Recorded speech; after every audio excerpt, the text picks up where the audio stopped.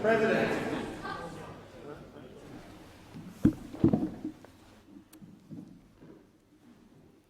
I acknowledge the Ngunnawal and Ngambri peoples who are the traditional custodians of the Canberra area and pay respects to the elders, past and present, of all Australia's Indigenous peoples. Senators, I invite you, as I read the prayer, to pray or reflect in your own way on your responsibilities to the people of Australia and to future generations. Almighty God, we humbly beseech thee to vouchsafe thy special blessing upon this parliament, and that thou would be pleased to direct and prosper the work of thy servants to the advancement of thy glory and to the true welfare of the people of Australia. Our Father, which art in heaven, hallowed be thy name. Thy kingdom come, thy will be done in earth as it is in heaven.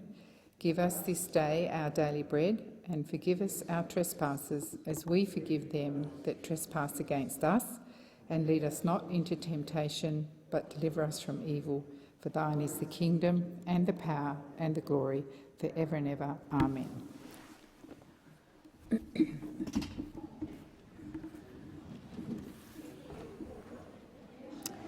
Are there any documents to be tabled by the clerk?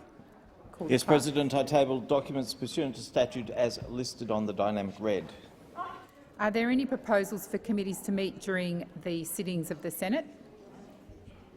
Committees have lodged proposals as shown at item 4 of today's order of business. An additional proposal has been lodged by the Joint Standing Committee on Migration for private meetings today and on Wednesday, the 30th of November. I remind senators that the question may be put on any proposal at the request of any senator. The question is that the committees be authorised to meet during the sittings of the Senate today. Those of that opinion say aye. Against, I believe the ayes have it. Senator Farrell. Thank you, President. I move that the following bills be considered this week at the time for private senators' bills. A. The Australian Education Legislation Amendment prohibiting the indoctrination of children Bill 2020 today, and the Restoring Territory Rights Bill 2022 on Thursday, 24th of November 2022. Put the question. Those for the question say aye. Against, no. The ayes have it. Clerk. Private Senators' Bills. Order of the day number 15. Australian Education Legislation Amendment prohibiting the indoctrination of children Bill 2020. Resumption of second reading debate. Senator Hanson. Thank you very much. I rise to speak on One Nation's Australia Education Legislation Amendment prohibiting the indoctrination of children Bill 2022. The purpose of this legislation is to give parents the legal right to protect their children from indoctrination at school. This bill is aimed at ensuring schools and teachers do what they're supposed to do rather than what many of them are doing today. They are supposed to educate our children. They are not supposed to indoctrinate them with Marxism. They are not supposed to groom them into believing they can be a boy one day and a girl the next. They are not supposed to recruit them as warriors for climate change or social justice. These are not decisions that Australians must only make for themselves when they are old enough. At school age, they are not old enough. But they are very easily influenced, and with our education system thoroughly infiltrated by activist and disturbing concepts about race, climate and gender grounded in disproven neo-Marxist theories, our kids are leaving school without the education they need. The system is infiltrated by teachers who themselves have been indoctrinated in woke universities. Only last week we saw a story in which university students' assignments were marked down just because they haven't included an acknowledgement of country. And it's hurting our kids. During COVID lockdowns, when schools closed down and parents had to help educate kids with the assistance of education departments, many parents were shocked to discover the indoctrination going on. They discovered their children were being indoctrinated with values and concepts that they could not possibly share. They discovered their children were being told they were evil, racist oppressors, just because they were white, and that they should feel ashamed and remorse for it. They discovered their children were being groomed into believing they could choose their own gender at a whim. Biology be damned. They found their children were being terrorised by climate change prophecies of doom. And this is what is happening, and I'll refer to an article here. What was happening in schools? Colouring in posters given to Year 1 students at a New South Wales primary school accusing Australians of genocide have been called indoctrination and propaganda. The posters, promoted as part of NAIDOC Week at a primary school in central West New South Wales and displayed on a school's hall, sparked a complaint by a parent and were raised by New South Wales Parliament by One Nation's Mark Latham. The posters depict raised fists and state, "White Australia has a black history. No pride in genocide. Stop the lies. Stop stealing our kids. Black lives matter." This is what's being taught in our schools by these people pushing their own ideology and their own agenda. In another school, a mother was concerned that sending her child to these childcare centres until she realised, and then her feelings were feeling sideswiped by the news of Ida Hobbit Day at the daycare. I called the centre manager. I was informed that not only was Rainbow Day on the agenda, this is children we're talking about, under 5 years of age, but that LGBTQ material was a part of the children's curriculum. Give me a break. We're talking about a person's sex or their sexual preferences, and we're teaching the kids this. Let the children grow up and be adults before they decide what they're imposing. As I said, you know, we are opposed to pedophiles grooming children for what they want to do to our children. Why is this any different?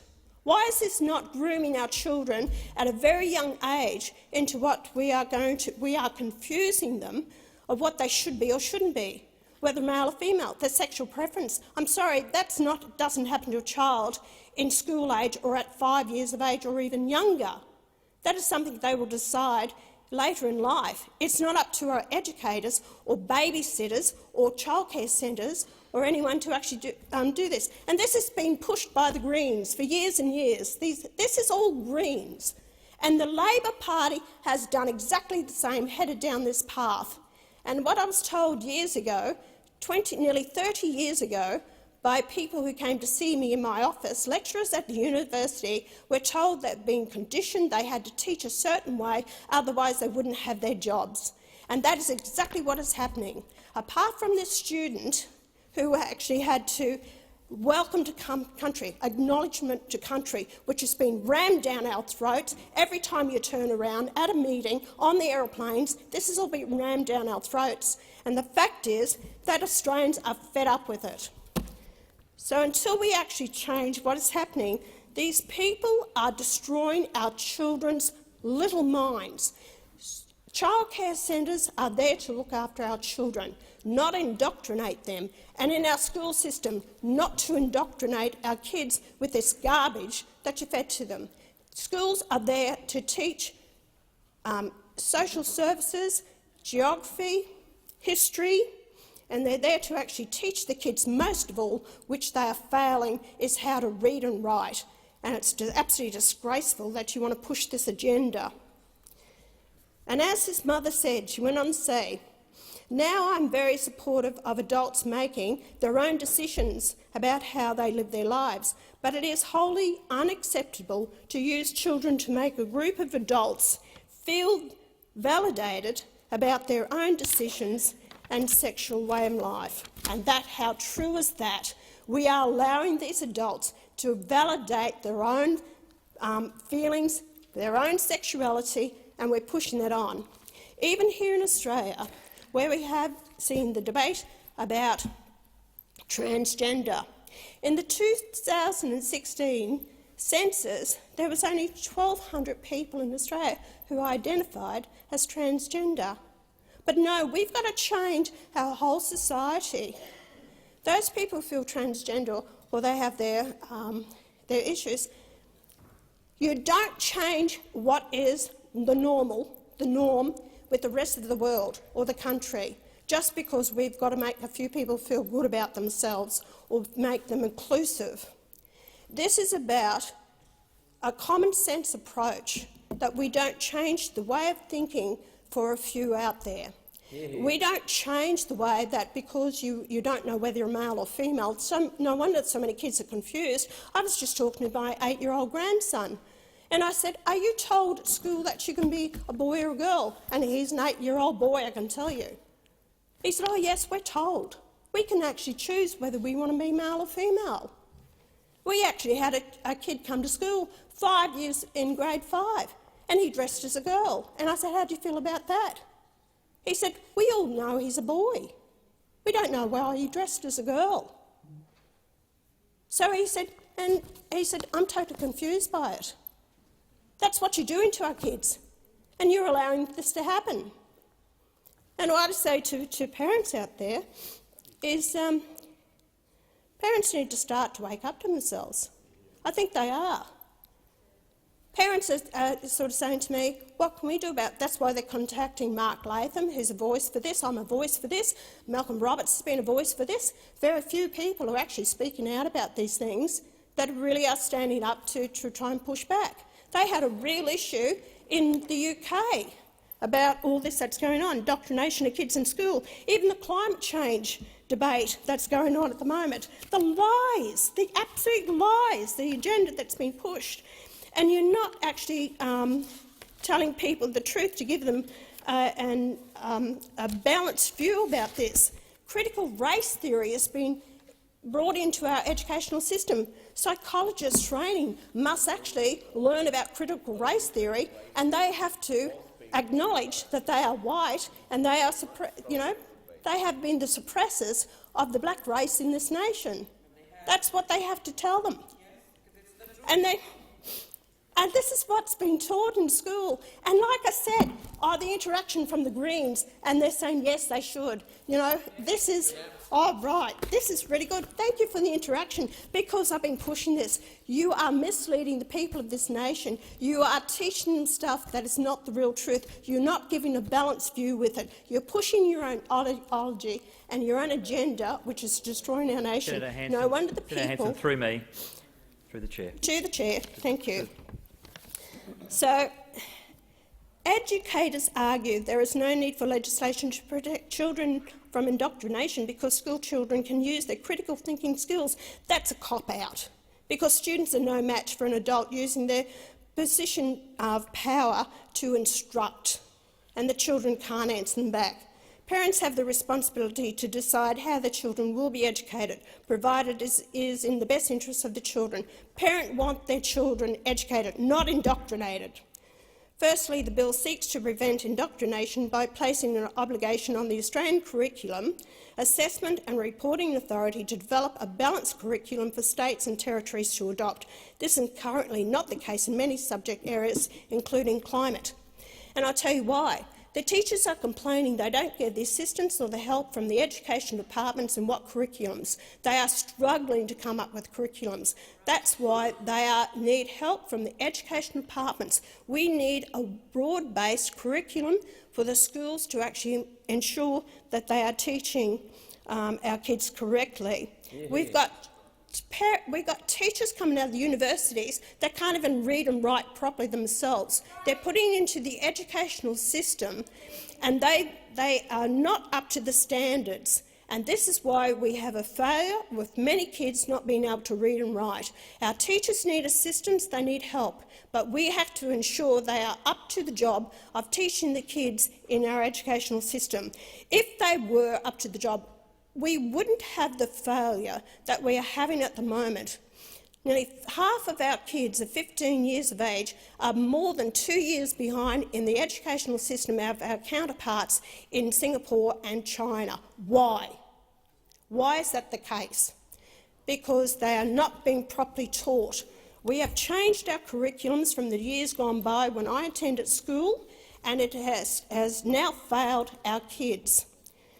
It needs to change. And I call on parents, get some backbone about you. It's your children we are talking about, the future generations of this nation. They must have the right to critical thinking. They must have the right to question this. We must have a balance of both sides of the argument. And as I went into this with especially about climate science. Now, the curriculum says most agree that human activity is responsible for the majority of measured global warming. Climate science is far from settled, however, and with no one knowing the climate sensitivity to increasing carbon dioxide in the atmosphere. Secondly, the bill seeks to tie federal education funding to the existence of state and territory legislation and prohibits indoctrination in schools.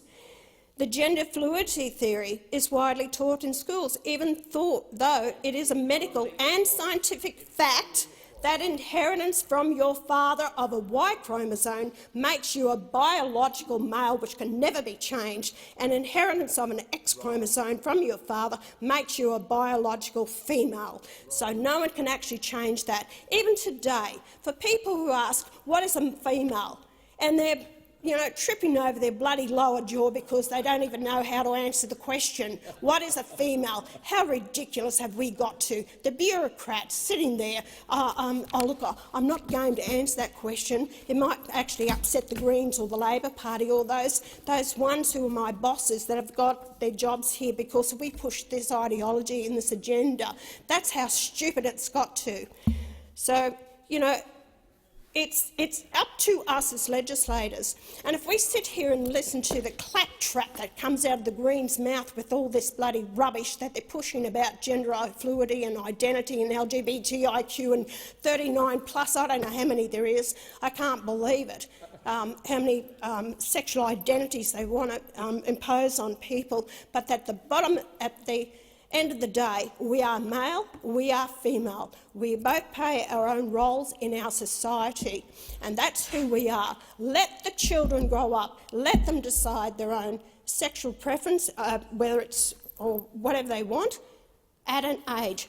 Don't even put them under the knife for this castration of destroying their bodies. That's allowed, and if you speak out against that, you actually can be taken to the courts or fined. Well, that's a ridiculous point as well. Children, let them be children. Parents, grow up yourselves and be parents and take responsibility for your own children and what they're taught. And if you don't like what they've been taught, then go and visit the schools and the teachers and the principals and have your say. Senator Faruqi, you have the call. Thank you, Acting Deputy President. I rise to speak to the Australian Education Legislation Amendment prohibiting the indoctrination of children Bill 2020. And I will keep my remarks brief because we have already wasted enough time on this disgraceful bill. Senator Hanson, honestly, give it a rest. You are making a fool of yourself, and what you are doing is despicable. Senator Faruqi, through me, please, through me. Let's keep the debate respectful. Through you, Chair. Senator Hanson first introduced this legislation back in 2020. The Senate inquired into it then, and its conclusion didn't leave room for any interpretation. The committee said it was poorly drafted, vague, inconsistent. In short, it is bad legislation. But in addition to being bad legislation in a technical sense, this bill is just vile. It is transphobic, it is anti-science, it is an attempt to force a rewrite of the curriculum to require teaching of climate denialism and harmful, outdated ideas of gender and sexuality.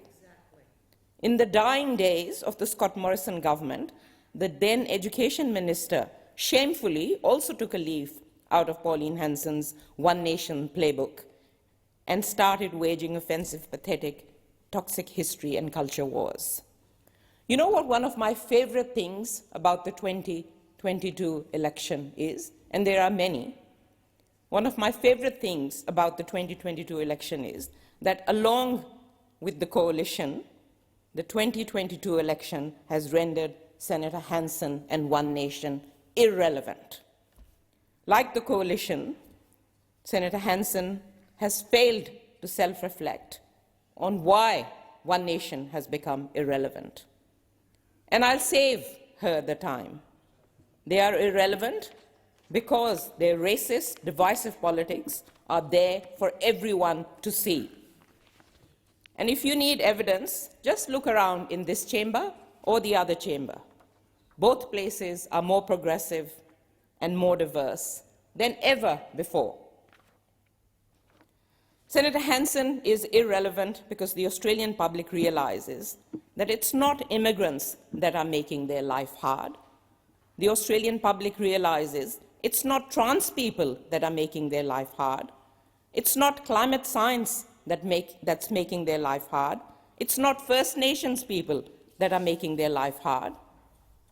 It is unscrupulous big corporations, fossil fuel giants, billionaires, and far-right politicians like One Nations sitting here that are making their life hard.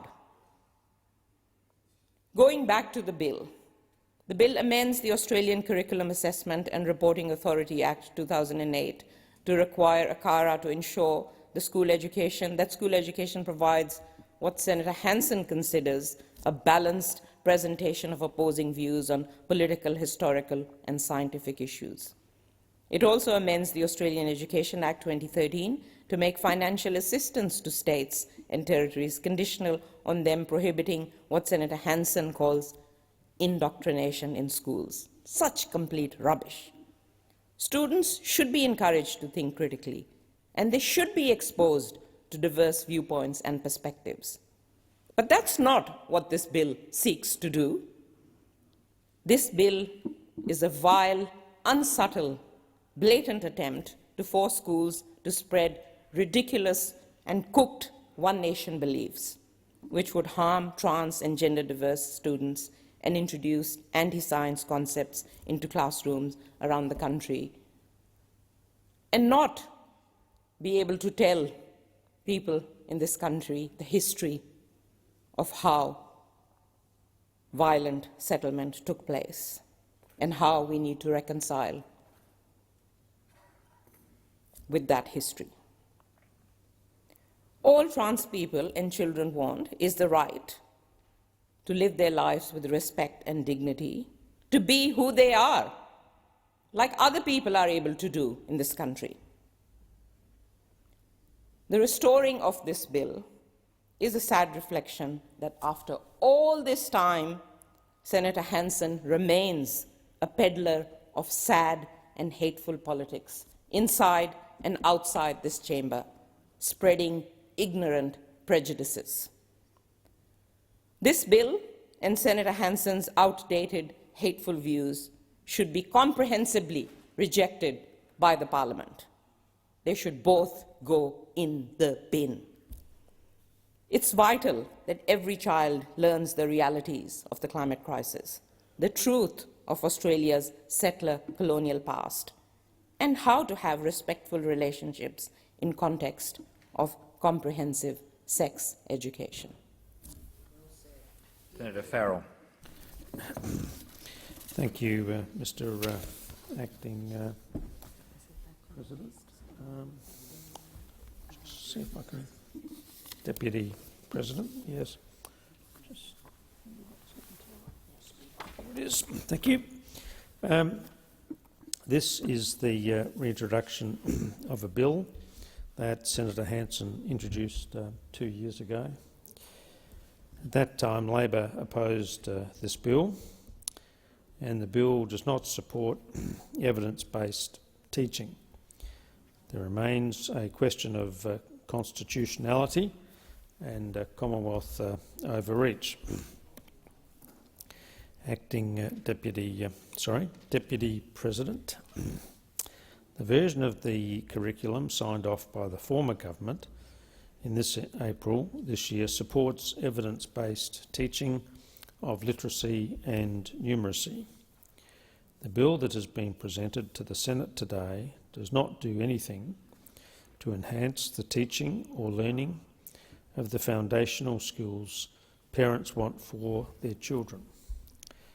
At the time of the initial introduction of the then Department of Education, Skills and Employment made a submission to the Senate Education Employment Legislation Committee as part of the committee's inquiry into the bill.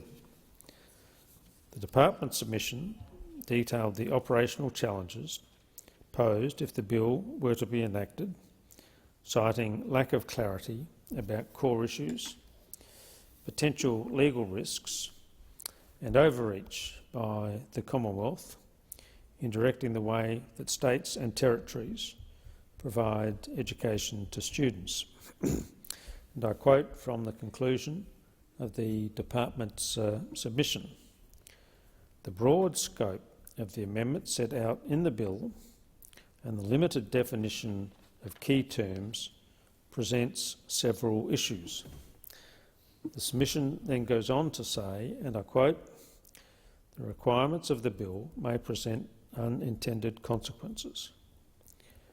The Senate committee, chaired by Senator McGrath at the time, went on to recommend that the Senate does not pass the bill.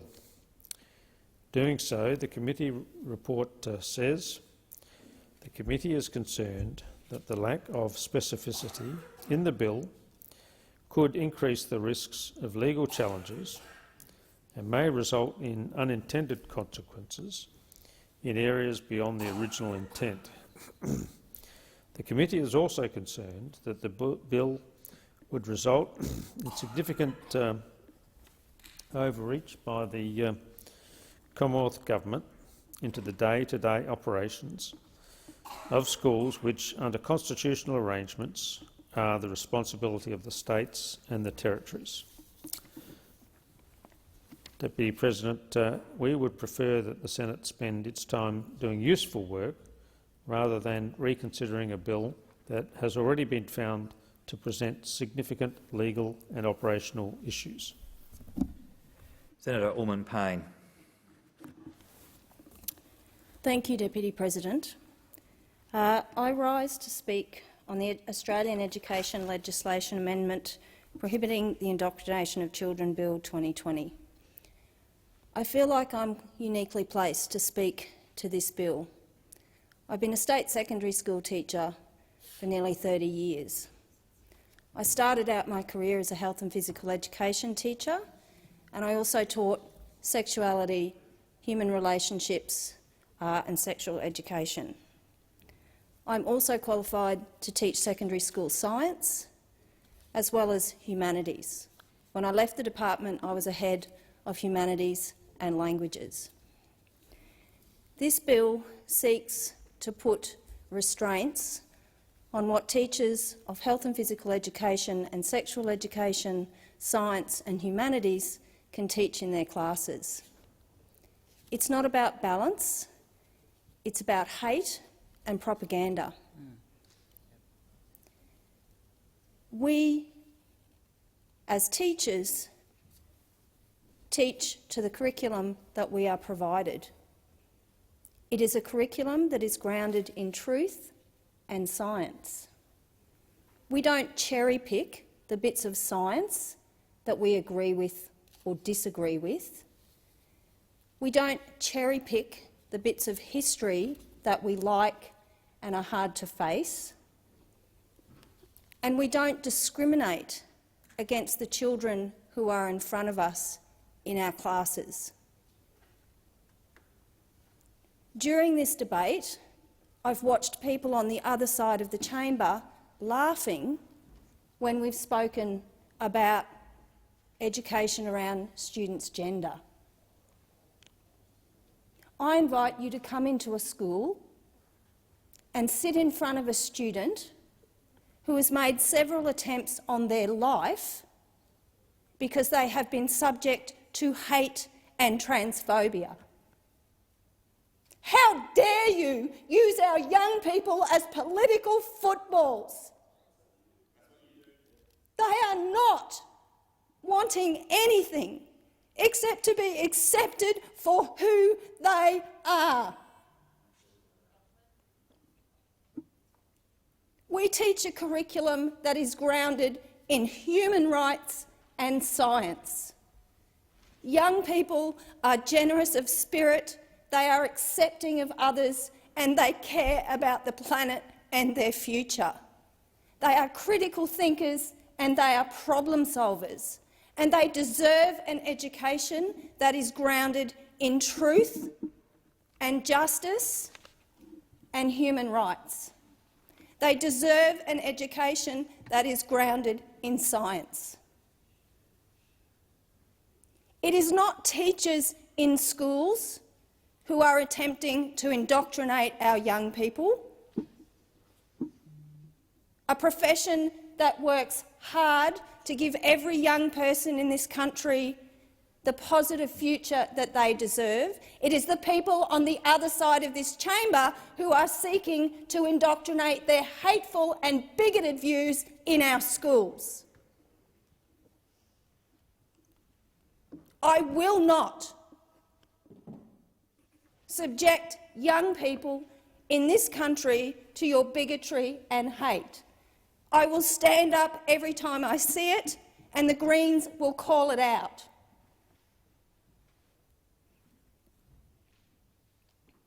This bill isn't about critical thinking. This bill is about legislating a far-right curriculum and individual senators and parties interfering in what is taught in our schools instead of leaving it to the education experts is a very slippery slope. In the US, we see some states banning teachers from teaching about racism or sexuality, and some are even banning books. This bill is dangerous, and as a teacher with over 30 years' experience in our schools, it is an injustice to the young people in our schools, and it is an insult to teachers. Thank you, Senator Allman-Payne. Senator Antic. Thank you, Madam Acting Deputy President. I rise to speak in relation to the Australian Education Legislation Amendment prohibiting the indoctrination of children Bill 2020. And I have occasionally taken the opportunity in this building to explore how far the capture of government departments by leftist ideology has gone. In this place we see all the time that top health bureaucrats can't tell you what a woman is, they can't tell you whether a man can get pregnant or not. It's actually quite surreal coming into this place sometimes, but sadly it's not just our health department that's controlled by radical leftism. Australia's education system is another domain in which common sense and Australian values are under attack.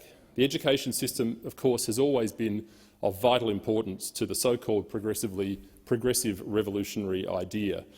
The radical left understands that for people to accept their absurd ideas and their ideology, that they're obsessed with power structures and group identity based on race, class, sex, religion, and that they have to indoctrinate children from an early age. To them, this is the purpose that schooling serves.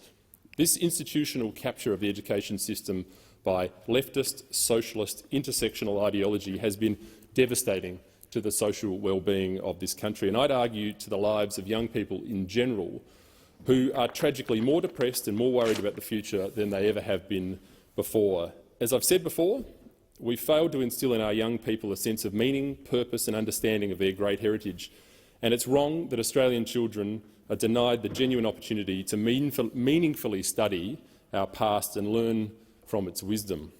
We've seen Australian British history virtually removed from the curriculum in recent times, and wherever it's presented, it's done so with a sense of shame and a sense of regret.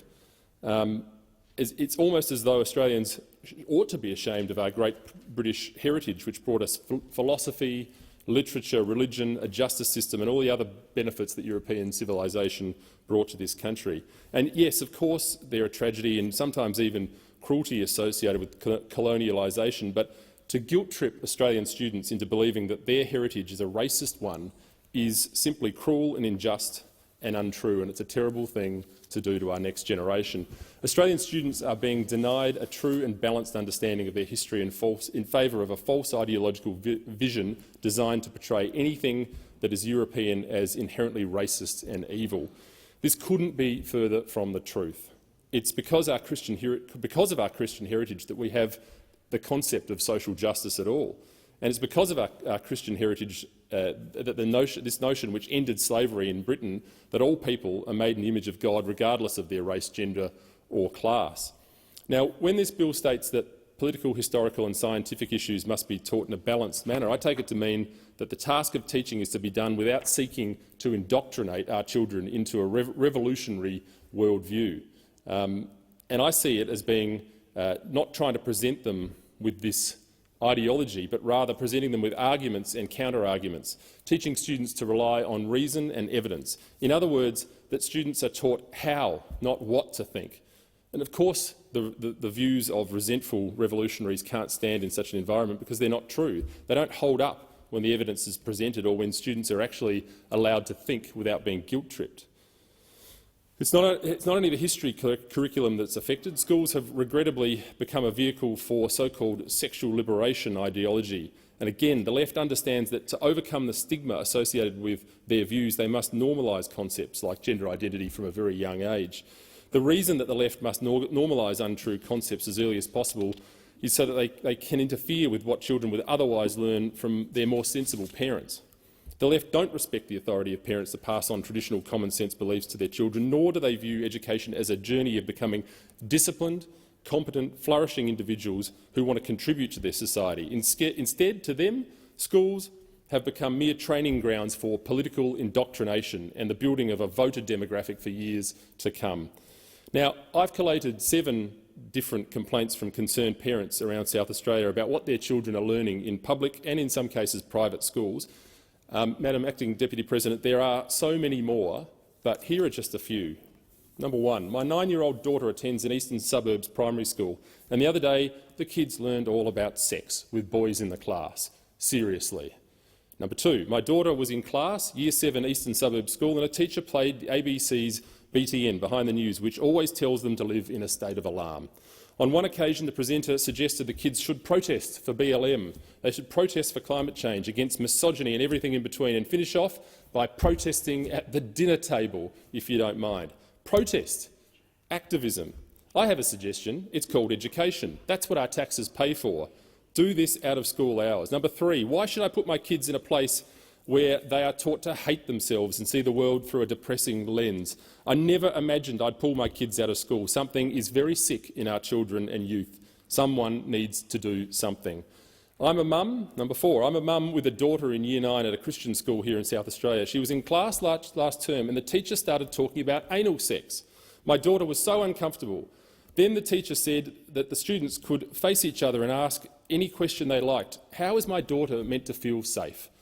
You are teaching kids that there are no boundaries in discussions. What has this topic got to do with education? My daughter didn't feel safe. Her dignity as a young person was not respected. Unacceptable. Number 5, my daughter was in a small Catholic school. The grade 2 teacher asked the kids to draw female and male body parts. She refused to do this activity. If my daughter was at a friend's place or an uncle's, I would be horrified. I pulled my kids out of those schools.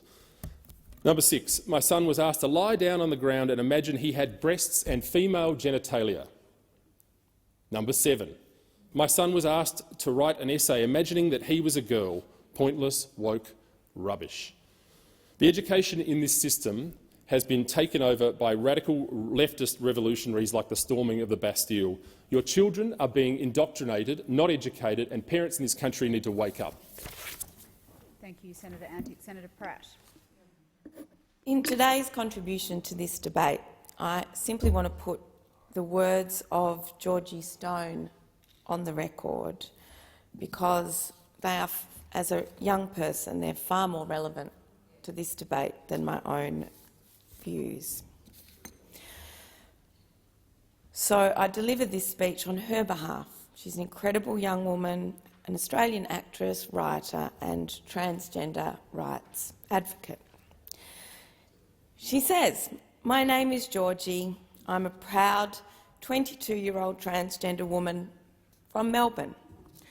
I'm here in Canberra to host a screening of my short documentary, The Dream Life of Georgie Stone, as part of a delegation of families, doctors, Transcend Australia, the Gender Centre, LGBTIQ Health Australia and other members of our trans community. My documentary, directed by the incredible Maya Newell, I believe is the perfect catalyst for a trip to Parliament House to invite you to not only stand in solidarity but actively support one of the most vulnerable and marginalised communities in Australia, trans kids.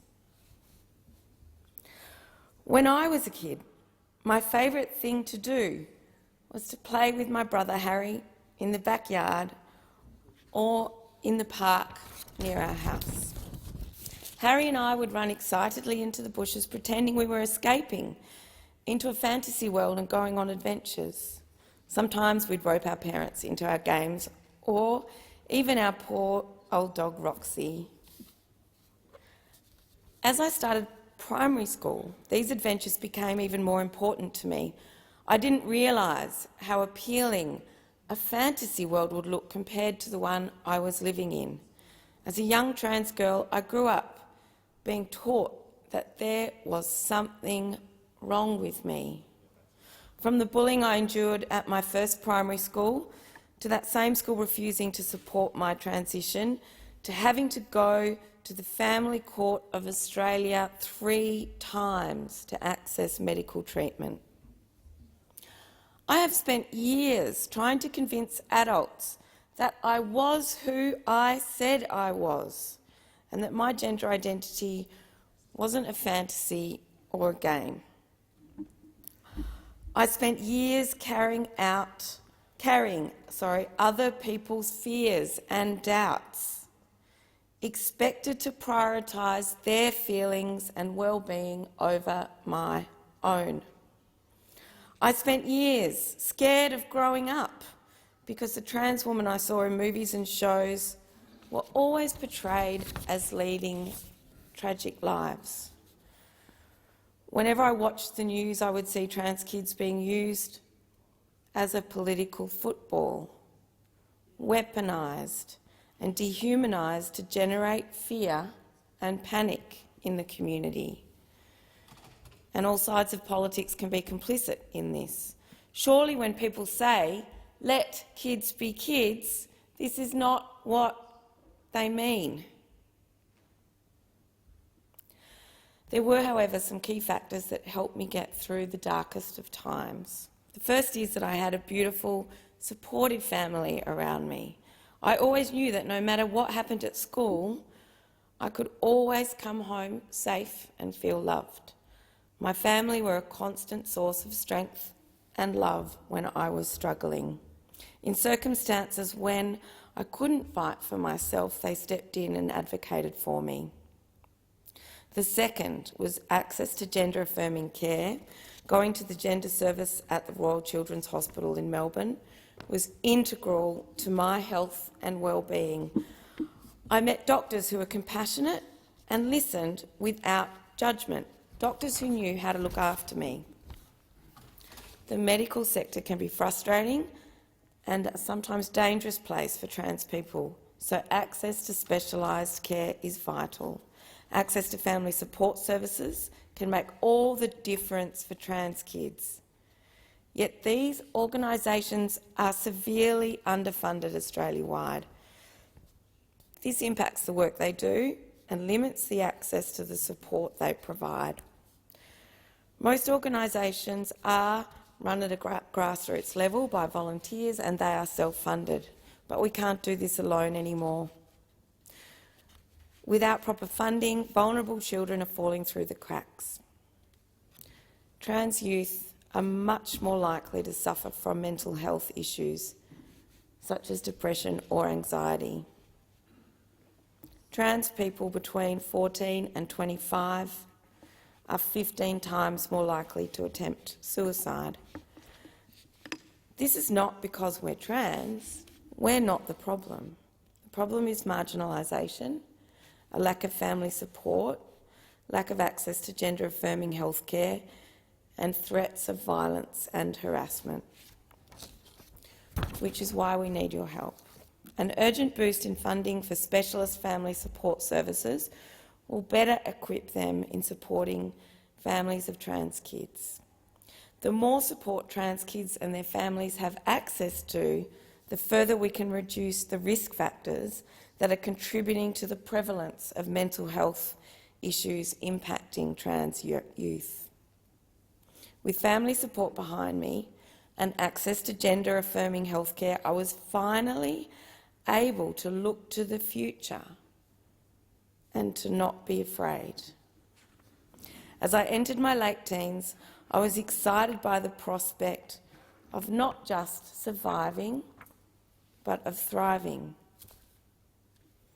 That's all I've ever wanted, not to be doubted or shunned, not to be bullied or attacked, not to be weaponised or feared, just to live happily and safely, to go to school and focus on learning, to be ambitious and excited for the future, to have agency over my own life, to love and to be loved. I think back to myself as a child and my heart aches for her. I wish I didn't have to spend so much of my childhood fighting for my rights. I wish that when I played with my brother, it wasn't laced with escapism and longing.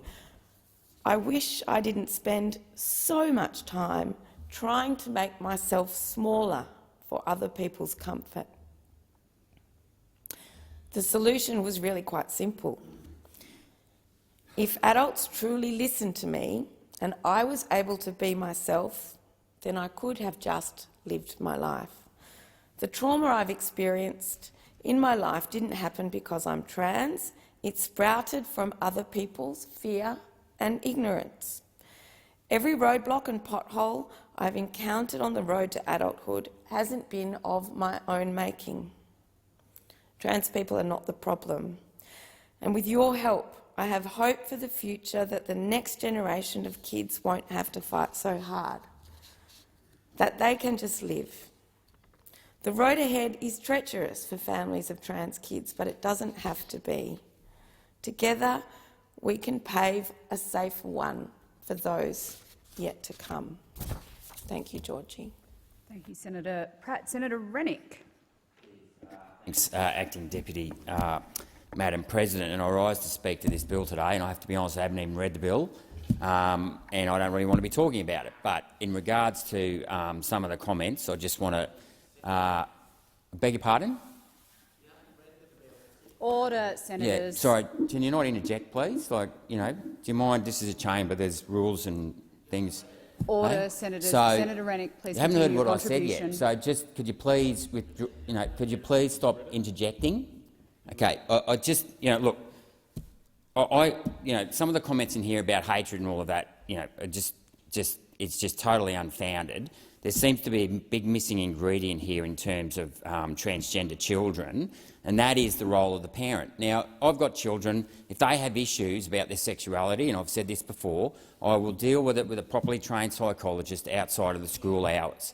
Now, with the greatest of respect to teachers, and I have great respect for teachers, they've got enough on their plate. They're not necessarily qualified or trained to deal with issues, because this is not just about sexuality. This is obviously about the way they feel, and the parents need to have a role in this.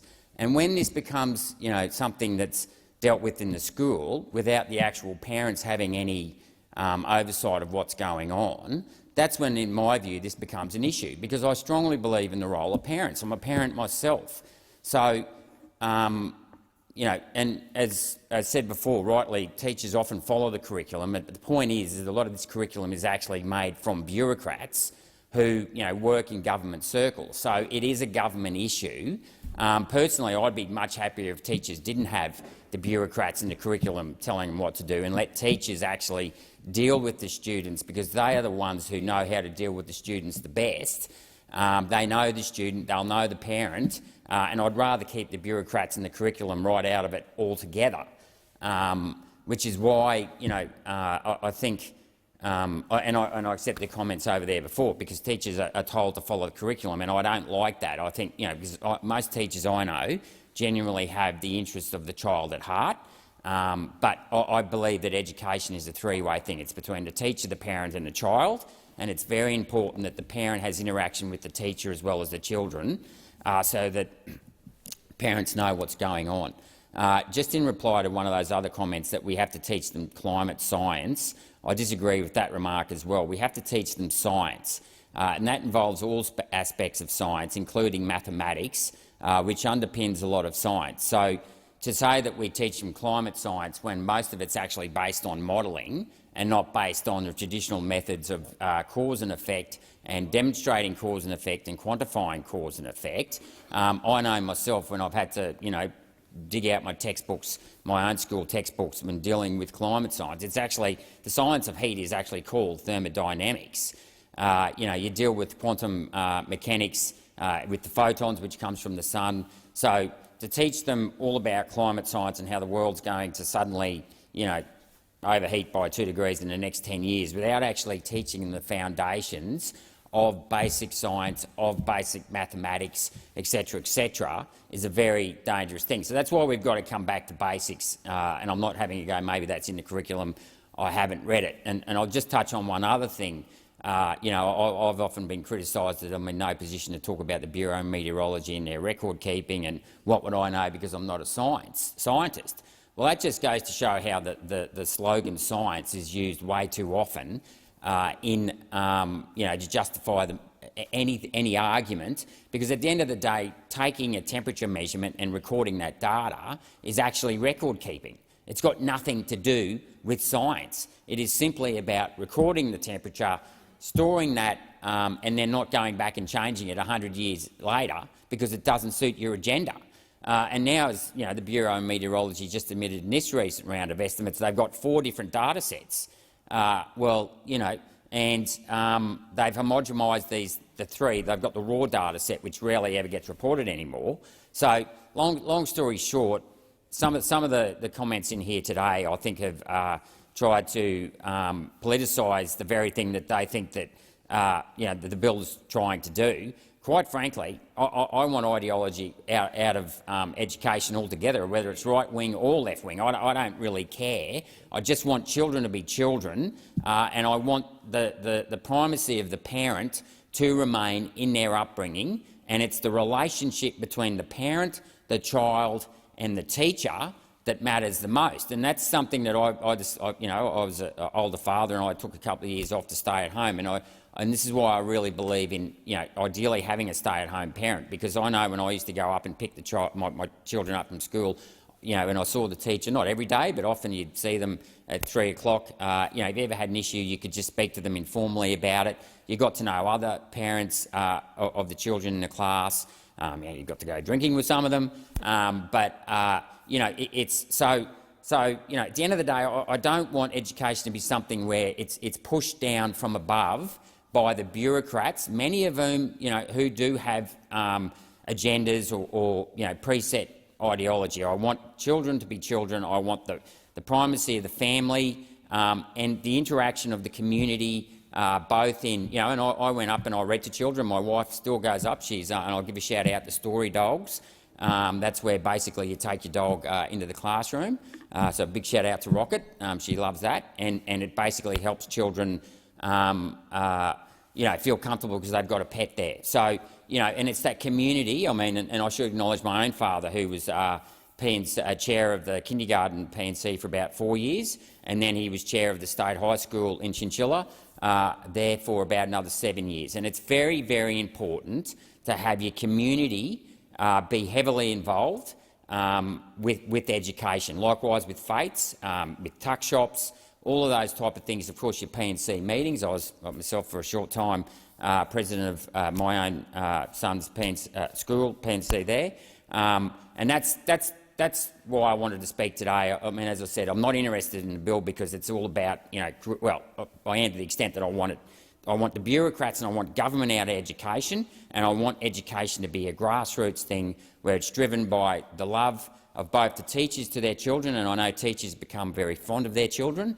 I have great memories of my own teachers, and I should also acknowledge my great-great-aunt who got a Bachelor of Arts in 1920 from University of Queensland, and she went on to teach maths and physics at All Hallows in Brisbane, and has now got the hall named after him. She taught maths and physics up till 70. My own grandmother, my great-aunt's niece, who got a Bachelor of Arts in 1930, she went on to be a teacher. She taught before the war and after the war. And, of course, my own aunt, who also was a teacher, became a librarian. And unbeknownst to me, when I went to University of Queensland, I was actually a fourth-generation graduate of University of Queensland, and it's only realised later on that they were all women above me who got a degree, and unlike my grandfather, who topped maths in the public service exam in New South Wales in 1911, he went back to be a farmer. So I'll just throw that in. So education is very important, but it has to be driven by individual needs of the students, and I think that's what matters. So the sentiment of the bill that I just want government out of our everyday lives, and I want family and communities and grassroots measures to look after our children, because every child is precious and every child is an individual. And that, and this is one of the things why I'm very proud to be an LNP, because it's the dignity and worth of every individual, and it's the family values that the family is the basis of all things here. And that is why I don't want any of this talk and we're all doing this for hate and we've got political agendas. I have no political agenda. I want politics right out of raising my children. I want them to have the best childhood they can without the toxicity of politics. And I even say it to the young LNP people, kids in the young LNP, I tell them, don't get in the young LNP. I said, do yourself a favour and go and listen to Pink Floyd's 1973 Dark Side of the Moon album, where it says 10 years gone and no one had told me when the starting gun had happened. Even in your 20s, I don't want you being involved in politics. When you're in your 20s, go out and get drunk, get to understand women better, get rich, travel the world. I mean, these are the things. Come back to politics when you're in your 40s and you've lived a life and you can actually throw yourself into it. And I guess that's the thing. It's this slow creep of government, whether it's education or whatever it is. It's like we just want government out of our lives, and we want the innocence of childhood to stay just like it is. Thank you. Thank you, Senator Rennick. Senator Steele-John. Thank you. It was not my intention to contribute to this debate, not only because of the fantastic contributions already made by my colleague Senator Faruqi, a proud woman of colour, not only that, but also the fantastic contribution of my colleague Senator Almond Payne, who has been a teacher for 30 years and is probably more qualified than anybody in this building to refute the absolute nonsense that has been scraped together in this piece of legislation. But I have been moved to speak to this bill as a young person and as the Greens mental health spokesperson because of the content of some of these contributions. Now, let's be really clear what this is. This is a bill that has been brought before this chamber by people who wish to force into community debate about some of the most important issues that can be discussed right now in our community, that is being discussed right now in our community. The role of race and power in this country. The deep and urgent need to support queer kids, particularly trans kids, in school in this country. These are conversations which our community are engaged with, which our community are grappling with, which people are expending extraordinary emotional labour, educating, informing, healing, helping people to gain new views, taking incredible amounts of time and energy in the process. And these people are coming in here to exploit those conversations for their own political gain. And the worst part of it is, the very worst part of it is that these people that have contributed to this conversation so far today, at their core and at their base, don't actually care about these conversations. They don't actually care about these issues. They are simply trying to get attention for themselves. And that is why I have sat here so resistant to contribute to this conversation, because these people outside of this chamber, if not by the internal machinations of their own party, wouldn't be considered fit to run a lemonade stand in this country, let alone be one of its political decision-makers. And yet here they are right now. And they are making these contributions regardless of what they actually think, but because they see political opportunity in it. So they brought something here dripping with hate, dripping with transphobia and racism. Well, let me tell you what the reality of transphobia and racism is in modern-day Australia.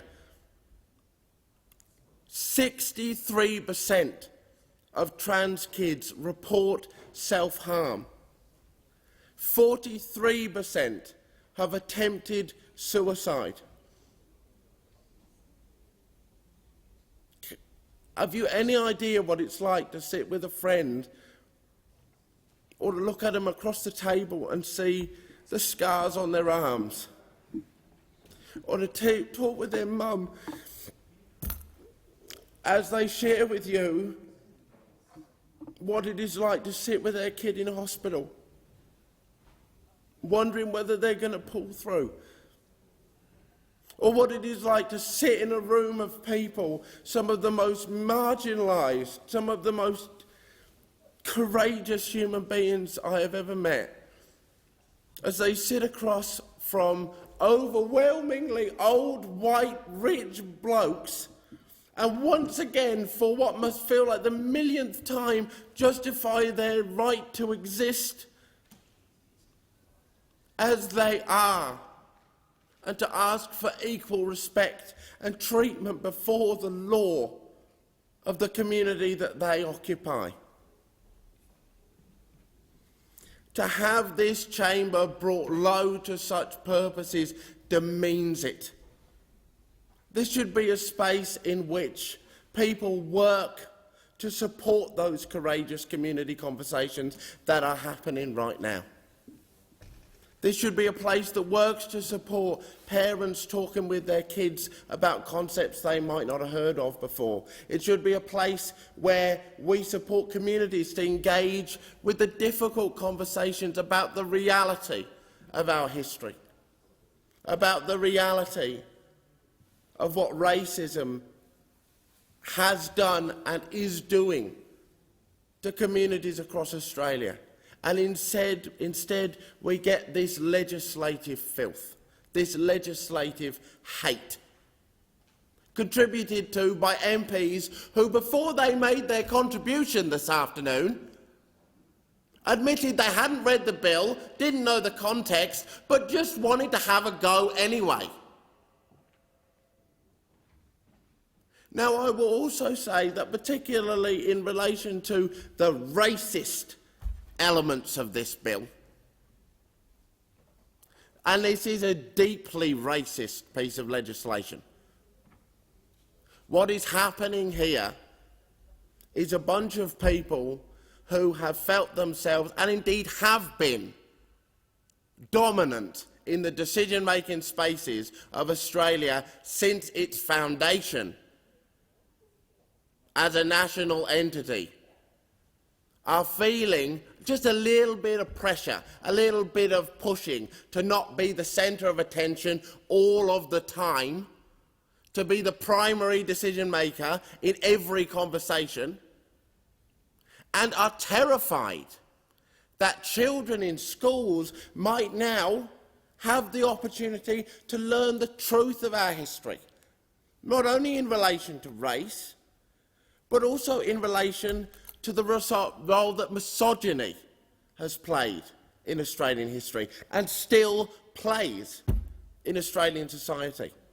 One of these senators made an example. He read to the chamber what he felt was an outrageous case of wokeism. And it was a teacher inviting their students to imagine what it would be like to be a different gender than them, to engage in a basic act of empathy. And yet these people, these men, come in here and denigrate empathy. They shame empathy. And in so doing, they reveal the hollowness of their own character. And it would be, you'd be able to kind of write it off as this tiny little fraction of folks. But actuality and reality, these are the ones that are willing to say it out loud. These are the ones that are willing to put it on record. The sad shame of the moment is that in addition to these people, there are many in this place who either share their views or are unwilling when they hear them to challenge them. And that is not okay, because right now in our community, people are putting their bodies and minds on the line to challenge these narratives. And they have a lot less structural and institutional power than an MP. So I challenge anyone and everybody that would oppose this bill today to do so behind closed doors with your colleagues. And finally, because I am under no illusion, and I'm actually very thankful that there will not, I would imagine, be a single trans person in Australia, a single queer person in Australia. There will be very few people of colour that would watch the contributions of these people from One Nation, from the LNP, from whatever is left of the Palmer Party, and see them as a point of reference. So go, oh, we'll engage with these intellectual discussions being made with these individuals. I don't think that that's very likely. But what I do think is likely is that these hate-filled contributions make their way onto social media platforms guided by algorithms put together by corporations whose sole purpose is to make profit, and they end up in front of the mums and dads and grandparents, particularly of trans kids. And so if any of those folks are watching along tonight, I want to bring you back to those statistics. 63% of trans kids and trans people have self-harmed. 43% attempted suicide. Now, if we look at prevention, what actually has a massive impact on reducing that figure is if that person has in their life one parent who supports them. The rate of suicide, the rate of self-harm plunges if they can identify somebody in their lives, particularly a parent, who loves them.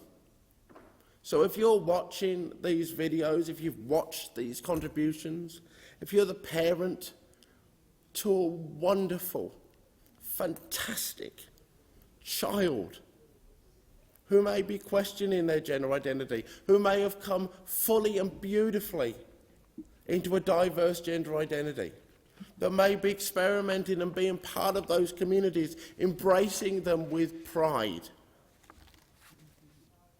then go and hug them and tell them that you love them, because that is one of the best things that you can do to keep them safe and happy. Know that your child is fantastic. And if you are a trans person, if you are a person of colour, if you're anybody touched with this hate-filled filth, know that these are views that are not shared by the entirety of this chamber, and they are views which are actively and will be consistently opposed by the Greens every single step of the way. Have you finished, Senator Steele-John? Yeah. Thank you. Senator Roberts. Thank you, Madam Acting Deputy President. As a servant to the people of Queensland and Australia, I speak in support of Senator Hanson's bill, the Australian Education Legislation Amendment Prohibiting the Indoctrination of Children Bill.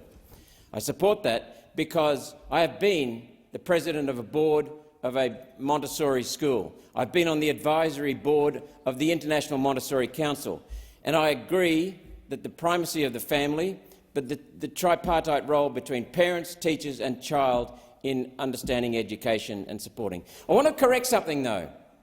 The previous speaker seems to be having imagination running wild, because he said, "These men come in here." Well, Senator Hanson is a woman. She initiated this bill. She's a woman. During COVID, heavy-handed lockdowns forced children into learning from home, locked away from their friends and suffering through jerky attempts to teach through a Zoom screen. Of course, parents were locked up at home with their children as well, listening to their classes in a way they never could before. Many were absolutely shocked as they heard the rubbish being taught to their children for the very first time. This bill tries to steer education back to the basics, to give our children critical thinking skills and put the power back in parents' hands to make sure that's all they're being taught. The Australian Curriculum Assessment and Reporting Authority would need to ensure in this bill to ensure education provides a balanced presentation of opposing views on political, historical and scientific issues. This bill, Senator Hanson's bill, would require that where opposing views exist, the Australian Curriculum Assessment and Reporting Authority is to ensure the teaching profession is provided with the information, resources and support required to provide a balanced presentation to students. Wonderful. Federal funding would be conditional on states and territories requiring schools and their staff to provide a non-partisan education to students while consulting with parents and guardians on the extent this has been achieved. One Nation has been trying to keep this in check with motions condemning the teaching of critical race theory and the curriculum erasing history because it's said to be too white or Christian. There are lots of examples showing that stronger action is needed, and I commend Senator Antic and the others who spoke here today on that very point. There is, though, for example, the Parkdale Secondary College, where students were told to stand up if they were straight, white, Christian males, and be humiliated by the class because they were, quote, oppressors. Without trial, they're oppressors. Then there's Brow College, where all the boys were forced to stand up at assembly and apologise to all of the girls on behalf of their agenda. No specific crime was mentioned or identified for these boys to apologise for, except that they were the wrong gender. And only today, One Nation New South Wales leader Mark Latham has drawn our attention to Mount Ku-ring-gai Public School. They are feeding fiction to students about history, forcing them to learn a play where Captain Cook arrives with the First Fleet in 1788 as a coloniser. For those who have forgotten history from their schooling, Captain Cook was long dead by the time of the First Fleet. This bill is necessary to stop examples like this infecting our children, return our teaching to the basics, restore balance to the way topics are presented and stop our schools being indoctrination centres. This bill puts the teaching of balanced, critical analysis and parents in the driver's seat of children's education, as they should be. I seek leave, Madam Acting Deputy President, to continue my remarks. Thank you, Senator Roberts. The time for this debate has expired, so the Senate will now proceed to the consideration of government business. I call the clerk. Government Business Orders of Day number 1, Offshore Electricity Infrastructure Legislation Amendment Bill 2022, resumption of second reading debate. Senator Duniam. Thank you, Acting Deputy President. It's my pleasure to rise to make a contribution on behalf of the opposition on the Offshore Electricity Infrastructure Legislation Amendment Bill 2022. Offshore energy infrastructure has the potential to create significant investment and job creation opportunities, as well as contribute to Australia's future energy security. That's why, in government, the Coalition delivered on a 2019 election commitment and passed legislation to enable the development of offshore electricity infrastructure and provided industry with certainty needed to invest in Australian offshore electricity infrastructure projects. This bill, the Offshore Electricity Infrastructure Bill 2021, established a regulatory framework that covers all phases of development, from construction through to decommissioning of generation and transmission projects. In the 2020-21 budget, the then government invested $4.8 million into development of the legislative framework, including providing $2.9 million as seed funding for the National Offshore Petroleum Safety and Environmental Management Authority and the National Offshore Petroleum Titles Administrator to develop policy, regulations, guidelines and advice to industry. Additionally, we've provided $1.9 million to the Department of Industry, Science, Energy and Resources and Geoscience Australia for legal advice, marine spatial data collection and public consultation and drafting of regulations. This action was part of the Coalition's energy policy that kept the lights on and, importantly, especially now, kept prices low. Households and businesses rely on affordable, reliable power to grow and to thrive. And as I said, this is more important now than ever. In government, we took decisive action to deliver affordable, reliable energy for Australian consumers, and that means having affordable, reliable, 24/7 supply of electricity. That plan was working. Under the Coalition, electricity prices dropped to an 8-year low. When Labor was last in government, household electricity costs had doubled. Labor's back in power now, and electricity prices are again on the rise. Since coming to government, the Albanese government have failed Australian people on energy. In less than 6 months from coming to power, the government has walked away from a promise to the Australian people to reduce household energy bills by $275. I know from my own home state of Tasmania that was an important promise made by the now government, but one that has been completely abandoned. They demonised important gas projects that, rather than competing with renewables, actually complemented them. They guillotined the Energy Security Board's capacity mechanism and took the extraordinary intervention of suspending the wholesale spot market, which shook the market and cost energy users more than $200 million. But what do you expect from a government that doesn't understand the difference between the wholesale price of energy and the retail price of energy? The government's 2022-23 budget shows Australians can expect a 50% increase on their energy bills and 40% increase on their gas bills in 2023 alone. This could be as much as $1,092 for some households, $2,450 for some small businesses, and an increase in gas bills of $602. Truly chilling, quite frankly, when you look at those numbers. Wholesale experts are currently $100 more in wholesale prices are currently more than $100 in New South Wales than the same time last year.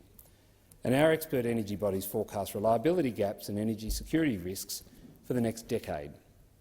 Industry experts have also called the current energy transition a, quote, train wreck. Alinta's CEO, Jeff Dimery, said, "I think we're headed for failure unless things change significantly." Energy Australia's CEO, Mark Collett, said, "I'm more concerned about a smooth energy transition than a year ago." To deliver Labor's 82% renewable energy target by 2030, Minister Bowen told the AFR Energy Summit that the country will require 47-megawatt wind turbines every month until the year 2030. They'll need also more than 22,500-watt panels to be installed every day, and 60 million of these panels by 2030. Labor plans also on carpeting our regions with up to 28,000 kilometres of poles and wires through prime Australian agricultural land to connect these projects to the grid. Every dollar spent on transmission has to be repaid by the consumers, ultimately through higher electricity bills. Labor promised over and over that they would reduce electricity prices by $275, as I've already said. From the launch of their $275 cut policy, Labor made its promise and then repeated it and underlined it 96 times over. On a total of 97 occasions since early December, Labor has made this promise a centrepiece of its bid for government. But Labor is putting us on a path not only leading to huge hikes in electricity and gas bills, but also on a path to less reliability of energy supply.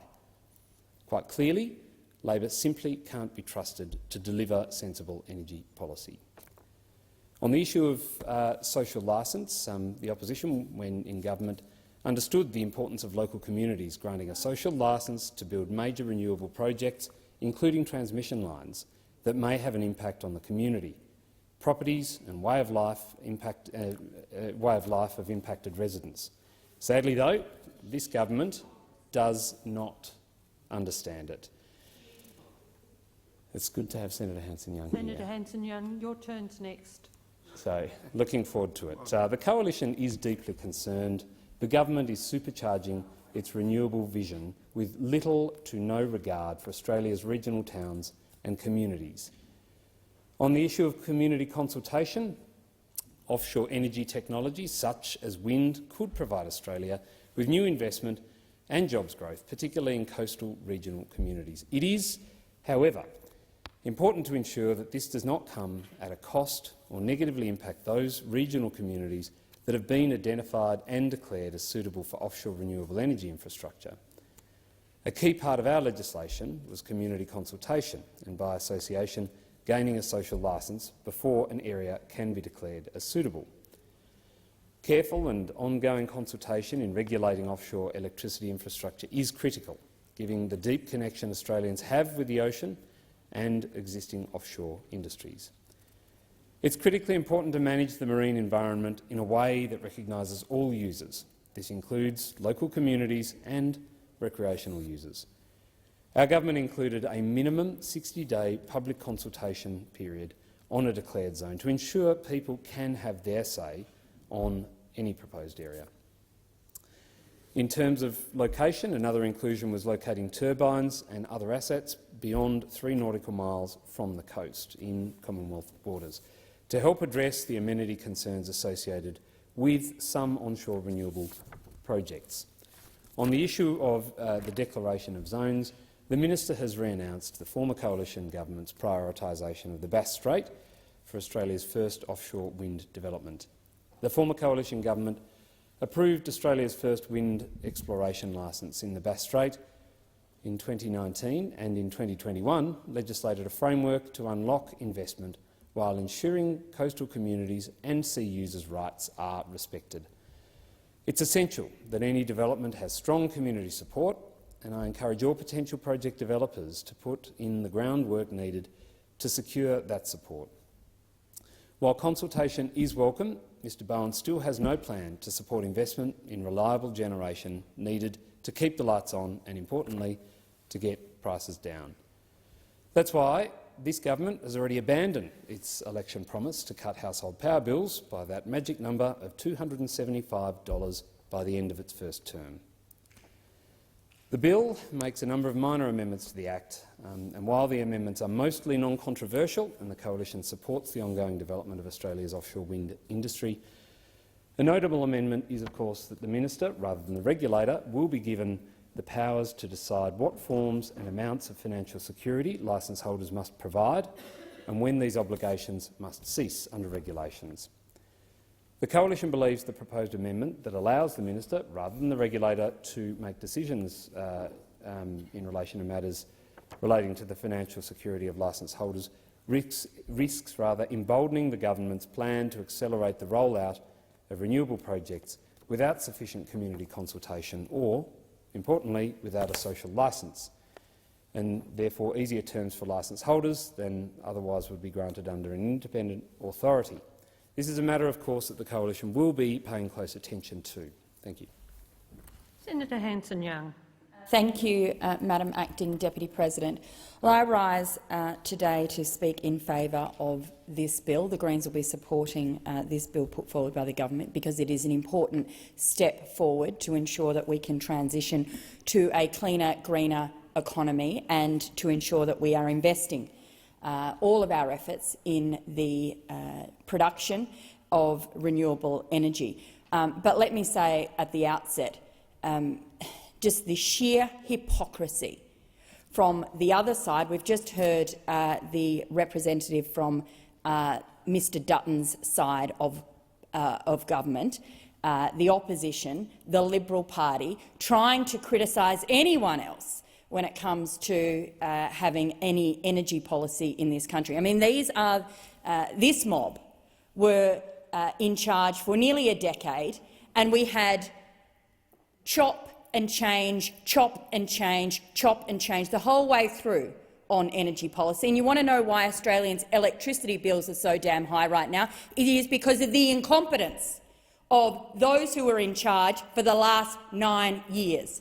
They did nothing to reduce carbon pollution. They did nothing to reduce people's power bills. And in fact, what they did do is stand in the way and make it harder and harder for industry to develop and deliver the cheaper form of energy, which we know the facts are absolutely clear, the numbers don't lie, that new renewable projects deliver cheaper power for everyone, which is why this bill is absolutely essential and important. But it's also important today because alongside this piece of legislation to establish more wind power in Australia offshore is the fact that the Environment Minister, Tanya Plibersek, has today released the State of the Climate Report. Now, we should not be surprised at the statistics and the findings in this report, but we should be alarmed. Our climate is in absolute crisis. Climate change is here. It is happening. We are living with it. It is devastating our homes, our livelihoods. It is putting people's lives at risk. It is already wreaking havoc on life as we know it here in Australia. The State of the Climate Report shows that we've already increased temperatures here in Australia to an average of 1.47 degrees. That's here in Australia. We have a global effort designed to reduce temperatures, or to keep temperatures at 1.5 degrees globally, and already Australia is nearly at that limit, and it is having a devastating impact on our environment, on our communities and on our economy. The State of the Climate Report shows that we are going to have more extreme weather. There is going to be more damaging floods. There's going to be more worsening droughts. There's going to be bushfires in intensity that we have never seen before. The climate has changed, and we have to face up to the realities that we have to drastically reduce pollution if we are to try and hold back the very worst yet to come. Our oceans are in crisis. This State of the Climate Report shows that our oceans, particularly our reefs, the Great Barrier Reef in Australia, is one of the most vulnerable reefs in the world. The bleaching events that are devastating the Great Barrier Reef, but are making it harder and harder for the reef to recover, because how frequent those bleaching events are happening are only going to get worse. Our climate is in crisis. And rather than bickering from the other side about how fast or slow to move from fossil fuels to renewables, we just have to get on with it.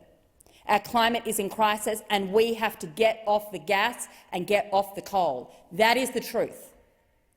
And we do that by investing in renewable energy. We do that by investing in a smart grid. We do that by making sure that we transition our entire economy to one that is based on ensuring a clean, green outcome.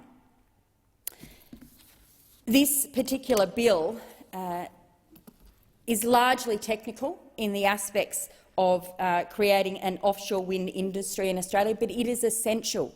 It is essential for Australia to get off fossil fuels and to make sure we tackle climate pollution. We won't be able to build the zero-emissions export economy for Australia that we know we need without offshore wind. It is essential. The scale and potential for clean energy growth is massive.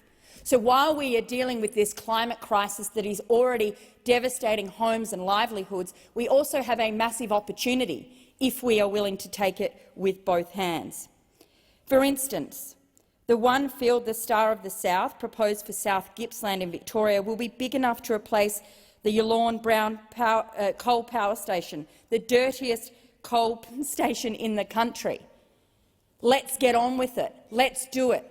In fact, it should have been done sometime in the last decade, but now is no time to delay. These offshore wind projects will power Australia's new industries, and that's why Portland in Victoria, the Hunter in Newcastle, Gladstone in Queensland are all target sites. They can transform existing deep-water port regions into export green steel, hydrogen, ammonia and fertilisers that have zero gas in them. That is essential for transforming our entire economy, for decarbonising our economy. And if we don't do it, climate change is only going to get worse. The climate crisis will become more and more devastating. So let's grab with both hands the opportunity to transform our economy, to get more investment in Australia, but to also reduce the pollution that is harming our environment. But it is, of course, important with all of these new industries that we tread carefully to ensure that the public is brought along. And there are already signs of concerns about some of the proposals in Gippsland impacting on existing treasures like Wilson's Promontory. I remember as a kid camping at the Wilson's Promontory campgrounds over summer. It is a stunningly beautiful area, and we need to protect it. We need to balance these areas. We need to make sure we are protecting nature while at the same time investing in the transformation of the decarbonisation that we need. And you can do that. You can talk to community. You can respect local traditional owners. You can make sure you bring people along. But you do it with transparency, you do it with clarity, and you do it with purpose. You don't do it with raw politics that we've seen for the last 9 years from the Liberal National Party. So we'll be keeping a close eye on the projects as they come through to make sure the communities are being consulted, to make sure the environment is being looked after, to make sure we are getting a net gain on not just an investment in renewables and cheaper power prices for Australians, an export industry that we can be proud of and that can power our national economy, but to make sure we're still protecting the areas that are so beautiful and that make Australia the great country that it is. We're worried, of course, about the impact on migratory birds, and we'll be making sure that the EPBC legislation, that is the environment laws of this country, are actually strong enough to protect migratory birds and our endangered animals, our wildlife, as these projects are being discussed. You can do these things in harmony if you do it right, if you do it with transparency, if you do it with purpose. This bill is an important step forward. I'm not going to sit here or stand here in this place today and hear the sheer hypocrisy from the other side, who have done nothing to protect the environment, nothing to reduce pollution, nothing to reduce power bills. But if they want to step up to the plate now and work with all sides of the parliament to make sure we do get a proper decarbonisation agenda running in this country that balances renewable energy, care for the environment and respect of the community, then OK, I'll start listening to them. But at this point, it is sheer politics, and it's as if the Liberal National Party think the rest of us have amnesia. Well, we don't. When you read the State of the Climate report today, it is shocking. Shocking that we are at a point where we've nearly seen 1.5 degrees warming in this country. And yet we still have the Leader of the Opposition arguing against proper targets to reduce pollution, arguing against global ambition to tackle climate change, and earlier this week arguing that even those in our neighbourhood in the Pacific should be given some assistance to deal with the loss and damage caused by climate change. And if this is the position and the direction that the Liberal National Party are going to continue down, well, they'll lose more seats at the next election. My home state of South Australia, I know South Australians are deeply worried about the impact that climate change is having right now. They are worried about what happens when the next drought hits. They're worried about the state of the Murray-Darling Basin. They're worried that the head of the Murray-Darling Basin Authority only yesterday said that there would be 30% less water in the Murray-Darling Basin because of climate change. South Australians know that we have to take this issue seriously and we cannot delay it any further. And when they hear members of the Liberal Party thinking that it can still just get kicked down the road or playing grubby politics over climate change, to hear the Leader of the Opposition, Peter Dutton, suggest that our friends in the Pacific can simply drown on their own without the support and help of Australia in terms of a global effort to combat climate change and to help fund a loss and damage contribution. I wonder how many Liberal members in South Australia will continue to hold their seats. The Liberal Party have totally missed the message from this election. People voted in this election, Australians voted in huge numbers in this election for climate action, more than ever before. And you never hear a peep out of the Liberal National Party since then about what they are doing to change their policies that reflects the will of the Australian people. All you hear is petty politics, gutter politics, and some excuse that it was somebody else's fault. You're in charge for 10 years and you did nothing. And now we have the worst state of the climate report that this country's ever seen, because our environment and our climate is in crisis. So I'm glad you're finally voting for something to help reduce carbon pollution. But boy, oh boy, it's taken you a long bloody time to get here. Thank you, Senator Hanson-Young. Senator Grogan. Thank you, Acting Deputy Chair. I rise to also support the Offshore Electricity Infrastructure Amendment Bill, strangely enough. And we've heard a lot of conversation this morning, some contributions. Let me just be really clear about what this bill is actually going to do. The Offshore Electricity Infrastructure Legislation Amendment Bill amends the Customs Act 1901 to ensure that, following the recent commencement of the Offshore Electricity Act, the goods and vessels that enter or exit the coast in relation to offshore electricity infrastructure are appropriately regulated. The bill is also amending the Act, the OEI Act, to primarily accommodate a recent change in the administrative arrangement orders which might otherwise impact the powers and identity of the Offshore Infrastructure Registrar. Now, while that doesn't sound the sexiest paragraph in the universe, it actually is a significant step towards structural change. Structural change, the kind of change, as Senator Hanson-Young was referring to previously, we have seen a significant period of time, close on a decade, of challenges in this area, of lack of action. And so we are making this change to ensure that we can build this industry that we know has the opportunity to be quite transformational. It is quite a transformational piece of work. We've seen a lot of activity across Europe, and now the United States are also investing very heavily in offshore wind. These changes allow us to invest in that industry, to open up the opportunity for the building of those wind farms offshore to build into our electricity grid.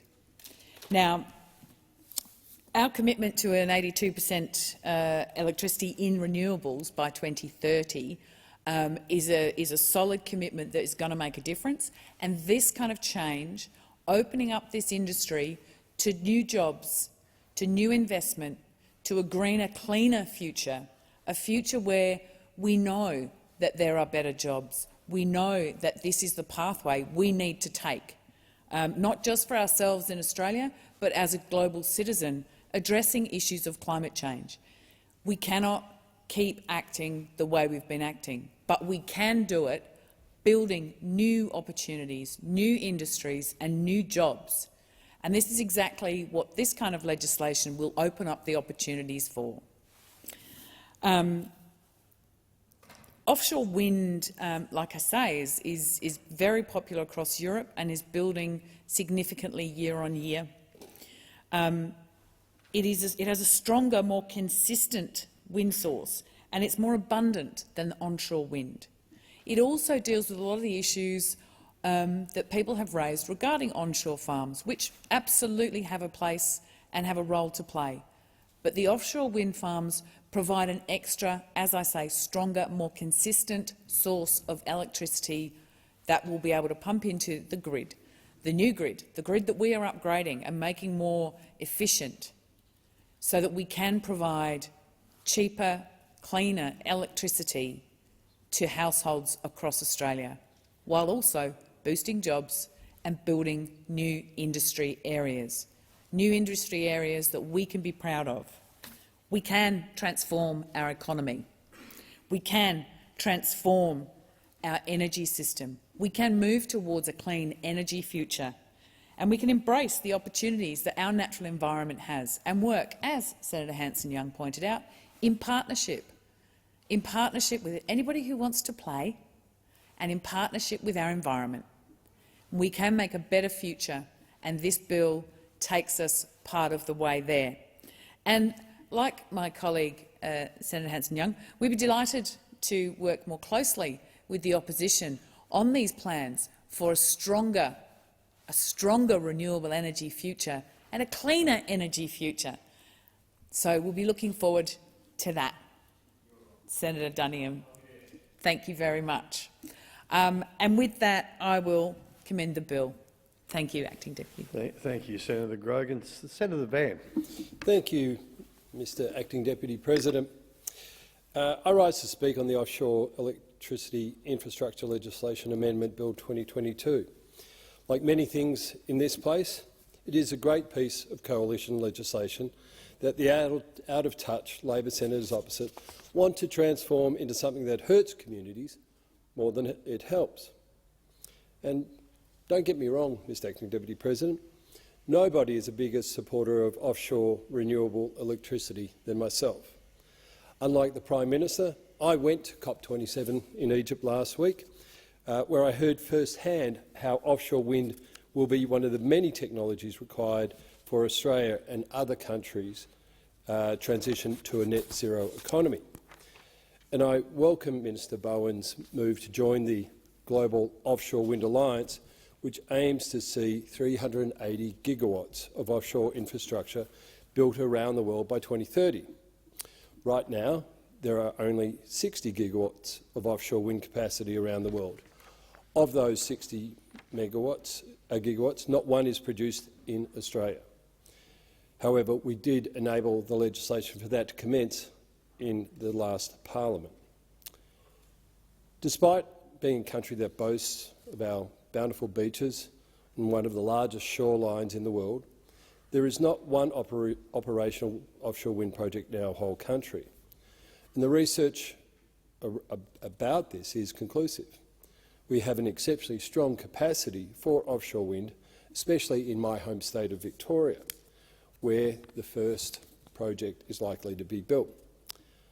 According to recent studies, the technical offshore wind resource was estimated to be 2,233 gigawatts, amount far in excess of current and projected electricity demand in Australia.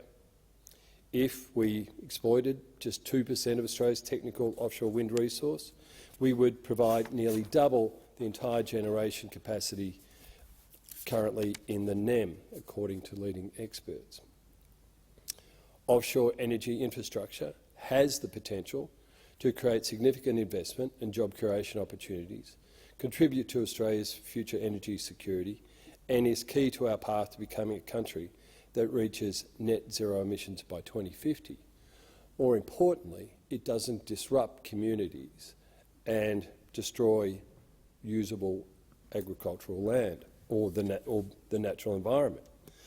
And that is why, when in government, the Coalition delivered on a 2019 election commitment and passed legislation to enable the development of offshore electricity infrastructure and provide the industry with the certainty needed to invest in offshore electricity infrastructure projects.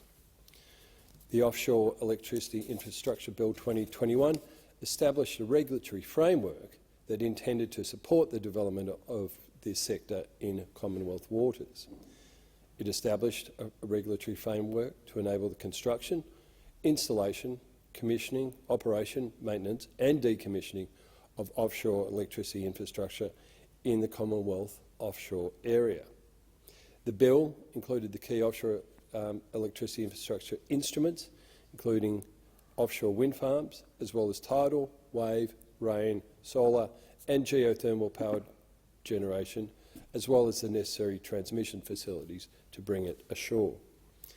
In the 2021 budget, the former coalition government invested $4.8 million to develop the legislative framework, which included $2.9 million as seed funding for the National Offshore Petroleum Safety and Environmental Management Authority, NOPSEMA, and the National Offshore Petroleum Titles Administration to develop policy, regulations, guidelines and industry advice, as well as $1.9 million to the Department of Industry, Science, Energy and Resources and Geoscience Australia for legal advice, marine spatial data collection, public consultation and drafting regulations. This action was part of the Coalition's energy policy that kept the lights on and the prices low. Households and businesses rely on affordable, reliable power to grow and thrive. In government, we took decisive action to deliver affordable, reliable energy for Australian consumers. And by that we mean having affordable, reliable 24/7, 365 days supply of electricity. And I might say our plan was working. Under the Morrison government, renewable energy generation grew by 360%, that's both wind and solar. As well, we reduced annual carbon emissions by 77 million tonnes. So you can see, and power prices were going down. But of course, as we're seeing again now, prices are going up again. And it's no surprise because power prices always go up under Labor governments. Let's not forget that under the last disastrous 6 years of Labor government, power prices doubled and went up each and every year. Since coming to power, Mr Albanese and Mr Bowen have failed the Australian people on energy. In less than 6 months of coming to power, the government has walked away from its election promise to the Australian people to reduce household energy bills by $275. Now, those opposite might have forgotten, but I'd like to remind them again that this wasn't a once-off promise. The Prime Minister promised Australians 97 times before the election he would reduce power bills by $275 a year. But, of course, budget estimates show power prices rising by 56%. That's 56%, Mr Acting Deputy President. A price that many Australian businesses and families simply will not be able to afford. These numbers aren't just statistics. The increases in energy prices and gas prices have been estimated to cost $1,092 for some households, $2,450 for small businesses, and an increase in gas bills of $602. They've been spending their time in government demonising important gas projects rather than competing with renewables, complement them. And let's not forget taking the extraordinary intervention of suspending the wholesale electricity spot market, which shook the market to its core and cost energy users more than $200 million. With all of these massive failures in such a short amount of time, it would appear the only truthful thing the Prime Minister has said is that his government has hit the ground running. Don't know about. But don't just take my word for it. Energy experts from across Australia are calling the Albanese government's energy transition a train wreck. Alinta CEO Jeff Dimery said, and I quote, "I think we're headed for failure unless things change significantly." Energy Australia's CEO Mark Collett said, and again I quote, "I'm more concerned about a smooth energy transition than a year ago."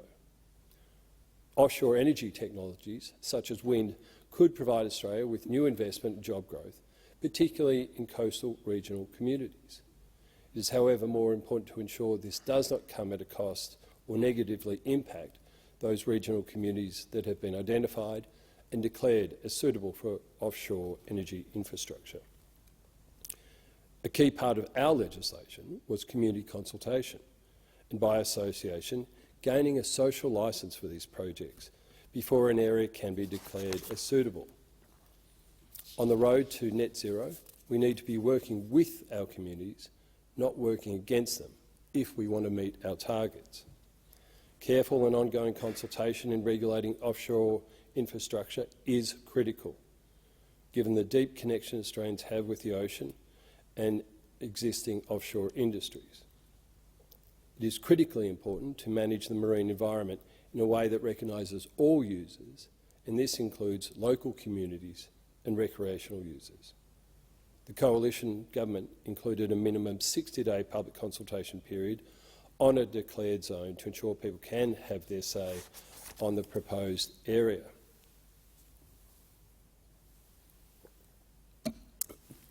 Mr Acting Deputy Speaker, another inclusion was locating turbines and other assets beyond 3 nautical miles from the coast to help address the amenity concerns associated with some onshore renewable projects. That is, not being an eyesore in our great environment. It is critical to the maintenance of our environmental and cultural capital that the wind turbines we build aren't going to impact people's day-to-day lives, which is one of the key benefits of offshore wind, I should say. For a lack of a better word, it's out of sight and out of mind. The constituents of the sunlit, undulating hills of beautiful regional Australia are right to worry when they hear of wind energy projects going up in their backyard. As much as they are important for our energy transition, they can be very ugly. And this brings me back to my original statement, working with our communities, not working against them. The government is also intent on spending its billions of dollars on rewiring their nation project. They should, however, be focused on building solar projects closer to where the energy is needed, rather than spending billions on changing the power lines just to get a product to market. The government is intending on making a few amendments, most of which are uncontroversial and don't greatly affect the core intention of our previous bill, except for one important one.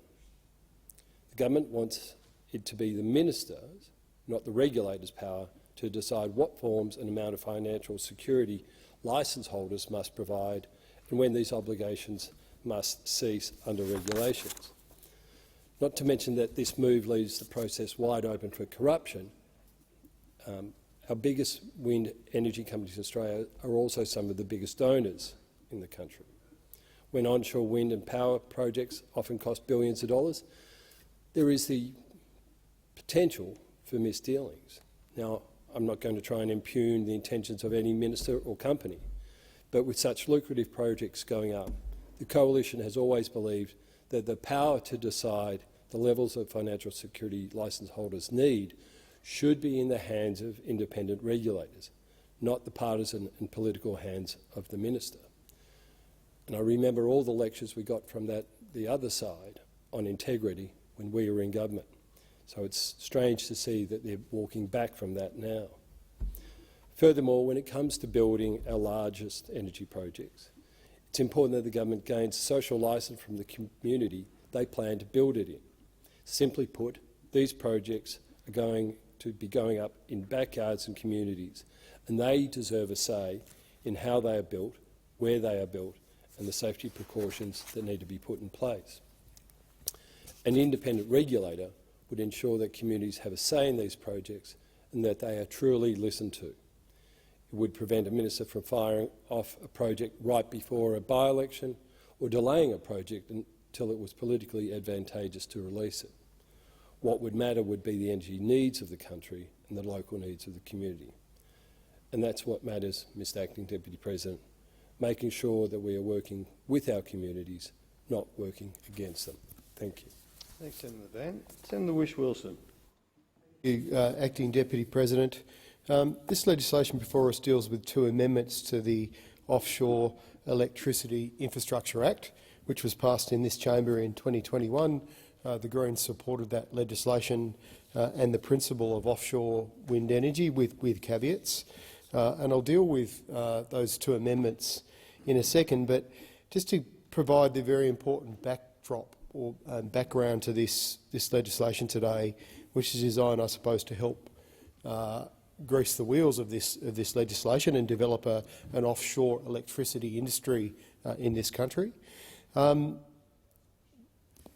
It's very important that we rapidly transition to 100% renewables, not just in Australia but all around the world. And of course, wind is going to play a major role in that. And wind in the ocean, wind on shore, of course, is going to be a critical component of our grid going forward.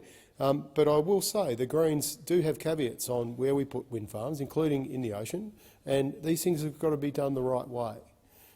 There's no doubt at all that wind farms do have some environmental impacts, and their footprints, for example, the recyclability of their products, are things that we should be considering right here, right now. But I do want to talk about the context of that rapid transition to renewables, Acting Deputy President, because I think there's sometimes in your life and sometimes in your career where you might look back on a moment and you look back on that moment and it hits you between the eyes and you say, wow, you know, did that really happen? What did we do about it? What was my role in changing that? And I think the release today by the CSIRO and the Bureau of Meteorology, the state of the climate report for 2022 is going to be one of those moments, I think, in my life, and I think in the life of a lot of people, because it shows that we are in a deepening climate emergency, and things couldn't be any more serious. And the reason why I think today is so significant, Acting Deputy President, is I've been part of a movement, a political movement. It's been about 50 years old that got people into Parliament to fight for the environment and a whole range of social justice and equity issues. And one of the key things we've been pushing for is to try and keep global warming to 1.5 degrees on this planet, based in line with an international protocol, the Paris Agreement. And today we hear in the State of the Climate Report, we hear that in Australia we're already at 1.4 degrees of warming above levels from 1910. Now, the Paris Agreement is trying to limit warming across the entire planet to 1.5 degrees based on pre-industrial levels. But here in Australia, we're almost at that level. And it is 2022, not 2050 or 2100. It's 2022, and we are nearly at 1.5 degree warming on this continent. And when we look at what's happening in our backyards, 3 La Nina events in a row, with 2 negative Indian Ocean dipoles in a row, never been recorded before. Some of the worst bushfires this country's ever seen in the last couple of years. Just about every temperature record you could think of broken. Marine heat waves, the loss of biodiversity on places like the Great Barrier Reef and off the coast of my beautiful state in Tasmania, where we've lost most of our giant kelp forests, critical habitat for our fisheries. And I could go on. Droughts, pestilence, disruption to our supply chains in our agricultural communities. These things are all happening at 1.4 degrees of warming. And the State of the Environment Report, and I want to step through just a couple of very quick things that it said today. It said that these and there's some great articles that I recommend people read, including both in The Guardian and The Age today, that sea levels are rising at an accelerating rate. Day and nighttime temperatures are rising. We're seeing record downpours or deluges in our rainfall patterns. Glaciers in the West Antarctic are destabilised. Glaciers and ice around the planet is melting. And in our oceans, we are seeing longer, more frequent heat waves, and the acidification of our ocean from carbon dioxide is happening 10 times faster than any time in our recorded history. We're seeing more heat, more droughts, more intense rainfalls. And what about the outlook? What do we know about the outlook from this report? Expect more misery, more suffering, more loss of biodiversity, more economic damage if we don't act. And it was good to hear the government today in these reports, Mr Husic in the other place, Ms Plibersek in the other place, our Environment Minister, talk about taking climate action. But talk is cheap. What about the action that this government and previous governments have taken? Well, we've seen one piece of legislation since this new parliament has convened to set a 43% emissions reduction target that the science tells us will limit warming to 2 degrees. So an analysis by think tank Climate Analytics earlier this year said the government's commitment to cut emissions by 43% by 2030 and reach net zero by 2050 found it was consistent with 2 degrees of warming. And Mr Bowen at COP27 in Egypt specifically said that the difference between 1.5 and 1.7 degrees of warming for the planet was enormous and implored other nations to up their efforts to cut emissions. Mr Bowen also said if we're not trying to keep to 1.5 degrees, then what are we here for? What are we here for? Well, I would like to know why we only have legislation and ambition in this country to cut emissions that equates to 2 degrees of warming. You see, you can understand why Mr Albanese yesterday, when he went to visit flood-affected communities in New South Wales, was asked where he was, why he wasn't there earlier, supporting them in their darkest hour. And he said, I was overseas at international meetings. You can see why people are getting sick and tired of talk fests.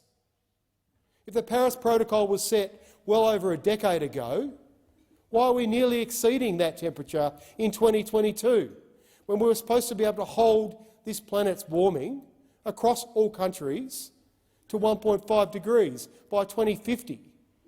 And we're there nearly 30 years early. It's because we talk and we don't act. We know we need to cut emissions by 75% by 2030 to have any chance globally of meeting these targets. What is half a degree, you may ask? And this is where I think it gets lost in the mire. If we're globally at 1 degree or 1.2 degrees, a 2 degrees warming is a 100% increase, a 100% increase of trapped heat in our atmosphere. And somehow we think 1.5 degrees warming, which is a 50% increase, is a good thing. Well, it's not. And you can look at a whole range of scientific information, and it was interesting that Mr Husic was quoted in the papers this morning as saying, we listen to the science and we act. Well, the science tells us that the difference between 1.5 and 2 degrees, for coral reefs, for example, is if we limit warming in our oceans and around the planet to 1.5 degrees, we're going to see an expected 70 to 90% decline in our coral reefs. If we limit warming to 2 degrees, expect to see a 99% decline in the Great Barrier Reef and in the world's coral reefs. It couldn't be any more serious. So that is the backdrop to the legislation that we are debating today to facilitate offshore renewable energy and an offshore electricity industry. And we support the rapid transition to renewables. We support stopping all new fossil fuel projects and phasing out fossil fuels. It's estimated we have around 3,000 gigatons of fossil fuels already discovered on this planet, Acting Deputy President. And if we were to meet our carbon budget for Paris, we can only subtract 500 of that gigatons in the next 50 years. And yet we're still out exploring for more oil and gas in our oceans. We're still giving public money to open up new fossil fuel projects in this country. At the same time, our leaders are overseas talking about keeping global warming to 1.5 degrees. It is bullshit. Absolute and utter bullshit, Deputy President. Senator Whish-Wilson, I'd appreciate it if we use parliamentary language. Well, it's all about... There are other words you could use to express your passion. I appreciate that, President, but as you know, Odgers says it's about the context of how you use language. And I think at this time in history I'm allowed to be bloody angry, like many other people around this planet, with a lack of action from people like we have in this chamber, leaders and politicians. Now, one thing that we know is good for the environment is recycling. And the government's talking a big game on recycling. And I note that recently Minister Plibersek talked about putting the solar panel industry on a pathway of action of recycling. Today we have an opportunity before us, Deputy President, to also talk about recycling in the offshore renewable energy industry, because everything we produce should be produced for its end of life, and we're seeing a number of turbines around this country coming to the end of the life that will likely be sent to landfill if we don't do something about it. And of course, we should be actually stipulating in legislation today. We should be stipulating, and I would like to have moved substantive amendments to do this, but I understand the politics of this this week and next week is to get through a lot of legislation. So I will foreshadow, Deputy President, that I will be moving a second reader amendment, which I will now move. I'd ask you to move. Thank you. Which I move. Which at least, I suppose, puts some structure around the government, making sure that we work with the offshore electricity industry to make sure that the infrastructure that we see in our oceans is properly recycled. And especially the blades of these wind turbines, which are made from a number of composite materials, aren't sent to landfill. They are designed for their end of life. And there are companies out there like Siemens in Germany that are producing fully recyclable wind turbine blades. So the renewable energy industry, whether it's the impacts they have on wildlife, biodiversity, communities, or on climate action themselves, of course, they're part of a solution to tackle this rapid transition to zero emissions that we need, but they also need to take their environmental responsibility seriously. In fact, I think they should take it more seriously than other industries, because they are out there setting an example of what we need to be doing. So the Greens amendment here is fairly simple. It adds a motion that the Senate is of the opinion that building a circular economy is a key component of climate action. Decommissioning of infrastructure must be undertaken in a way that is environmentally sustainable, and the technology to recycle and reuse the components of wind turbines exists now, and calls on the government to develop robust regulations for the safe and sustainable decommissioning of offshore wind turbine infrastructure and ensure that future regulations prevent the decommissioning of wind turbine infrastructure to landfill. So pretty straightforward. I would hope that many of the wind companies out there, renewable energy companies, would agree with the Greens, and I think most of you in here, that now would be the time to be doing this, especially on a bill where one of the amendments to the Customs Act actually looks at anti-dumping and how we issue licences and the conditions attached to those licences associated with operating in these new areas that we're opening up in our oceans. And I have a very strong personal view, as does my party, that we should actually be leading in here when we pass this kind of legislation on building a circular economy. And I would like to see the offshore renewable energy, electricity industry as a shining light and leading on that, showing that they are actually thinking about a circular economy, they are thinking about a zero-waste economy, they are thinking about designing their products for the end of their life, and they are setting an example for so many other industries that also need to do this. We'll be no doubt voting on that, Deputy President, and the Greens will be supporting this legislation today. Senator Canavan. Thank you very much, Mr Acting Deputy President. I'm proud to rise to support this piece of legislation. I do so as a former Minister for Resources who had some involvement in kicking off the process which has led us to this piece of legislation. This is largely a bill that's been reintroduced from the previous parliament. The previous government had been working for a number of years in updating our regulatory framework to specifically cover for the investment in and creation of offshore wind turbines. Until we passed this legislation, there was a bit of a gap about exactly where and how any investment in offshore wind would be regulated. We already do have significant regulatory arrangements in place for offshore oil and gas developments, and as Minister for Resources I was responsible for those. They didn't specifically, though, cater for offshore wind. And of course there's our generic environmental legislation where offshore wind investments could potentially come under. Despite what you might read in reports, I'm not against wind or solar energy. I'm more than happy to support investments in all types of energy. I just believe in energy abundance. We should have lots of different types of energy. We should have wind, we should have solar, we should have coal, we should have gas, and yes, we should have nuclear too, because it's only by having lots of energy that will bring energy prices down and protect our heritage as a manufacturing nation, have a future for that manufacturing industry too. So I'm more than happy to support this bill, which would provide a stable and proper, consistent regulatory framework for offshore wind investments. Of course, as Senator Whish-Wilson has expressed, it's very important that they are regulated. Our marine environments are largely pristine and need to be protected. There needs to be significant regulation on any large-scale investment in our marine areas, and those seeking to build offshore wind turbines are probably going to have an environmental effect on our marine areas greater than the oil and gas industry. Potentially, what we're told, and I'm yet to be convinced that they will necessarily see all of these investments, but what we are told by the government here is there are investments in the Gippsland, there are investments right across our ocean territories, and given the lower intensity of renewable energy, of wind in particular, there'll need to be more turbines than there are oil and gas platforms around our country. And again, don't believe what you read. The environmental performance of our oil and gas industry has been stellar, absolutely stellar.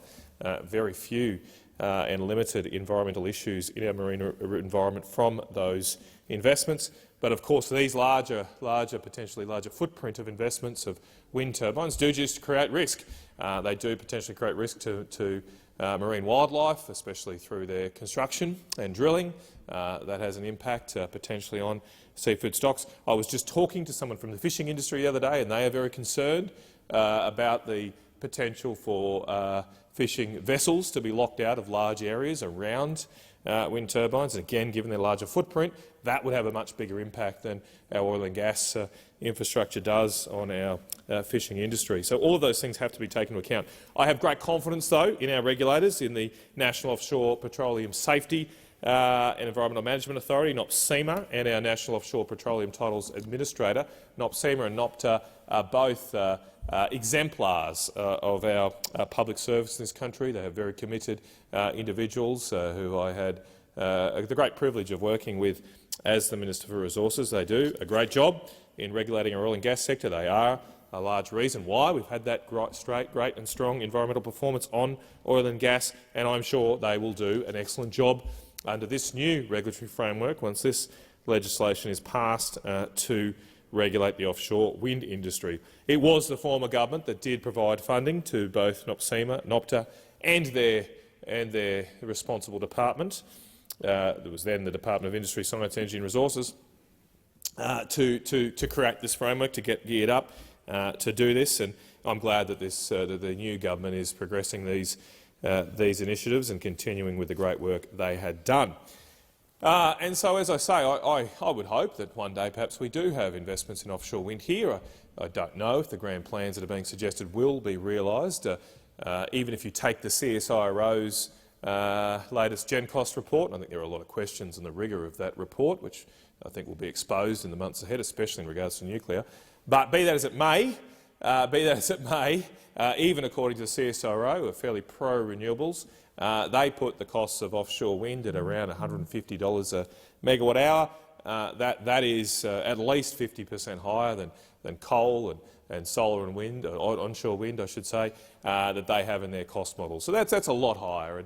And given the high prices we see at the moment, obviously we'd like to attract investment in sources of energy that can lower the cost, for families and especially lower that cost for our manufacturers. Offshore wind probably doesn't promise that. We've got to be real here with people. We've got to stop telling them fairy tales. Offshore wind is a very expensive type of power, especially when you add on the fact that on top of that $150, of course, it's not available all the time. You've got to back it up. You've got to firm it in the jargon of the energy industry. And so it'll actually delivered cost to deliver 24/7 power with some component from offshore wind would be much, much higher. You'd probably at least get into the order of $200, possibly more, dollars a megawatt hour. And when you compare that to nuclear, let's say the CSIRO report's got a lot of problems with nuclear because, number one, it only looks at small modular reactors, which aren't even commercially deployed yet. I'm not sure why the CSIRO won't or are unwilling to publish figures for light water nuclear reactors that are commercially available and used right around the world. In fact, we're the only settled continent in the world without nuclear energy. It's us and the penguins in Antarctica that are holding out here against nuclear energy. But consistently, you get estimates around the world of nuclear energy being delivered below that $150 a megawatt hour. Some countries in Scandinavia and in Asia much lower than that, lower than $100 a megawatt hour. Other Western European countries have struggled recently with their costs of nuclear energy. But if you want zero emissions, if you want to get to this mythical net zero land, and you want cheaper power, why won't we consider nuclear power? Why don't we have some legislation here that, alongside this offshore wind bill, actually legalises nuclear? It's given me an idea. Perhaps I should draft some amendments to put to legalise nuclear energy in this bill, but I won't hold up the good work of those public servants, so we'll let this through. There is other legislation, if I can foreshadow something on the notice paper, Mr Acting Deputy President. There is other legislation that is considering that particular effort. I do think, though, what we do, as I say, most importantly need to do here is tell the truth to the Australian people. This government in particular has already been caught lying to the Australian people. They've already been caught breaking a massive political promise only 6 months ago, suggesting that their renewable energy plan, which included offshore wind, their renewable energy plan would save Australians $275 a year on their power bills. That was what they put to the Australian people. Indeed, their leader, Anthony Albanese, promised that to the Australian people 97 times before the last election. We don't hear the words 275 from this government anymore. They won't repeat that promise. They've walked away from it. They walked away with it within weeks of being elected. They just dropped it as if no one would remember. But I don't think the Australian people are mugs. I do think they will remember that they were promised. They were promised. There was no ifs and buts. There were no caveats. They were promised that by voting for the Labor Party on May the 21st this year, they would get a $275 saving in their power bill. And they haven't got what they promised. Now, there are no refunds on a newly elected government, but there is another election coming up, and I don't think the Australian people will forget that lightly. Now, the reason the Labor Party have not been able to deliver on their promise is because we are investing too much in renewable energy. If you would believe, you can't believe their promises, but if you would believe what the Labor Party says about our energy system, they walk around saying, oh, the problem is that terrible, dastardly former coalition government did not invest in renewable energy enough. Did not invest in it enough. We didn't do enough. We had 10 years of no action. Well, obviously the Labor Party doesn't read the Australian Energy Market Operators reports. Obviously they do not get across the detail of what has been happening in our energy market, because Australia has been investing in solar and wind at a record well above any other country in the world. Well above. and that's not my figures. You go to the last Australian Energy Market Operator quarterly report, and they say that Australia has invested in solar and wind at a rate 4 times higher per person than North America or Europe, higher than any other country in the world. 4 times higher, by the way, not just a little bit higher, not just marginally above. We have been installing solar and wind energy at the rate of 4 times that in other developed countries in the world. Now, what has that delivered us? What has that delivered the Australian people? It has delivered us skyrocketing energy prices, and it's delivered crushing power bill increases for Australian families who this Christmas are facing a very difficult decision about how many toys to buy the kids under the Christmas tree because they have to pay for higher power bills. That's what it has delivered. That is the clear and direct evidence. In fact, it's also the evidence in other countries overseas. Every other country that's gone down this path of investing in unreliable, weather-dependent energy ends up with higher power bills. Every country in Europe that's done it, Germany, Denmark, every country that's done that has ended up with higher power prices. We are no different. We're just doing it a little bit faster than those other countries right now, and it's about time we get off that track and invest back in reliable power so Australian families do not get crushed by their higher energy bills. We've actually had, I do give thanks today to the Reserve Bank Governor, Philip Lowe, who, consistent with what I'm saying, we've got to tell the truth. We've got to be upfront with people. As hard and as painful as that might be, our job should be to do that. And I do give credit. I've been very critical of Dr Philip Lowe and on his management of monetary policy, but I give credit for him overnight for bellying the cat on our energy crisis. He has plainly said this morning, or overnight I should say, yesterday in a speech to CEDA, he has plainly said that investing more in green energy will lead to higher power bills. That's what he has said. And I would just hope that it's about time the Australian Labor Party and the federal government be as upfront and honest with the Australian people as Philip Lowe has had the courage to do yesterday.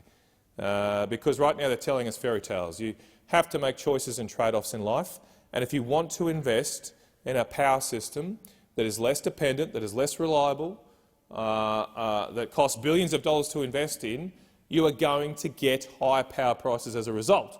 If we are effectively going to invest tens of billions of dollars, the Australian Labor Party wants to spend $60-odd billion, I think it is, on transmission lines, untold amounts on wind and solar.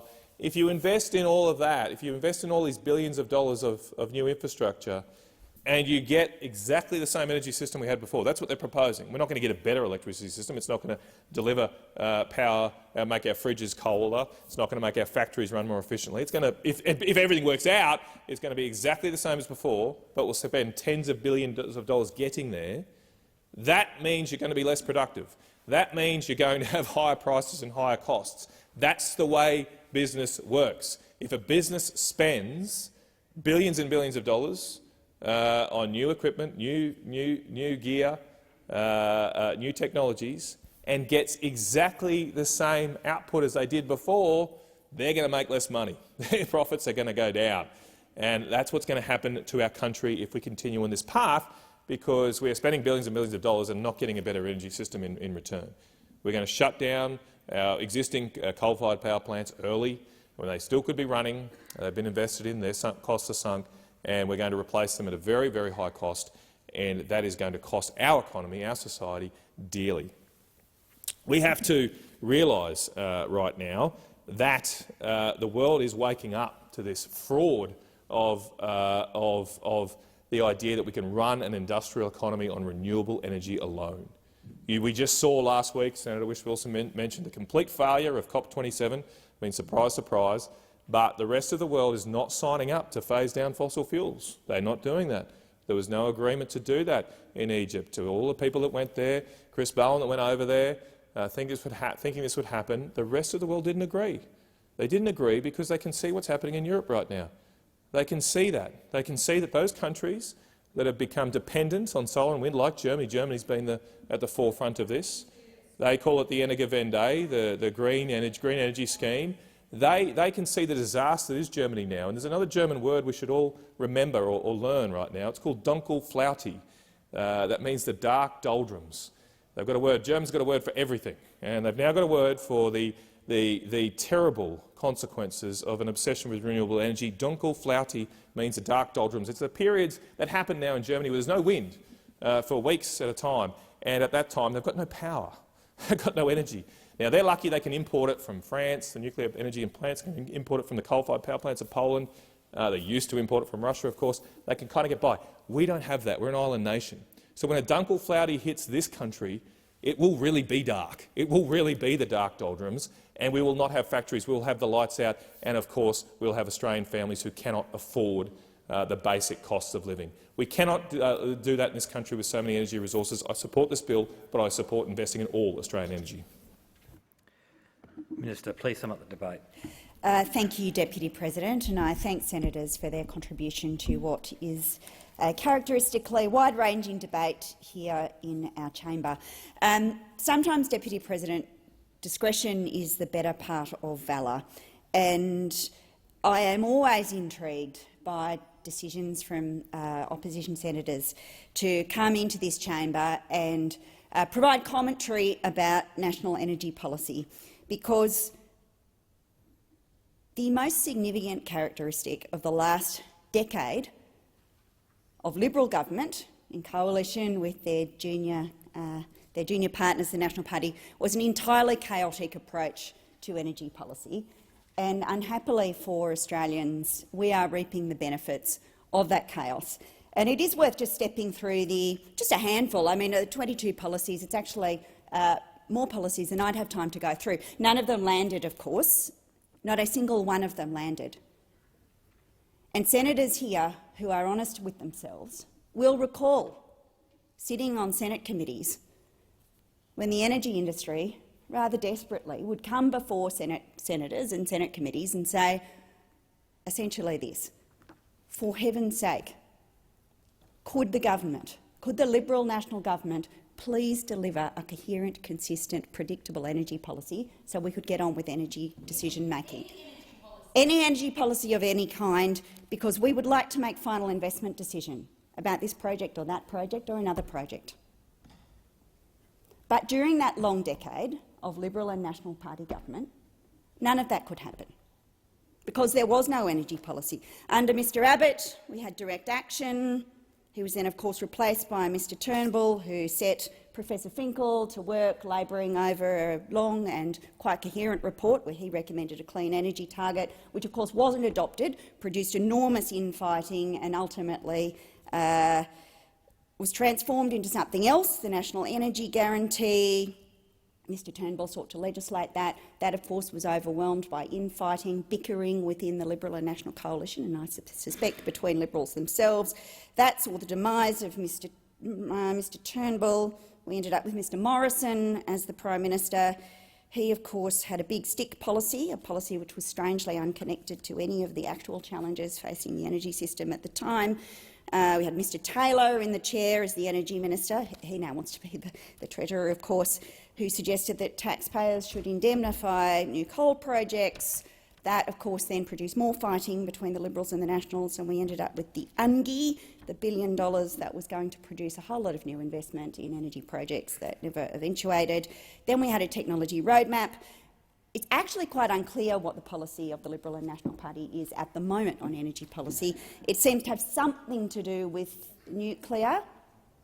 Of course, they had a decade where they could have pursued nuclear energy, could have enlivened that option for the country. They didn't do that. And now, as far as I can tell, the only policy they have on the table is a policy to put a nuclear reactor in every coastal community. So an intriguing approach to a group of people who'd like to come in here and talk about social licence, an absolutely intriguing set of propositions, but more generally an interesting political approach, because I think honesty does matter. And actually thinking about the legacy of the previous government in relation to energy policy, just having the tiniest bit of insight about the problems generated by your approach over the last decade might actually be appropriate as you commence a period in opposition. Because the legacy of all of this, of course, was that 4 gigawatts of capacity was retired from the system. 4 gigawatts of capacity left the electricity system and only 1 was constructed. And that was a direct consequence of the chaos and dysfunction in the government led by those three Liberal Prime Ministers, the chaos and dysfunction which led to an exit of very significant volumes of capacity out of the system with very little to replace it. And the Labor government is setting about remedying those challenges and those problems created by your mismanagement and incompetence. This bill, of course, is actually an essentially technical bill, and I will return to the substance before us, because the establishment of offshore renewable energy will promote regional development by enabling sustainable investment in Australia's coastal areas, creating jobs and growing local economies. This bill makes some quite small administrative amendments to the existing Offshore Electricity Infrastructure Act 2021 to reflect machinery of government changes. The bill also makes some technical amendments and closes a regulatory gap in the Customs Act 1901 to ensure full coverage of customs obligations for new renewable energy infrastructure projects offshore. And this regulatory framework for offshore renewables will contribute to delivering cleaner, cheaper renewable energy for Australian households and businesses. This underpins the acceleration of energy transition and decarbonisation in Australia, and we're sending a clear signal that we are open for business when it comes to new energy investment, and we are giving certainty to the market. I thank the Senate Environment and Communications Legislation Committee for their inquiry into the bill and their recommendation that it be passed. The government is committed to a sustainable offshore wind industry with a strong social licence for its operation and benefits to the community. It's important that this new industry for Australia not only cuts emissions but is environmentally sustainable in its operations. I note the comments from Senator Whitch-Wilson, and I thank him for his contribution to the debate. We do expect that these projects will take all reasonable steps to deliver on this important part of their social licence, including through the reuse and recycling of any components that are being decommissioned. The department is developing further regulations about management plans and the operation of offshore electricity infrastructure, and we'll take these issues into account in that process. So while we do not support the need for a second reading amendment, we are committed to an environmentally sustainable industry in Australia. Thank you.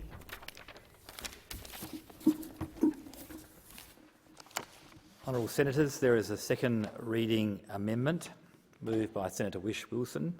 I intend to put that question. I put the question that the second reading amendment be agreed to on sheet 1751. Those for the question say aye.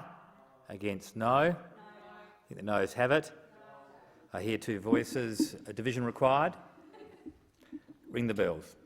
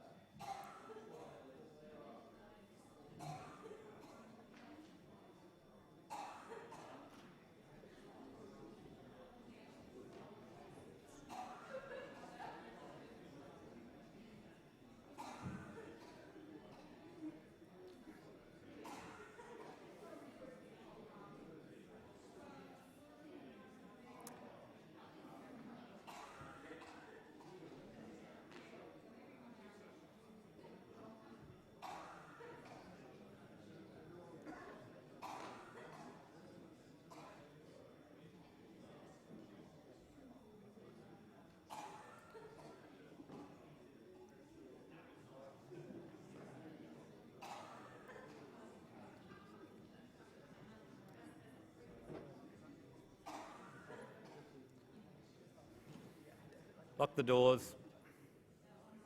The question before the chair is that the second reading amendment to the Offshore Electricity Infrastructure Legislation Amendment Bill 2022, the amendment being on sheet 1751, be agreed to. Those for the question pass to the right of the chair, against to the left.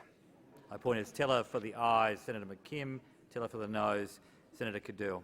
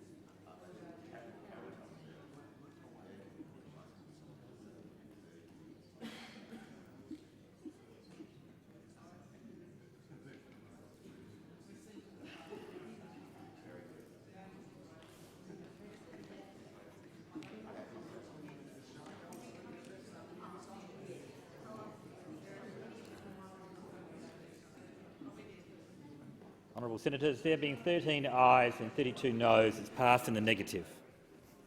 The question now before the chair is that the bill now be read a second time. Those for the question say aye. Against no. I think the ayes have it. Clerk. Bill for enactment, the law relating to offshore electricity infrastructure and for related purposes. No amendments have been circulated. Does any senator require a committee stage? If not, I shall call the minister to move the third reading. Minister. I move that the bill be read a third time. Put the question that the bill now be read a third time. Those for the question say aye. Against no. The ayes have it. Clerk.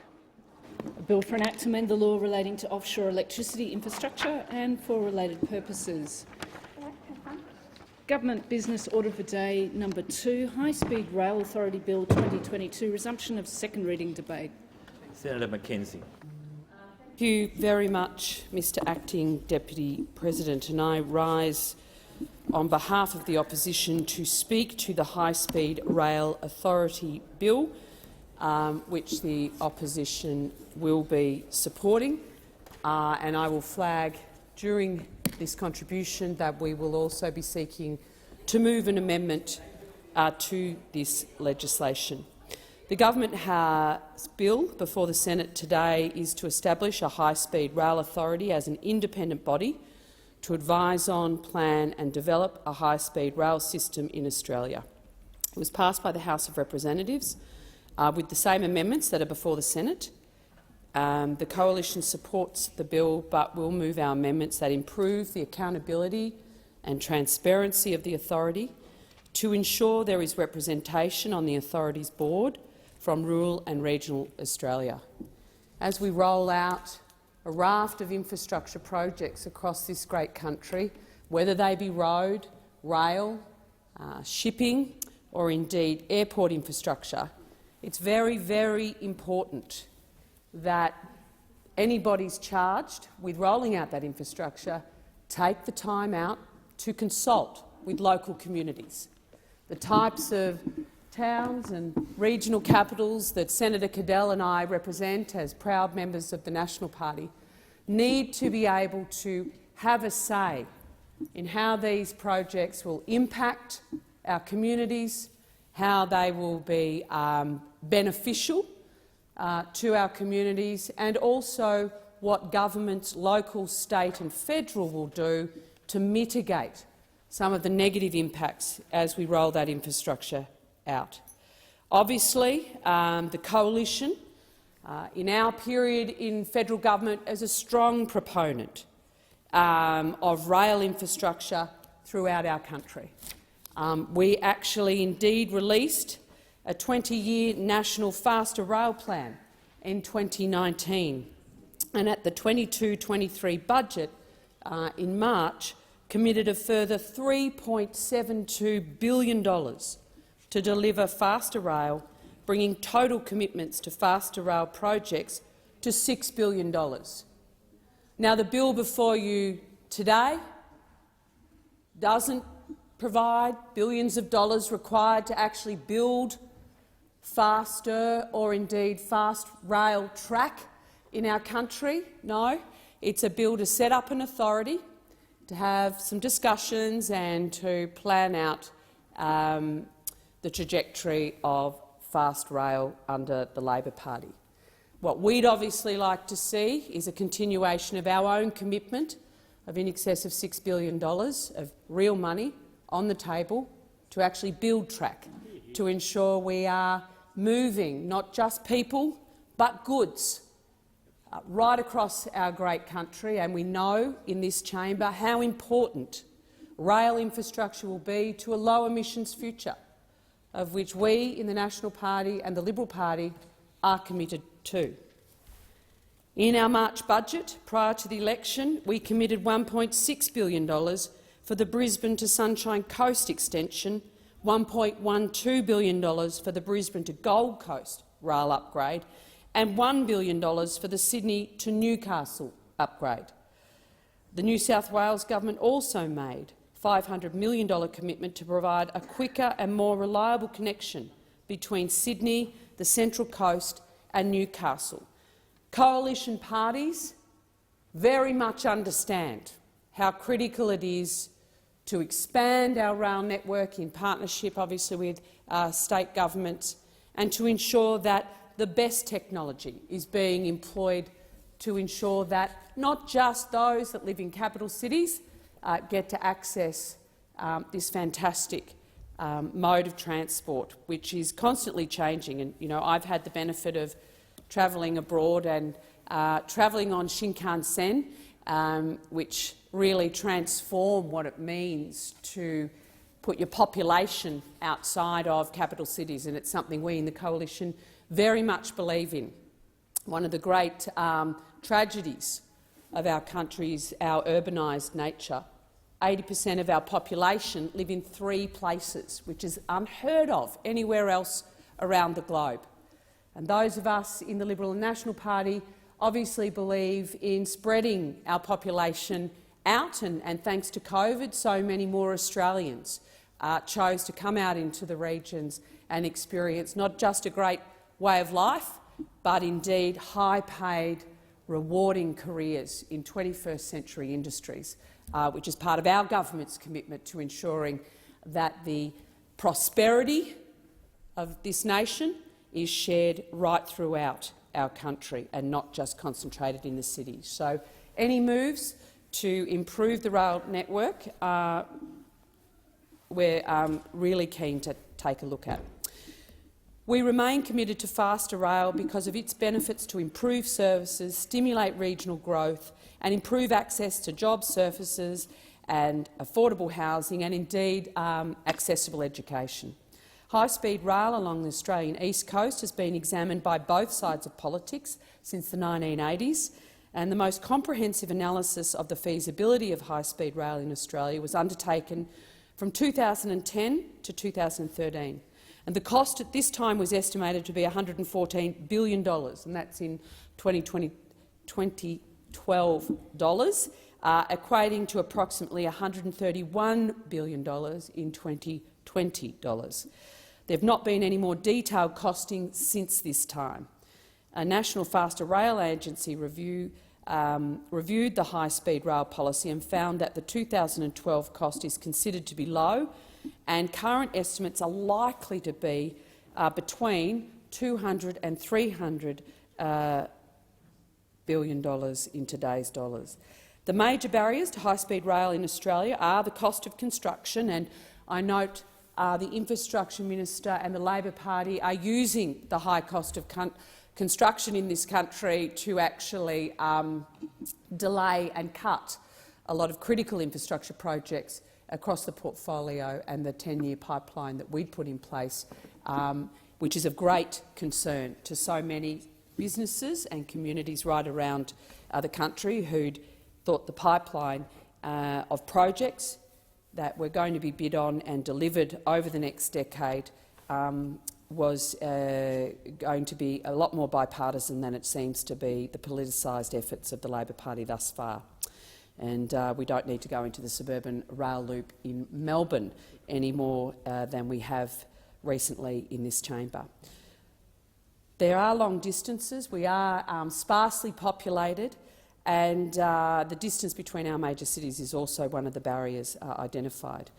Once operational, though, high-speed rail would be expected to reduce carbon emissions relative to air travel, but it would increase carbon emissions in the construction phase, and construction would most likely take several decades.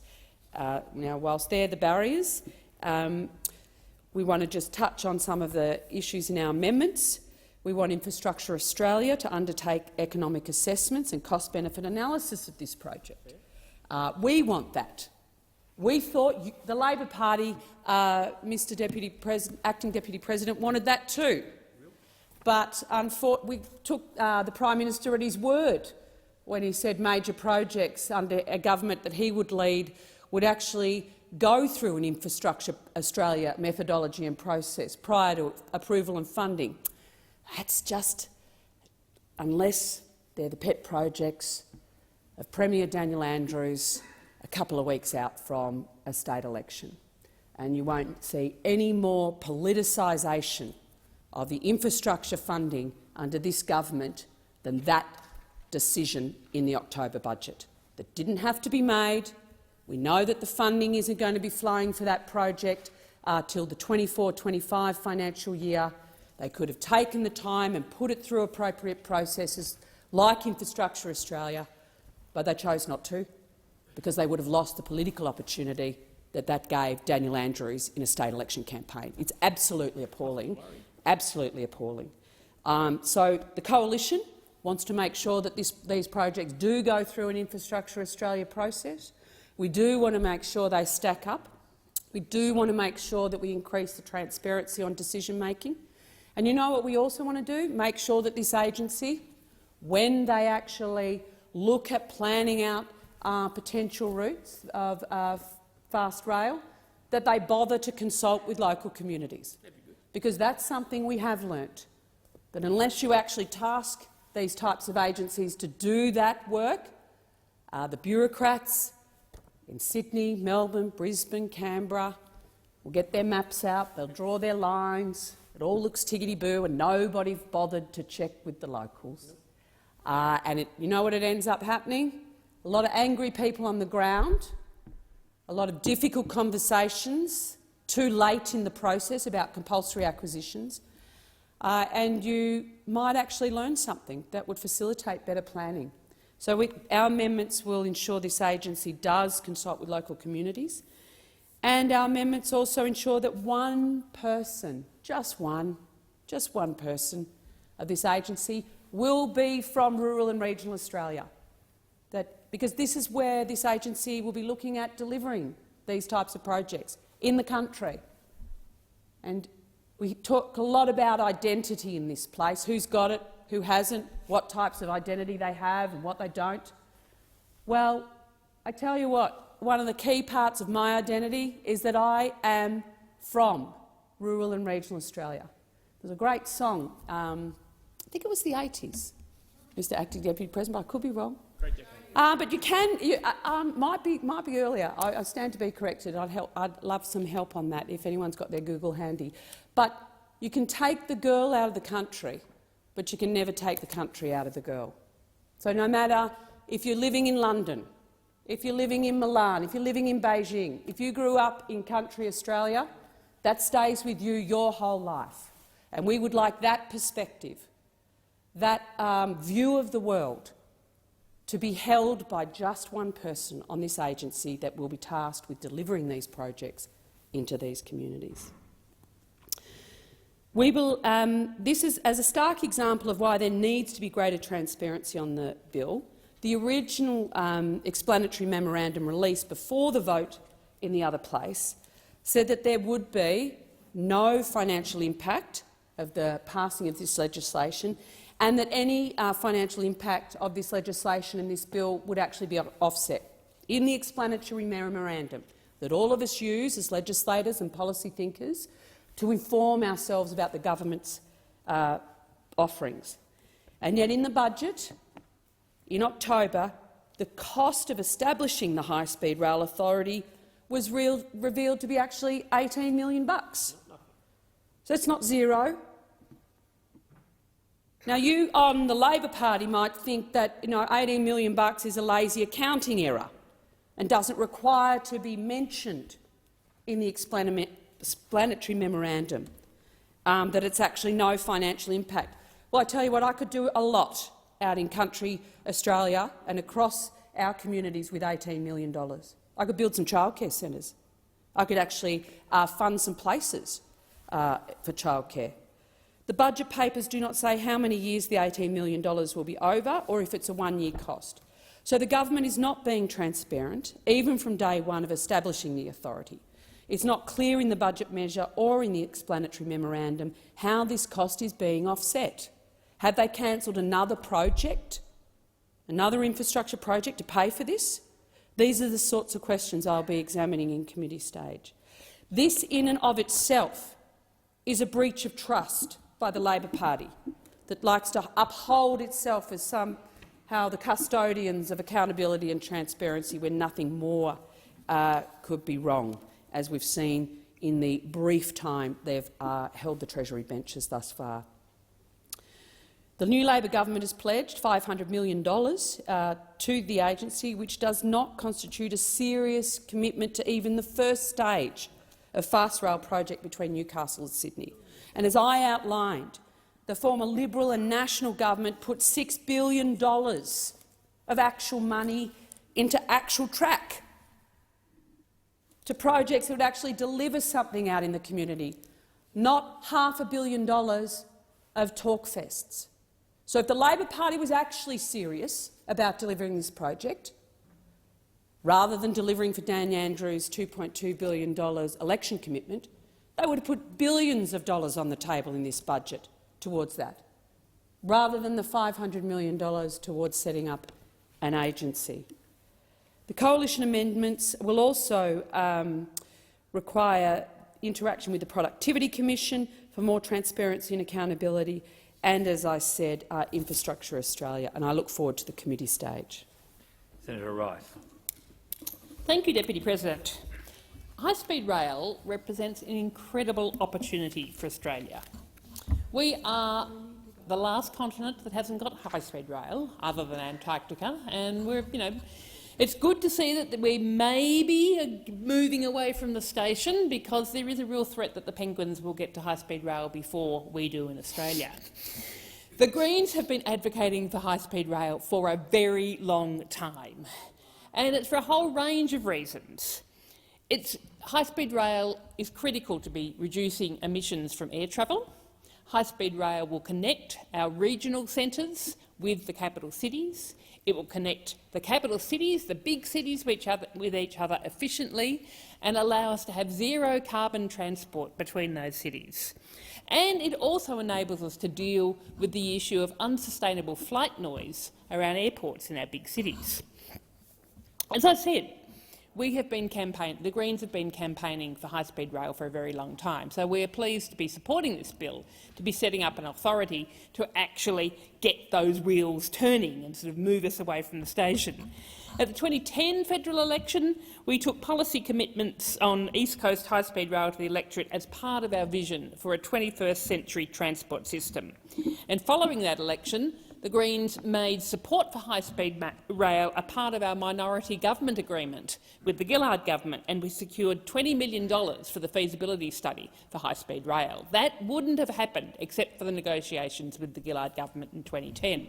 And so we know from that feasibility study that high-speed rail really does stack up for Australia.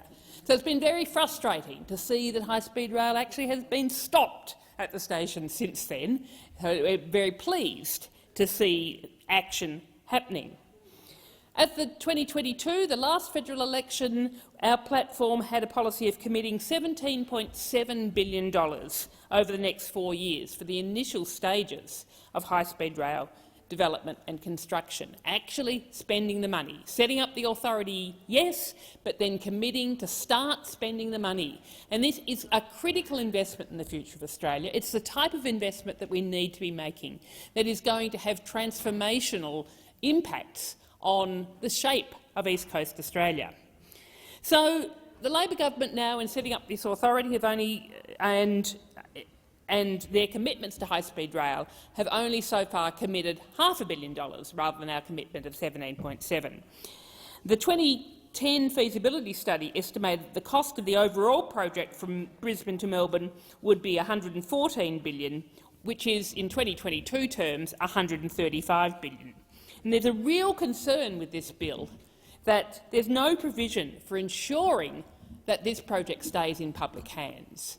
This high-speed rail authority could end up overseeing developments that mean that you've got a privatised system, deliver it through public-private partnerships that put the interests of those private investors ahead of the public.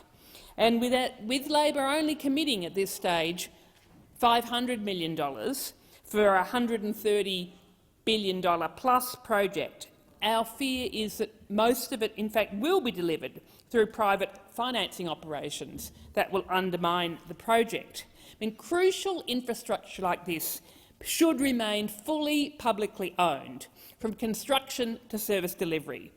Partial or wholesale privatisation of high-speed rail will lead to chaotic and slowed project delivery, higher prices for passengers, downward pressure on rail workers' wages, and cost-cutting and corner-cutting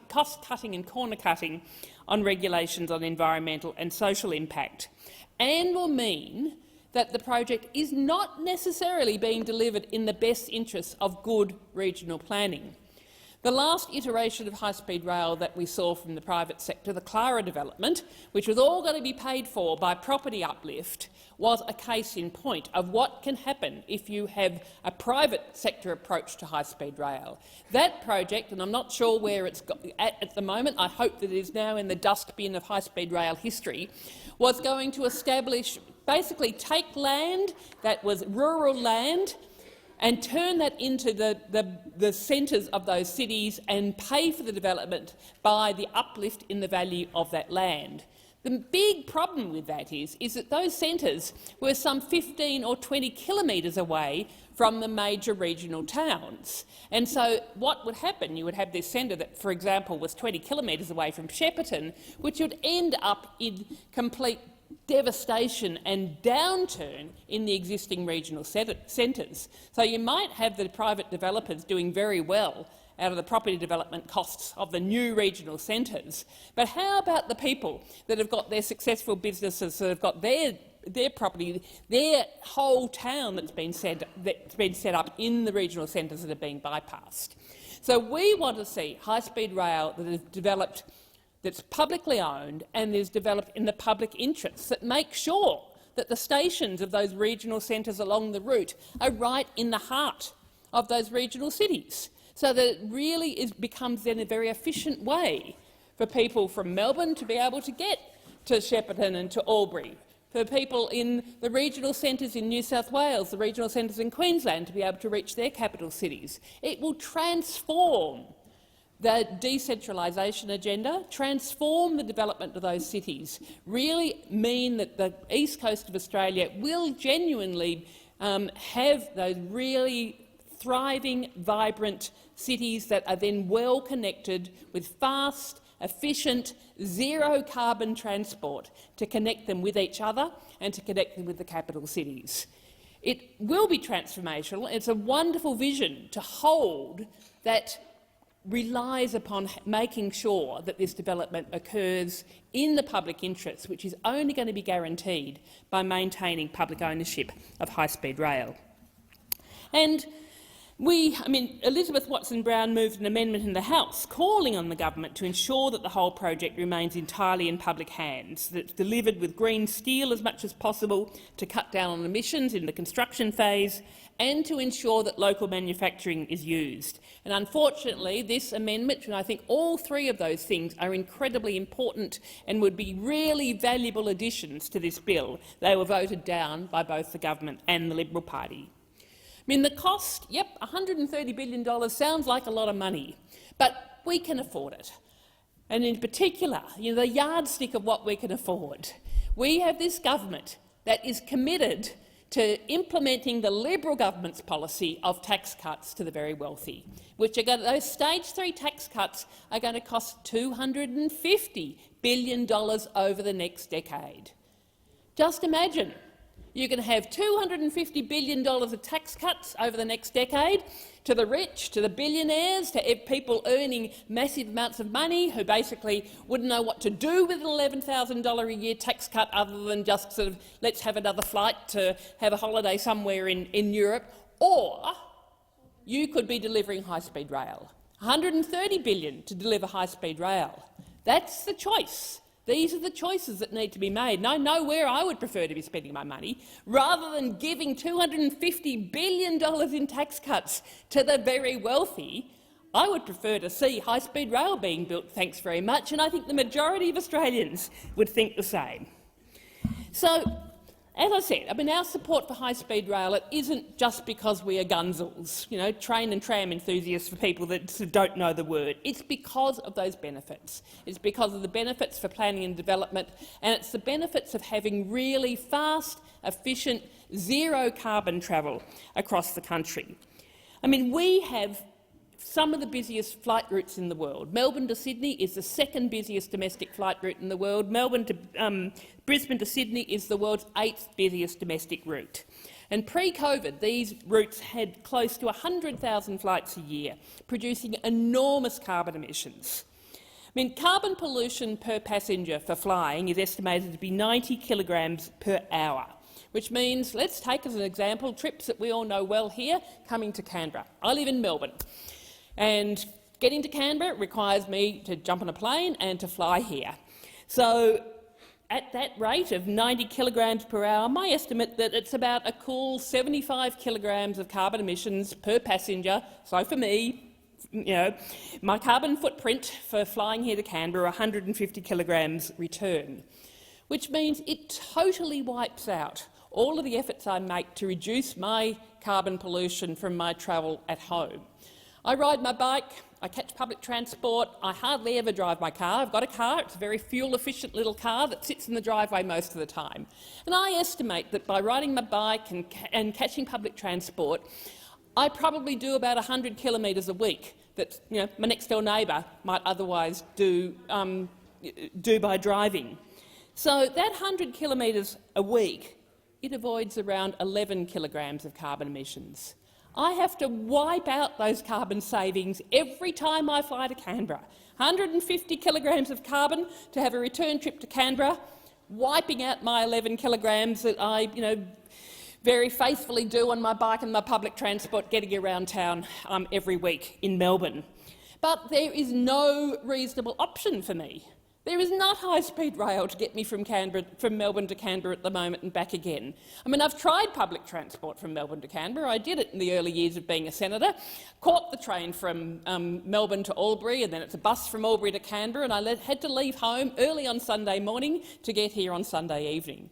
The alternative was that I could catch a train and I'd have to change trains in Goulburn at 4 a.m, which I decided probably wasn't a good idea for the beginning of a busy Senate week. Basically, there is no option. High-speed rail would give us that option, and not just for us politicians. It would give the option for people to be able to travel between our capital cities, zero-carbon, fast, efficient travel. Melbourne to Sydney in under 4 hours, Sydney to Brisbane in a similar amount of time, which would mean it would slash the amount of air travel. It is an absolutely critical factor in reducing our carbon pollution from flying. And it's there, it is possible, it is economically viable, it is achievable, and we need to be fast-tracking it. We need to get that high-speed rail happening at the speed of that high-speed rail. And the International Energy Agency has shown that the introduction of high-speed rail around the world has led to significant reductions in air travel on many specific routes, Paris to London and Seoul to Busan, for instance. And in these cases, air travel was halved when high-speed rail was introduced. And so high-speed rail in Australia can do the same thing, massively decreasing our transport emissions and providing people with a high-quality, comfortable and enjoyable transport alternative to flying. And I think, if you consider all the delays and chaos at airports at the moment as well, people are begging for that convenient and reliable alternative. And the other issue of reducing air travel is actually reducing the issue of airport noise around cities. And the whole time I've been in the Senate, I have worked with the communities around Melbourne Airport who are really, really affected by increasing airport noise in the suburbs around Melbourne Airport, which is set to increase. We've got Melbourne Airport now proposing a third runway, and the whole city of Brimbank are going to suffer from a massive increase in airport noise, which is not only unpleasant, it actually has demonstrated impacts on people's health and well-being, and it has demonstrated impacts on childhood development and the ability of kids to be learning at school. These have been documented in terms of the noise of excessive air flights flying over residential areas. But when people complain about airport noise around Australian airports, they're basically just told to suck it up, that, oh well, you live close to an airport, so there's nothing we can do about it. And the people of Brimbank are basically being told the same, that yep, airport noise is going to increase above their whole municipality, and bad luck, that's how it is. Well, there is something that we can do about it. We can be reducing that amount of air travel. As I said, Melbourne to Sydney is the second busiest domestic air travel route in the world. If we had the number of Melbourne to Sydney flights halved, and I think it would probably be more than that if we had high-speed rail, it would have a significant impact on the noise being experienced around Melbourne Airport. So, high-speed rail is crucial to cutting flight noise and this pollution long-term. So, the only way to truly reduce domestic flight noise in the long run is to reduce the overall number of domestic flights in Australia, and high-speed rail will be able to achieve that. So, in summary, we welcome this bill. It's a beginning, but there's so much more that needs to be done. And for our future, for our carbon pollution, for tranquil, pleasant cities, high-speed rail is absolutely essential. Thank you, Senator Rice. We'll call Senator Davey, but just let you know we have a hard marker at 12:15. Oh. I could call it now. I could call it now if it makes you feel better. No, it's okay. I will continue my remarks because this is an important issue. High-speed rail is something that this country has been talking about since at least the 1980s. I remember when we got the first XPT between Canberra and Sydney as a boarding school student. I used to jump on the XPT. Still took 3 hours to get from Canberra to Sydney, but in those days that was actually quite fast. And the XPT was going to be the front runner for what we were going to develop, which was high-speed rail. And just like the best episodes of Utopia, this is a continuing drama. When you look at Wikipedia and look up high-speed rail in Australia, it highlights the various fast, faster, fastest, higher and higher speed pipe dreams that have captivated various members of this place for almost as long as since the first railway line was built. We have had concepts for the Very Fast Train, or the VFT, the Tilting Train Speed Rail proposal, the East Coast Very High Speed Train scoping study, which I think as a consultant I actually did a desktop audit to help for, the High Speed Rail for Australia, an opportunity for 21st century Western Fast Rail, magnetic levitation line in Melbourne, another VFT between Sydney and Melbourne, which was the study of which was announced by the Rudd government, and at that time in 2013 it was estimated the cost would be $114 billion.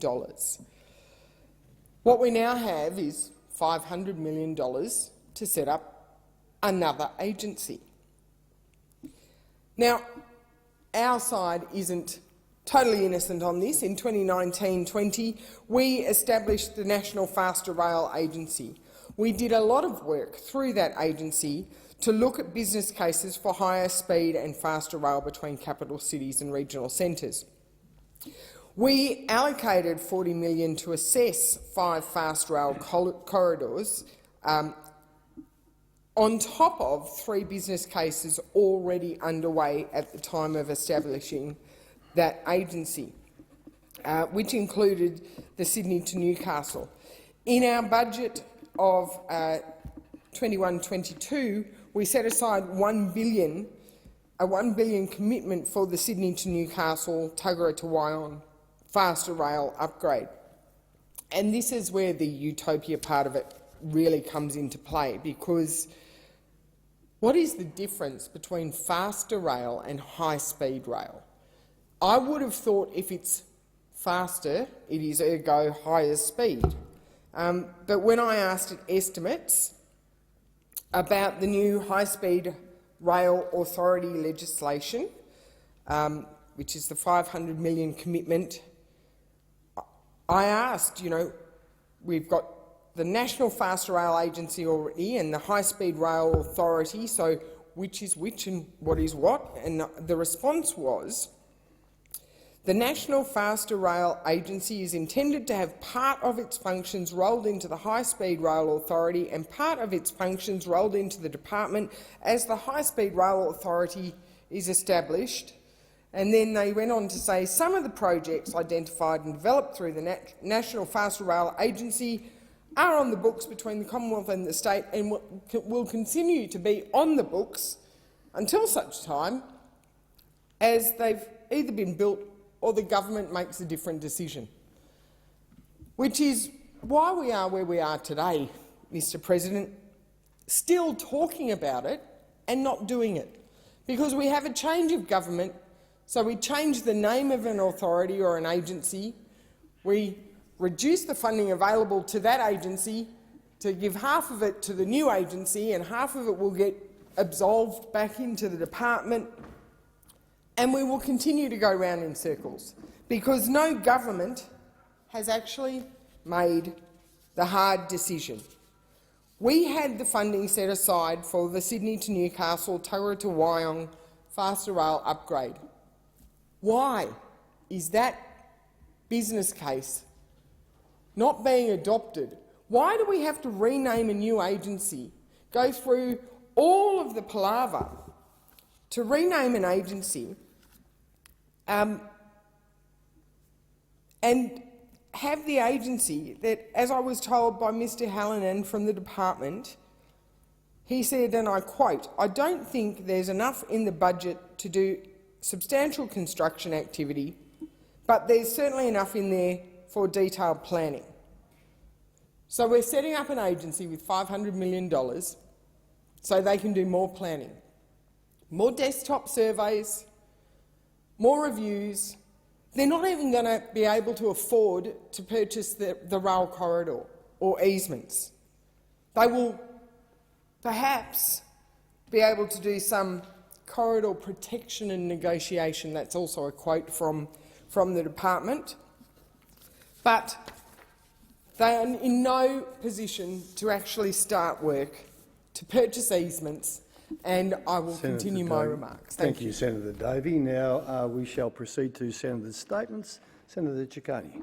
Thank you very much, Acting Deputy President. The 27th United Nations Climate Change Conference, COP27, has just wrapped up over in Egypt. And I want to take some time today to reflect on Australia's representation at the conference and what lessons that we all can take away from what was discussed. First of all, it's great that Australia can finally be taken seriously at these international conferences.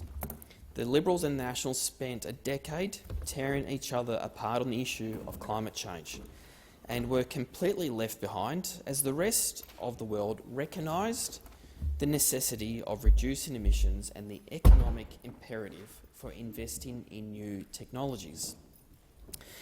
Minister for Climate Change and Energy Chris Bowen gave our national statement to the COP27 last Tuesday, and I think this quote really sums up why electing a federal Labor government has had such a positive impact on our international reputation.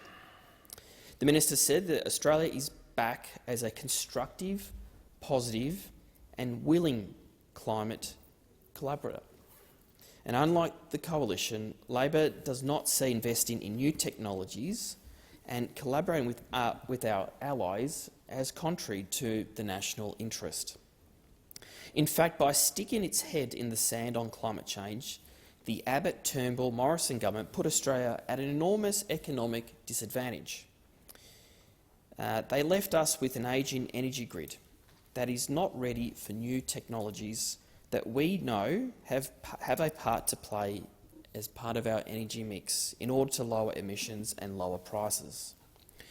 We know that we're playing catch-up in this area, but Labor is determined to do everything that we can to become leaders in this space, both to tackle climate change but also to set up our economy for the future. We know taking climate change seriously is also essential for our relationships with our Pacific neighbours. As Minister Bowen told COP27, climate change is a primary economic and security challenge for our region, and it is a threat to the blue Pacific continent. And I was excited to see that the announcement that Australia is seeking to host the COP31 in 2026 with our Pacific family. But what a difference just 6 months of real leadership has made. Today, I also want to focus on the actual climate change solutions that were discussed at COP27, because while there is rightly a lot of focus and interest on new technologies as part of addressing climate change, there is so much more innovation and many good practices in traditional industries, particularly in agriculture and forestry, that will be an essential part of reducing our emissions. And I believe it is really important that we talk about these industries when we're talking about climate change. Entire communities depend on agriculture and forestry, and far too often the climate change conversation feels like that city folk are talking to workers and their families in the regions, usually without ever setting foot on a farm or in a mill. So we should really be proud of our delegation to COP27, included representatives not just from the National Farmers Federation or the Australian Forestry Products Association, but also the CFMEU Manufacturing Division. And it was really good to see a whole collective there representing the industry. This shows that the Albanese Labor government understands that these industries are part of the solution to climate change, and lowering our emissions requires a collaborative approach between government and industry. Indeed, at the Australian Pavilion, the Australian Forest Products Association hosted an event with participants from Fiji, Vanuatu, Samoa and the CFMEU Manufacturing Division, talking about how sustainable forestry will play a critical role in mitigating climate change and sustaining livelihoods. One of the most significant outcomes from COP27 is that Australia has become a founding member of the Forests and Climate Leaders Partnership, a new international group that's been tasked with accelerating the contribution of forests to global climate action. United Nations research suggests that 33 million hectares of new plantations are needed to meet future demand and our climate goals. And our delegation highlighted how Australia can actually lead the way by achieving our 2030 goal of 1 billion new production trees. I've spoken many times in the Senate about the significant contribution made by our sustainable forestry industry to achieving our emissions reduction targets. It's quite simple when you think about it. We know that trees absorb carbon, so using timber products stores that carbon, and then new trees are planted to replace the timber that is used for the product. It's great to see the role forestry plays in climate action being recognised and encouraged on the world stage. Assistant Minister for Climate Change and Energy, Senator Jenny McAllister, spoke at the Keeping 1.5 Alive through Growing the Climate-Smart Forestry-based bioeconomy panel at COP27, along with representatives from other government and industry bodies. The panel considered new research that urges nations to grow their sustainable forestry industries, thereby addressing an emerging global timber and wood supply gap as the world pivots to climate-friendly fibre supplies. This research clearly shows that we are already doing what we knew. Demand for timber products is increasing, and if we do not support sustainable forestry, this demand will either be met by unsustainable source timber or by other products that do not have the same climate benefits and may even contribute to high emissions.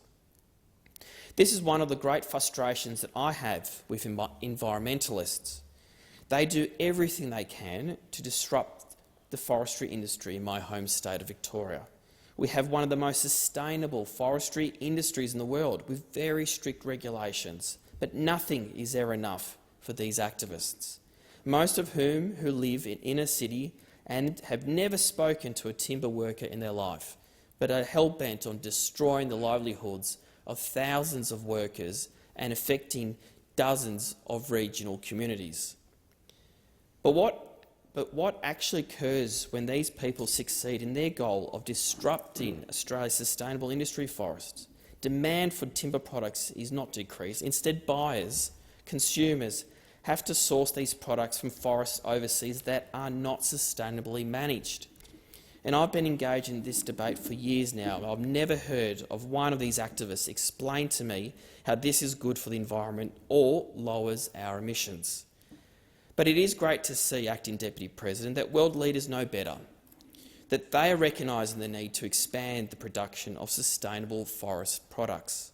AFPA and the NFF collaborated at COP27 to showcase how agriculture and forestry can work together on innovation climate solutions. Just one example I just wanted to highlight here was the Victorian red meat and tree farmer Mark Wooten, who spoke at the event with these peak bodies. And I just want to read a quote from Mark to the chamber because I think it demonstrates how agriculture and forestry are an essential part of the solution to climate change. Mark said, "About 20% of our land has been converted to trees, half of that for farm forestry and half for biodiversity. The benefits have been amazing. We are now able to carry a far greater number of sheep and cattle thanks to the shelter that the trees have provided, reducing losses from wind chill. There have been also marvellous biodiversity dividends. We have counted 45 bird species in the late 1990s and now have more than 170. In addition, we are soon to benefit from a major financial gain when our production trees are harvested for timber." So Mark's example is a real wake-up call that environmental interests and industry interests do not need to be opposed. They don't clash. In fact, they work and complement one another. So far too often we see politicians and activists spurring on this opposition from their own political ends, whether it be some political parties trying to boost their support in the inner city by campaigning against the industry in regional Australia, or the Conservatives telling voters in regional seats that action on climate change will have a negative impact on their communities. These cynical political tactics don't stack up against the reality that the development of industry in regional Australia is essential if we are to meet our climate goals. This is not Federal Labor's approach. What we are trying to do is bring Australians together to confront the big challenges like climate change, not wedging people against each other. And I'm glad this approach was endorsed and reflected at COP27. Loath to interject on you, Senator Ciccone, but thank you very much. Your time has expired. Senator McDonald. Thank you, Acting Deputy President. And I rise today to point out that those calling for the end of mining in this country are also calling for the end of our economy as we know it, the end of many small family-owned businesses and the end of high-paying regional jobs, the end of royalties and taxes flowing into government coffers to pay for roads, for schools, for hospitals, and the end of serious investment, $27 billion, over which 82% was spent within the Queensland economy alone. These are especially significant when you extrapolate those numbers across the rest of the country. And it is one thing for anti-mining campaigners to tweet angrily about this industry, but they completely miss the point, notwithstanding the fact that their mobile devices wouldn't exist without mining, but it is hypocrisy abounding in such circles. It is a great shame that mining's contribution to our lives is ignored by many of our thought and policy leaders, many who work in this place, giving oxygen to the fears of children who believe mining is destroying their futures and inspiring people to glue themselves to the road. This month, the Queensland Resources Council released their 8th Code Effectiveness Report 2021, and this is a review of the Code of Practice for Local Content Expenditure. Now, this is a terrifically important document because it measures the very things that, as a community, as a society, we have an expectation that our significant miners, no matter what sector they're in, are contributing in all sorts of ways to this country. But in particular, I just want to talk about what's happening in Queensland. This report shows spending by mining and energy companies on local goods and services rose by $1 billion, 4%, and it's expected to increase this financial year. Now, 82% of the $27.7 billion of expenditure was spent in Queensland. That is money that goes to businesses, small, medium and large. It ensures a private sector employment, and remembering that the mining sector has double the average wage of salaries in this country. And average salaries in Australia currently sit at $92,000 per year. So these are incredibly well-paid jobs. And in Brisbane, which is home to thousands of FIFO miners and mining head offices, imagine what would happen to Queensland's capital if you ripped $14.2 billion out of its economy. While the size of Brisbane and its diverse business interests may be able to cushion the blow, transport that loss of spending to places that are in more distant places, such as Blackwater, Capella, Thierry, Dysart, Chinchilla and Oakey. And these towns are filled with family-owned companies servicing the nearby mines and gasworks. There are engineering firms, bakeries, service stations, laundromats, cleaners, caterers, tyre businesses and environmental services. I think this is a significant part of the mining story that is sometimes lost, that mining companies employ more environmental scientists and undertake more environmental research, surveys and programs than any other sector in the country. It is mining that ensures that the high standard of regulation demanded by government at a state and federal level are met. This is something that mining companies, miners, are determined to achieve, and their ESG responsibilities are something that they are incredibly proud of. The Mackay region welcomed $5.49 billion in direct spending across 2020-21, well ahead of other mining hubs across the state. And the Isaac region, home to 27 operating coal mines, welcomed $2.12 billion in direct spending, while Gladstone reaped $2.12 billion and the Central Highlands $1.28 billion. This report is an important measure of the contributions of these companies supporting local businesses and supply chains in the regions in which they operate in right across Queensland. And the money has enormous flow-on benefits, not to mention the royalties and taxes on top of these figures that go, as I said before, to roads, to schools, to hospitals, and all of those services that we expect government to provide. Mining companies and businesses are also embedded in their local communities. They sponsor sporting teams, they fund community infrastructure like pools and playgrounds, but most importantly of all, they provide the well-paid, purposeful, meaningful work that allows Queenslanders to have a quality of life that would not exist without the operations of these mining companies. Because in these regions, it is miners that provide the jobs that allow Indigenous kids and every other young kid, young family who is in the regions to have well-paid, meaningful work. Well-paid, meaningful work.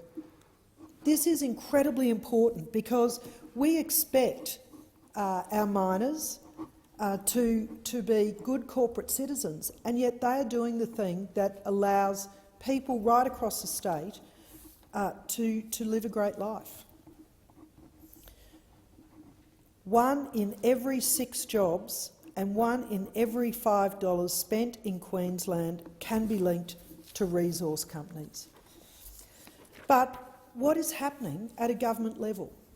Well, in Queensland, the state government has increased royalties. 3 years ago, it was an increase in gas royalties, and most recently, completely unconsultative, an increase in coal royalties.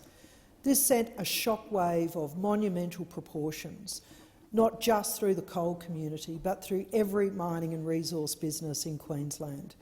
It sent a level of uncertainty for investment, but in addition, the Japanese ambassador and other trading partners have expressed their serious concern about whether or not Queensland and Australia is a secure and stable trading partner, whether or not we will continue to be able to provide the energy reserves and resources that they need to operate their own economies.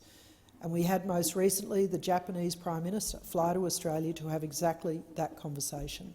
The Resources Minister was last weekend in Japan having the same conversation with her counterparts to try and deflect from the fact that both at a state and federal level, Labor is determined to kill the goose that lays the golden egg for this nation. BHP and other companies have already scaled down operations in response to royalty hikes.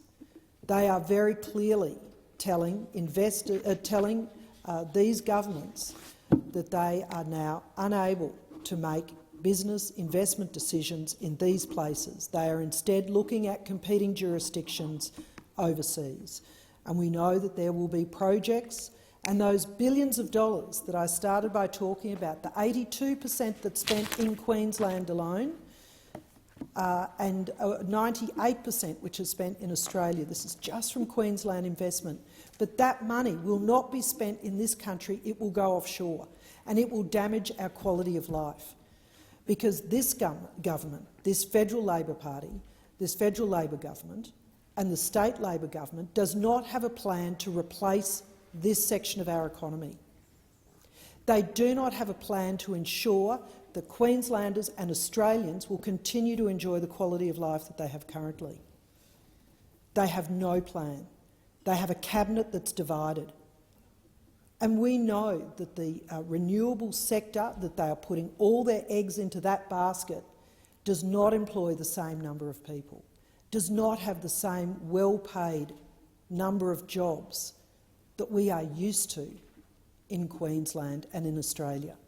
They certainly do not have them in the regional places with the investments in regional communities that we have got used to in this country. There is no plan to successfully convert our economy, our electricity, our jobs, our royalties and tax regimes in the absence of our resources sector in this country. I think this is incredibly dangerous. incredibly dangerous, and Australians and Queenslanders should be furious that we are threatening the economic prosperity, the environmental prosperity and the future of our children and our grandchildren for a short-sighted rush to change this economy. Senator Shoebridge. Acting Deputy President, I've seen the video of Sydney icon Danny Lim and the police violence he was subject to yesterday, and it is genuinely shocking. Danny, a 78-year-old man, a peaceful man, was tackled by 2 police officers in public and his face smashed into the ground. He can be heard in the video calling out for help. This is in the centre of Sydney. The last update we received is he has a fractured skull and bleeding on the brain. He's still in hospital as I speak now. Our thoughts are with him. Danny, if you're hearing us, we wish you a speedy recovery. But Danny was wearing his signature sandwich board, which has a misspelled 4-letter word on it, one I won't say in this place, but one which is definitely not as offensive as the brutality he was subjected to yesterday. It's the same word that was on a sandwich board in 2019 when police arrested and took Danny to court. And that case was thrown out with the magistrate saying the arrest then was heavy-handed and unwarranted and that the sign was cheeky but not offensive. Smashed to the ground yesterday for a cheeky sign. Seems they've learned nothing. Don't worry, say the New South Wales Police. There's now an independent review happening of yesterday's assault. Well, we're still worried because it's not independent, because we know it'll be police investigating police, and that only works for police. There are never any consequences for violent officers, and nothing seems to change. It's not just a few bad apples, and it's not just one police force. It's a pattern of violence, racist policing where there are no consequences. In WA, a report just this week shows 61% of the people attacked by police dogs, some kids, were First Nations peoples. In Queensland, another scathing report, this time shows in horrific detail the deeply racist and sexist actions of many serving police in that state, but not a single police officer has been fired or faced a serious sanction. There aren't any other jobs I can think of where you can violently assault an elderly man wrongfully, brutally, and be sure to keep your job. Police forces don't just need more training. They need root and branch overhaul and a system of oversight with real consequences for bad behaviour. At a time when integrity and transparency are the flavour of the day, it's time to apply exactly those standards to all police in this country. Four Corners' expose of Australia's youth detention centres is a national shame and a reminder of institutional abuse in our criminal justice system, a system that seems to condone the routine violation of human rights. Children in jail are our most vulnerable, our most neglected and most marginalised children. And in the first half of this year, there have been 285 instances of self-harm and 20 attempts at suicide at the Banksia Hill Youth Detention Centre alone. Just pause on that for a moment. Just one jail, just one child jail. And in 2016, we all remember when news broke about the appalling violence in Don Dale. And as a nation, we vowed to shut it down and stop abusing children like that. And yet here we stand 6 years later and it's still open for business. Instead of supporting and funding child prisons that repeat and aggravate the cycle of misconduct and reoffending, we need to turn those billions of wasted dollars towards supporting kids, not jailing kids, rehabilitation and recovery. We must not look away from these disturbing reports, the disturbing statistics, and just simply allow business as usual to continue. Australia continues to perpetuate its tragic and shameful past of invasion and colonisation through this systemically racist criminal justice system, when we know it targets poor kids and First Nations kids, and some as young as 10 years old. These are systems of institutionalised abuse that incarcerate children, breed intergenerational trauma and will take us backwards. And it's not time for more reports or for more recommendations. It's time to take the only action that really matters. It's time to close all children's prisons in Australia. And I want to thank Nirvana for these words and thoughts. When it comes to cybersecurity, Medibank must be breathing a sigh of relief this week as it looks at the government's empty promises while millions of Australians are reeling from their sensitive information being compromised and shared. The new penalty regime proposed by the Albanese government for privacy breaches, after the Optus, Medibank, Woolworths, Vino Mofo, the list goes on, probably another one this morning. After those hacks, that new proposed penalty regime will see businesses facing fines of up to $50 million for privacy breaches. Or if the company benefited, they could be fined up to 30% of their annual turnover. Sounds great. However, after we heard from the Office of the Australian Information Commissioner in the privacy inquiry last week, we know that that office does not have the funds to prosecute these companies, even with the new super penalty on the statute books.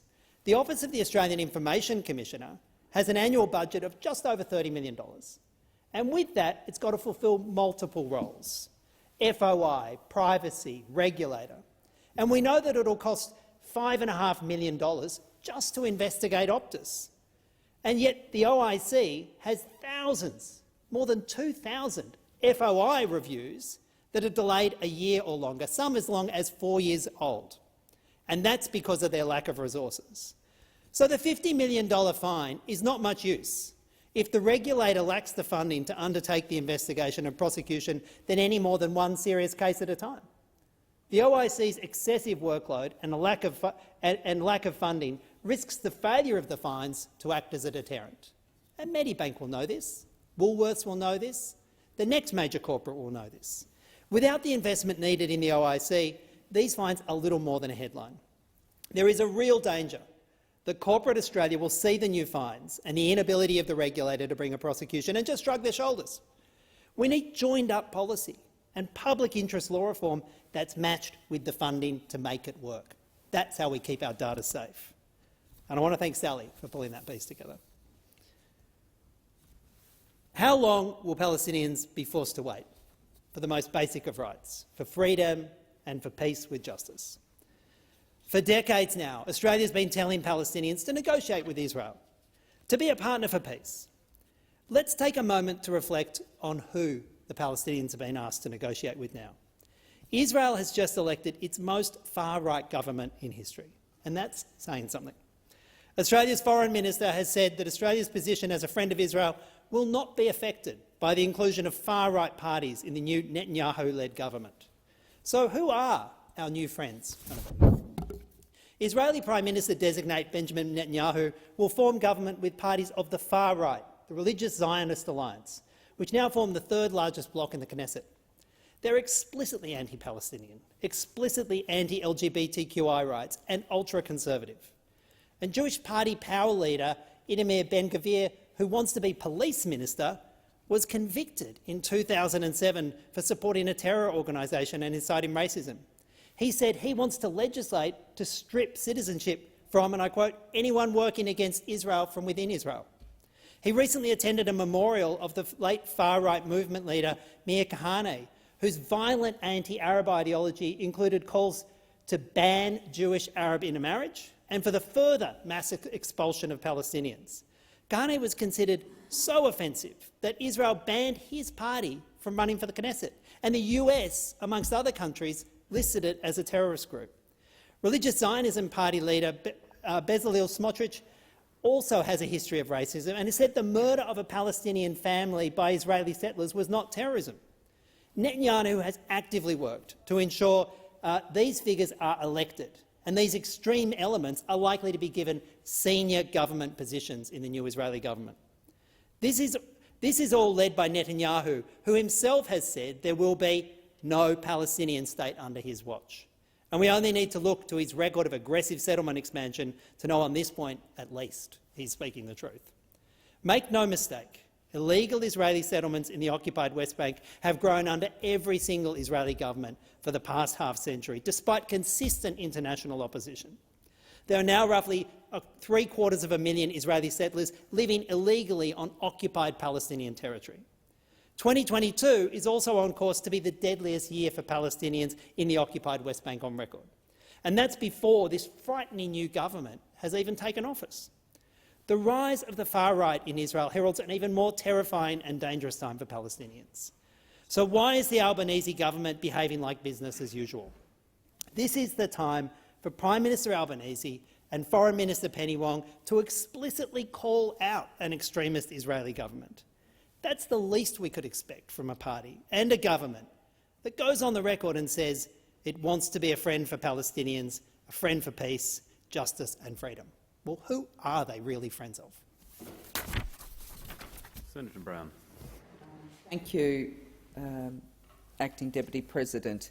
Before I begin the main subject of my speech, I want to address the debate which occurred in this place this morning over a bill which claims to prohibit the indoctrination of children.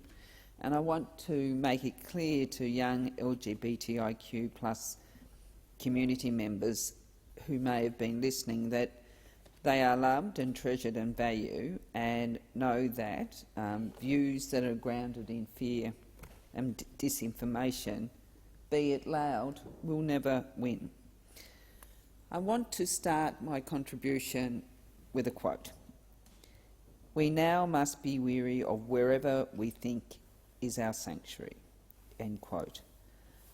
This is just one of the recent tributes after the horrific shooting of Club Q, a gay nightclub in Colorado.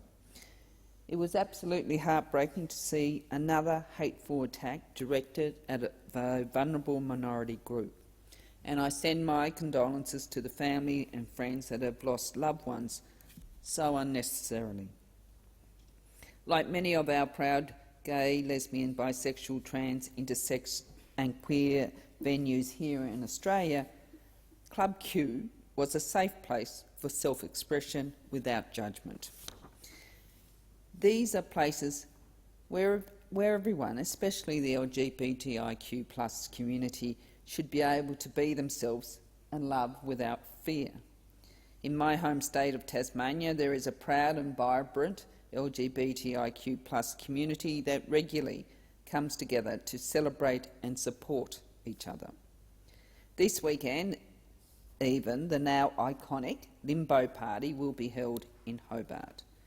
This is just one example of a proud and inclusive community coming together to create a safe space where young people are supported to be their authentic selves. At the same time, Pride will be taking centre stage at Limbo. The harmful practice of conversion therapy continues to remain legal in Tasmania. The Tasmanian Parliament is currently debating the ban of this practice.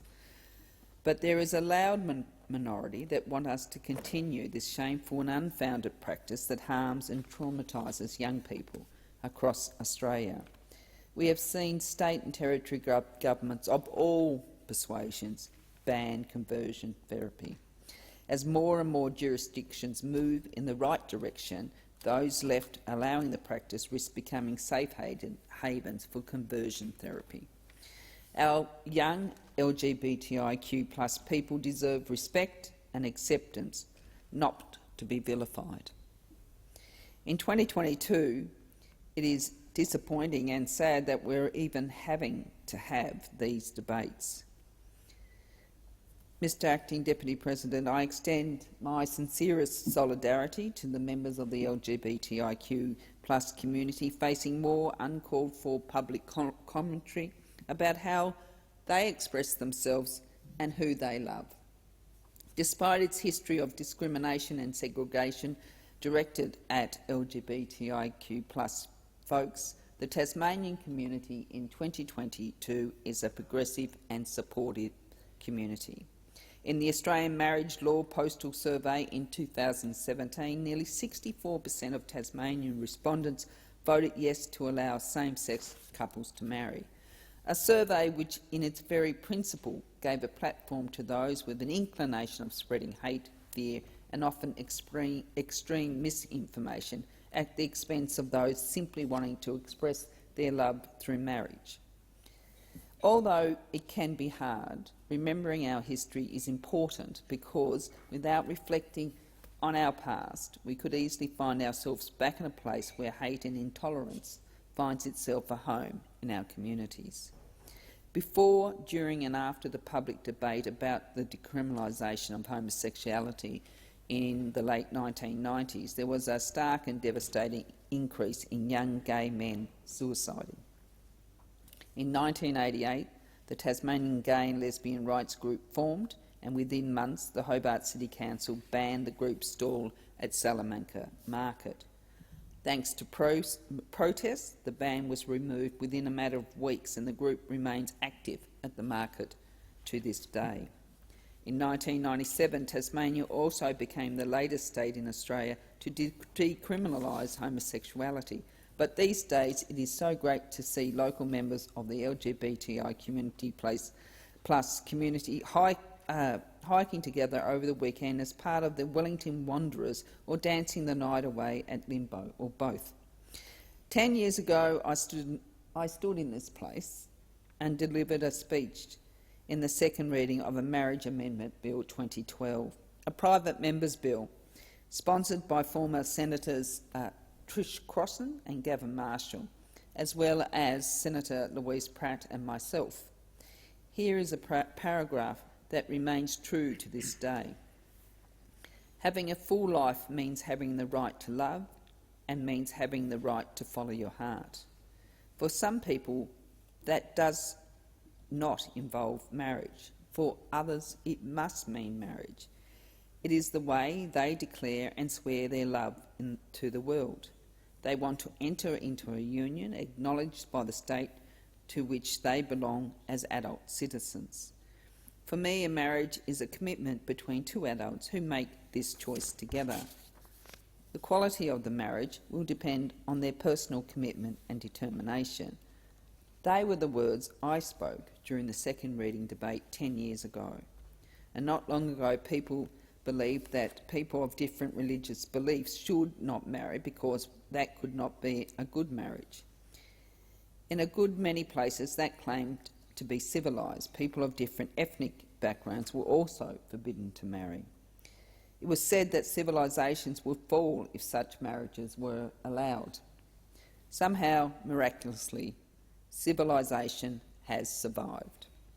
In 2017, 5 years later, after I delivered that speech in this place, an act titled the Marriage Amendment Definition and Religious Freedoms Act passed through the Senate on the 7th of December and received royal assent the following day. And I would like to add that the sky, as predicted by some, didn't cave in that night. Australia voted for marriage equality, but a whole lot of people were able to demonstrate their love how they wanted and deserved through marriage. This weekend, Victorians will have the privilege, I hope, of re-electing a progressive government. A government led with an unwavering commitment to equality and an unwavering commitment to justice.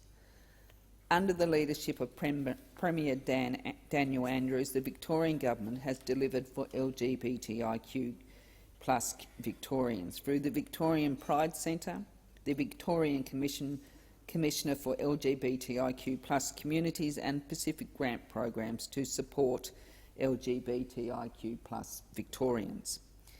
Instead of governing for government's sake, the Victorian government, in their own words, won't rest until equality is achieved for LGBTIQ plus people. In contrast, the Victorian Liberals campaign has been overshadowed by claims of Pentecostal groups and the hard right infiltrating the Liberals. Not only do some endorsed Liberal candidates subscribe to anti-same-sex marriage, it has been revealed that some of their candidates have said racist statements about our First Nations community.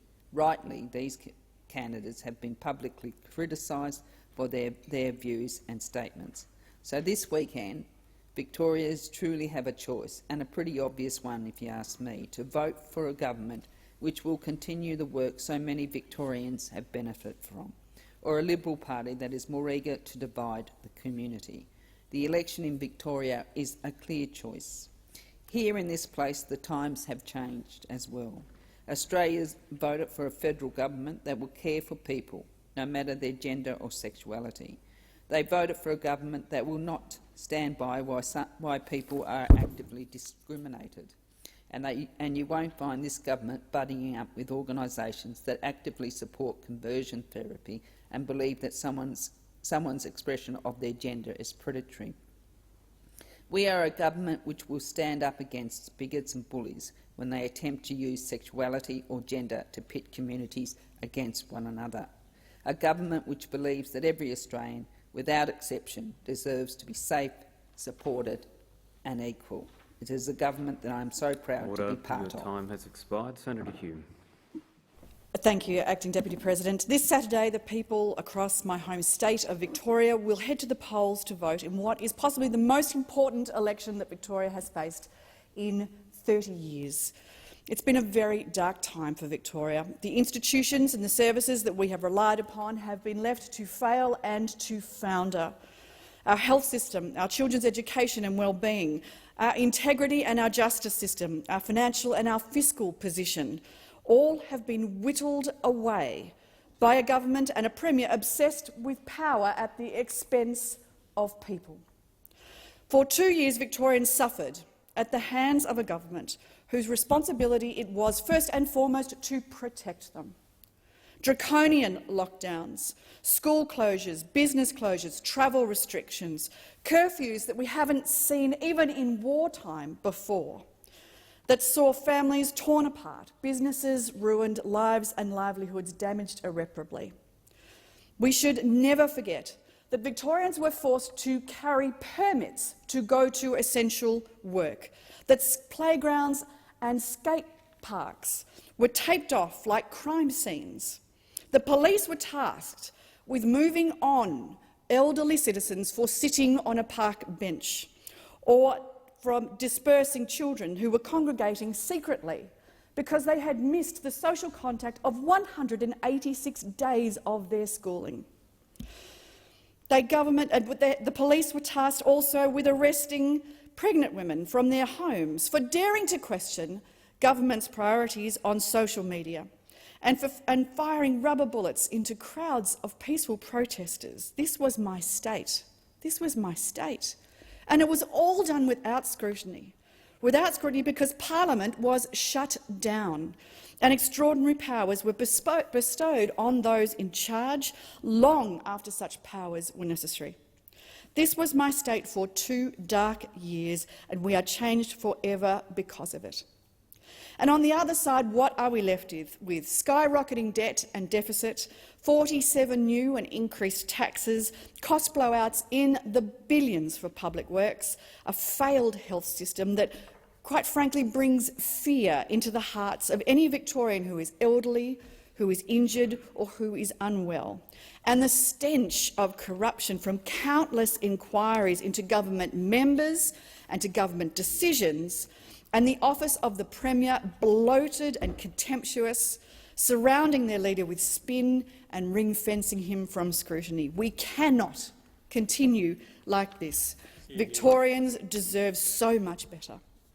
The people of Victoria have the opportunity to vote for change, for integrity, and vote to fix our health crisis. Matt Guy and the Liberals have put forward a positive agenda that will deliver real solutions to the problems that Victoria faces, and it is a comprehensive plan that fixes the healthcare crisis without raising taxes. It puts the end to Daniel Andrews' era of spiralling debt and higher taxes, rewarding hard-working Victorian families, helping small businesses, restoring integrity and accountability in government and building stronger communities. Victoria needs new government now more than ever before.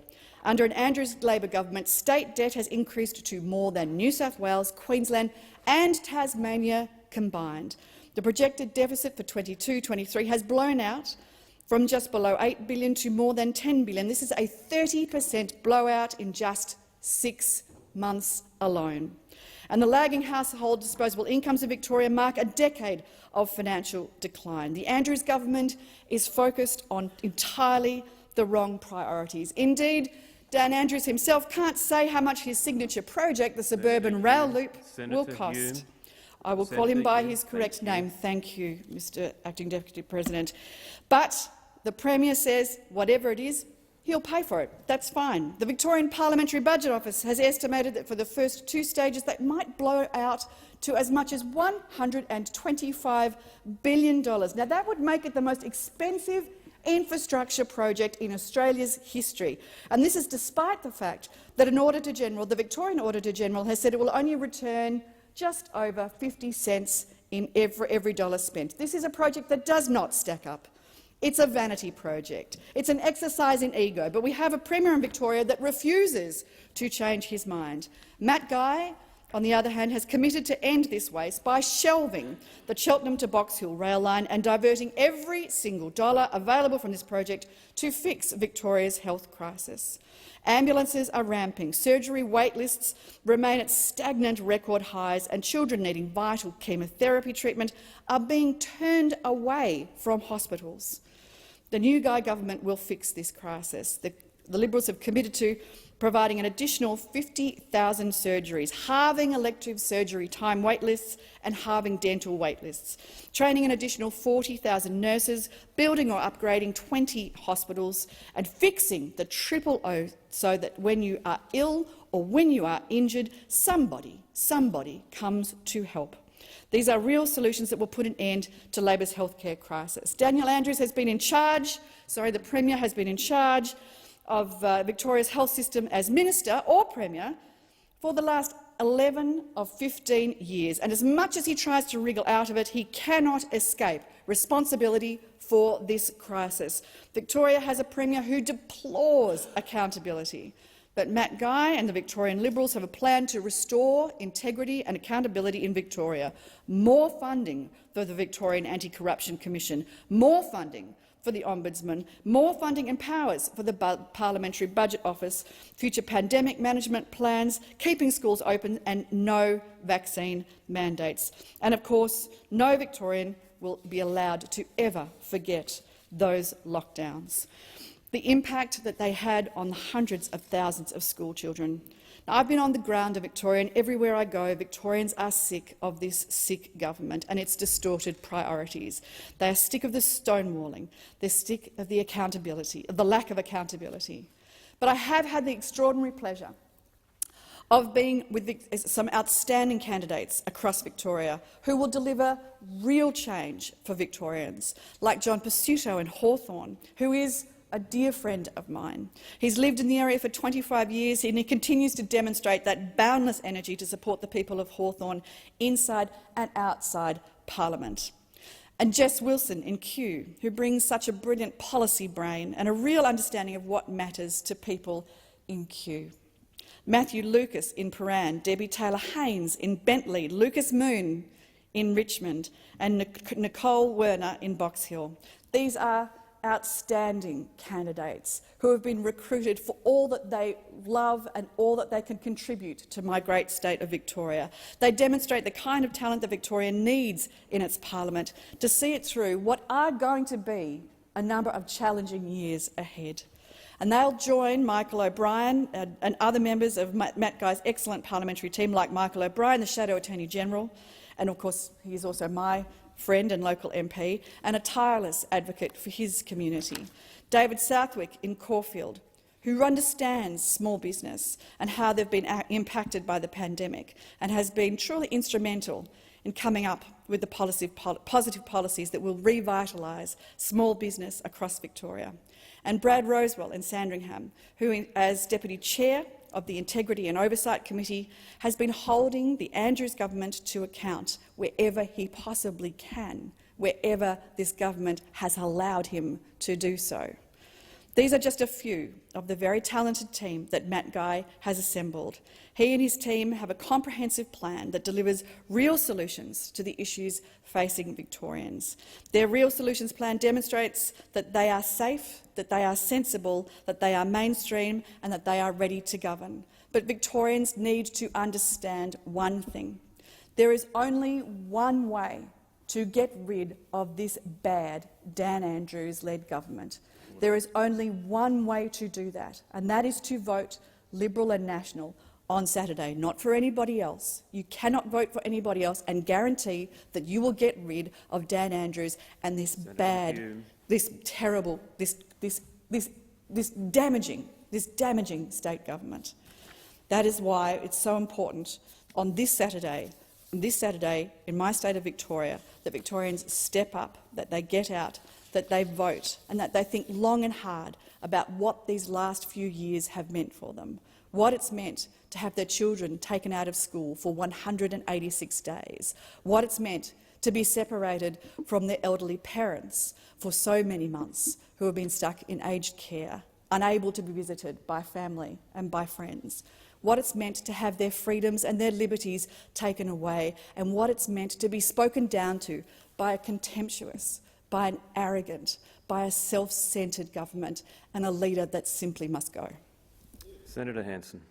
Thank you very much. Well, I have to say, I'm going to speak about the Victorian elections again, and I have to endorse what Senator Hume has said, except from the part of only voting for the Liberal National Party.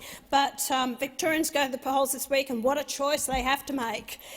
They can vote for more of the same, record debt, actually $170 billion, and an unaccountable government like who's my way or the highway under Labor, led by Premier Dan Andrews. Or they can vote for the coalition government, and there is an alternative there. But I'd say the coalition is probably a better choice than the Labor government, and some good Conservative minor party candidates, they deserve consideration.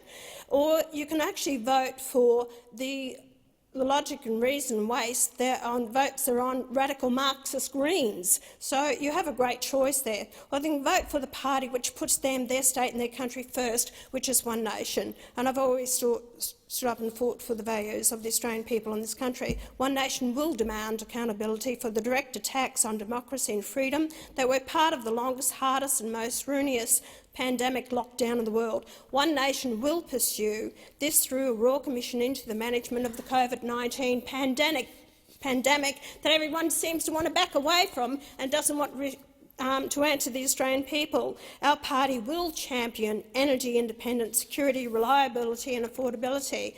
We'll push for Victoria's vast gas reserves to be used to the benefit of the Victorian people. We'll push for a second interconnected across Bass Strait and for the expansion of fuel storage facilities at Geelong. We'll advocate for measures to improve water and food security. One Nation supports expansion of the Big Buffalo Dam and more certainty about water allocations for the state's irrigators.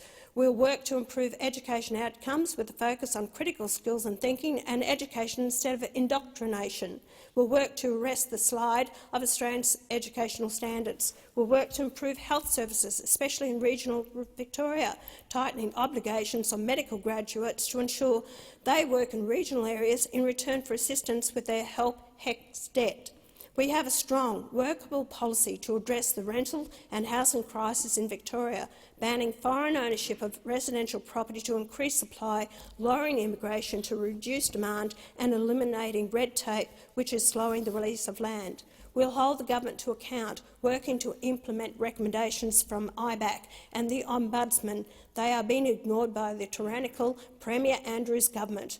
We will advocate long-term investments in infrastructure, especially in regional areas, that will underpin Victorian prosperity for decades to come. Upgrades to the Princess Highway and Bass Highway are our priorities, as is the massive backlog in regional road maintenance. One Nation will be the champion of revitalising Victoria's regional rail networks, and we will work to scrap the useless over-budget Metrolink, nothing more than a vanity project for Premier Dan Andrews. We'll implement policies to support a skilled and flexible workforce, revitalising vocational education and establishing innovation hubs in regional areas. And most importantly, One Nation will be resolute in the defence of fundamental democratic principles like freedom of speech, religion, association and assembly. These principles came under direct and sustained attack by the tyrannical Andrews Labor government, which shamelessly used intimidation, heavy-handed police tactics and surveillance to force the Victorian people into compliance. We will not allow that to happen ever again. To the people of Victoria, I also say, make very sure your vote and your preferences go to the candidate who is going to work for you and your interest. Election campaigns are like job interviews, and voters are the employer. Select the candidate who is going to represent you and your community and fight for your rights. With the revelations of Victorian voters being deliberately misled by cynical manipulation of our upper house group voting tickets, the only safe vote above the line for the Victorian upper house is One Nation, but we strongly encourage you to vote below the line. I wish Victorians all the best for the future of their state, which is in the hands this coming Saturday, and I commend to the One Nation team in Victoria, our candidates, members and volunteers for a great campaign that has always put Victoria and Victorians first. And heaven help Victoria if the Daniel Andrews and his Labor government gets voted back in again. Time has expired. Senator Dodson. Thank you, Mr Acting Deputy President. The Uluru Statement is an invitation to the nation, and it requires a response from the nation. It was given to us in goodwill by the 1,200 First Nation representatives that participated in 13 regional meetings across the country in 2016 and 2017.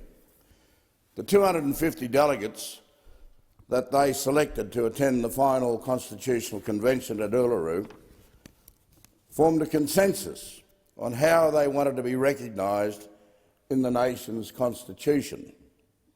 What emerged was a call for voice, treaty and truth. And since that day, the Uluru Statement has travelled the length and breadth of this country, and many hundreds of people from all walks of life have signed their names to it. We, as Australians, have each been accorded an opportunity to lay a new foundation for our relationship, rather than the one our nation was built on, the lie of terra nullius, that there were no people here when the British came.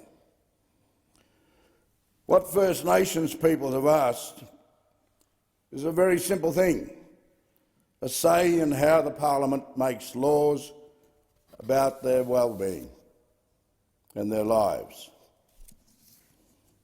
It will give Aboriginal and Torres Strait Islander peoples a say on the issues that affect them.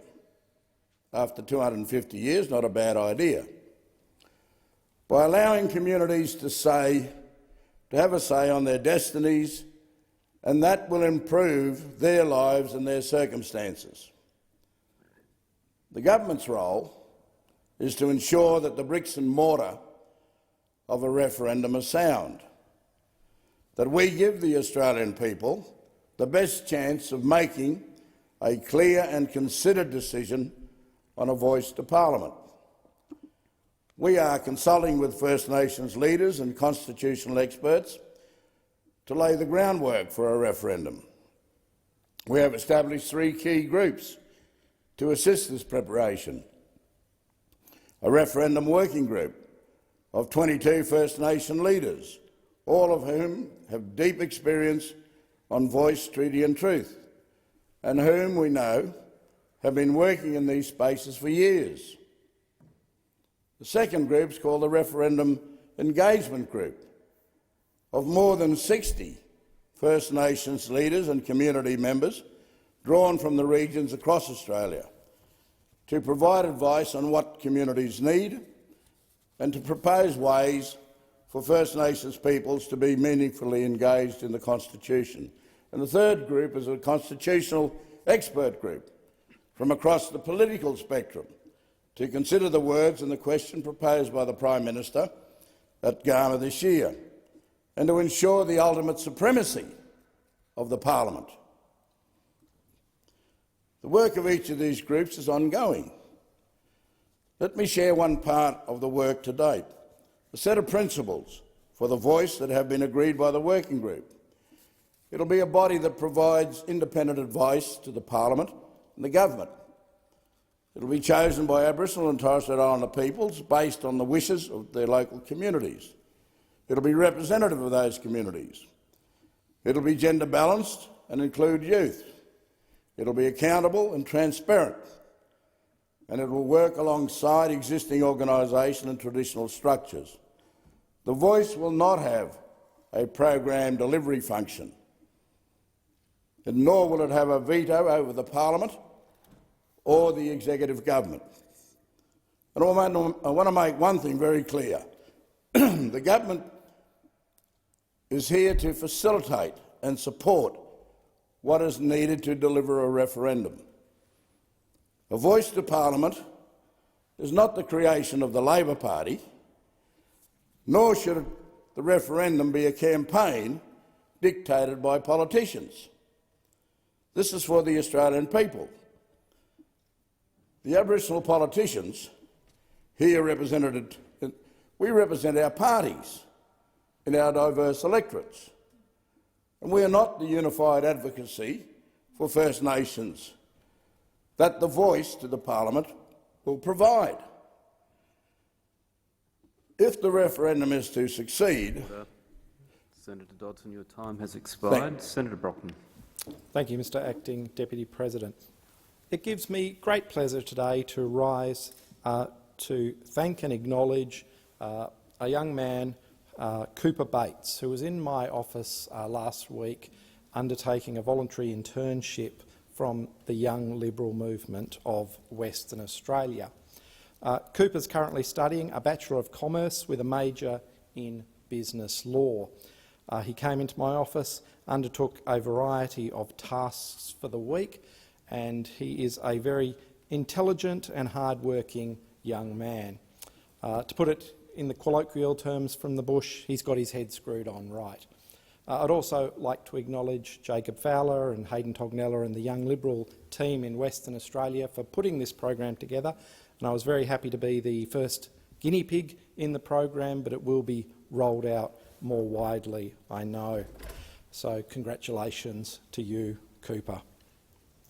I also wish to speak briefly about the uncertainty that's being created in an industry in my home state of Western Australia, and one that's very close to my own heart in the live export trade. As many would know, I come from a farming family, and including having participated in the sheep trade for many years.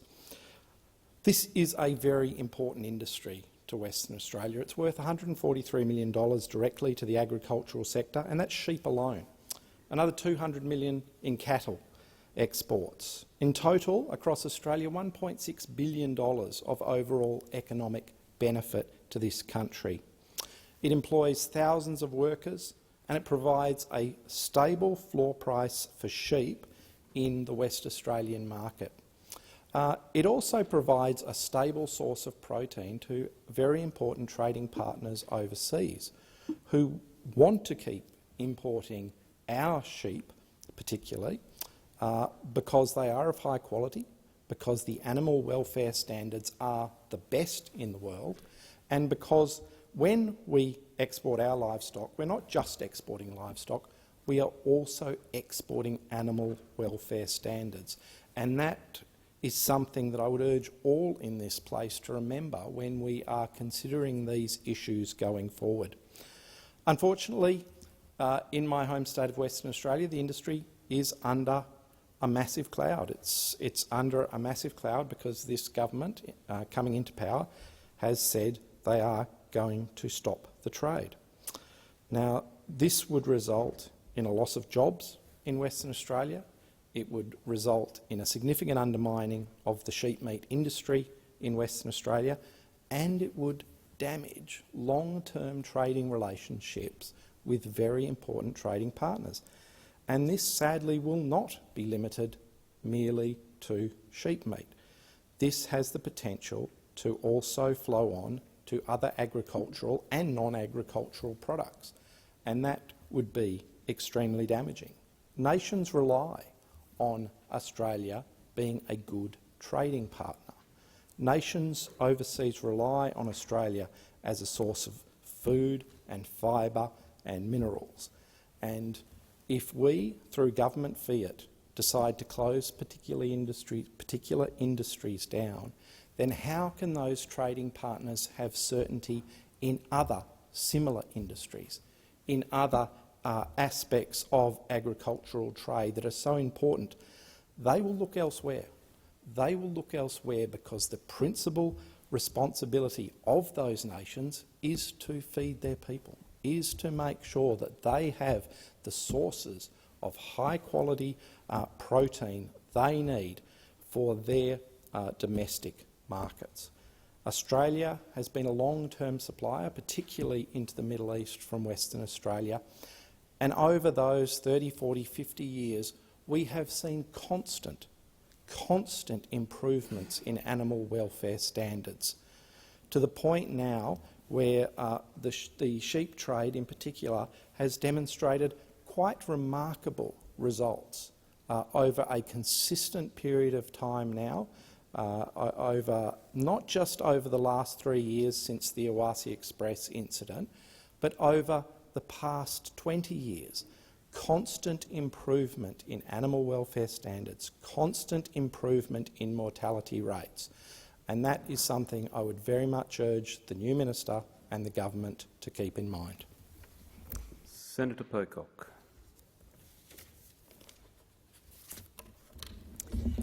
Thank you, Deputy President. Sometimes I feel that we face two very different worlds of work. There's the world on the front page of The Australian, the world of employer organisations and those old-time industrial relations club warriors fighting the workplace battles of last century. Those who predict that any tweaking of workplace laws will mean massive industrial action and time travel back to 30 years ago in 1980. They predict the end of the world as we know it. Today it's the Reserve Bank worrying on the front page of The Australian about changes to the law making it harder to hire and fire.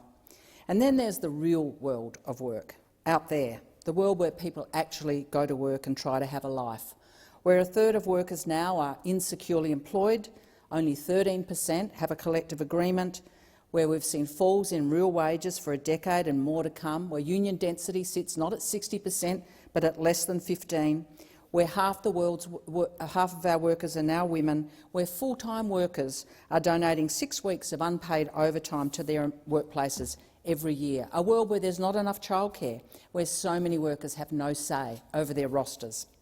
This is a tale of two worlds.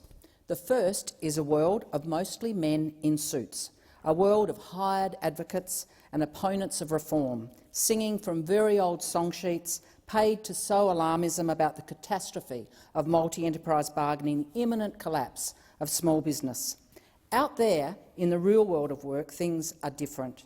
The issues are not strike action or too little flexibility in the hiring and firing of workers. The issues are who will look after my kids tomorrow while I go to work? What hours have I got next week? If I knock back this shift or try to swap it out, will I ever get another one? And how will I pay for petrol or childcare if I don't get a pay rise? I've been hearing a lot about this other world of work as we've taken our Select Committee on Work and Care around the country. Last week I was in Perth and Albany hearing from locals, people with lived experience of putting together a job with the rest of their life. And in Perth we heard from a Professor of Economics, Alison Preston at UWA, about the high, indeed huge penalty, more than half of lifetime earnings that hits carers over their lifetime as they put together jobs with the care of others. This is labour that is essential to our economy. Across Western Australia, childcare centres have waiting lists of between 150 and 200, and when they get that long, you don't bother putting your name down. So we know that there are more people out there looking for childcare, and people make the decision instead to give up work. And businesses across the state, they can't find the workers that they need. If the roads that get us to work every day were functioning at 60% of capacity, keeping people away from work like this, there'd be a national emergency declared. We would have a critical roads to work infrastructure fund of billions, fast. The failures in our work and care system are a failure of critical infrastructure. Yet our shouty, blokey labour law debate, if we can dignify it with that name, is stuck on issues of industrial action, awash with horror stories about the possibility of workers bargaining together for a collective standard amongst like businesses. Meanwhile, millions of employers and workers in small and larger businesses are just getting on with the job. They navigate our failed and inflexible infrastructure, our care system, our leave system, labour law built for blokes last century.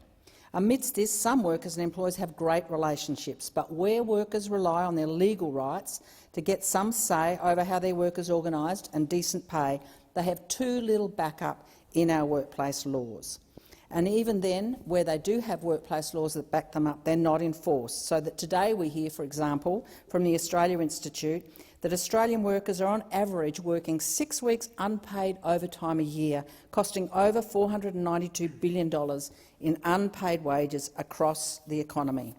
Our workplace is increasingly in our phone and in our back pocket, and it's competing with our kids for our time.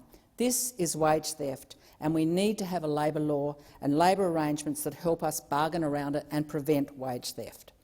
We need reform of our labour law, but it needs to leave the tired, old, overstated and alarmist myths of industrial action and business collapse behind and recognise the reality of men's and women's and children's lives now. We are not in 1980 anymore. We do not have a wife at home. We're in a world of low unionisation, job insecurity, more working carers and wages suppressed through a lack of collective bargaining.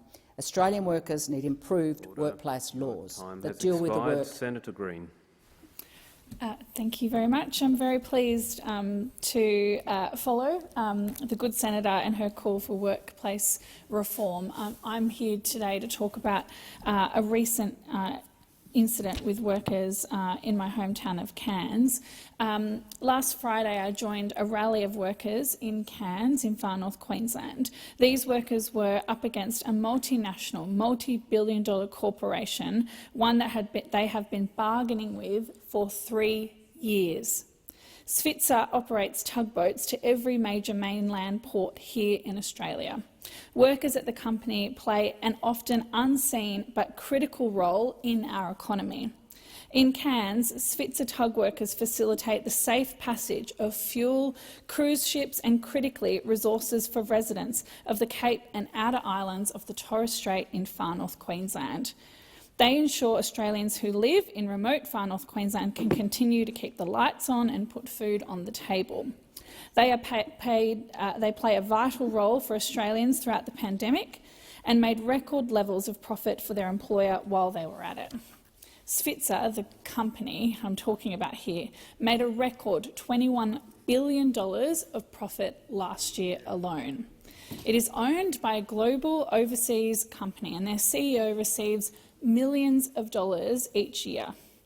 But on Friday, 18th of November this year, Svitzer notified their local workforce of their intention to take industrial action against them.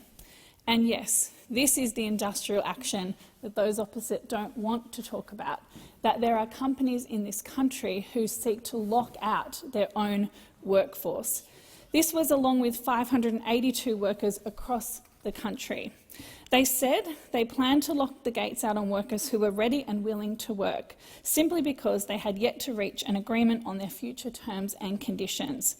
Well, I showed up to the local rally in solidarity because these workers were willing and able to do their important job, because they play a critical role in maintaining the health and safety of my region and so many others in Australia, because it's fundamentally bad for our economy and our supply chain if this critical part of our transport infrastructure is halted, particularly just before Christmas.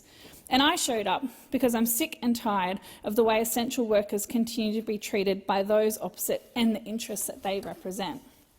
Our government didn't just show up for these workers. We expressed grave concerns to the Fair Work Commission that this corporate industrial action would impart significant economic impact on our economy. The Fair Work Commission listened and ordered the action to be suspended. And last week, these workers were looking down the barrel of locked gates. They were willing and able to return to work, and so they did. But Svitzer went as far as docking the pay of workers in preparation for the lockout, which didn't even go ahead. Now, because of their own solidarity and the support of the government, these workers are back at work. But this is evidence. This is evidence of a broken bargaining system where you have workers in our economy delivering an essential service to people in our communities who are trying to bargain with a global multinational company for years and years and years to get a pay rise. This is what we are talking about when we talk about the bargaining system being broken. And when a company seeks to lock out its own workforce instead of sitting down at the bargaining table, well, that is what we're talking about when we're talking about industrial action from a company against its own workers. This is the system that we need to change, because workers have been trying to bargain for a pay rise, but they're not getting it. And that is why we are delivering reform in this sector. It now being 1:30, I'm going to move to 2-minute statements. Senator Henderson. Thank you, Madam President. As the former Victorian Police Chief Commissioner Kilglare said in Peter Credlin's excellent Sky News documentary, The Cult of Daniel Andrews, never in his lifetime has he seen a government as corrupt as the one led by Premier Daniel Andrews. The Premier is currently at the centre of 4 corruption inquiries. He has left a trail of corruption and cover-up.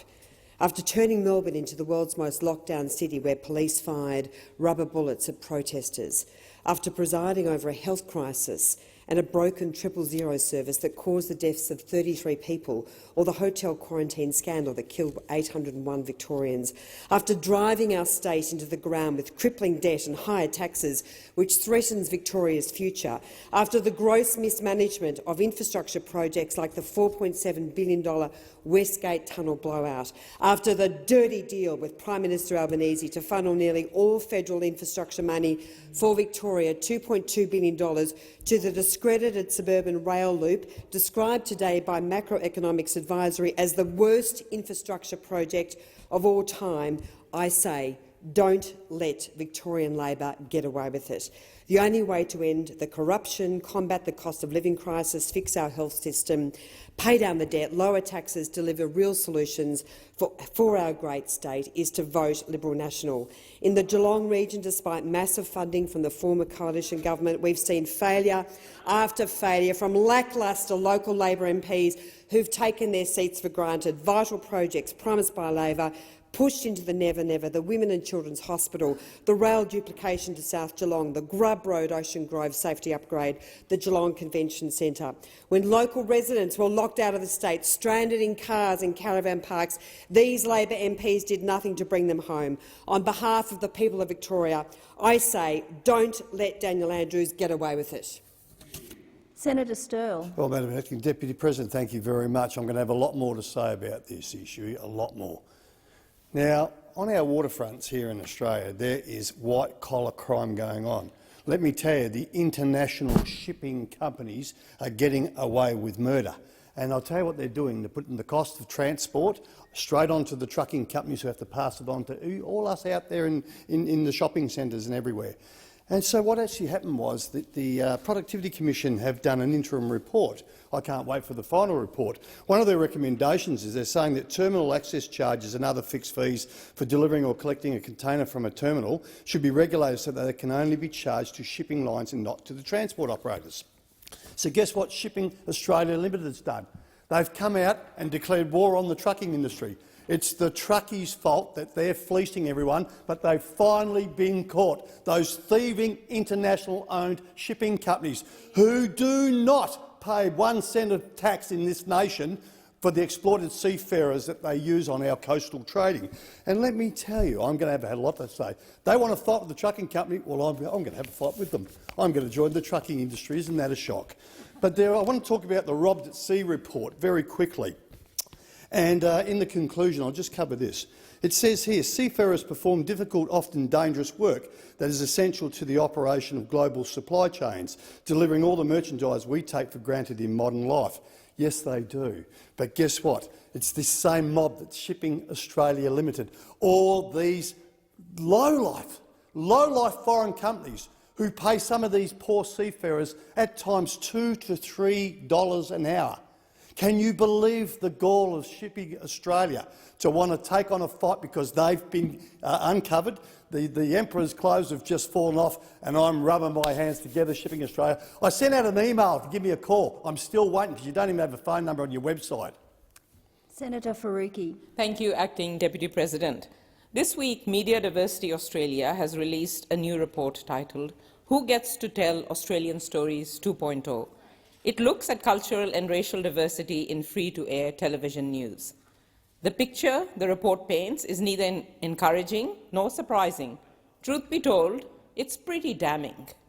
Among other insights, the report finds that journalists with an Anglo-Celtic background remain vastly overrepresented on television, that Australia's non-European population is at least 19 times greater than the representation on commercial networks, and that they could not identify a single Indigenous reporter or presenter at the Seven network, which has the least on-air cultural diversity. It also finds an underrepresentation of cultural diversity on network boards and in TV news editorial leadership.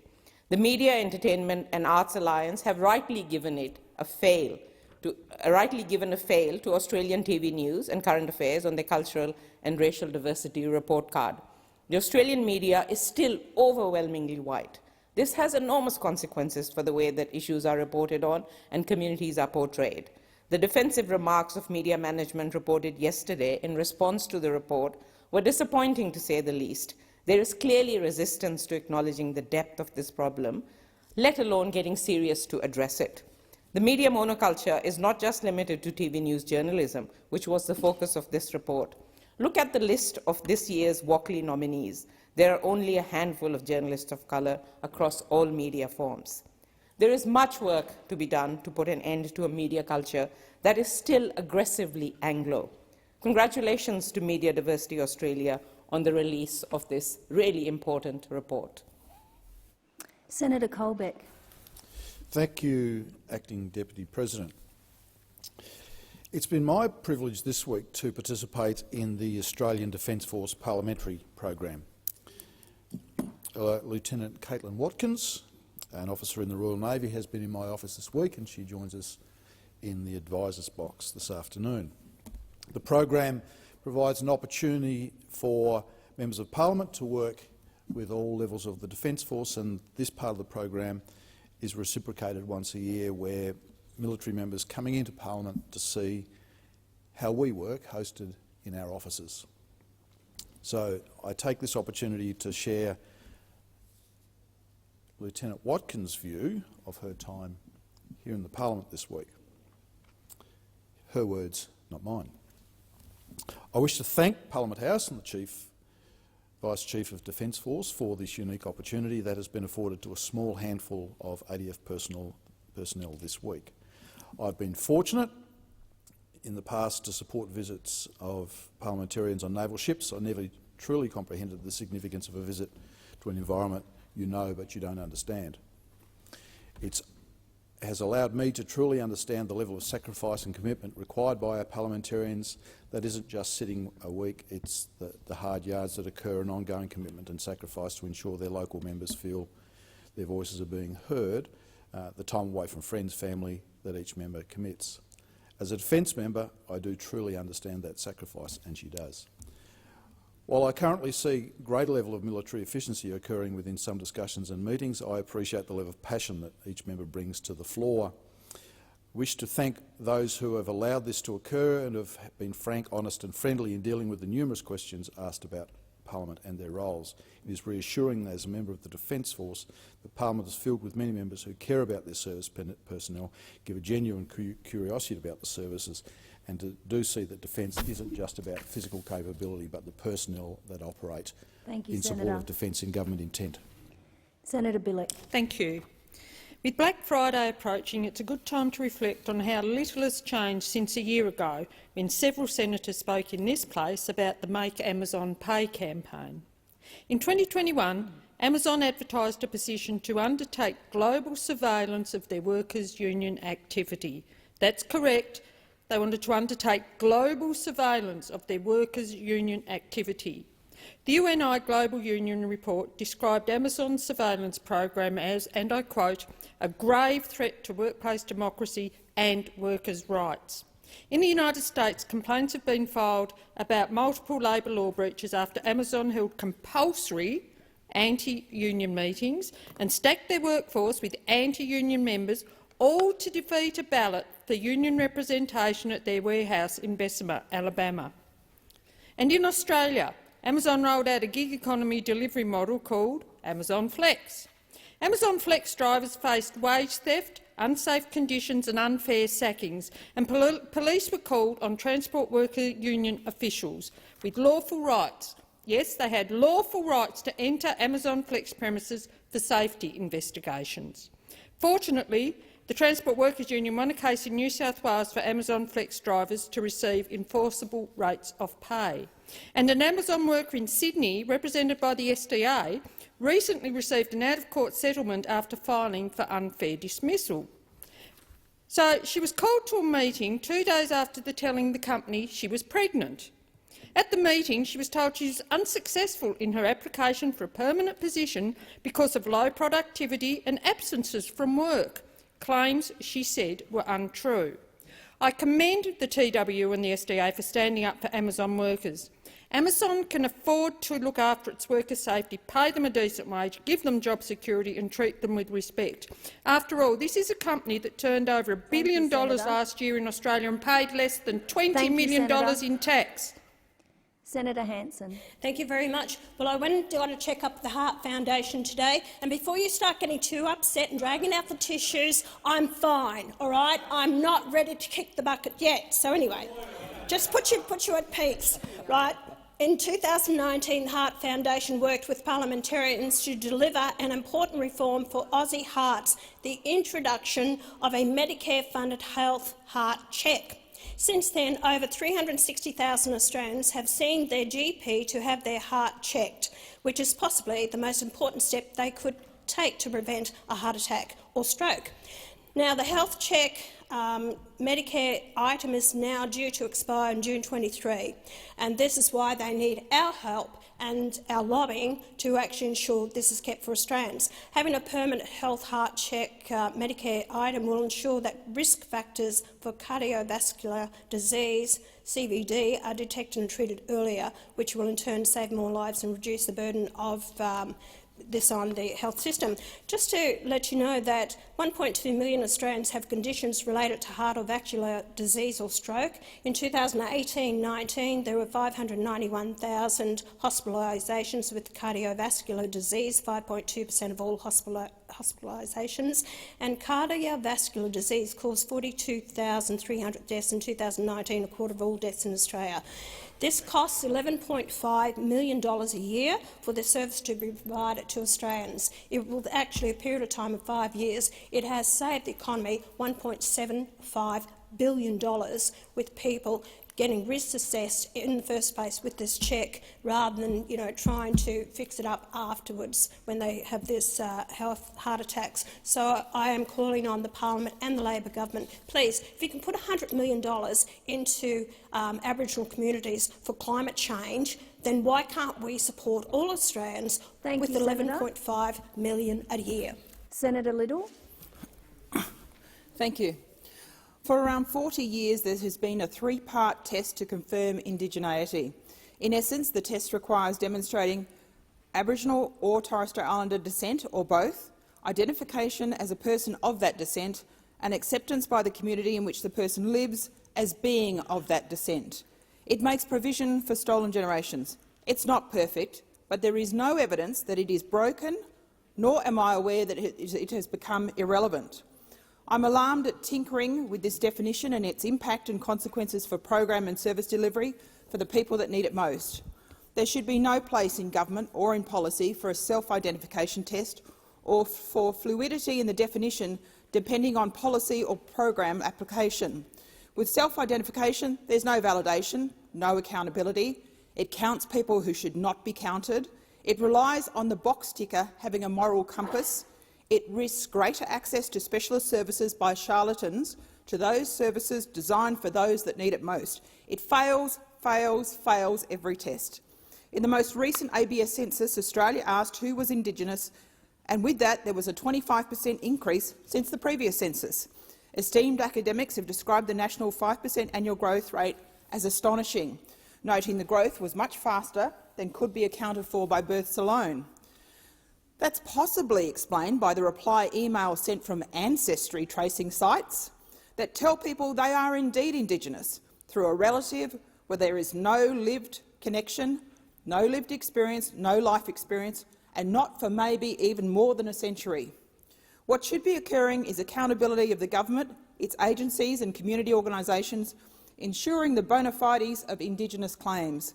And we better get it right before we ask Aboriginal and Torres Strait Islander peoples to elect representatives to the Voice, should that be successful at referendum. Senator Walsh. Thank you, Acting Deputy President. Today I pay tribute to early childhood educator and United Workers Union member Liz Kennedy. Liz passed away suddenly last week at the age of 59. Liz was a tireless advocate for early childhood educators and the children in their care. She was determined that every child should have access to the highest quality early learning possible, and that every educator should be properly valued for their incredible work, including in their pay packet. Liz took every opportunity to advocate for her profession, including publicly challenging comedian Dave Hughes to spend a day walking in her shoes after he said, live on radio, that early educators just play with children and change nappies.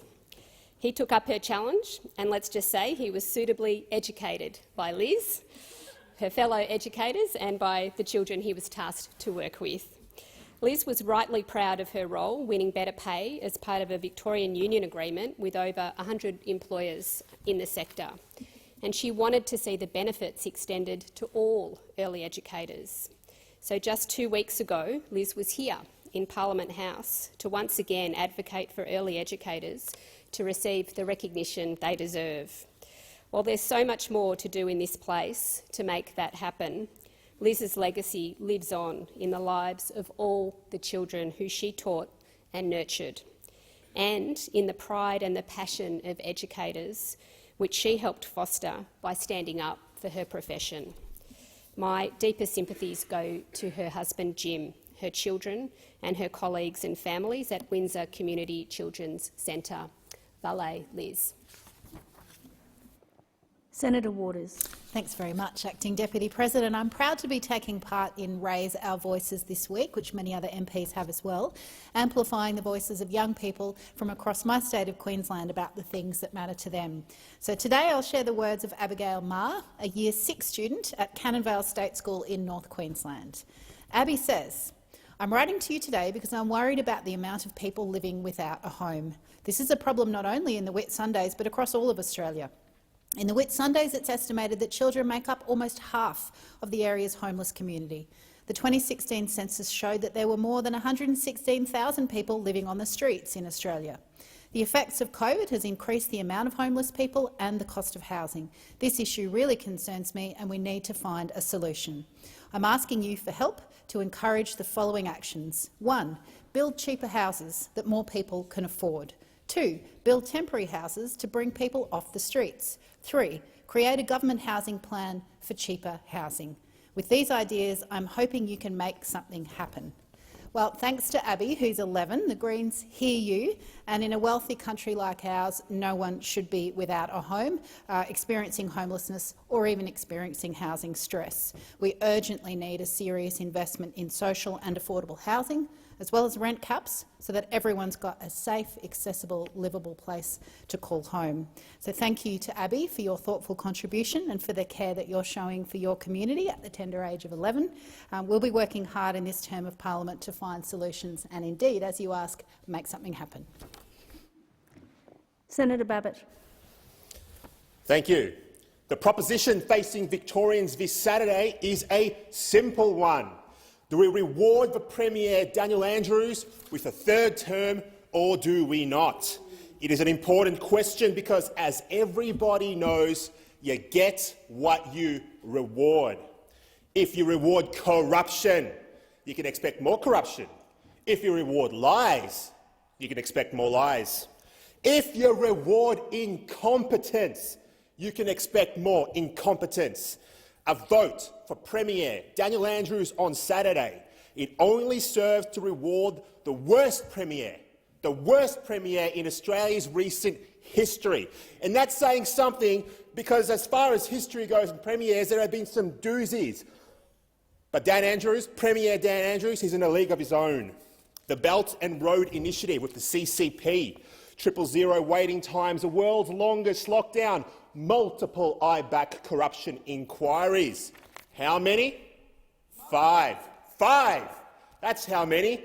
Any one of those things on their own is enough of a reason to kick Premier Daniel Andrews and his failed government to the curb. Taken together, though, they are failing so epic that future generations will study this period of Victorian history as a warning of what can happen when stupidity is rewarded at the ballot box. Well, never again.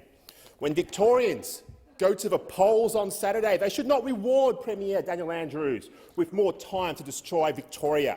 Victorians must not reward incompetence. They must punish it. Victorians must not embolden corruption. We must cut it out like the cancer that it is. Victorians must not honour a dishonourable man by electing him for a third time to the highest office in our state. Victoria deserves better, and let's face it, anything is better than Premier Dan Andrews. Sack Dan Andrews. Senator Scarr. Madam Acting Deputy President, there were two extraordinarily important documents that were tabled in the Senate this week, which demonstrate without doubt that the last thing this Senate should do next week is abolish the Australian Building and Construction Commission. Now, those two documents were the annual report of the Australian Building and Construction Commission for the year ended 30 June 2022 and their most recent quarterly report on their operations. And I want to refer to 3 points with respect to these documents. The first, on page 36, gives you everything you need to know as to why we need the Australian Building and Construction Commission, and that is this. With respect to the penalties imposed between 2 December 2016 and 30 June 2022, 90% of them went to the CFMEU Construction Division. That is the problem, the unlawful behaviour of the CFMEU Construction Division. Penalties for other unions, only 3%. There's a problem with the CFMEU Construction Division.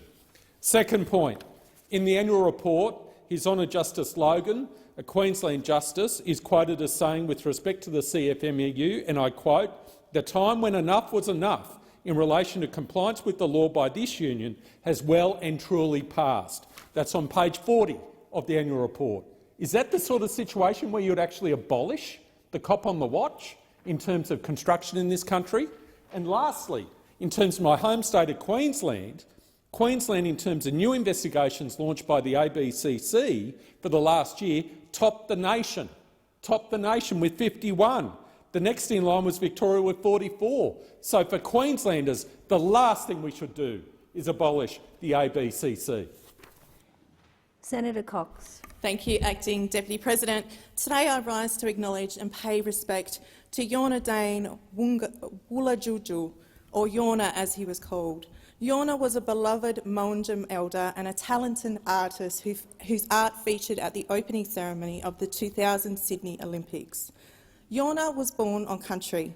His father founded his Wungard spirit in the ocean at a place called Yorna Dayan, a whirlpool where the two tides meet. Yorna was the spirit of the whirlpool. From the beginning of his life, Yorna was enmeshed in negotiating and the meeting of two tides, his cultural world and the world of the wider public. He lived out his early years on country and learned from his ancestors. This was explored in his biography, I Lived My Own Life. Yorna's voice remained with us through his book and other artworks.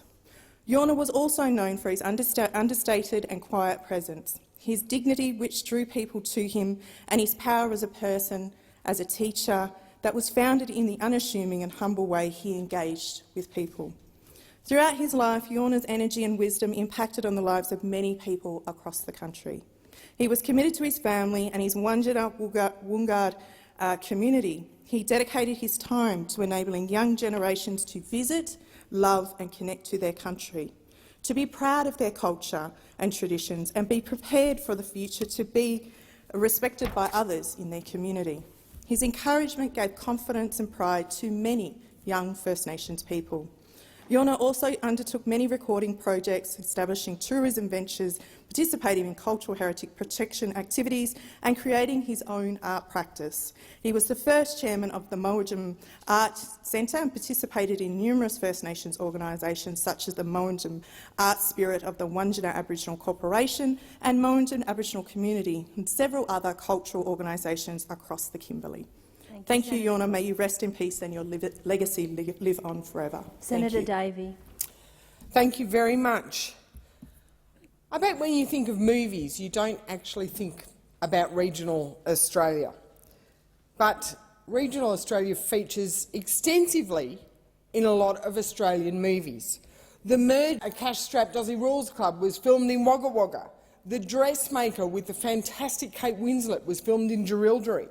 Mad Max, several of their films were filmed around Broken Hill and Silverton. And then our television. Doctor Doctor was filmed in Mudgee, my old hometown.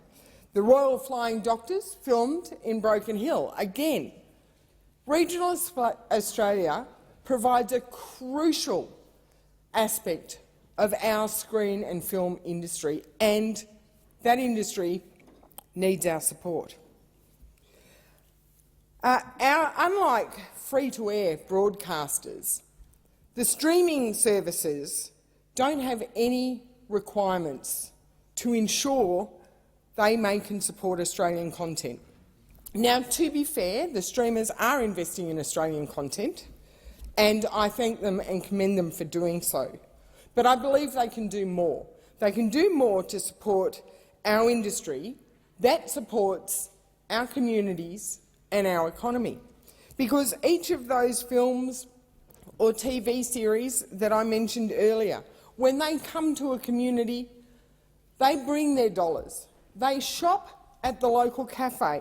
They go to the hardware store to buy their hardware. They use local tradies. Sometimes they use the local hairdressers. And I know from personal experience that they use locals as extras in their scenes. So we need to get behind our screen industry, and we need to look at what more we can do to make sure our stories continue to be seen on our screens. Senator Grogan. Thank you. I would like to acknowledge today and thank the continued work of our state emergency services, our country fire services and their dedicated volunteers who are working tirelessly to assist the communities impacted by floods across Australia.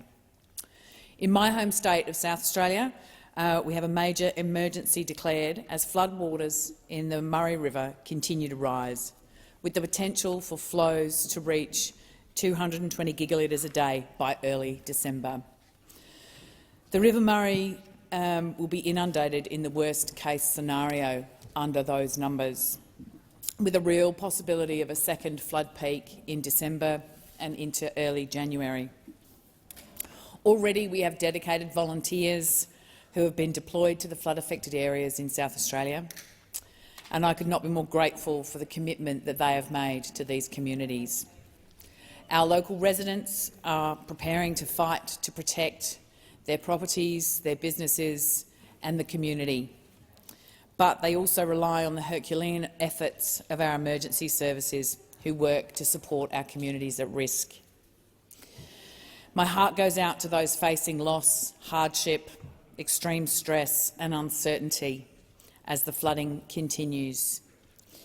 Disaster recovery funding arrangements are now in place to help with counter-disaster operations and with clean-up activities, with both the state and the federal government committing to support those communities. We've got almost 11,500 sandbags going into the Riverland over the weekend and about 110 tonnes of sand each day. Our amazing volunteers are responding so quickly, and after the heavy rainfall, the extreme winds, stormy conditions and the uncertainty, the dedication that all of these people have shown throughout these natural disasters and emergencies plays a vital role in keeping our communities and our country safe. Oh, Senator Green. Thank you, President. This week we celebrate 50 years of the World Heritage Convention adopted by the General Assembly of UNESCO on the 16th of November 1972. There are now 194 parties to this convention, nearly all of the countries in the world. Australia was one of the first countries to ratify the convention in 1974 and now has 20 properties on the list. Our government is committed to continuing to support the credibility and continuation of the World Heritage List and system, and that is why we are committing in our budget last month $14.7 million to support Australia's First Nations culture and World Heritage. We are also ensuring we are delivering $1.2 billion to protect and restore the Great Barrier Reef to 2030. This includes an additional $204 million because on this side of the chamber we are not fighting about whether climate change is real. We are fighting for the future of the Great Barrier Reef. The time for Senator statements has expired. We'll move to question time. Senator Cash. Thank you very much. And my question is to the Minister representing the Minister for Employment and Workplace Relations, Senator Watt. On page 52 of the government's regulatory impact statement for their Industrial Relations Bill, when trying to work out the bargaining cost for medium businesses, the Department of Employment and Workplace Relations calculates that $273,700 divided by 15.2 is $12,878. Can you please confirm that the correct figure should be $18,006? Thank you, Senator Cash. Minister Cash. Minister Watt. Thank you, President. Well, I knew if I waited long enough, the Shadow Minister for Industrial Relations would be allowed to ask a question about industrial relations. Senator Watt, please resume your seat. Order on my left. Order on my left. Senator Watt, please continue. Thank you. You know, it is always good to have a question about industrial relations from the Minister whose office leaked a police raid on union officers who presided over conflict in the industrial relations system and wants to drag us back into that conflict situation. It's always good to get a question about IR from the whiteboard warrior over there, Senator Cash. And you'll be shocked to hear— Resume your seat. Order on my left. Senator Watt, I will direct you to Senator Cash's question, please. Senator Watt, please continue. Thank you. So, Senator Cash, always good to hear from you, but the one thing I can guarantee is that when Senator Cash opens her mouth about industrial relations, you can guarantee it's going to be a scare campaign based on lies. And yet again, she's doing it again. The actual facts here— Please resume your seat. Senator Cash. Relevance, President, you have already directed the Minister to my question. I would ask that you again draw his attention to the question. And I will indeed direct the Minister to your question. Thank you, Senator Watt. Thank you, President. And in fact, I was directly answering Senator Cash's question by referring to the fact that yet again she was coming out with a scare campaign based on lies. Senator Watt. That was the question. Senator Watt, please resume your seat. Just a moment, Senator Birmingham. If I direct the Minister back to the question, I would expect those that are asking the question to at least be quiet so we can all hear the answer. Senator Birmingham. President, indeed it was your two directions, which I welcome, to the Minister back to the question, and each time he has flouted that by continuing with the theme of simply reflecting upon the opposition rather than dealing with the very specific, relevant detail of the question. Thank you, Senator Birmingham. I had just directed the Minister back to the question, and there was so much noise on my left, I couldn't even tell you what the Minister said, and he had just risen to his feet. He's well aware that I've directed him twice, and if we can have quiet, we might all be able to hear the answer. Senator Watt. As opposed to what Senator Cash is saying, the facts here are that small businesses will be excluded from the single interest stream, so will not be forced to bargain. Small businesses— Senator Watt, please resume your seat. Senator Watt, Senator Minister. Thank you. I'm happy to go. Thank you very much, President. The question again, relevance, the bargaining cost for medium businesses. You clearly don't even know what a small, thank you, medium Senator or Cash. large That's a debating point. It's not a point of order. Minister Watt. Thank you, President. Small businesses will have access to— businesses will have access to the cooperative workplaces stream. This point comes across from— well, Senator Watt, you really don't want answers, do you? When you've quite finished on your left, you have one of your own senators on her feet. Senator McKenzie. Thank you, Madam President. On relevancy, maybe the Shadow Minister could table the regulatory impact statement to assist Senator McKenzie, that is the not a Minister to debating answer the point. Please question. resume your seat. Senator Watt. Thank you, President. Small businesses will have access to the Cooperative Workplaces stream, which is designed to be a low-cost option for businesses without a dedicated human resources capacity. We've seen over the last 24 hours Senator Cash hyperventilating about information in this RIS. Senator Watt, I'm going to ask you to withdraw that. Okay, I'll withdraw Thank hyperventilating. We've seen Senator Cash going on and on and on, as she is prone to do, about information contained in a RIS and trying to argue that this shows that small businesses will be subject to a major cost, when in actual fact most of them will have access to Cooperative Workplaces stream, which is a low-cost option that most of them will take advantage of. It's more misrepresentation and scare campaign from Senator an Watt. opposition. Your time has expired. Senator Cash, first supplementary. Thank you very much. Can you also confirm that as a result of the mistake, in other words, the RIS is wrong, the total bargaining cost for medium businesses is actually much higher, at over $80,000 and not the $75,148, according to your own government's formula? Minister Watt. Thank you, President. Again, what we continually see from Senator Cash and her colleagues in the coalition is a misrepresentation of how the bargaining system will work under the government. Minister Watt, please resume your seat. Order! You've barely asked the question. I've called the minister to his feet, and there's so much noise, I'm having trouble hearing him. Please continue, Minister Watt.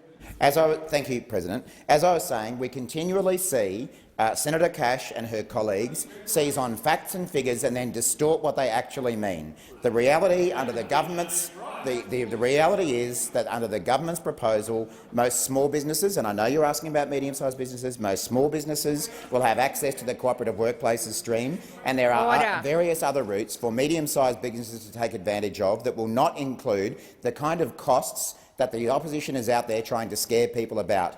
All through this debate, we have seen scare campaign after scare campaign from the opposition. First of all, it was going to ruin the mining industry, and then everyone realised that it wasn't going to apply to most of the mining industry. Then it was going to promote strikes, and in actual fact there's restrictions on strikes. Everything we've heard from the coalition is a scare campaign and blatantly wrong. Thank you, Minister Watt. Senator Cash, second supplementary. Thank you. Is the figure of $12,878 as the bargaining cost for medium businesses as set out in the government's regulatory impact statement right or wrong? Thank you, Senator Cash. Minister. Thank you, President. Of course I can only go off the figures that are in the RIS. That is what they're for. But the point is that every step of this debate, we have seen people from the coalition seize on figures and then misrepresent what they actually stand for. Everything we have heard from the coalition has been a misrepresentation of what the government is proposing to do through this multi-employer bargaining and the various other changes. Please resume your seat, Senator. It's not. Senator Watt, that's not helpful. I am asking those on my left to allow the minister to answer in silence. Senator Cash, I've just drawn your attention to the noise in the chamber. Minister Watt, please continue. Thank you, President. As I say, everything we hear from the opposition in this debate is a misrepresentation and a scare campaign. And the reason for that is that they will stop at absolutely nothing to stop wages from growing. A 10-year government that kept wages deliberately low, that kept productivity low and is fighting to the death to stop changes being made to our industrial relations system that will actually deliver better wages for workers and better productivity for businesses. That's what this is really about, is that the coalition wants to keep the old system in place that kept wages low and kept productivity low. Minister Watt, your time has expired. Senator Payman. My question is to the Minister representing the Treasurer, Senator Gallagher. Can the minister outline how the Albanese government is supporting Australian households during these challenging economic times?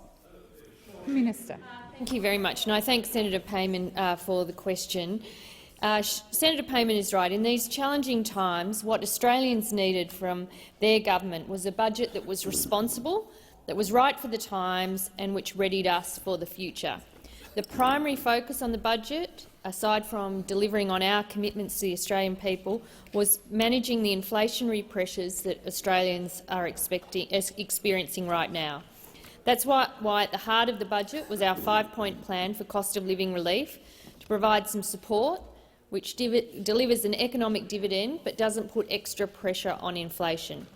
The hard reality is that after nearly a decade of division, denial and delay, our economy wasn't as strong or resilient as we need it to be for the challenges we face. But our budget begins to turn that around by investing in the capabilities of our people and the capacity of the economy. Fee-free TAFE and more university places, the National Reconstruction Fund for new, well-paid jobs in new industries, investing in cleaner, cheaper, more reliable energy to deal with the extraordinary energy market mess that we inherited, and budget that pays for things that Australians value the most: better healthcare, better Medicare and better aged care. Above all, the budget marked the end of a wasted decade, a decade where we've seen energy chaos, an aged care crisis, a skills shortage, stagnant wages, $1 trillion of debt with nothing to show for it. That's the mess that we inherited, the mess we're cleaning up in this budget, with those key measures which will go to investing in the economic or the productive side of our economy by training people with the skills they need for the future, creating opportunity, supporting new industries where they need an extra hand, and getting the transformation to a decarbonised economy on the right foot. Thank you, Minister. Senator Payman, first supplementary. Thank you, President. Can the minister outline how the budget will ease cost of living pressures for households? Minister. Thank you, President.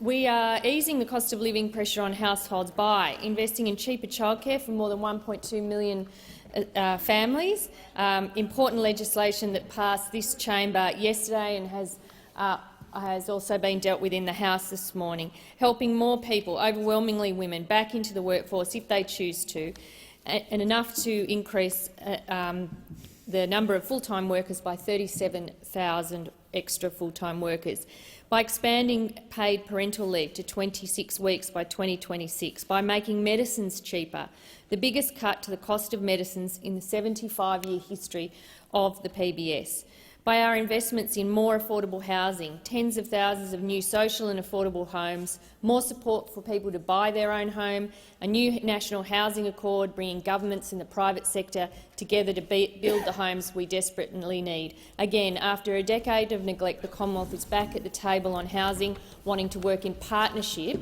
with state and territory colleagues and private providers to deliver the housing options that Australians need. Thank you, Minister. Senator Payman, second supplementary. Can the minister outline why it's important that the government provide support that is responsible and does not put additional pressure on inflation? Minister.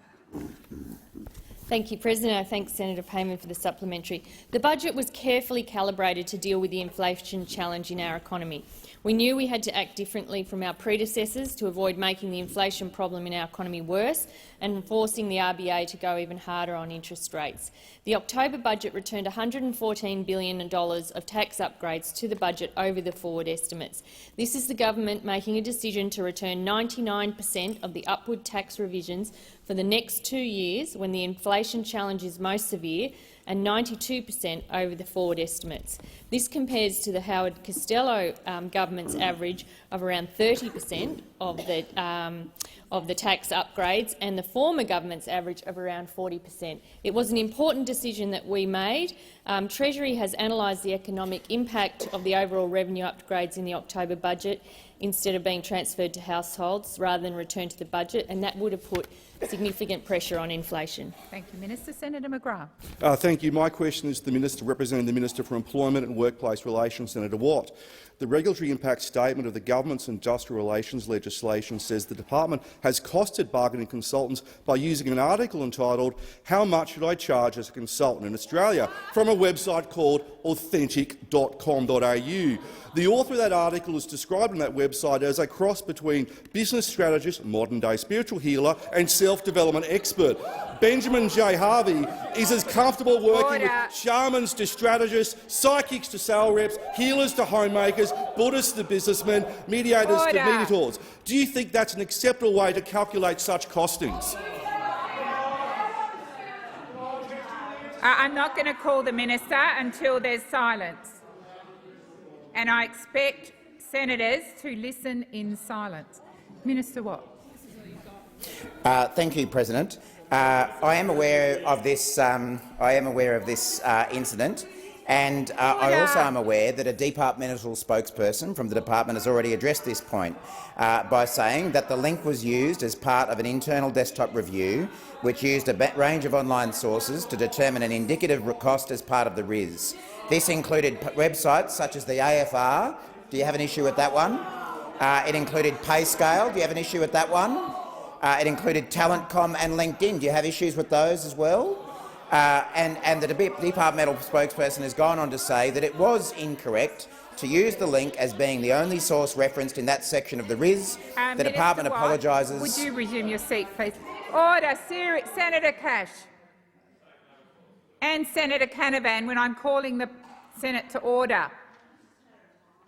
Minister, please continue. Thank you, President. I didn't know the opposition objected to the AFR and LinkedIn and Talent.com and PayScale and things like that, but apparently they do. Because the truth here is that the opposition, what they really object to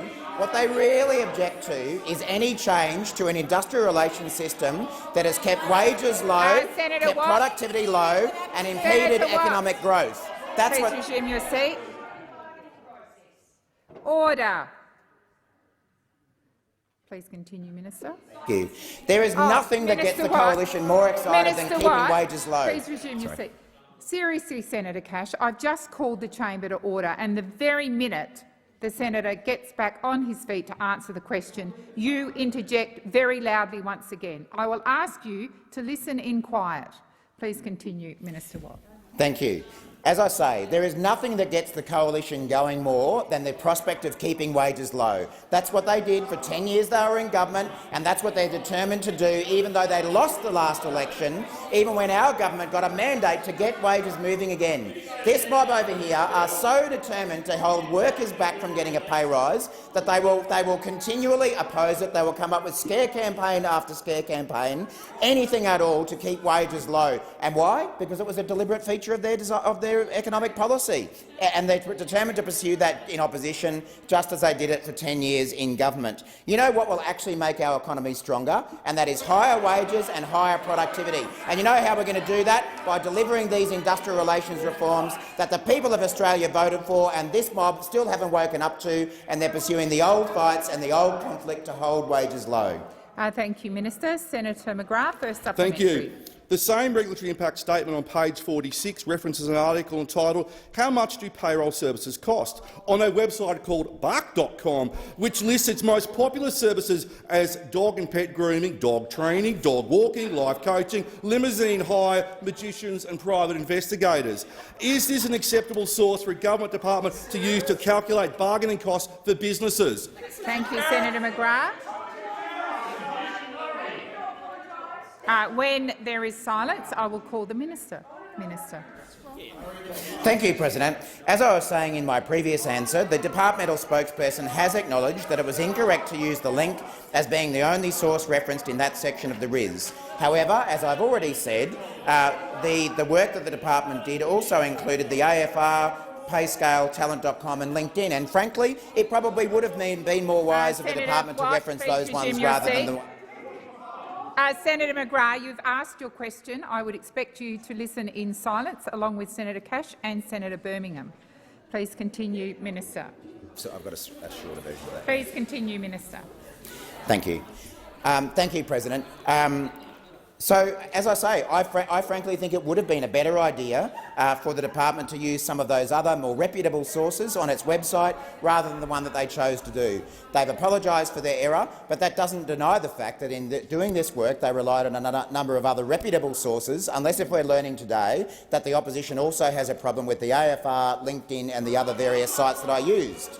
But, as I say, we're going to hear this all week. We're going to hear attack after attack from the coalition on wage rises, despite the fact that the Australian people voted for them. Frankly, I think it would be a... Thank you, Minister. Senator Birmingham. Senator Watt keeps misleading the chamber with his reference to what the Australian people voted for. Senator the bill Birmingham, he's talking about, the people Senator didn't— Birmingham, please resume your seat. Order. Order. Order. Order. When order. Order. Order. Senator Birmingham, that is not a point of order. Senator Wong. I would ask you to not allow the leader to continue to debate a point when there is no point of order. He knows, and I know he wants to throw some meat to the backbench on an ideological issue, but he knows that is not a point of order. Thank you, Senator Wong. You ought to sit him down, President. My submission is you ought to sit him down earlier. Order. Senator Wong, I would have sat Senator Birmingham down, but there was so much disorder in the chamber he could not hear me. I would once again ask all senators to refrain from shouting out. It's not a football match, it is the Senate chamber, where a little bit of rowdiness is fine, but not the pitch at which it is currently being delivered. Minister, please continue. Thank you, President. I know it hurts the opposition to realise that the Australian people voted for wages to get moving again, but they did, and we're doing it. Senator McGrath, second supplementary. Why won't the minister take responsibility for the mistakes in this so-called mistakes in the RIS document instead of blaming junior department officials? Take responsibility. Order. Shame on you. Order. Order. Senator McGrath. Order. Order. Order. Senator Wong. Order. Senator McGrath, I would ask you to be silent. You've asked your question. Senator Cash, I would ask you to be silent, and Senator Wong, I will ask you to be silent as well. Order, Senator McGrath. I've just directed you to be quiet. Minister Watt. President, as I was saying in my earlier answers, a departmental spokesperson has taken responsibility for that error, and— Senator Watt, please resume your seat. Order on my left. Senator McKenzie. Order. Order. Order. Order. Senator McKenzie, I'm asking you to be quiet as well. Minister Watt. So, in addition to the department taking responsibility, I have taken responsibility as the minister responsible by saying, frankly, I think that was the wrong thing to do. But isn't it ironic that the party of no hoses is here lecturing us about taking responsibility? We endured years of the— Senator Watt, please resume your seat. Order. Senator McGrath. Please continue, Senator Watt. Thank you, President. Well, we've learned what really gets these people going. It's cutting wages and taking responsibility. They're the things that they get wound up about. So the party that sat by under a Prime Minister whose only famous quote was that he didn't hold a hose now want to come and talk to us about taking responsibility? Over the entire 3 years or 4 years that Scott Morrison was the Prime Minister of this country, there's only one thing he took responsibility for, and you know what it was? It was keeping wages low. That's what he took responsibility for, because that was a deliberate design feature of your economic policy. That's taking responsibility, keeping wages low. We're going to do the opposite. We're going to get wages moving again, and we're going to lift productivity while we're at it. Your time has expired. Senator Thorpe. Order. Order. Order. I have Senator Thorpe on her feet, waiting to ask a question. She has the right to be heard in silence. Please continue, Senator Thorpe. Thank you, President. In recent weeks, there have been numerous— Senator Thorpe, it's customary to start with who your question is to. Oh, of course it is. I got sidetracked. My question is to Minister representing the Minister for Youth, Senator Watt. In recent weeks, there have been numerous violent attacks against young First Nations people in this country. Our communities are scared. Our children are feeling unsafe. There has been little or no response by state, territory and federal governments. Why is addressing racial violence not a priority for this government? Thank you, Senator Thorpe. Minister Watt. Thank you, President, and thank you, Senator Thorpe. I don't think it's fair for Senator Thorpe to suggest that this government doesn't take these issues seriously. I would like to think that every member of this chamber has been appalled by some of the racial violence and alleged murder, bearing in mind that there's a court process yet to be gone through, particularly in relation to the incident in Perth, which was awful. There's no other word for it, and it shouldn't be happening in Australia. It shouldn't have happened in Australia at any period of our history, and it certainly shouldn't be happening now. But it's not just me who's been saying this on behalf of the government. I well remember the multiple comments that the Prime Minister has made in recent weeks about these acts of racial violence. And as I say, I would hope that that is a position that is shared by all members of this chamber. I'm sure, Senator Thorpe, you are aware of a range of actions that this government is taking around matters involving youth justice, which disturbingly, again in this day and age, continue to have disproportionate involvement of young First Nations people than they should. As a country, we haven't done a good enough job around youth justice for young Indigenous people, and they are being incarcerated at a far higher rate than should be acceptable to any of us in this country. But I do believe that this is an issue that the government takes seriously. We had money in the most recent budget to expand a range of services around youth justice, particularly in relation to young First Nations people. Oh, sorry, Senator Thorpe. My question is, why is addressing, not hand on heart, feeling, condolences and understanding how hard it is for us. But my question is actually, what is Senator Thorpe, it's not appropriate the government doing to address— Senator Thorpe, it is not appropriate to repeat the question. You've made a point of order indicating to me that you believe the minister isn't being relevant. I don't agree with the point of order. The minister is being relevant, and I would ask him to continue. Thanks, President.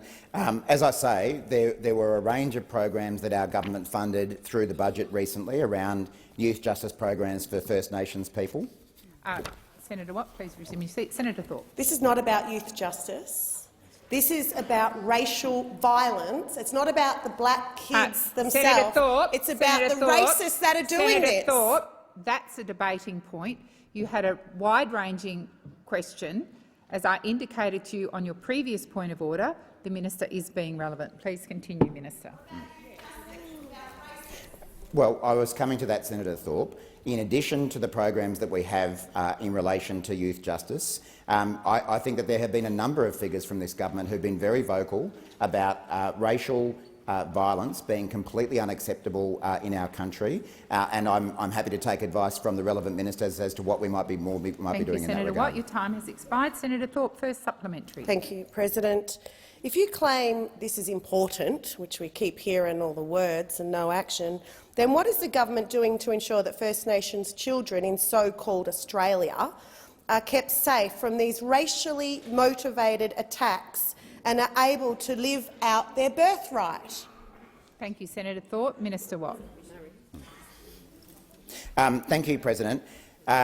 As I was saying towards the end of my last answer, this government is doing a range of work in relation to racism and racist violence within our community. I'm aware, for instance, that the Human Rights Commission is doing some work in this regard that is being supported by our government, and there are a range of other departments within our government. I know it's not directly relevant to the point that you're making, but I know that the Department of Home Affairs is doing work in this space in relation to racism, particularly against migrant Australians. Again, I accept that it's a different point, but a similar issue about how we're tackling racism within the community. And that's something that we intend to do a lot more of, because we don't want to see First Nations people exposed to the kind of violence that we have seen of late. And all I can do is repeat the fact that I think we all found that disturbing, and we need to do much better as a country. Senator Thorpe, second supplementary. Thank you, President. Given that you won't support raising the age of legal responsibility to 14 and showing that you're more focused on locking our kids up than keeping them safe, how are you addressing systemic racism in police forces and government agencies that impacts so heavily on First Nations children? Thank you, Senator Thorpe. Minister Watt.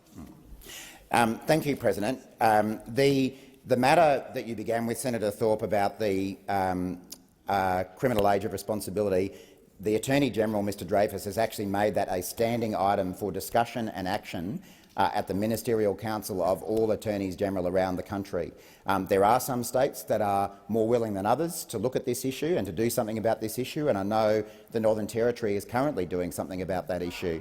But there are other states who aren't moving as quickly. But the fact that the Attorney-General has got this on the agenda every meeting of his colleagues demonstrates that that's something that we want to be doing.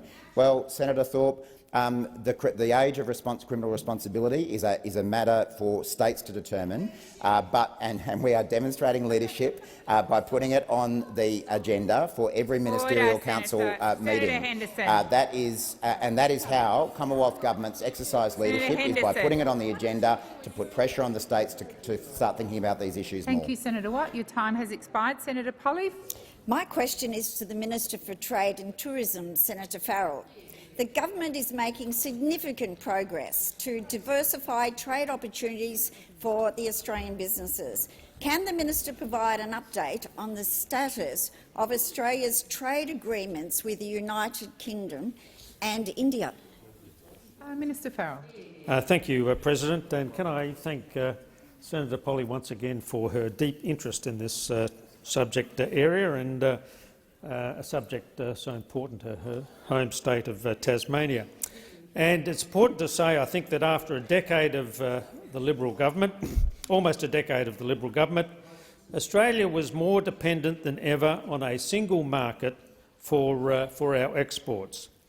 To overcome this predicament, the Albanese Labor government is progressing a trade policy agenda that creates opportunities for Australian businesses to gain new market access into major markets. This includes implementing trade agreements with two of our major trading partners, India and the United Kingdom. The Liberal government dropped the ball by failing to conclude parliamentary processes to implement the Australia-UK Free Trade Agreement and the Australia-India Economic Cooperation and Trade Agreement. In contrast, this government took an important step yesterday, deepening and diversifying our trading relations with India and the United Kingdom by passing legislation to implement these trade agreements. We want to continue to work closely with the United Kingdom and the Indian governments, and I've been in contact with both of those governments overnight to ensure that all of the processes that we have started and commenced and completed yesterday, just waiting for royal assent. We want to ensure that not only is everything that we've done at our side to complete these processes done on the other side. Thank you, Minister. Senator Polley, first supplementary. A trade agreement with the European Union will further expand opportunities for Australian businesses, including at the agriculture sector. Can the minister provide an update on the progress of the trade negotiations with the EU? Thank you, Senator Polley. Minister Farrell. At least I'm prepared to meet with them and discuss issues with them, which you never, ever did. And I met with them. I met with 8 of them last night. Resume your seat. Order on my left. Order. Order. Order. When there is quiet, I will ask the minister to continue his answer. Senator Hume. Senator Henderson, sorry, Senator Hume. There's so much noise, it's hard to tell. Minister Farrell. Thank you, President. Thank you for that protection. And I should start by thanking Senator Polley once again for that insightful question. Now, despite many years of negotiations, the Liberal government failed to land a trade deal with the European Union. Now, why was that? Why was that? Why was that? Why did you fail to land an agreement? Why did New Zealand get ahead of us with a free trade agreement? Because of the former government, the Morrison government's disrespectful approach to a close ally. But I'm pleased to say negotiations are back on track, and discussions, of course, have occurred with the Prosecco producers, wonderful producers, both Australia and the EU. Thank you, Minister Farrell. Your time has expired. Senator Polley, second supplementary. President, the World Trade Organisation rules underpin global trade and trade agreements. I understand you met with the WTO Director General yesterday. Can you give the Senate an update on that engagement? Thank you, Senator Polley. Minister Farrell. Thank you, President. I thank Senator Polley once again for her question. Yes, yesterday, you're right, Senator Polley. I had a great meeting with the Director General yesterday. It was a very warm and friendly meeting. Of course, she's a great friend of our former Prime Minister, Prime Minister Gillard, and her visit provided an opportunity to discuss how we can continue to work together to address the challenges facing the multilateral trading system. A key issue discussed was the need to ensure a properly functioning dispute settlement system. I also emphasised the importance of addressing trade-distorting agricultural subsidies. In recognition of the importance of the WTO to Australia's economic resilience, Australia committed $5 million to help developing countries and least developed countries access the benefits of WTO membership. Your time has expired. Senator Hanson. As the Minister representing the Minister for Communications, Senator Watt. In 2018, Australia Post CEO Christine Holgate secured a deal with the CBA, NAB and Westpac to pay $20 million each every year as a representation fee for Bank Post to serve their customers. Will the Minister confirm this fee has been halved in the new agreement to $10 million a year each? Thank you, Senator Hanson. Minister Watt. Thank you, President, and thank you, Senator Hanson, for that question. I'll have to take the precise details of that question on notice. I don't have that information to hand, but I know that many Australians right around Australia, particularly in rural and regional areas, depend very heavily on Australia Post services. And that's something that we very much support. We've, for instance, stood very much against Senator Rennick gets a go. His own side won't give him a go, so he's got to have a go during Senator Hanson's question. So what I was actually about to say prior to Senator Rennick's interjection was that Labor has always stood against the privatisation of Australia Post, for example. But the nature of Australia Post services is changing over the years. I know that they're increasingly moving towards parcel services rather than postage, but they do provide a vital service to rural and regional areas in particular, as well as servicing our cities increasingly with the parcel business that they have been operating. But Senator Hanson, I'm happy to come back to you on notice with the answer to your specific question as soon as I get those details. Senator Hanson, first supplementary. Yeah, thank you very much, because I appreciate that you don't know the answer to that, but I have been told on good advice that it is $10 million a year. Now, a lot of these these post offices actually rely on that money that they're making from that $20 million a year that was made them viable to actually keep their doors open. So the banks are making billions of dollars profit a year. If this is the case, if they have actually dropped it to $10 million a year, what will your government do to address this? Thank you, Senator Hanson. Minister Watt. Thank you again, Senator Hanson. Obviously, a number of these types of matters are ultimately decisions for the Board of Australia Post rather than the government of the day, because it does have a degree of independence. However, we are concerned about the number outlets that are available, particularly in rural and regional areas. And I know this is an issue that you've taken up in the past on Senator Hanson. Currently, Australia Post, for instance, has about 4,300 retail outlets across the country, and it has a legislated requirement to maintain at least 4,000 retail outlets. And as I was saying, I recognise, and I think everyone in our government recognises, that these post offices play a key role in communities around Australia. And as I've already reflected, this is particularly true in regional Australia, where often you find that it's the Australia Post outlets that also serve as the banks and a range of even of government services as well. So I know that these are issues. Senator Watt, your time has expired. Senator Hanson, second supplementary. Thank you very much. I don't know if you're aware of this, but since the beginning of 2021, more than 200 branches of the Big Four banks have closed or have been announced they are closing, mostly in regional areas, with customers shunned to bank at post outlets.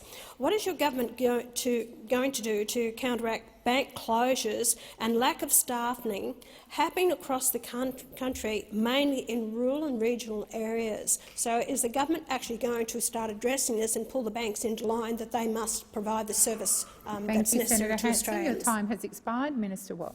Thanks, President, and thanks, Senator Hanson. I think we're probably straying outside the responsibilities I have as a representing minister, let alone as the minister. So, but I'll do my best to answer the question.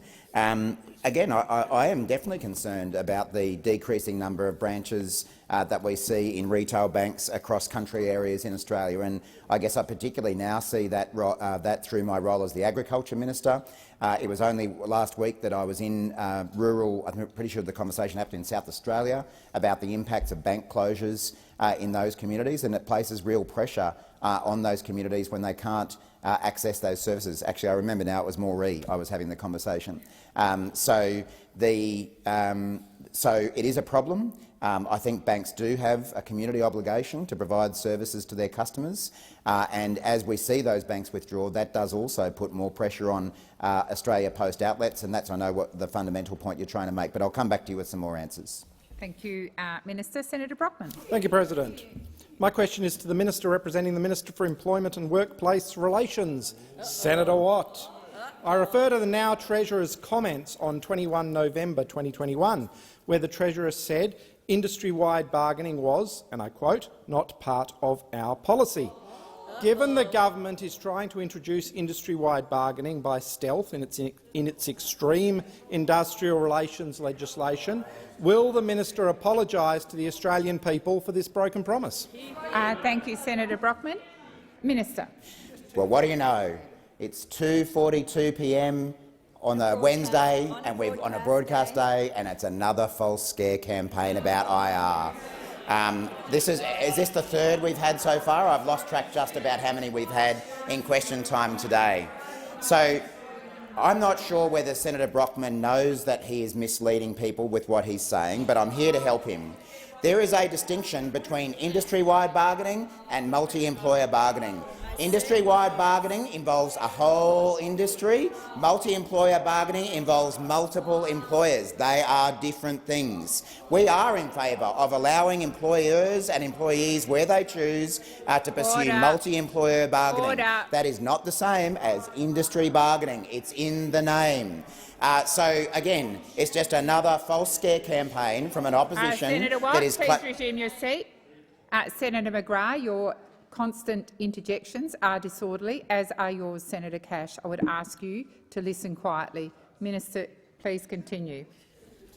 I'm looking forward to the supplementary questions, because we might get to our fourth and fifth scare campaigns in one question time alone, because this one is yet another one that is completely baseless and completely misunderstands how industrial relations actually works in this country. So what we've got is a coalition that is so intent on running scare campaigns to stop wages rising that they are clutching at straws and making things up and misinterpreting how their own laws actually work in order to throw mud at a government that is trying to do something about wage rises. It's actually a little bit sad to watch from the coalition so completely misunderstand how industrial relations works that they will be making up these kinds of things, which anyone could just look at how those words operate Industry-wide, multi-employer. They're actually kind of different concepts. You know what? Industry-wide is also different to single interest bargaining, which is another thing that we're providing for. They are completely different concepts, and what you're talking about is not part of the government's agenda, never has been part of the government's agenda. The only agenda this government has is to get wages moving again. Thank you, Senator Watt. Senator Brockman, first supplementary.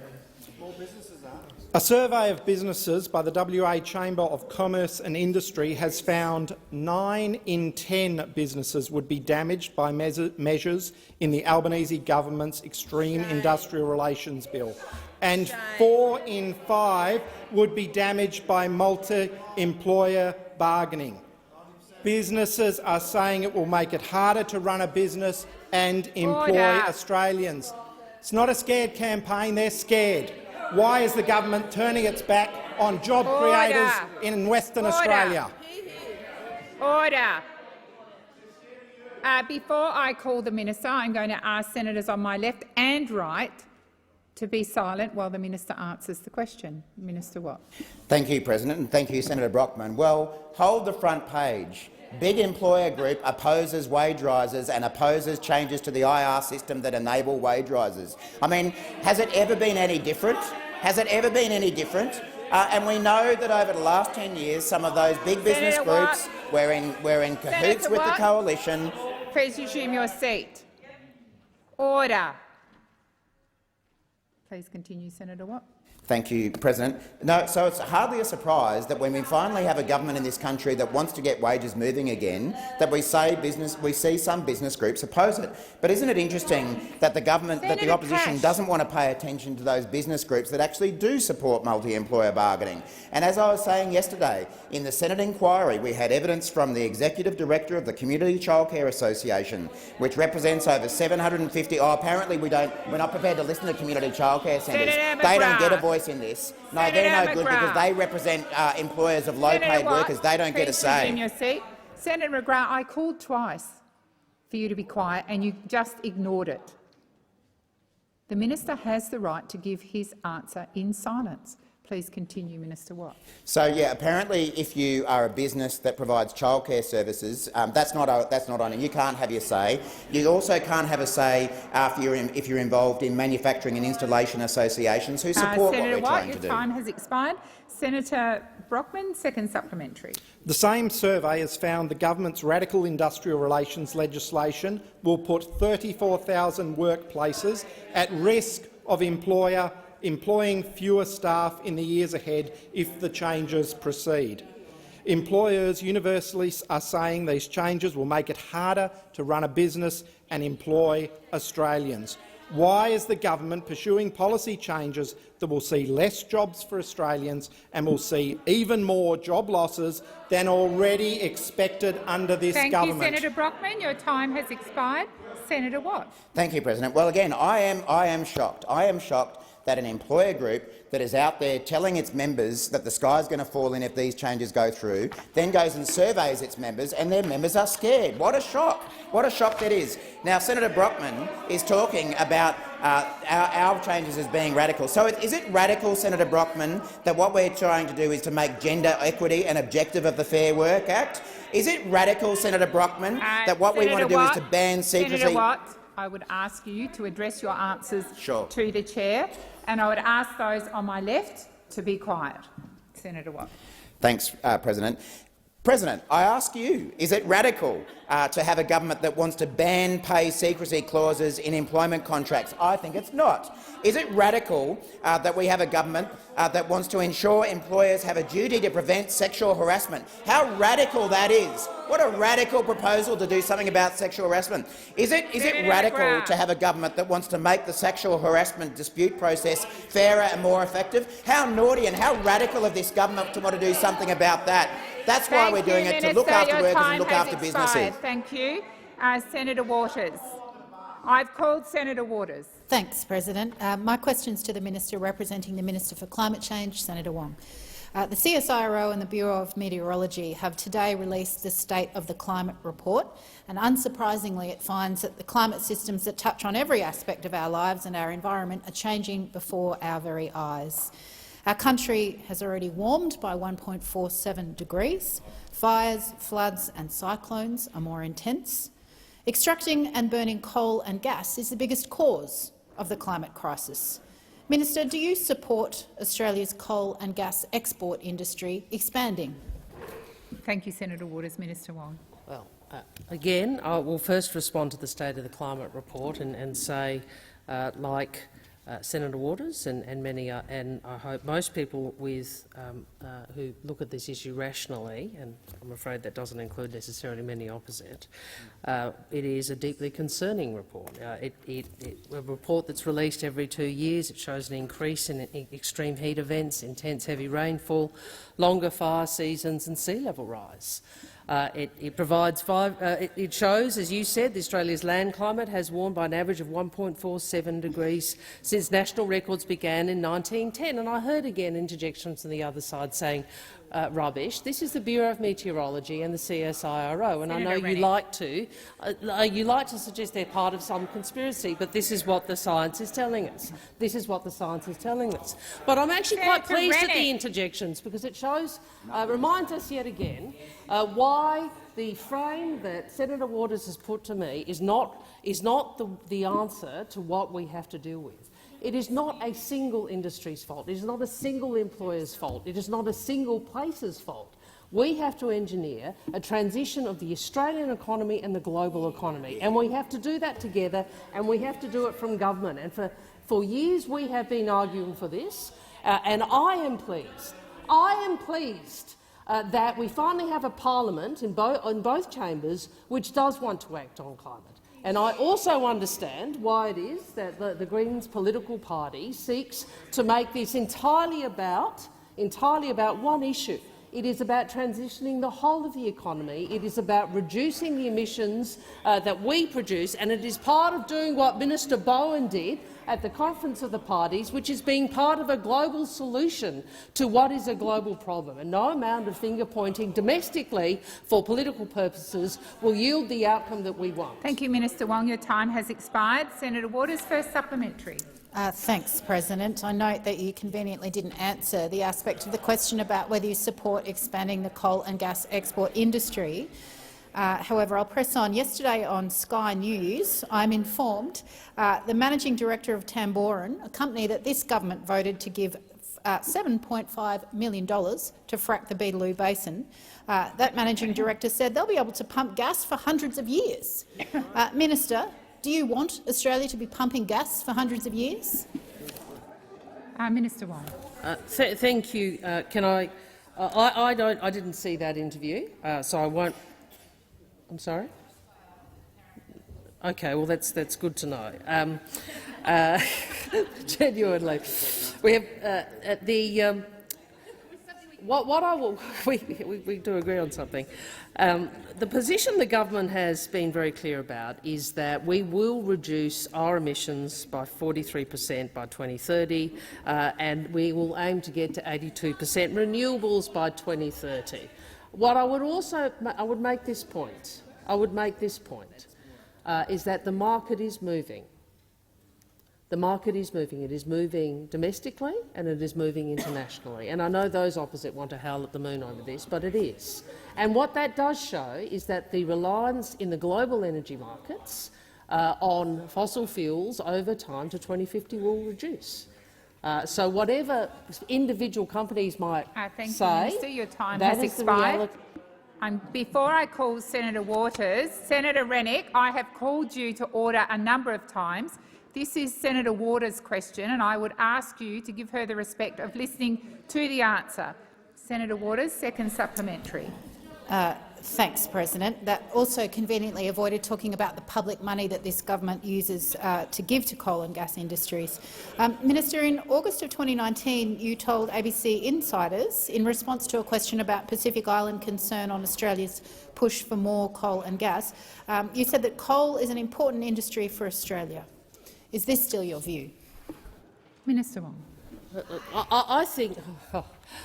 I think that anybody who has looked at the history of Australia and at Australia's current export profile will know the monetary value that coal has provided to all of us and has funded a lot has funded a lot of the public infrastructure, including those things that you wish for, Medicare and so forth. But the point is, as the world moves to 2050, it is inevitable that we will have to ensure that we export goods and services into a global market that is a net zero market.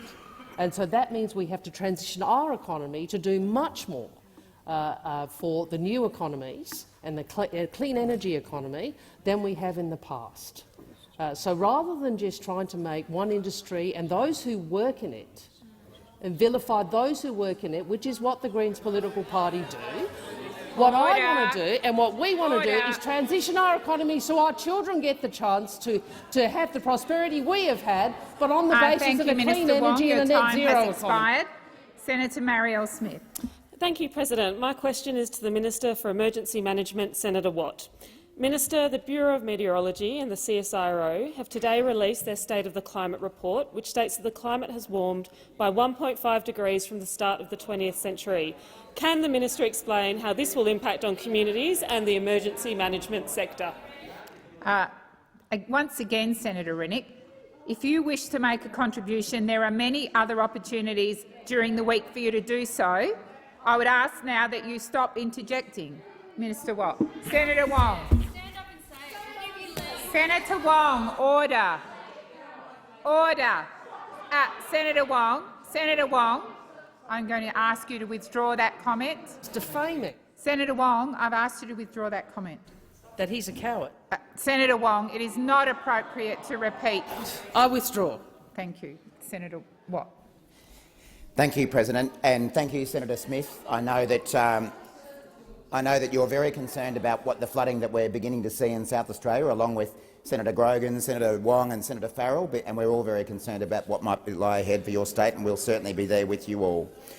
Today, the Minister for Science and Industry, Ed Husic, and the Minister for Environment and Water, Tanya Plibersek, released the State of the Climate Report 2022, and it is an extremely sobering read. This report, prepared by two of Australia's leading climate research agencies, the CSIRO and the Bureau of Meteorology, found changes to weather and climate extremes are happening. I'll remind you there are opportunities during the week to make a contribution. Question time is not it. Senator Watt. Thank you, President. And it is sad that even when we have a government that is serious about doing something about climate change and is in here talking about it, the Greens want to just carry on with their usual stunts. So this report does show that we are experiencing changes to weather and climate extremes that are happening at an increased pace across Australia. Australia's climate has warmed on average by 1.47 degrees since national records began in 1910, and the impacts are being experienced across the country.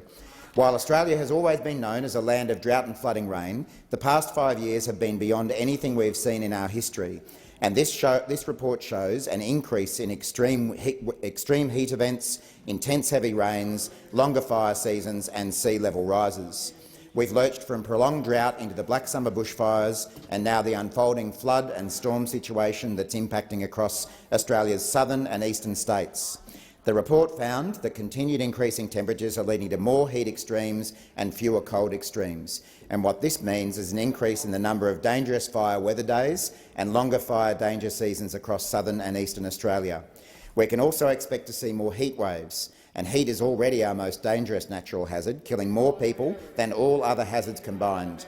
And I want to acknowledge the work between the Bureau of Meteorology, emergency management agencies and the Departments of Health for the national implementation of the Australian warning system for heat. Your time has expired. Senator Marielle Smith, a first supplementary. Thank you. Minister, how is the government working to improve how we prepare communities ahead of and during these more intense heat, fire and flood events? Thank you, Senator Smith. Minister Watt. Thank you, Senator Smith.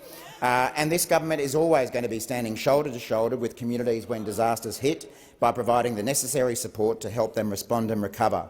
But by better preparing for natural disasters, we can protect lives and livelihoods and lower damage bills from floods, fires and cyclones. Last night in this place, the legislation to create the Disaster Ready Fund was passed. That was an election commitment of the Albanese government, and now we've delivered. This fund was also confirmed in last month's budget, with up to $1 billion made available over the next 5 years for important disaster mitigation projects. We also know that the most effective way to assist Australians struggling with insurance costs is to better safeguard properties from the impacts of natural disasters.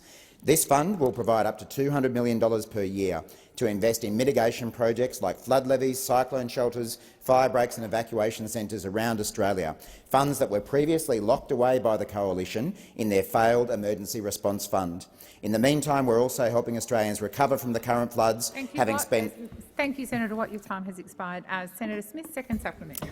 Thank you. Minister, please tell us, what could previous governments have done differently to have prevented these now extremely concerning global warming trends? Minister Watt.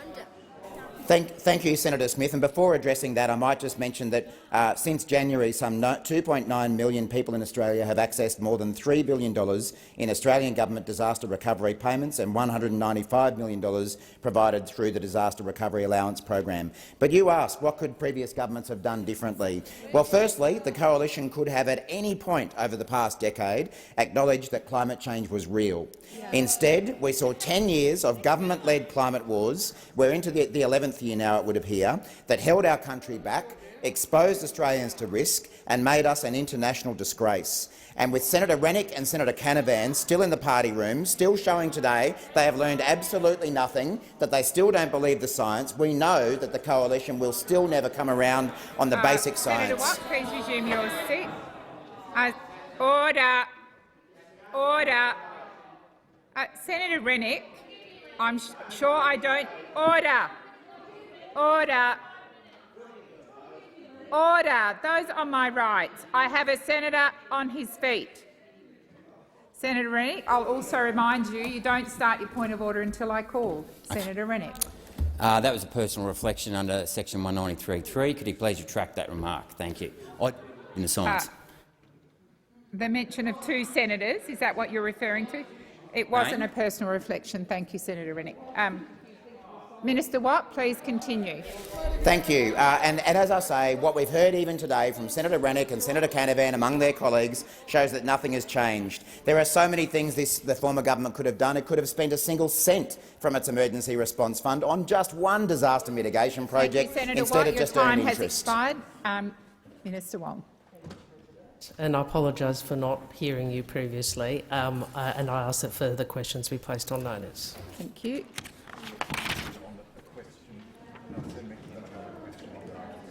Oh, are you on a— I'll just wait for the deputy.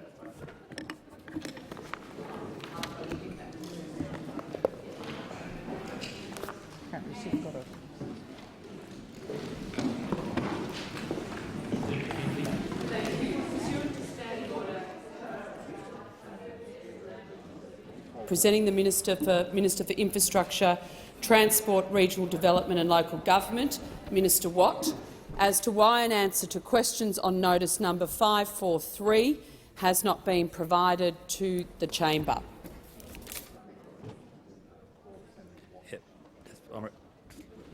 I'll give you the call, Senator Watt, in a moment. Let's just let the chamber clear. Can honourable senators please leave the chamber if they're deciding to do so? Senator Watt. Thank you, Deputy President. I apologise. I didn't hear the question numbers that Senator Mackenzie referred to, but I think it was 543.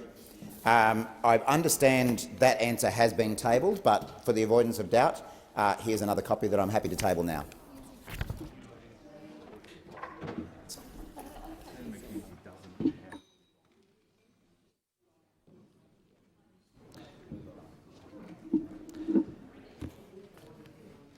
Senator Chandler.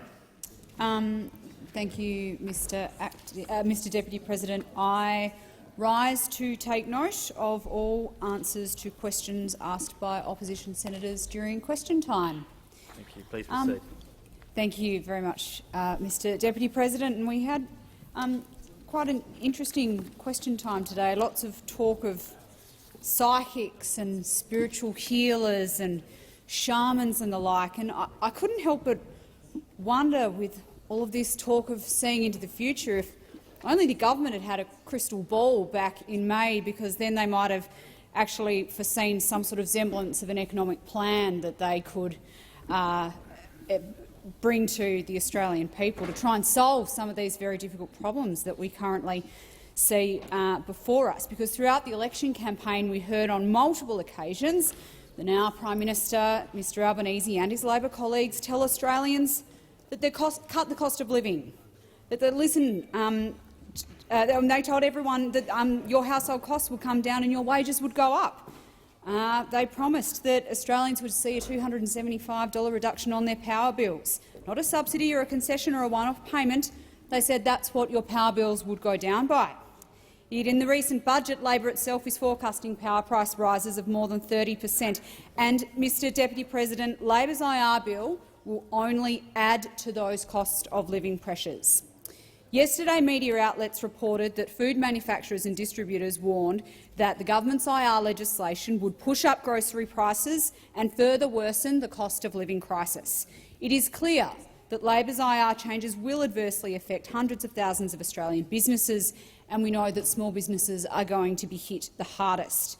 Instead of thinking about hardworking Australians who own and operate the small businesses around this country, and instead of focusing on delivering cost of living relief to Australians before Christmas, which we know is on its way, the government's only focus is giving the unions an early Christmas present. It's quite amazing how quickly Labor's tone changed after they won the election and took office. In the election campaign, it was all about reducing the cost of living. And as soon as they were elected, all we've heard from the Treasurer is commentary on how bad the global economy is, how none of it's their fault, and a pursuit of the niche issues to appease their union mates. The Labor Party was more than happy to attack the former government for economic conditions right through 3 years of the worldwide COVID pandemic, but now, after being elected, all we hear is an attempt to set a narrative that nothing is their fault. It's the war in Ukraine, it's inflation in the United States and the United Kingdom, it's international supply chains. Governing is about dealing with these events. Sometimes it is hard, but you have to deal with them. That is your responsibility. Yet after waxing lyrical about how they were going to reduce the cost of living, Australians have been left fuming at the lack of action from this government, which is now pursuing legislation in the form of an IR bill that will only deliver higher cost of living pressures for Australian families and for Australian businesses, Mr Deputy President. Because, as we heard today, the Albanese government's own regulatory impact statement, if it's to be believed, shows that Labor's legislation will cost small businesses more than $14,600 in bargaining costs, including consultancy fees, however calculated. For medium-sized businesses, that cost is going to be more than $75,000. But we know the actual cost could, in fact, be much higher than that. And let's not forget, according to the government, that a medium-sized business is defined as having any more than 15 employees.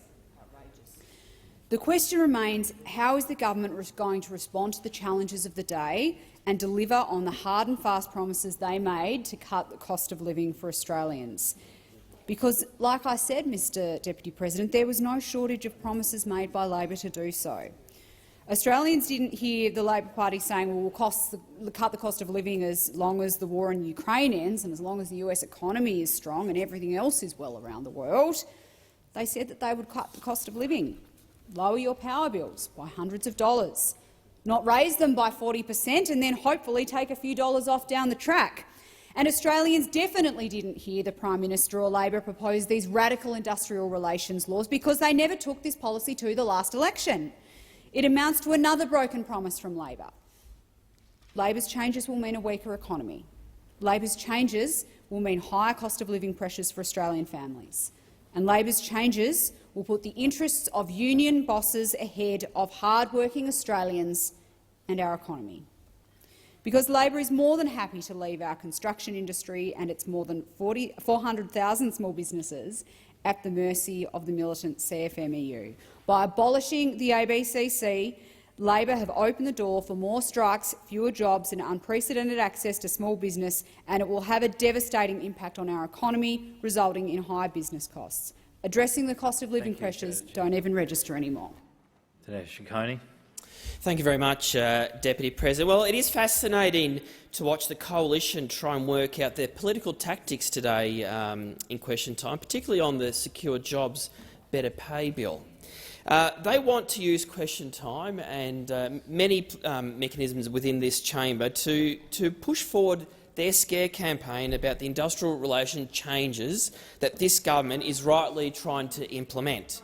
But as soon as Minister Watt began answering their questions, and quite rightly making the comparison between Labor's record and our approach to industrial relations and that of the previous government, you could barely keep up with the coalition senators interjecting, popping up, trying to prevent the minister from actually answering the question. Now, we all know why those opposite don't want us to make this comparison, because it does start to remind the Australian public of their track record, of what they are ashamed about on their industrial relations reforms in this country, and so they should be. For the past 10 years, under the previous government, Australia's enterprise bargaining system has been in decline. Around half as many new agreements were made last year as they were in the 2013-2014 financial year. The coalition policy of deliberately suppressing wages, their words, not ours, has had a devastating effect on working people. And have they abandoned this policy? Well, clearly not, because they are not doing everything they can to ensure that the workers deserve the pay rises that they have been screaming out for the last decade. That is why the Labor Party, since it's come to government and into the lead-up to the last election, has made it crystal clear of our efforts to get wages moving again. The coalition cannot even decide what scare campaign they want to run. Some members of the opposition are arguing that there is no proof that the bill gets wages moving again. But the Leader of the Opposition has been on the record in the other places saying that he is scared that the bill will start to prompt wages growth above and beyond inflation. It is important to also note that those opposites could also learn a thing or two from the union movement, because, quite frankly, with the experience that a number of Labor members on this side have had, the fact is that the collapse of bargaining over the last 10 years has led directly to the loss of wage growth for Australian workers, Deputy President. Every incremental increase in bargaining coverage will result in meaningful wage increases, according to many researchers, but particularly a new study from the Centre for the Future of Work.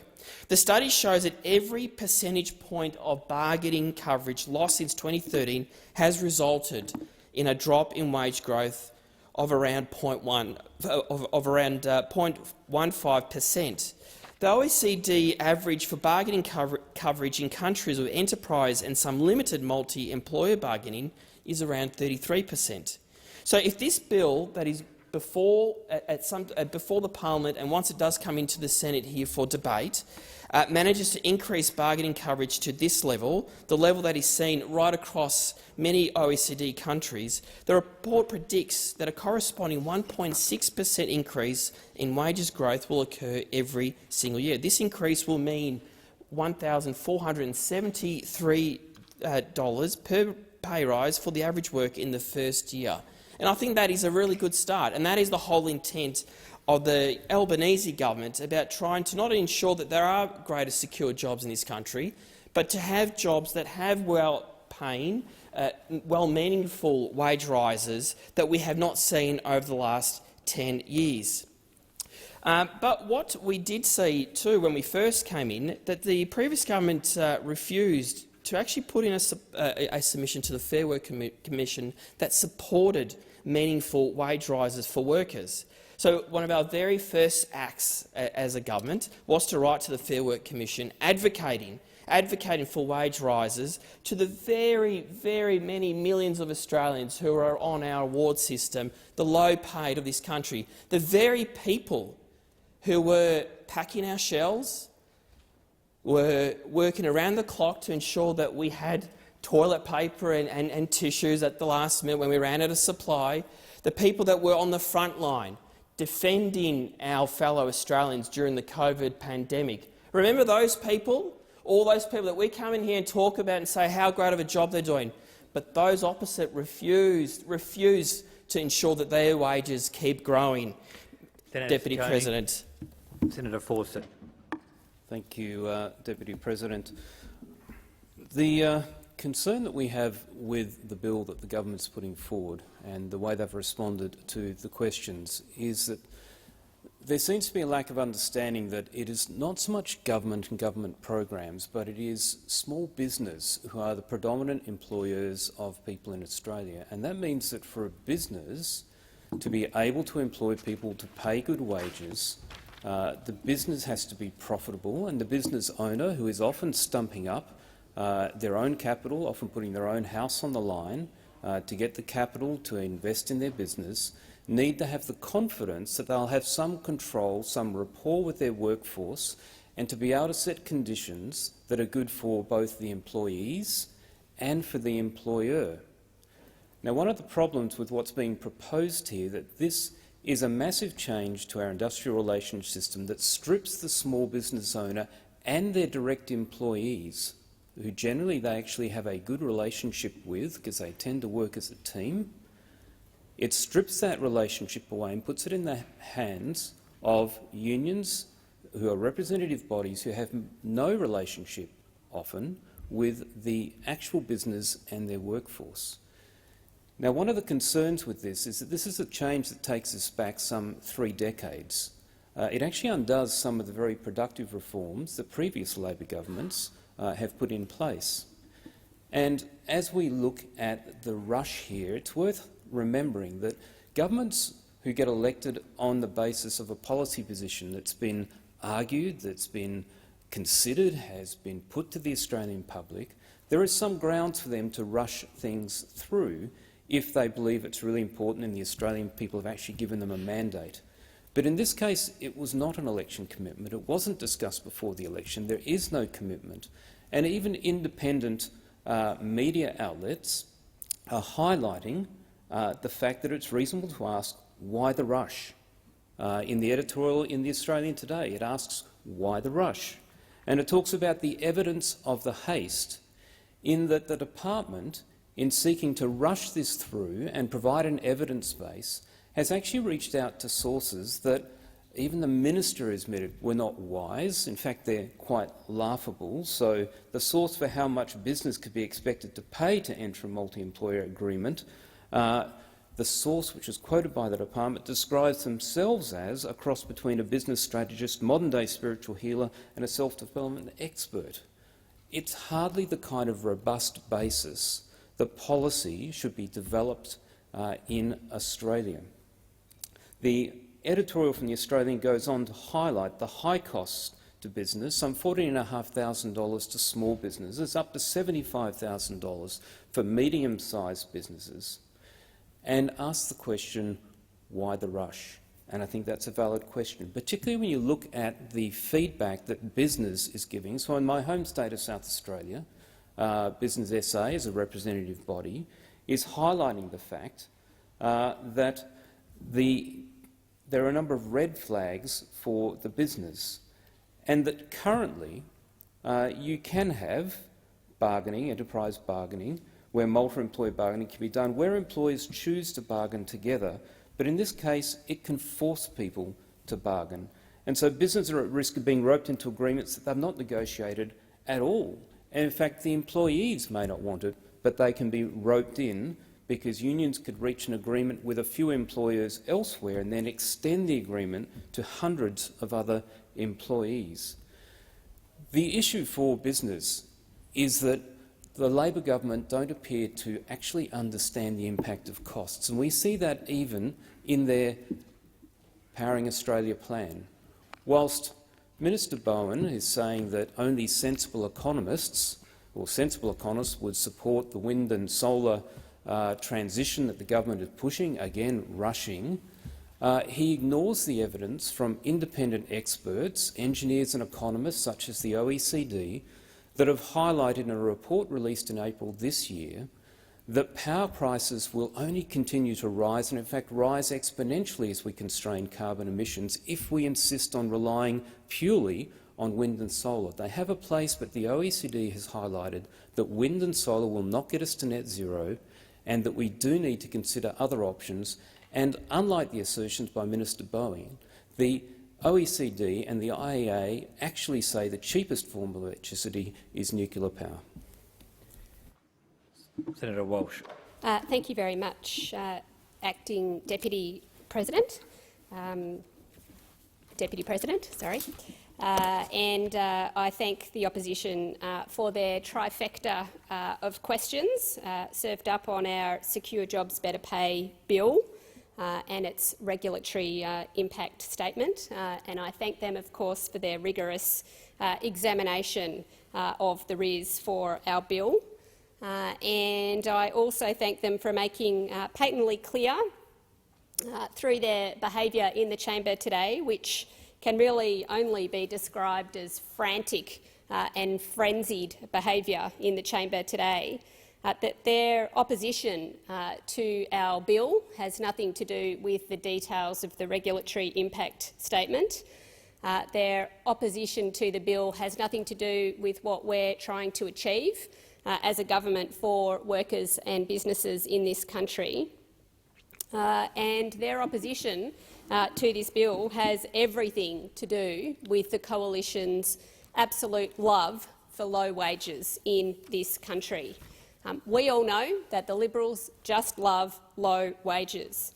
We all remember that low wages were a deliberate design feature of the previous government's agenda, and that is exactly what we are about changing. And when I think about why the Secure Jobs Better Pay bill is so important, some of the people that I'm thinking about are the early childhood educators who have come to this place year after year after year, telling us all their story about how hard it is for them to live on the wages that they earn. They have been coming here year after year and telling us that $24 an hour caring for and educating and nurturing the next generation is just an insulting amount of money. They've been telling us that the money is so low in this profession that while they're doing work that they absolutely love, educating children, many of them can't even afford to have their own. These workers, who are over 90% women, they need multi-employer bargaining to actually get their wages moving. And I'm also thinking, when I think about our bill, of the cleaners who do absolutely essential work, who go in at night after everyone else is gone and clean toilets for a living, and are proud to do that for a job. But what they can't stand for is earning wages that are so low that they just can't support themselves and can't support their families, wages like $20 an hour. This is another group of workers who actually need multi-employer bargaining to get their wages moving. Now, the enterprise bargaining system has completely failed all of these workers and failed their families too. And what educators and cleaners have in common is not just that they're low paid, it's that they're employed in small workplaces where the workers and also the employers just don't have the resources to engage in bargaining effectively. And if they could use enterprise bargaining, it would literally take decades to go enterprise by enterprise to try to get wages moving. We can't wait that long. These workers can't wait that long. Australia can't wait that long to actually get wages moving in this country. So the system as it exists today just doesn't work. Workers know it, employers know it. Everyone who came to our Job Summit knows that the system that we have in place today just doesn't work. And it's why only 14% of Australians today are actually covered by enterprise agreements. It's why reform is needed. It's why wages have been flatlining for 10 years under the previous government. And again, it's why we need multi-employer bargaining and why we're proud to present it to this parliament, because we need to get wages moving in this country after a decade of those opposite. So the problem is not that wages are going too far or too high right now in Australia. The problem is that they've not been moving at all. And these laws, they are about redressing the imbalance that has emerged over the past 10 years. The sky won't fall in, demand for workers won't dry up, and it will not be the 1970s again. What will happen is wages will start moving. Thank you. Senator Nampijinpa-Price. Thank you, Mr President. Acting President, we hear a lot from this government with regard for its concern for everyday Australians, yet they can't seem to come up with a plan to reduce the cost of living for everyday Australians. Instead, we have a rushed piece of legislation. And what does rushed legislation look like? Well, it looks like inaccurate bargaining costs. It looks like a government that cannot demonstrate that it is able to produce accurate costings for small and medium business using its own formulas. I mean, is it $75,148, already an expensive cost for medium business, or more accurately, more than $80,000 for medium business? What else does a rushed legislation look like? Well, it looks like Google as a research tool for relying on shamans to strategists, psychics to sales reps, healers to homemakers, Buddhists to businessmen, and meditators to mediators to develop its policy on the run. And a minister who is clearly prepared to throw his department under the bus when he's called out for his unreliable research tactics. So we're hearing a lot about accusations of scare campaigns and scare tactics and terminology such as frantic and frenzied. Well, there are business people out there who are very, very concerned about what the impacts of this legislation means for them, the cost that it means for them. There's this talk about this legislation is about supporting workers. Well, don't we have to support the business people that employ workers to ensure that the business people can appropriately support their employees? Otherwise, these individuals may well be without a job in the end, because we're hearing from business people, small to medium business owners, that this legislation may impact them to the point where they have to lay off some of their workers, where they have to close the doors entirely on their businesses. So yes, there is reason for concern, and this government has to recognise that that is the case. This is not an exercise about increasing wages. This is an exercise about handing over workplaces to the unions, of course. One such industry, the mining industry, that every single one of us rely on for everything to do with our everyday lives, not to mention to support this rush toward renewables by this government. The mining industry is certainly an industry that impacts the people of the Northern Territory where I come from, and in a many number of ways. It needs to be understood that the industry itself already delivers average annual pay rises of more than the CPI, with some companies increasing salaries of employees by 7.8% above state inflation rates. These proposed workplace changes is a radical shake-up of Australia's industrial relations system in decades. And if we want to look further into what it means, certainly for the mining sector, there is concern that this is going to lead to strikes, widespread strikes within the mining industry. It has the potential to relate to, of course, the similar sorts of strikes as we've seen in the 1970s. It threatens the mining industry in that it earns over $413 billion in exports, and it employs over 277,000 Australians in high-paid jobs already, and contributes $43.2 billion in taxes, and this was in 2021. This is an industry that supports Australians across the board. In the last 20 years, employment in mining has tripled, and of course wages have doubled, benefiting hundreds of thousands of Australians, especially in regional areas. And as I mentioned, the mining companies themselves are saying these changes will slow down Australia's energy transformation that we need for lithium, batteries, more copper for solar panels, more cobalt for electric vehicles, not more uncertainty and risk that will simply chase away, certainly, investment to our shores. Thank you, Senator Namatjira-Price. I'll just put the question first, Senator Thorpe, and then I will give you the call. Put the question to the motion moved by Senator Chandler. Those for the question say aye. Against, no. The ayes have it. Senator Thorpe, you wish to take note of an answer? I do. Thank you, Deputy President. I note the Minister Watt's response to racially motivated violence against First Nations kids was to actually talk about youth justice as if our kids are the problem.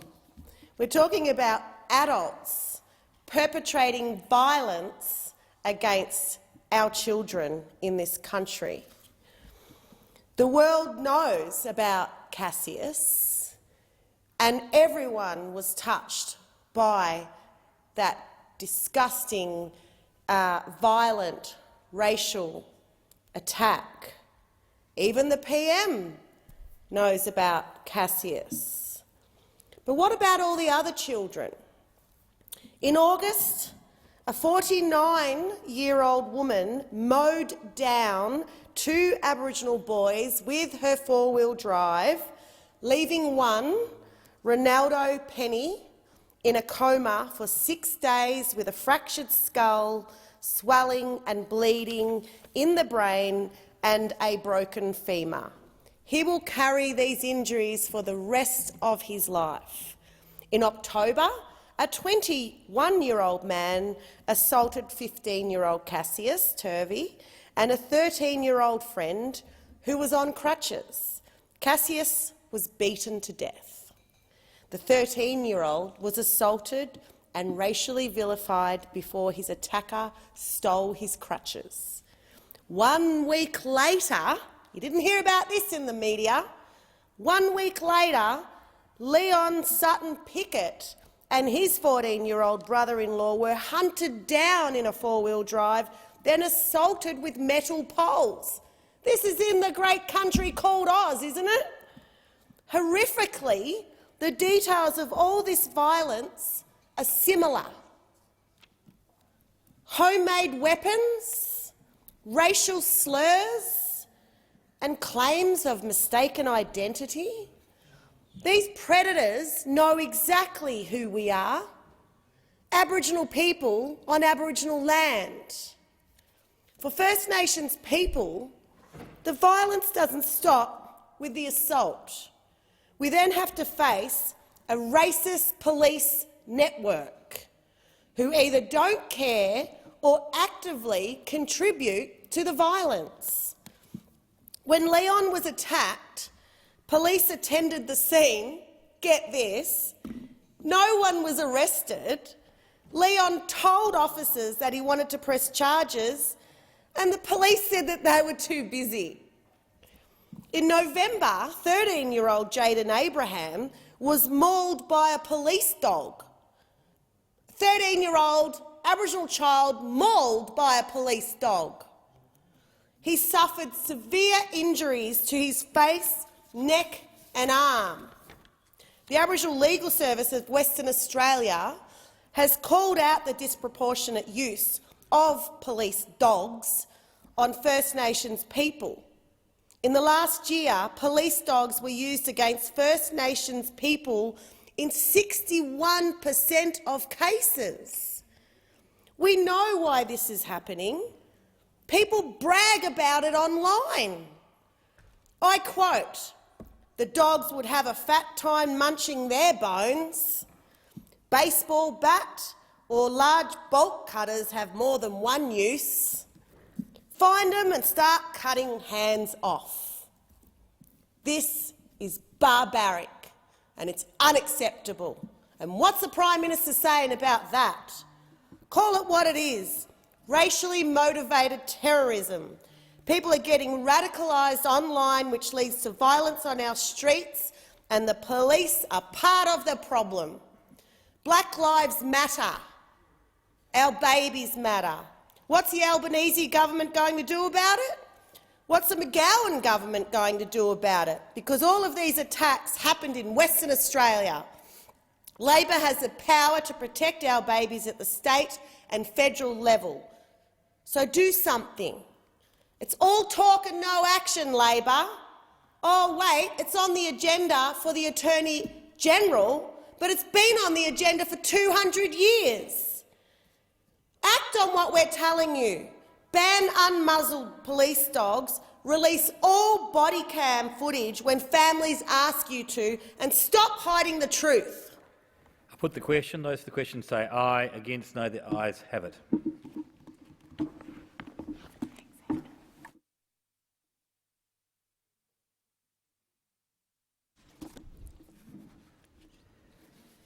Are there any notices of motion to be given for another day? Being none, I'll move on. I shall now proceed to the placing of business. Is it desired to postpone or rearrange the business? No. I'll call the clerk. No postponements have been lodged. The Environment and Communications Legislation Committee has sought an extension as shown at item 12 on the order of business. I remind senators that the question may be put on any proposal at the request of any senator. And the question is that the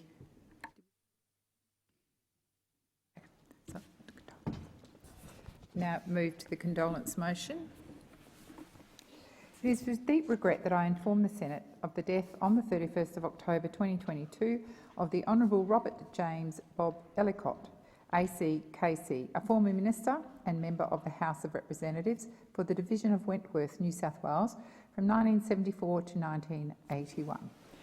I call the Deputy Leader of the Government in the Senate.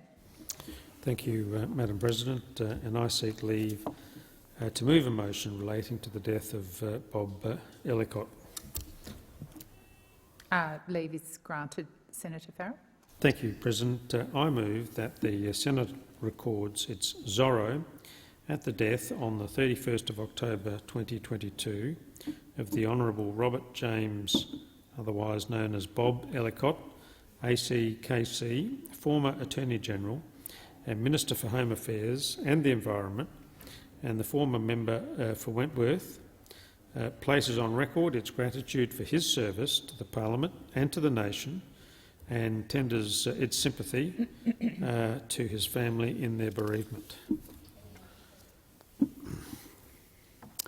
Thank you, President. I rise on behalf of the government to express our condolences following the passing of former barrister, minister and judge, the Honourable Robert, otherwise known as Bob James Ellicott, ACKC, at the ripe old age of 95. As I begin, I wish to convey the Senate's condolences to Mr Ellicott's family and his friends. Born in Moree, New South Wales, on what was Good Friday, the 15th of April 1927, Bob Ellicott's life was long and impactful. As a child, he set his ambition to become a barrister, which he set about making a reality by 1950, when he was admitted to the New South Wales Bar. In 1964, he was appointed a Queen's Counsel. Then in 1969, he became the Solicitor General of Australia, a role he held until 1973. During that time, Bob Ellicott served as one of Australia's first delegates to the United Nations Commission on International Trade Law, a role which provides a small degree of overlap with the work I currently undertake in the trade portfolio. Bob entered Parliament as the member for Wentworth in 1974 election. Following the 1975 election, Mr Ellicott was appointed Attorney-General in the Fraser government. As Attorney-General, Mr Ellicott made a big mark on Australian legal structures. In his role, he established the Family Court and the Administrative Appeals Tribunal, which had both been initiated by the Whitlam government. He was also responsible for legislation which set up the Human Rights Commission. However, his term as Attorney-General came to an end when he resigned his ministry after a disagreement with the then Prime Minister in 1977. While I did not personally know Mr Ellicott, I think we can get a sense of the person he was from his willingness to give up his role due to the difference of opinion with the then Prime Minister in line with Westminster tradition. However, in recognition of his ability and commitment to reform, not long after this he was reappointed to the ministry as Minister for Home Affairs and Minister for the Capital Territory. It was in these roles he continued to build a legacy which continues to serve us to this day. One area where Bob made a contribution was his role, which is particularly close to my heart, and where he set out establishing the Australian Institute of Sport following a notably poor performance by Australia at the 1976 Montreal Olympics. His passion for sport continued throughout the rest of his life, and I think it's fair to say that many of our current sporting heroes owe their success to Bob's forward-thinking approach to sport. Bob left Parliament in 1981 after making many significant contributions throughout his parliamentary career. Bob's drive to contribute to Australian society continued. Following his parliamentary career, Bob served on the Federal Court bench and as an arbitrator on the Court of Arbitration for Sport. Over the decades, his efforts saw him awarded with many accolades, which are too many to list here. This perhaps culminated in him being recognised in the 2017 Australia Day Awards, being awarded the Companion of the AC in the General Division of the Order of Australia. The loving husband of Colleen, who passed in 2020, a loving father of Suzanne, Penelope, Michael and John, and an adored grandfather and great-grandfather, our thoughts go out to his loved ones. In the words of John, Bob was a man of great compassion, love and commitment. We thank Bob Ellicott for the contribution he made to our country, his great life of service. May he rest in peace. Thank you, Senator Farrell. Senator Birmingham. Thank you, President. I rise to join with the Deputy Leader of the Government in the Senate in support of this motion recognising the life and contribution of the Honourable Robert James, or Bob Ellicott, AC, KC.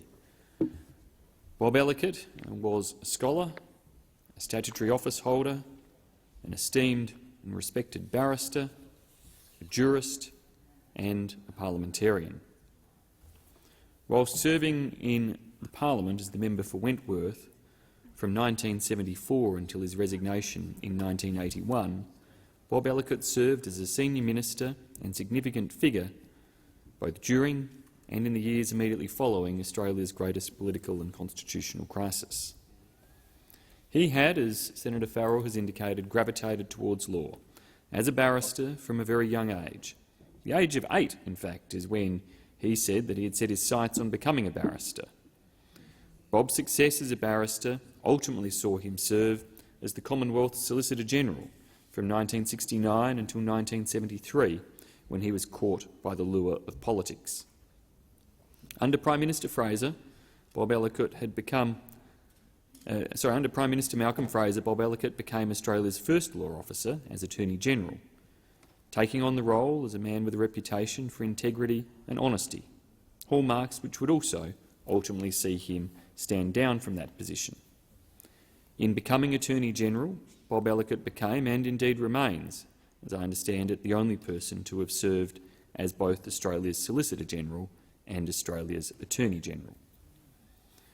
Bob believed his discretion and independence as Attorney-General were paramount, and when he felt they had come into conflict with Prime Minister Fraser and members of the Cabinet in relation to the Sankey v Whitlam and others proceedings, which, as many others would be aware, is a case intrinsically linked to the events preceding the dismissal and those events known as the Khemlani Loans affair, Bob Ellicott chose to resign as Attorney-General. This was a bitter end to what at the time was the peak of a legal career of great eminence and achievement. But it was also the act of a man who was true to his oaths and commitments, who put his principle and respect and beliefs for the law first. And for that he was respected, including by the Prime Minister with whom he had disagreed. With a softly spoken and mild-mannered demeanour, Bob was renowned for his belief in the law and the legal system. In 1975, leading up to the dismissal, he had spoken of and written of the role of the Governor-General, with a legal opinion just weeks out from that eventful day of 11 November 1975, which the then-respected National Times called the most thorough, tightly argued and prophetic legal opinion. Despite his departure from the coveted position of Attorney-General, Malcolm Fraser rightly lauded Bob's achievements during his time in that office, pointing to his role in the restructuring of the Federal Court, in expansion of the jurisdiction of the Administrative Appeals Tribunal, and his work to establish the Human Rights Commission, all within just 2 years in the office of Attorney-General. Despite the loss of the position of Attorney-General, Bob Ellicott was back in the Fraser ministry within 2 months, reflective of the respect that Malcolm Fraser had for him, and continued to serve as a minister right through until his departure from politics in 1981. One of those roles was as Minister for the Capital Territory, and it was Bob Ellicott who led the charge towards the first referendum on self-government in the ACT. The result of that 1978 vote was for the status quo, but there is no doubt that Bob Ellicott can be considered as one of the founders of the self-government movement for our national capital. It would take another decade for the ACT to take on self-government, and even then with many doubters, but that foundation was laid in part by Bob Ellicott. As many will have seen from the many tributes paid to Bob since his death on 31 October this year at the age of 95, it was Bob's role, as Senator Farrell referenced, in establishing the Australian Institute of Sport that is perhaps his greatest legacy. Bob himself said it was his proudest achievement and one of the great privileges of his life. He described how gradually the AIS took off in full flight, he said, like a 747 on its first flight. It is a legacy that set Australia on a path towards being competitive in the world of high-performance sporting endeavour in the years and decades following the establishment of the AIS. Generations have since benefited and will continue to do so. It had been driven by the bitter disappointment of Bob and many others at Australia's performance at those 1976 Montreal Olympics, in which, where it's hard to believe in this day and age, Australia won no gold medals, just 1 silver and 4 bronze medals, driving him towards the establishment of the AIS, which famed athlete Robert De Castella has said after Bob's death that he was the one who turned the whole high-performance approach around. In 1981, Bob decided to return to the law, leaving the Parliament to be appointed to the Federal Court bench. He had hoped to be appointed Chief Justice of the High Court, and indeed discussions had occurred about that potential appointment. But his publicly stated views and opinions in relation to the dismissal saw him deemed too controversial a figure for the role. His time on the Federal Court was, to be short, like his time as Attorney-General, just a couple of years, but equally impactful. Jack Waterford, writing in the Canberra Times following Bob's decision to leave the Federal Court, described him as having proven himself to be an outstanding judge who will be a great loss to the Federal Court. He said he has particularly demonstrated his ability and his radicalism in his work in administrative law. Jack Waterford went on to highlight specifically some of that work in administrative law and the fact that Bob Ellicott had brought an interpretation of administrative law, particularly in terms of the rights of members of the public and public servants themselves, to natural justice in their dealings with the bureaucracy, and in terms of the right of public servants to the review of bureaucratic decisions made affecting them. He said they were landmark decisions in relation to the new administrative order. Ultimately, Bob Ellicott's love of the work he had undertaken as a barrister saw him decide to leave the bench, and also his desire to be able to speak out on the issues that mattered to him more, and he returned to the bar. He remained active as a barrister and also in a range of other ways, including, as has been referenced, as a judge on the Court of Arbitration for Sport of the International Olympic Committee from 1995 all the way through until 2015, when he was nearing his 90th year. His induction into the Sport Australia Hall of Fame in 2016 was a fitting tribute to a person who gave so much to the development of Australian sport. President, on behalf of the Coalition, I add our condolences to those expressed in the House earlier this month to Bob's family, friends and many colleagues across politics, law and sport, but most especially his children Suzanne, Penelope, Michael and John, grandchildren and great-grandchildren. Now reunited with his beloved wife Colleen, who died just 2 years ago, we thank him for his service, them for sharing him. May he rest in peace. Thank you, Senator Birmingham. I ask senators to join in a moment of silence to signify their assent to the motion.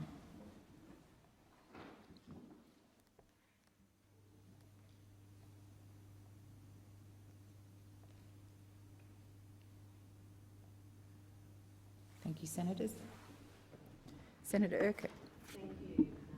President, I should have probably done this at placing of business, but on behalf of Senator White, the Chair of the Scrutiny of Delegated Legislation, I give notice of her intention at the giving of notices on the next day of sitting to withdraw business of the Senate notice of motion number 1 for 4 sitting days after today, proposing the disallowance of the Anti-Money Laundering and Counter-Terrorism Financing Rules Amendment Instrument 2021 number 2, and business of the Senate notice of motion number 1 for 7 sitting days after today, proposing the disallowance of the Financial Framework Supplementary Powers Amendment Attorney General's Portfolio Measures number 1 Regulations of 2022. Thank you, Senator Urquhart.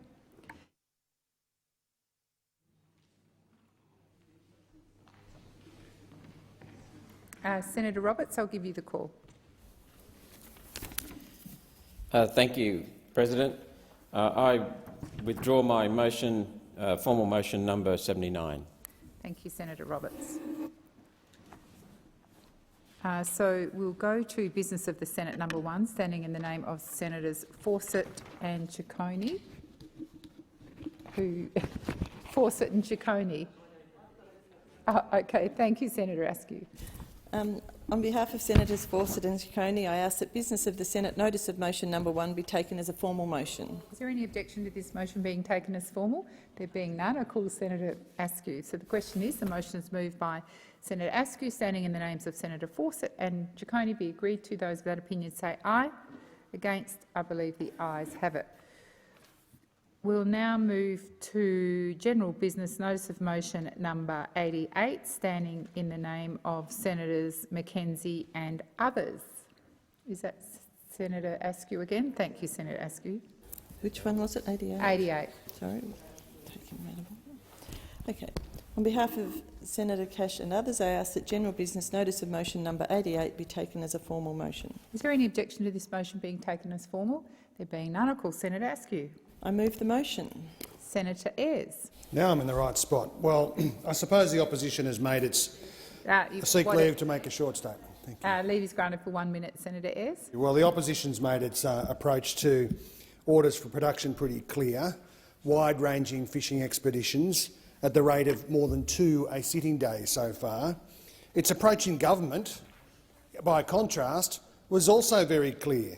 In just the last parliament alone, those opposite issued claims of public interest immunity in response to 40% of Senate orders for production of documents. The former government, led by the lamentable Scott Morrison, was a conspiracy to pervert the processes, to keep things secret, to protect ministers. The former government claimed public interest immunity to withhold the final report in relation to Senator Mackenzie's award of funding under the Community Sports Infrastructure Program. They claimed public interest immunity to protect Senator Mackenzie from producing documents relating to the dairy industry. They did it every day of the week that we were here. We're not going to stand a word of criticism from a government that should be ashamed of itself. Senator Ayres, 2 issues. One, you need to refer to members in this other place by their correct titles, and I would ask you to withdraw the comment you made about the former Prime Minister without repeating the comment. I withdraw whatever it was that I said. Thank you very much. we will now put the... I called you to put the question, didn't I, Senator Askew? Yes. So the question is that the motion is moved by Senator Askew, standing in the name of Senator Cash, and others be agreed to. Those of that opinion say aye. Against? No. I believe the ayes have it. Division required. They must have changed their mind.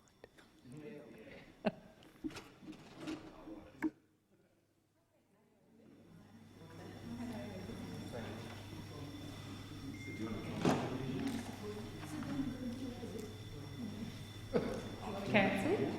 We're cancelling the division. Sorry, senators.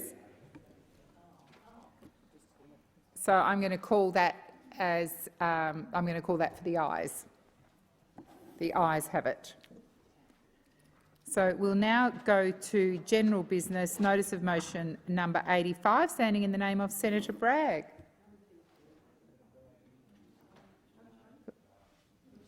Uh, 85. I ask that general business notice of motion number 85 be taken as a formal motion. Is there any objection to this motion being taken as formal? There being none, I call Senator Askew. I move the motion. Senator Ayres, are you seeking leave? I am seeking leave, Madam President. 1 minute is granted, I believe. Well, they use public interest immunity claims to protect almost everybody in the former government.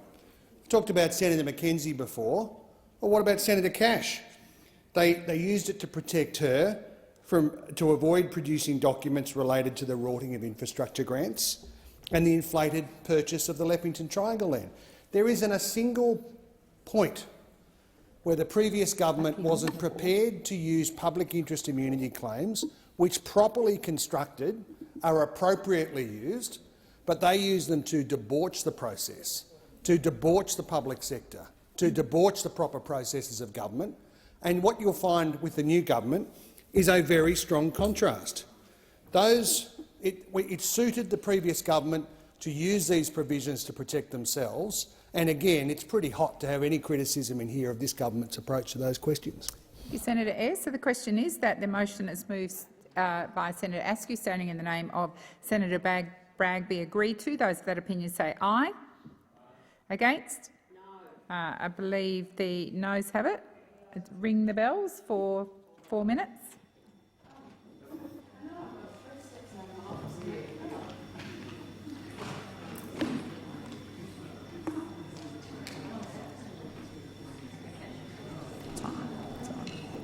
They'll be quick.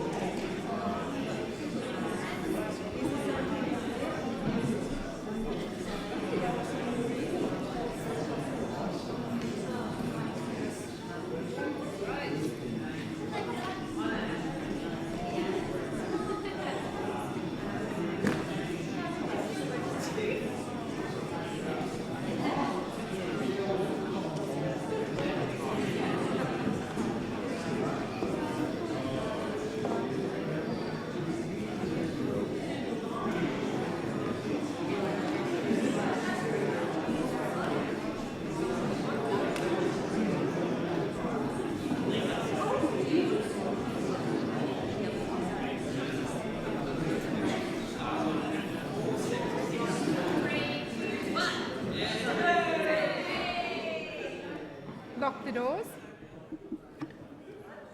So the question is general business number 85, standing in the name of Senator Bragg and moved by Senator Askew, be agreed to. The ayes shall move to the right of the chair, the noes to the left. I appoint Senator Askew as teller for the ayes and Senator Urquhart as teller for the noes.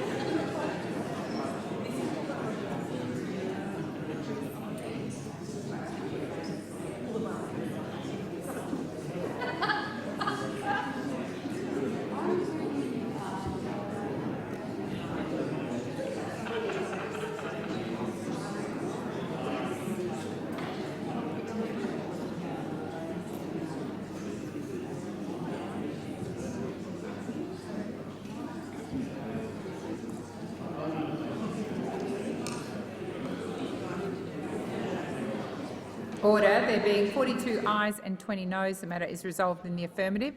I advise senators there may be more divisions. We'll now go to general business. Notice of motion number 86, standing in the name of Senator Bragg.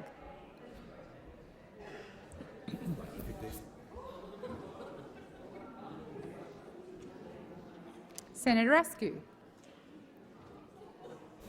On behalf of Senator Bragg, I ask that general business notice of motion number 86 be taken as a formal motion. Is there any objection to this motion being taken as formal? There being none, I call Senator Askew. I move the motion. So, Senator Chisholm, believe leave is granted for 1 minute. Senator Bragg's motion, as usual, is a waste of time. He has already asked the Assistant Treasurer for the exact same documents through a Freedom of Information process and a subset of the request through the parliamentary question or notice. Senator Bragg is good at wasting the Senate's time, and again, this is another stunt. It is not a duplication process, but a triplication. The government is more than happy to be transparent on this issue through the FOI and the question on notice process. The motion is a waste of time and should be opposed. So the question is that the general business notice of motion number 86, standing in the name of Senator Bragg and moved by Senator Askew, be agreed to. Those of that opinion say aye. Against? No. And the noes have it. Division required. Ring the bells for 4 minutes. It's a change of pairs, I believe.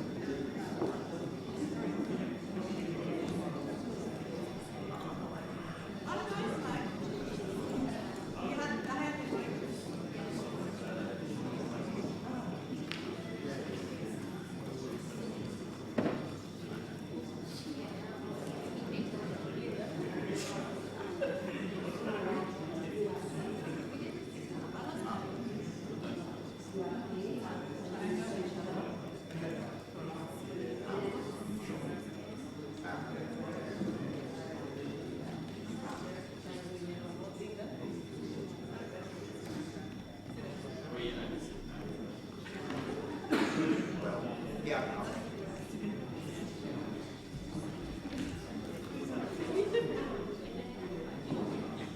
love it.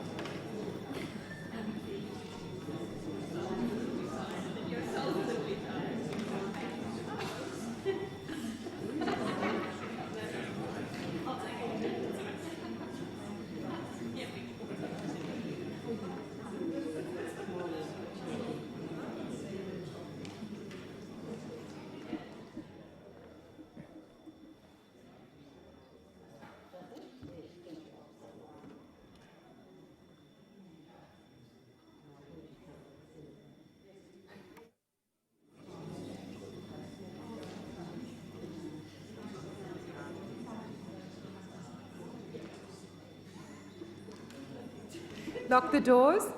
So the question is that general business notice of motion number 86, standing in the name of Senator Bragg and moved by Senator Askew, be agreed to. The ayes shall move to the right of the chair, the noes to the left. I appoint Senator Askew as teller for the ayes and Senator Urquhart as teller for the noes.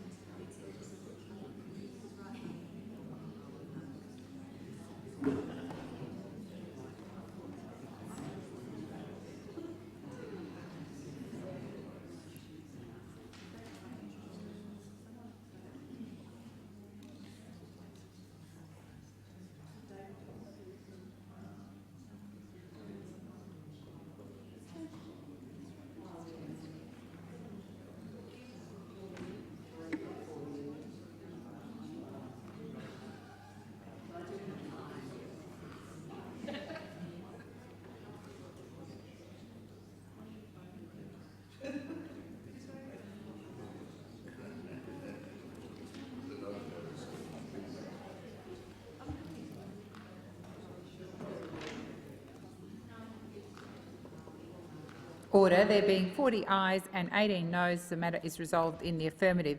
We now move to general business notice of motion number 87, standing in the name of Senator Hume.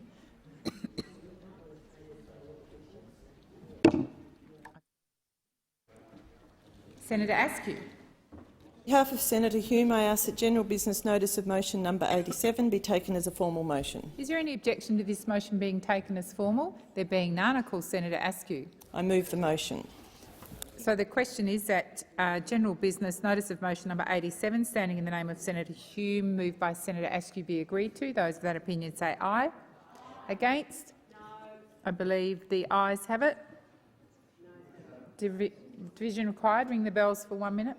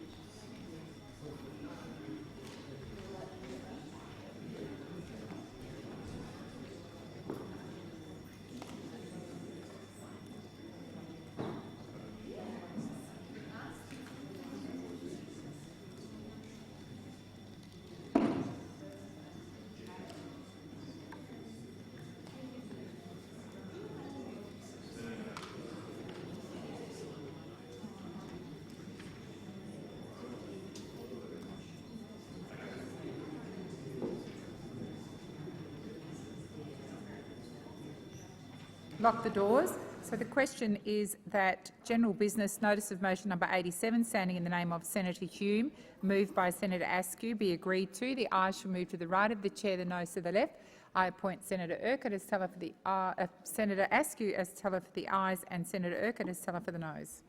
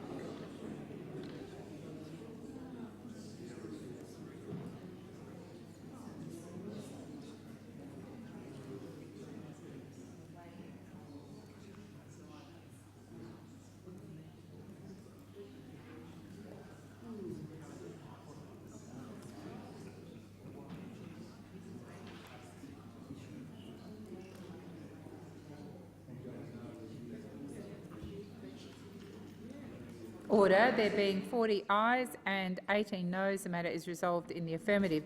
We now move to general business notice of motion number 89, beg your pardon, standing in the name of Senator Mackenzie.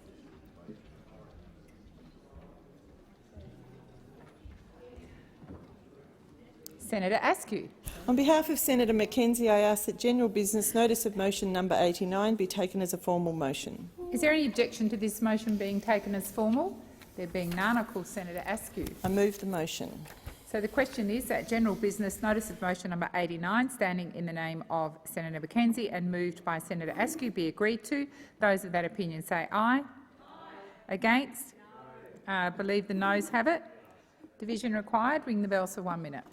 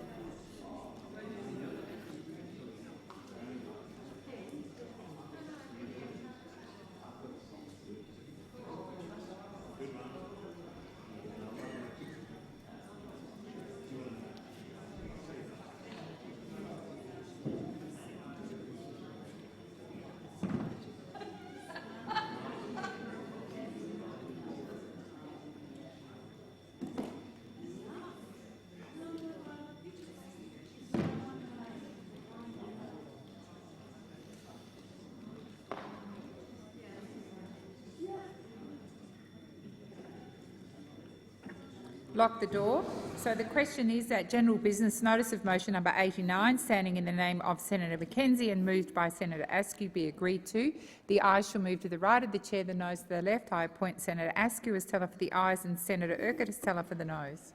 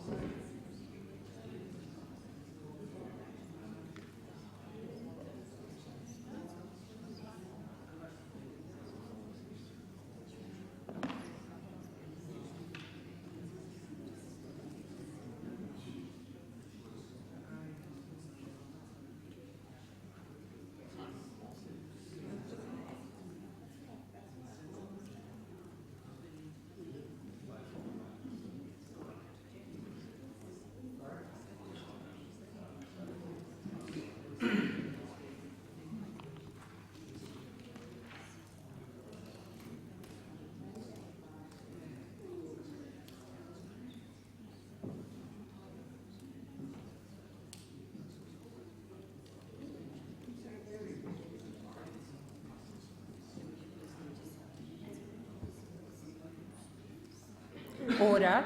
There being 40 ayes and 18 noes, the matter is resolved in the affirmative. And now move to general business notice of motion number 90, standing in the name of Senator McKenzie.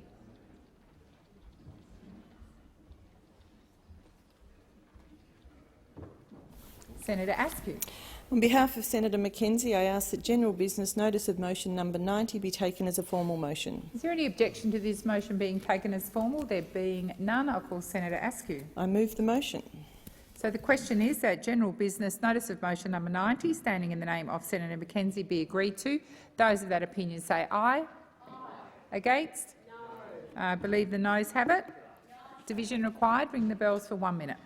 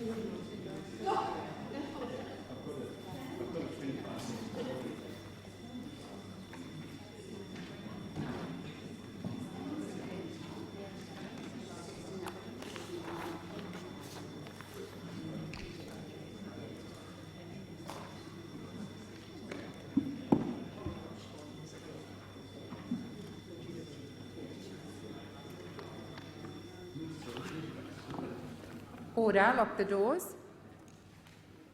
So the question is that general business notice of motion number 90, standing in the name of Senator McKenzie and moved by Senator Askew, be agreed to. The ayes shall move to the right of the chair, the noes to the left. I appoint Senator Askew as teller for the ayes and Senator Urquhart as teller for the noes.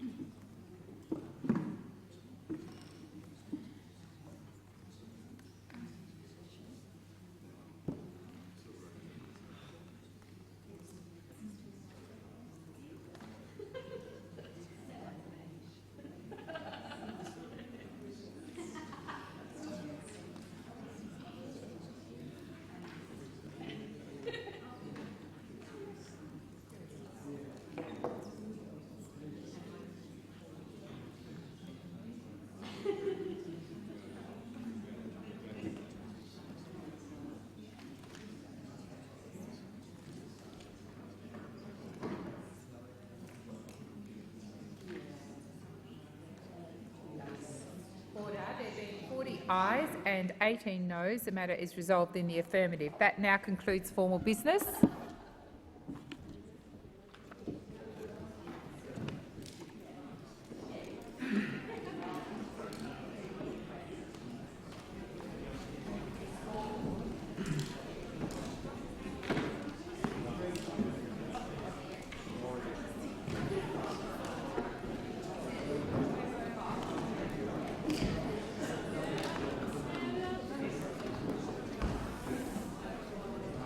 A proposal from Senator Chandler has been received under Standing Order 75 as follows.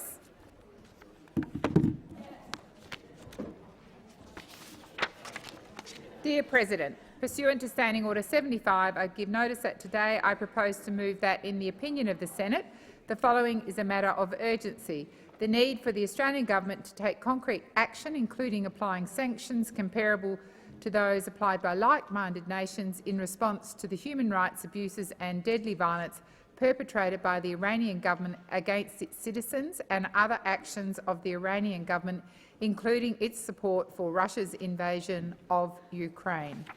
Is the proposal supported? It is. Thank you. I understand that informal arrangements have been made to allocate specific times to each of the speakers in today's debate. With the concurrence of the Senate, I ask the clerks to set the clock accordingly, and I call Senator Chandler.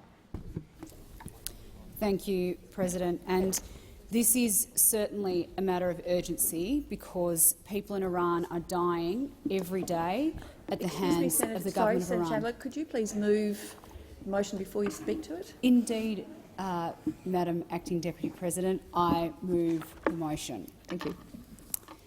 This is certainly a matter of urgency because people in Iran are dying every day at the hands of the government of Iran. Women are being killed. Children are being killed. Innocent civilians are dying. And while Iranian authorities have done their best to hide from the world what is happening by cutting off internet and access to social media, the world knows who is responsible for this. I'm sure every senator in this chamber has received countless emails and social media messages and phone calls from the Iranian community making clear that they want action, not just words, from our government. It has been more than 2 months since Mahsa Jina Amini was killed. I've been calling for urgent action by the government since the week of her death back in September. It is completely mystifying to the Iranian-Australian community why our government hasn't chosen to act sooner and faster. A fortnight ago, when the opposition asked the Prime Minister why Australia was yet to apply the same targeted sanctions that our allies have, the Prime Minister quite disgracefully chose to talk about considering the implications for businesses before acting. This is a situation where women are being beaten in the streets by their government for not covering their hair. Children are being shot and killed by the military. It is not a time to be sitting around mulling over business dealings with Iran. It is time to act. Other countries have acted and have applied multiple rounds of sanctions to Iran. This government likes to talk about acting in concert with our partners and the international community. But that is precisely the opposite of what they've done when it comes to sanctioning individuals responsible for killing women and children in Iran. 6 days ago, Canada announced its 5th round of sanctions in response to the recent violence and human rights abuses. In that same time, our government has announced 0 sanctions. The US has announced multiple rounds of sanctions directly in response to the current violence. So has the UK. Australia, none. These sanction notices provide long lists of individuals within the Iranian regime who our allies have identified and taken action against, along with detailed explanations of why they are being sanctioned. Yet when I ask the Foreign Minister and the Department of Foreign Affairs whether we agree with our allies that those individuals deserve to be sanctioned, all we receive in response is no comment, we can't discuss that. By the way, if you go and look at the Hansard for those Foreign Affairs estimates held 13 days ago, we still haven't had a transcript published. What is going on? Not only can the community not get answers from the government, they can't even access a record of official proceedings of the parliament from 2 weeks ago. I am pleased that yesterday the minister confirmed that government agencies tasked with countering foreign interference have been tasked to look at the threats and intimidation made to Australian critics of the Iranian regime. This is an incredibly serious matter, one that I raised in estimates myself and have subsequently raised with our e-Safety Commissioner in written correspondence. Security and intelligence services around the world are making clear that this is a very real and very dangerous matter.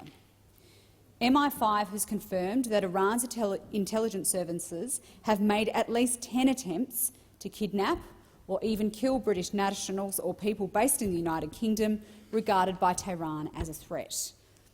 And meanwhile, as if what they're doing to their own civilians isn't bad enough, we know that Iran is arming Russia with drones to kill Ukrainian civilians. Once again, our allies have sanctioned Iranian authorities over this, but Australia, according to the minister's answer to my questions earlier this week, has not. It is not good enough for Australia to be lagging behind our allies in responding to this human rights crisis with targeted sanctions. Iran is growing bolder every day in their violence and their threats to international peace and security. It is time for Australia to play our part in holding them to account. Thank you, Senator Chandler. Senator Sheldon.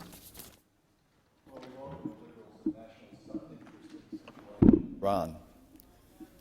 Now, it is a shame it didn't come a bit earlier, because in government they oversaw a decade of cuts to Australian diplomacy and multilateral institutions, a decade of inattention and cynicism.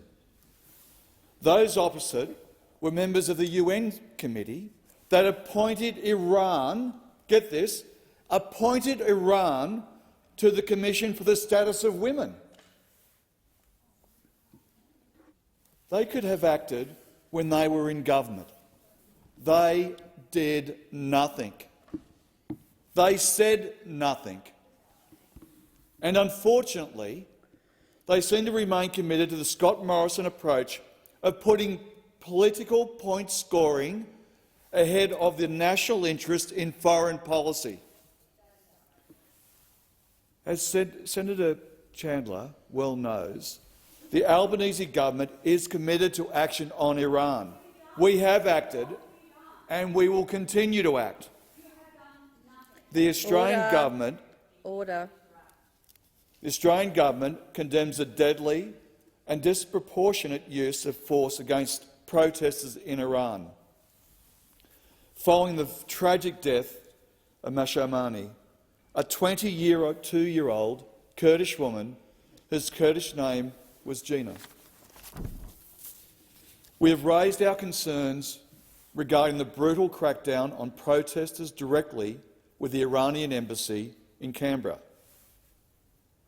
The government has been alarmed by reports that hundreds of people have been killed and many more injured, including dozens of children, as a result of the heavy-handed measures Iranian authorities have implemented to crack down on ongoing protests.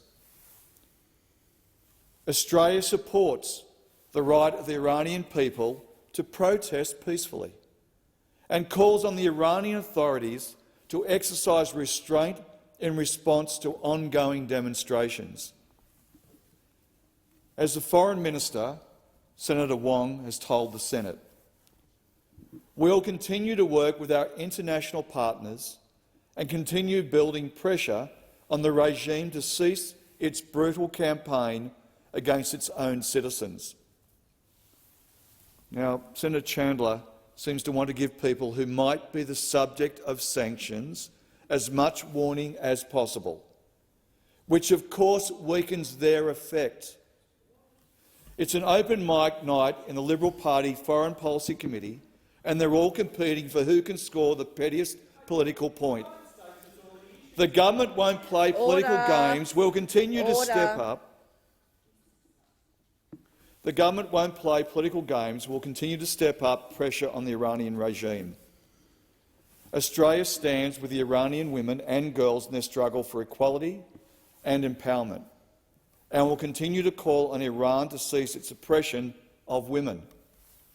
We are committed to promoting gender equality and women's empowerment and ending violence against women and girls worldwide. The Liberals and Nationals had their chance in government, and they did nothing. Thank you, Senator Sheldon. Senator Steele-John. Thank you. Every day we wake up to more devastating news from Iran. Just today there is news of Iran's Revolutionary Guards attacking targets in neighbouring northern Iraq for a second day in a row. The airstrikes targeted bases of Kurdish separatist groups in northern Iraq, according to most recent reports. Also today, Iran's football team at the World Cup have been told that they could face reprisals if they fail to sing the national anthem in their remaining World Cup group games, after a politician in the country said that they will never allow anyone to insult our national anthem. Despite these chilling warnings, the players stayed silent at their first game in solidarity with Iranian people protesting following Jinnah Amini's death. A major disruption to internet services has also been reported today in Iran. There have been reports of indiscriminate killings of more protesters, including children. This is all in simply one day's worth of news. The Australian government must do more. These behaviours by the Iranian regime have continued and continued. Words of condemnation are not enough. Actions must be taken. The Australian Greens remain deeply concerned about the ongoing situation in Iran and are in solidarity with protesters in Iran. We will always protect the right to protest. We will always fight for people's rights to choose their dress, their partner, their religion, their career and what they want to do with their bodies. The Iranian authorities' suppression of the rights of women, of LGBTIQ+ people and other minorities, including the Baha'i, must end.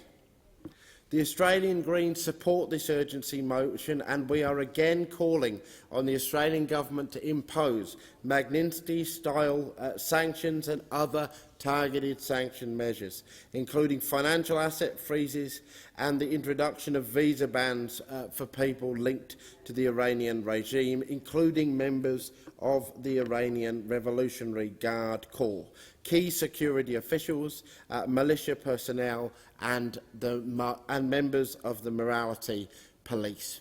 Now, what we have heard, in conclusion, what I will observe here is that we have heard from the government an argument that they've done enough already, or that there is little more that they could do. The government of this country must engage with this issue in solidarity now. Thank you, Senator Steele-John. Senator Scarr. Thank you, Madam Acting Deputy President. I agree and endorse and associate myself with every single thing that Senator Steele-John just said in this place. And I was very pleased a few weeks ago to attend a rally with the good senator, which was convened by our wonderful Burmese diaspora with respect to the human rights abuses which are occurring in Burma as we are here today. This is an important issue, and our Iranian diaspora in Australia expects us to act. This place adopted Magnitsky sanctions, adopted laws which would enable them to be imposed. They need to be applied. The fact of the matter is that Western democracies around the world are moving ahead of us at a rate of knots. The death of Mahsa Amini has been a lightning rod, an absolute lightning rod for disaffection in Iran.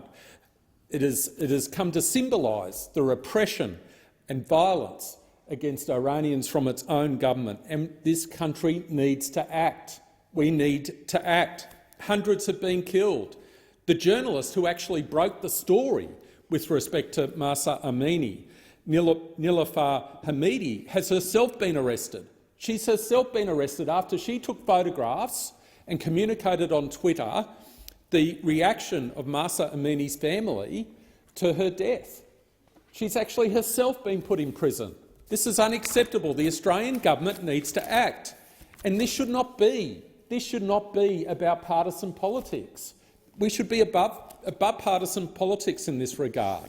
And in relation to Senator Sheldon's point about us broadcasting the names of those who should be subject to these sanctions, you don't need to broadcast them. Just have a look at the press statement dated 26 October 2022 issued by Antony Blinken, Secretary of State of the United States. They actually list the people who are subject to Magnitsky-style sanctions. They're already on the public record, and I'll go through the categories because these are the people who need to be held accountable for the atrocities and the brutalities that are occurring in Iran today. The first category, those who, and there are 5 individuals, 6 officials I should say, the government of Iran, responsible or complicit in serious human rights abuses, who hold leadership positions within Iran's prison system, including at Evin prison and in the provinces of Sistan and Baluchistan and Kurdistan, among others. That's the first category. Category 1, you can read their names.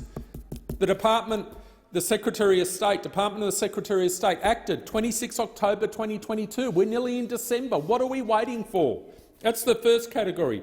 The second category, 3 individuals serving as commanders of the Islamic Revolutionary Guard Corps who have been at the forefront of the brutality. Again, they've been identified as individuals directly responsible for the suppression of peaceful protests and arrests of peaceful protesters. That's your second category. The third category, those people associated with what's referred to as the Raven Academy, which engages in cyber security and the training of hackers which are being used to stifle freedom of speech in Iran.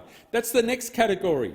The fourth category, the Iranian Commander-in-Chief of Police in Isfahan province, who has engaged in gross violations of human rights, namely the cruel, inhuman or degrading treatment or punishment of peaceful protesters. Again, another category. The names of these people are here. They're already the subject. They're already the subject of sanctions imposed by the United States. What are we waiting for?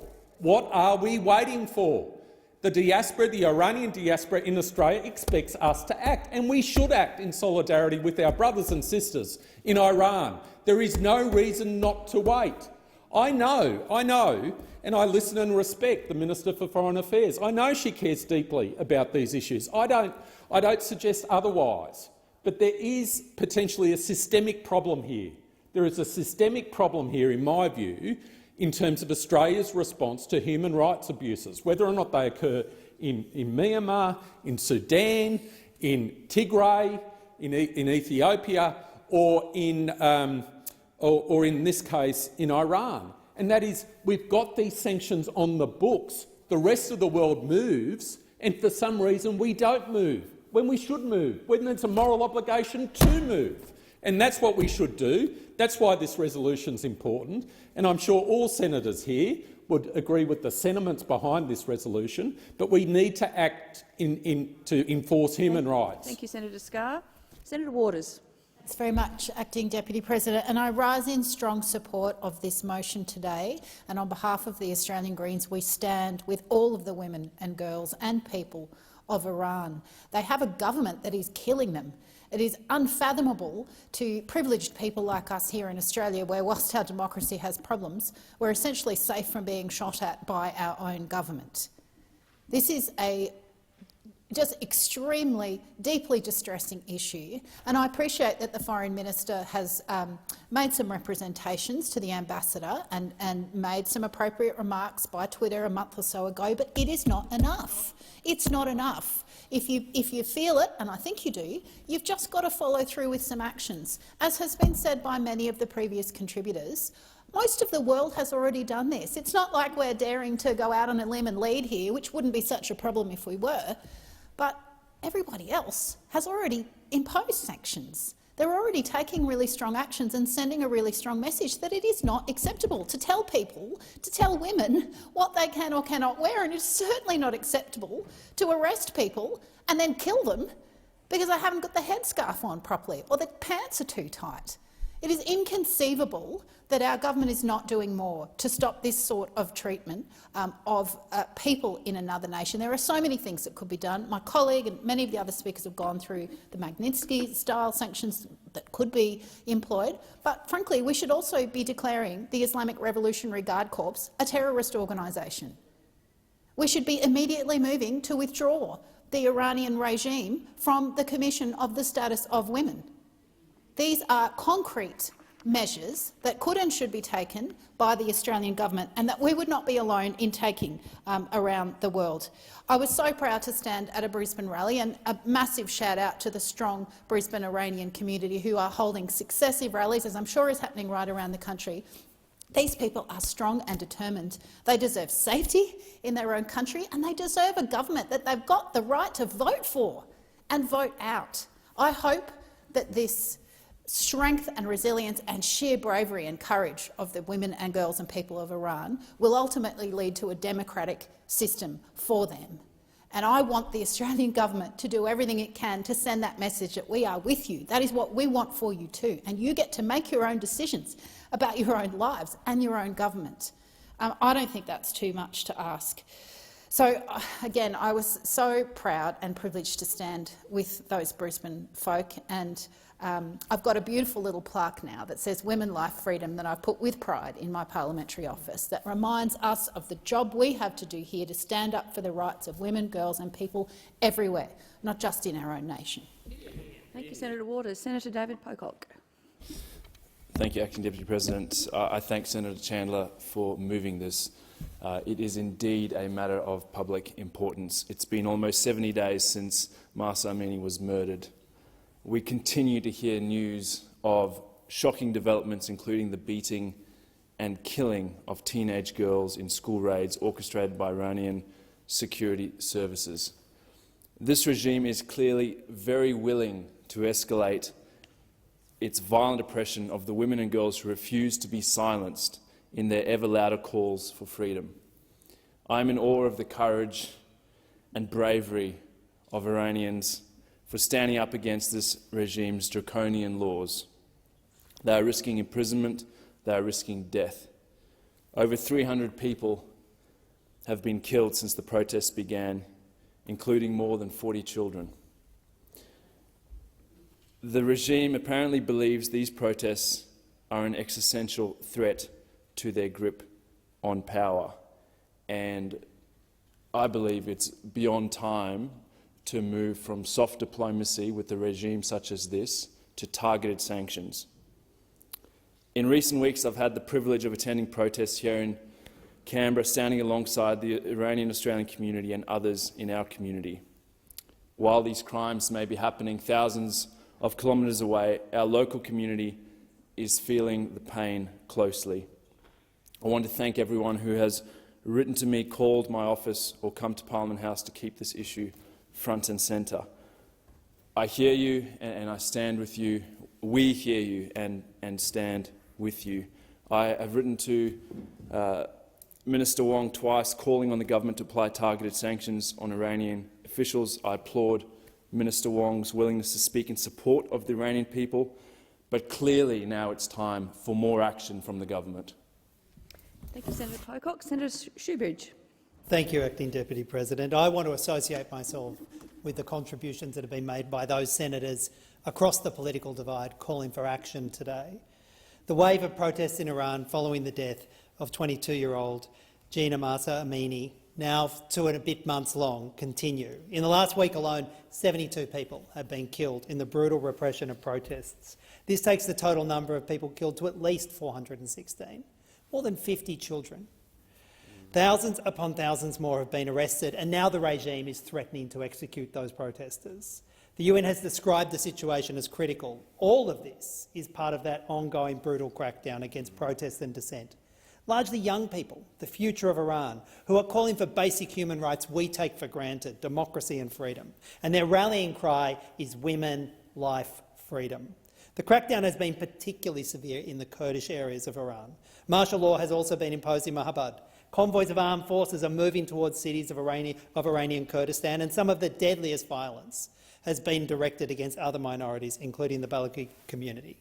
We cannot let the Iranian government use this as an opportunity for further genocide. What has been clearest throughout these recent months is the bravery of the people of Iran, and we've seen that on the streets and out the front of this parliament. Their staunch, unwavering courage in the face of terror and brutality, their solidarity of Iranians who are rallying and protesting in the diaspora, enormous solidarity, is powerful, inspiring and important, and we're saying today we hear you. I watched as the Iranian soccer team stood silent while the anthem played at the World Cup. It gave me chills. We've watched videos of women removing their scarves, cutting their hair, walking bravely towards security forces, and they want us to stand up and act. The people of Iran are stepping up, and we need to stand with them, and that means immediate and comprehensive Magnitsky sanctions against that awful regime, targeting the criminal leadership, not the people of Iran. It means taking the action this parliament and the powers this parliament gave the government to act. It means solidarity. Thank you, Senator Shoebridge. Senator Van. Thank you, Madam Acting Deputy President. Right now, in every single day in Iran, the basic freedom and rights of the Iranian people are being violated. And every day that the Albanese government does nothing and refuses to take a stand is another day that more innocent lives are lost. Authoritarian regimes around the world are taking the lives of innocent people. We see this clearly in Ukraine, we see it in China, and we're seeing it writ large in Iran. We cannot allow these authoritarian regimes to ignore the international rules-based order. The detainee diplomacy undertaken by the Iranian regime when it jailed Dr. Kylie Moore-Gilbert for around 3 years was just one symbol of the despicable acts of this regime and its complete disregard for the principles of law and the principles of human rights, including freedom of speech. Countries like Canada are leading the world in standing up for women's rights by sanctioning Iran. Canada's measures prohibit dealings with the several individuals and entities, effectively freezing any assets they may hold in Canada and banning them from the country. Australia needs to follow this lead. We need to stand up for the people of Iran with everything that we can do, and we can do more, because at the moment this government is not doing anything but talking. Australia needs to follow in the footsteps of like-minded countries like Canada, the US and the UK, and impose Magnitsky-style sanctions on Iran and its regime. This should include financial asset freezes and travel bans against members of the Revolutionary Guard, the morality police and other key officials, as well as sanctions and financial sanctions against the government. We now can take these actions due to the Coalition's government signing into law the Autonomous Sanctions Amendment, Magnitsky-style and other Thematic Sanctions Act 2021, which we did in December last year. The Coalition has made it clear to the government that we will provide bipartisan support for Australia to do the same. Statecraft is a responsibility of government, and sanctions are a tool of statecraft. The government is doing nothing. We hear lots of rhetoric from the table. We hear the media, see the media performances. Still nothing is happening. The government said, and we heard this in estimates the other week, that the chargé d'affaires, the deputy head of mission of the Iranian embassy, had been called in by a First Assistant Secretary of DFAT. Why hasn't the Foreign Minister called in the DHOM? Why has it been left to a lowly official in DFAT? Surely we can send a stronger signal than that. The Iranian community in Australia is calling loudly for the Australian government to do more. They are outraged that nothing has been done, completely outraged.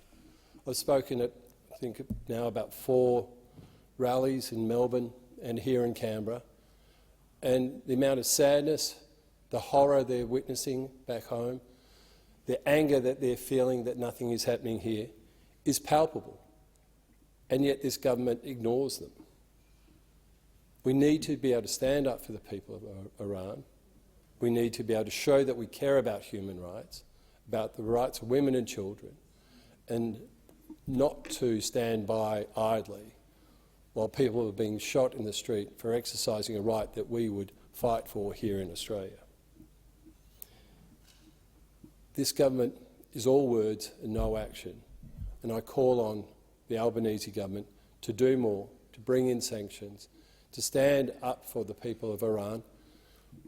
The coalition government brought in sanctions against the Russians after the invasion. We did it within days, and we had the support of the opposition. We are giving you our support to do the same against the Iranian regime. Thank you. Thank you, Senator Van. The question is that the motion moved by Senator Chandler be agreed to. All of that opinion say aye. Aye. Those against say no. The ayes have it. The ayes have it.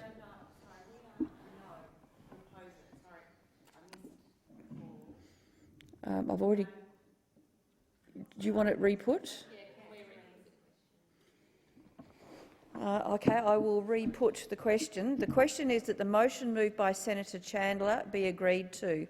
All of those of that opinion say aye. Aye. Those against say no. Aye. I think the ayes have it. Division required? Division required. Ring the bell for 4 minutes.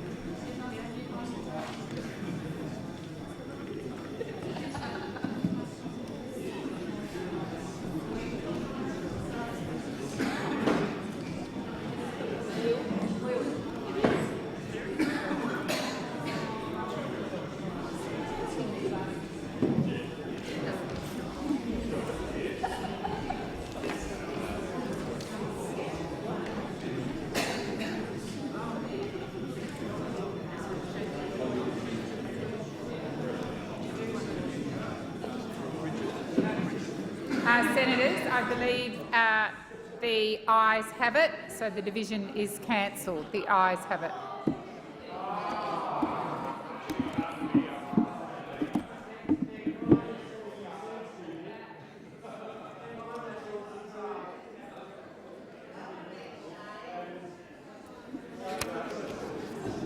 So,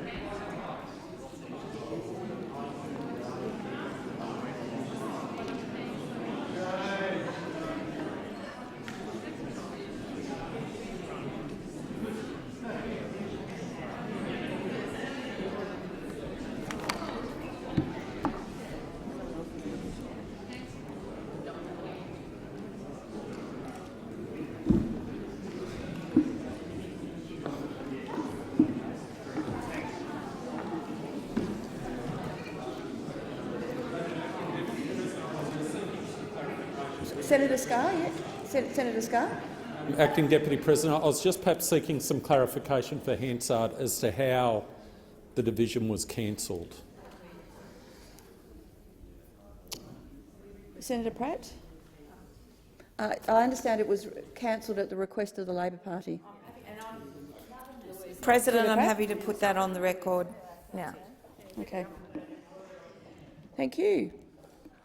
Okay. The President has also received the following letter from Senator McKim that, Dear President, pursuant to Standing Order 75, I give notice that today the Australian Greens propose to move that, in the opinion of the Senate, the following is a matter of urgency.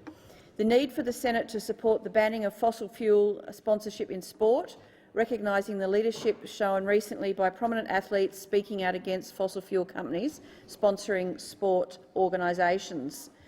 Yours sincerely, Nick McKim. Is that proposal supported? Okay. I understand that informal arrangements, thank you, have been made to allocate specific times to each of the speakers in today's debate. With the concurrence of the Senate, I ask that the clerks to set the clocks accordingly. Senator Thorpe. Senator Thorpe, before you start, can I ask, please, senators who are not remaining for the debate, if you could leave the chamber? Thank you.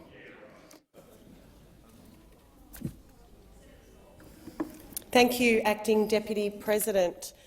This country loves sport. Our athletes are our children's role. Sorry, could you move the motion before you speak to it? I move the motion. Thank you. Thank you, Senator. My apologies. This country loves sport. Our athletes are our children's role models.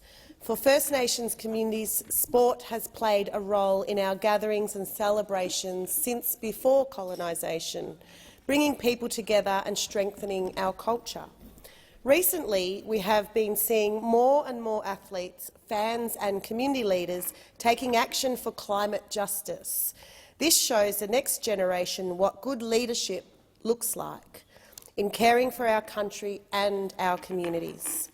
Climate change is making our country sick, and fossil fuel companies are continuing to destroy our lands, our waters and our skies, fueling climate change and killing us. Fossil fuels are the new tobacco. When we realised that tobacco had serious consequences to our health, we decided that the companies responsible for these harms had no place in sponsoring the sports teams and athletes we love. Now, as this country suffers devastating floods and fires, our athletes and everyday people are taking a stand to say that these dirty polluters have lost their social licence and have no place in sponsoring our beloved sports teams and players. In an attempt to regain this social licence, these dirty companies are pumping millions of dollars into sponsoring some of our biggest sports teams and events, giving an estimated $14 million a year to national sporting teams, not to mention the millions in donations they give to both the Labor Party and the Liberal Party every year to keep this destructive industry alive.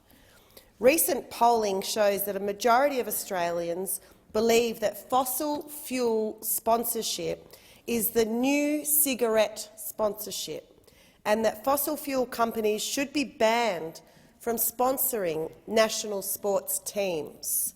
This research shows that fossil fuel companies have lost their social licence to sports wash our national teams and major events, given that gas, coal and oil companies are accelerating the harmful impacts of climate change and extreme weather events.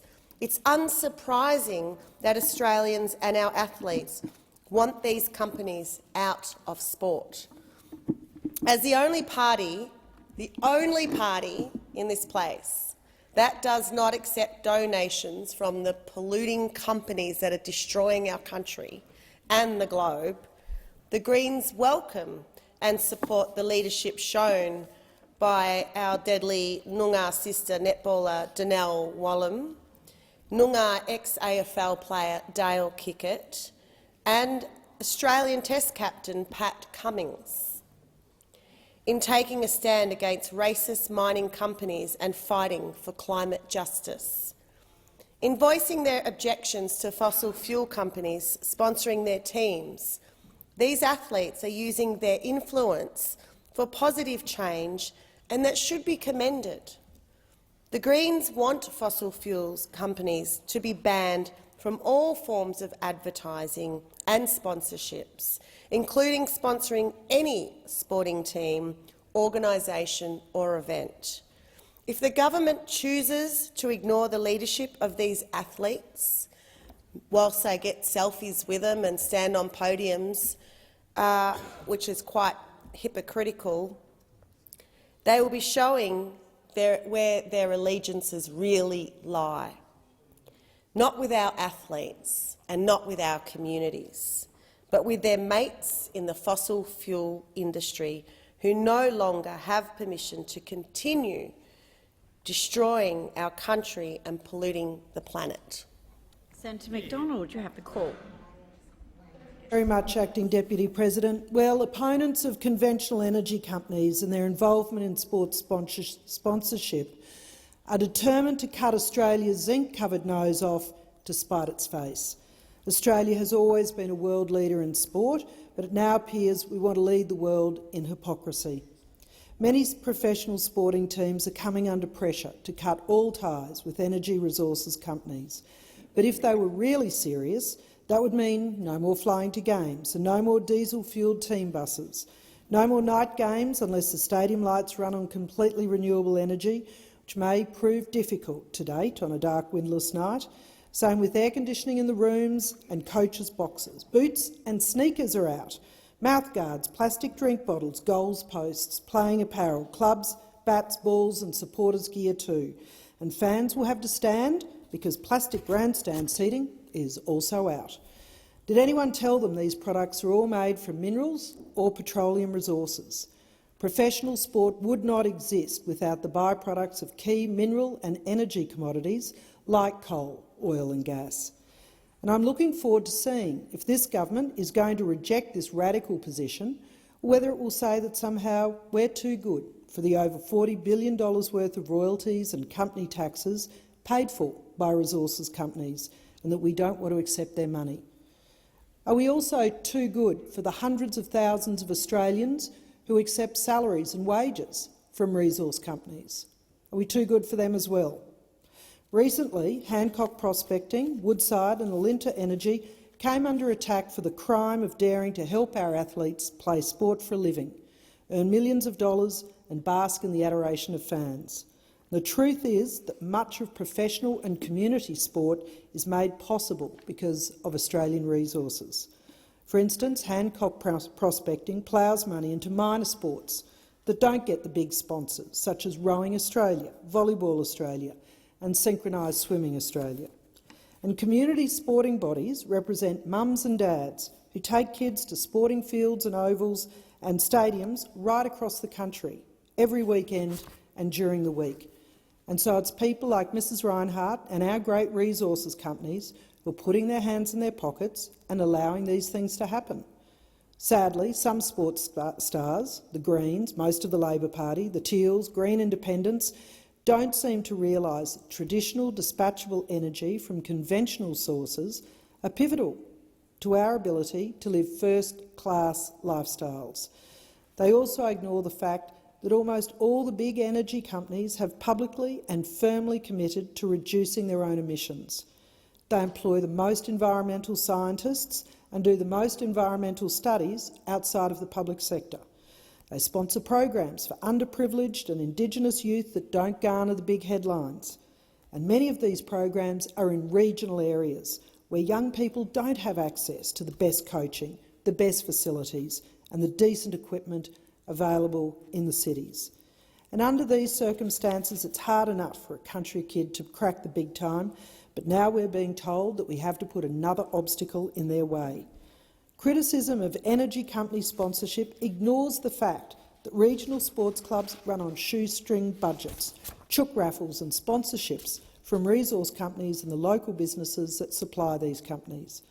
What virtue signalling inner-city professional athletes call sports washing is actually direct community benefit to struggling regional towns.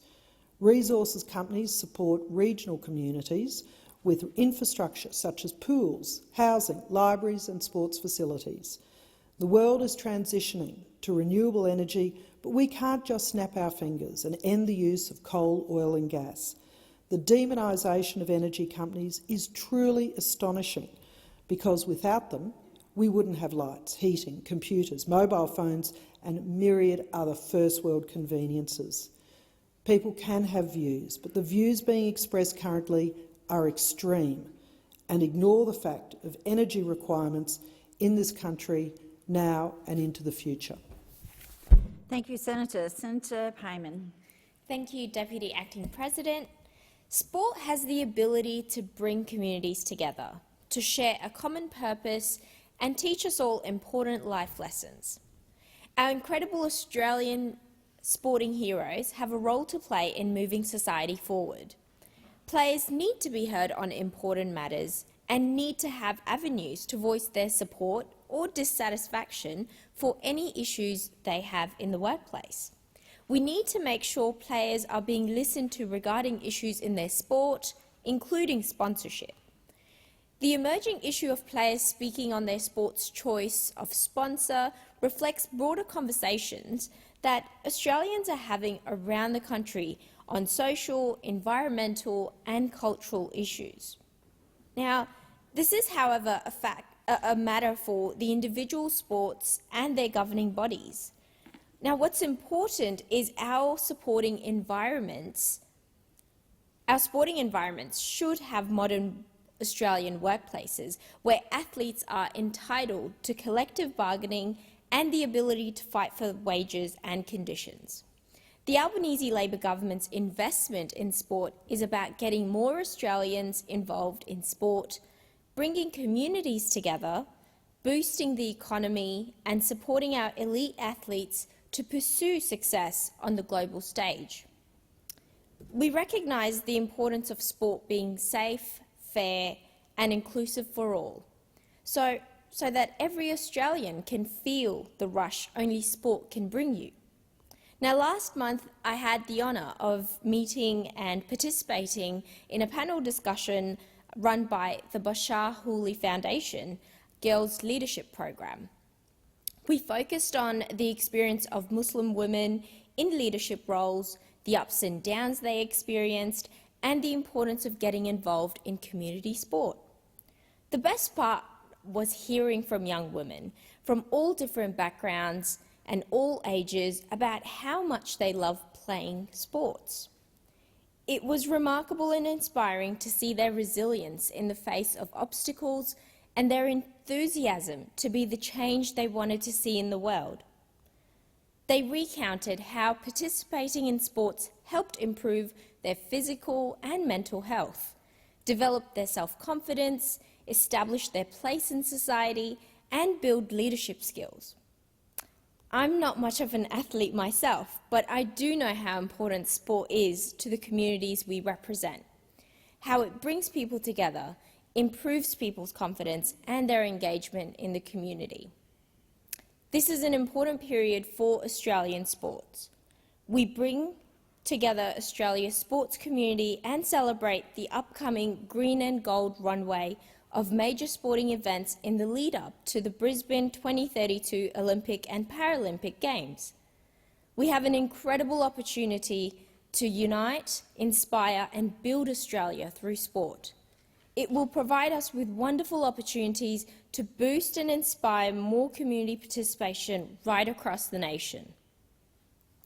Now, regarding the motion moved by Senator McKim, these matters are for the sports clubs and their governing bodies. But I will stress again that it is important for us to remember that our sporting environments are still workplaces. Our incredible Australian athletes, like any other worker, should have a say in their workplace environment and conditions. Thank you. Thank you, Senator. Senator David Pocock, you have the call. Thank you, Acting Deputy President. As has been pointed out, Australians love their sport, and climate change is threatening our way of life here in Australia and is affecting sports. This is happening now. Sport is already feeling the effects of climate change. I think it's really important to remember that in the context of this debate. We're seeing sporting clubs not being able to insure against bushfire, against flood damage, and pitches being too hard to be played on during droughts. This is having an effect already. We hear the arguments for fossil fuel sponsorship in sport. You do need sponsors in sport. That's clear. In professional sport, community sports often rely on it too. But fossil fuel companies represent only 3.5% of sport and business partnerships, so this is not an insurmountable challenge. And clearly a lot of sports are working on this. It's curious that many of these fossil fuel companies do not sell a product to consumers. So I think clearly this is about social licence, and I think that's the concern of athletes who have been raising concerns about them being used to extend the social licence of an industry which has, many of those companies have no plans of winding down and transitioning. That's the concern. We're not saying turn off the tap on fossil fuels today. We're saying we need to be part of a transition, and many of these companies who sponsor sport don't have a plan. I'm out of time, but I do want to point out this is the first time the Greens have mentioned fossil fuels sponsorship in sport, and this is not adequate time to debate something like this before putting it to a vote to the Senate. This warrants much more debate, and I am disappointed that we're going to hear a minute or two from senators and then a vote very much, Senator on this. Your time has expired. Senator Canavan. Thank you very much, Madam Acting Deputy President Woolley. The reserves of hypocrisy within the Australian Greens Party know no bounds, and as I often comment, if only we could capture their hypocrisy and convert it into electricity, it would be the ultimate source of renewable power. It is infinite in its supply, because here we have a motion from the Greens saying they don't want any money from fossil fuels to fund sports in this country, in Australia. Okay. Every election that I've known in my time in this place, every election, the Greens policy platform, which can't even be calculated on modern computers according to the former Treasury Secretary Ken Henry, the Greens policy platform is funded by extra taxes on fossil fuels. The only way they get to pay for their political promises is from the funds of the coal and gas industries. If there weren't coal mines and gas fields in this Australia, the Greens would have massive black holes for their crazy plans for high-speed rail across all around the country, for their plans to give healthcare to everybody, no matter what the cost that we can't afford. All of those plans that the Greens want to do, some of them are good things. I'd love to give healthcare to everybody. But all of them in the Greens policy platforms are funded by fossil fuels. So here we have a motion here today where the Greens are trying to deny to other people, to Australian sports, who struggle. A lot of sporting codes in Australia struggle to make ends meet. The high-profile ones do all right, but netball has been struggling. They're trying to deny them access to the funds of fossil fuels, but not to themselves. I mean, if it weren't for fossil fuels, if we were serious about this motion, how would we fund our hospitals? because most of that is coming from our coal and gas industries. We just had a budget that was handed down where a $50 billion increase, not the total amount, but a $50 billion increase came from higher coal and gas prices. We fund our public services in this country thanks to these large export industries. Coal is our biggest export, gas is our third biggest export. Two together are 40% of our nation's commodity exports. If we didn't have them, we wouldn't be able to fund ourselves, and certainly the Greens wouldn't be able to fund themselves without fossil fuels. Thank you, Senator. Senator Faruqi, you have the call. Thank you, Acting Deputy President. Digging up and burning fossil fuels is destroying our climate and our environment. A recent report from Swinburne Uni is the first to quantify the number and value of coal, gas and oil sponsorships in Australian sport, and it's not a small number. They spend $14 to $18 million each year sponsoring 24 high-profile leagues and sports in Australia. Santos, Alinta, BHP and Woodside are all major sponsors. So why do they do it? Because as the climate crisis intensifies, more and more people are aware that it is greedy, morally bankrupt fossil fuel companies that are fueling this crisis. More people than ever can see the connection between the greed of fossil fuel corporations and the disastrous climate emergencies we see here and around the world. These fossil fuel corporations know that their social license is fast evaporating, and so they are scrambling to greenwash their environmental reputations by throwing money at high-profile, much-loved sporting leagues and teams. I came here from Pakistan passionate about netball and cricket and soccer, and that passion has only grown while I've been here. Fossil fuel companies know that people here love sport. They know that when sports embrace their sponsorship and when athletes wear their names and their logos, that helps to normalize their existence and sanitize their reputation because of the community's love for sport. It is a tactic that's straight out of the playbook of other big, cashed-up, unscrupulous industries such as the tobacco and gambling industries.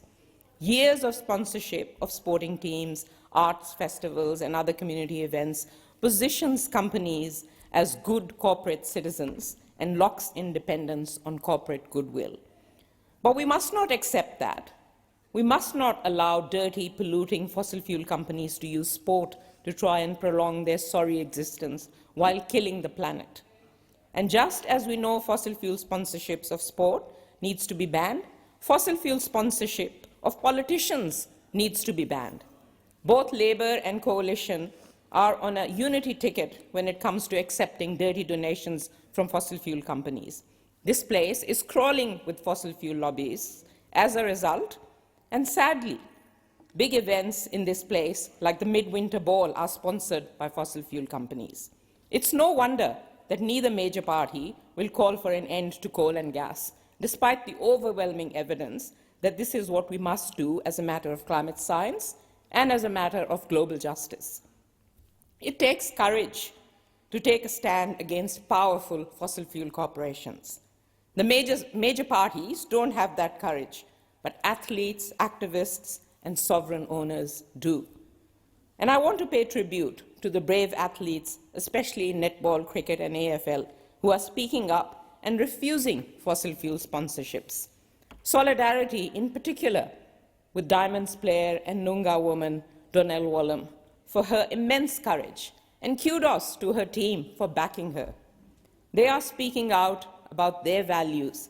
They are reflecting the values of their communities and their fans. This is the type of courage that gives me hope for the future. Thank you, Senator. Senator Roberts. Thank you, Madam Acting Deputy President. The Australian netball team rejected an offer of sponsorship from Gina Rinehart's Hancock Prospecting because they refused to wear the Hancock Prospecting logo. So who is the company our netballers rejected? Hancock Prospecting grew into one of Australia's largest companies on the strength of their Roy Hill iron ore mine. Iron ore is still their largest product. Hancock mines coal as well. Since the Greens seem to be ignorant of metallurgy, let me educate you lot. The only way to make steel is using coal to heat iron ore. The Greens do talk about green steel as an alternative. It's not. Green steel is so brittle it's unusable. There's no realistic chance of green steel ever being used to replace coal-fired steel. Green steel does have a role as a photo opportunity, to sustain the green steel lie designed to destroy the coal and steel industries for whatever fanciful reason the Greens advocate. Australian netballers rejected steel. Senator McKim's motion is rejecting steel. I hope all those who feel as Senator McKim does go home tonight and rip out their steel stoves, turn off their steel fridges, throw away their steel microwaves, their cutlery, their knives, their saucepans and— well, you get the idea. How will Senator McKim and his steel haters get home? Not in a car or even an electric vehicle. Those are made from steel and other products made with coal and hydrocarbon fuels. These other products include aluminium, glass, fiberglass and plastics. Not in a train or bus or cycle or scooter. More steel, more oil. Walking home is, of course, an option. Just avoid steel-capped work boots or any boots made with steel tools. The hypocrisy in this motion is breathtaking. Hancock Prospecting enjoys strong relations with the local Aboriginal communities, who benefited over the last 7 years from mining royalties totalling $300 million. We have one flag, we are one community, we are one nation, coal-fired, coal-powered and steel-built thanks to miners.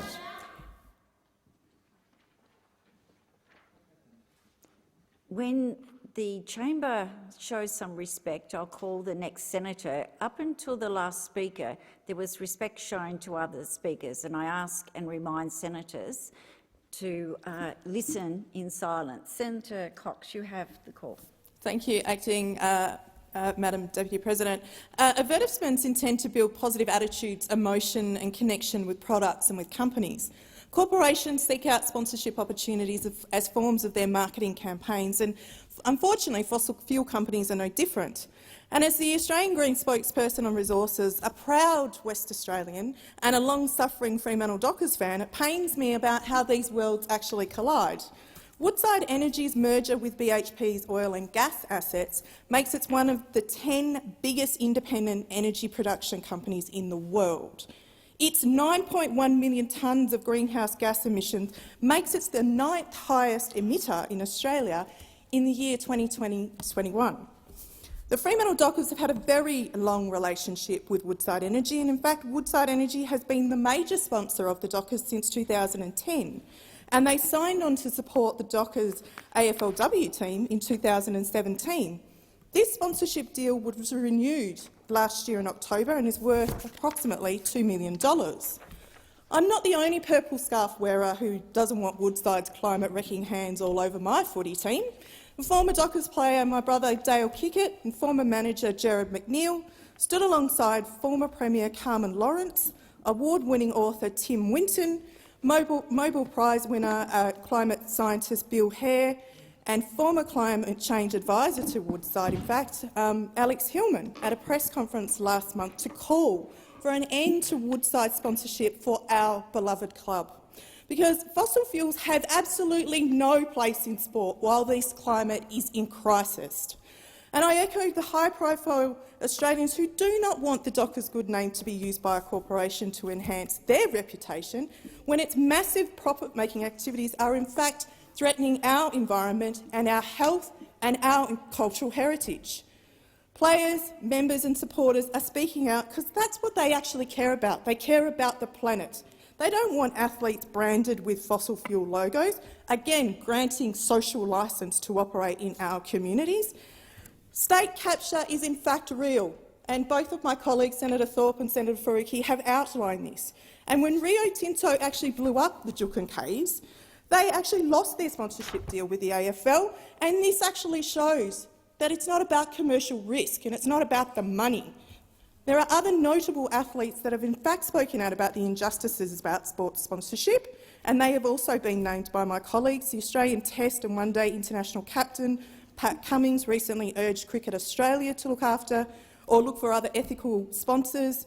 Proud Noongar woman sister Danelle Wallam challenged Netball Australia about their multi-million-dollar contract with Hancock Prospecting because of racism, not because of the history of the company and what they think they've done for black people in this country, because of the racism that exists, and that is history. She won and she made a spectacular debut days later, and I thank them for their leadership. And I ask those in this place to follow their lead.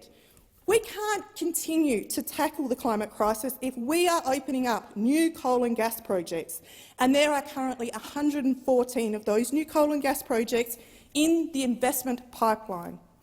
If fossil fuel companies won't back off and put our health, the health of our children and the health of our environment before their profits, their power and their influence, as we and the parliament need to intervene the same way we did with big tobacco, stopping them from plastering their toxic brands everywhere they please. We are out of time, and the CSIRO State of Climate report released today tells us that Australia's climate has warmed by an average of 1.47 degrees since the national records began. The Paris Agreement requires us to keep that temperature below 1.5 degrees, and we are already heading to the point of no return. If you don't believe in doing everything that it takes to secure a future for our children on this planet, then you in fact don't deserve a seat in this place. Opening up new coal and gas projects will blow Labor's already emissions reduction target that they've agreed to legislate in this place, and opening up Woodside's Scarborough project in particular alone will blow these targets. We need a moratorium on new coal and gas, and we need to ban fossil fuel sponsorships for sporting teams, organisations and events. It's time to stop the greenwashing of fossil fuel companies who are misleading the Australian public about their climate credentials. Thank you. Thank you, Senator. The question is that the motion moved by Senator Thorpe on behalf of Senator McKim be agreed to. Those of that opinion say aye. Those against say no. I think the ayes have it. The ayes have it. You're calling for a division? I only heard one voice. I'll put the motion again. Those of that opinion say aye. Those who are opposed say no. No. The ayes have it. No, calling for a division. Yep. Division is required. Ring the bells for 4 minutes, please.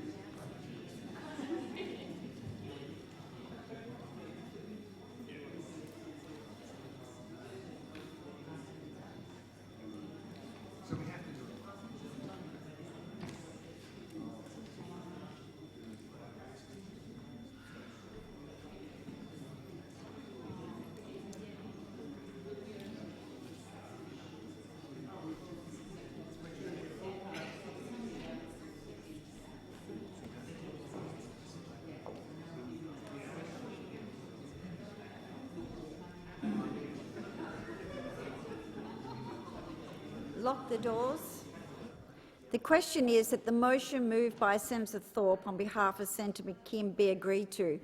Those who say aye, will you please move to the right? And those who are against nays move to the left of the chairs. And I support Senator Scarr and Senator McKim.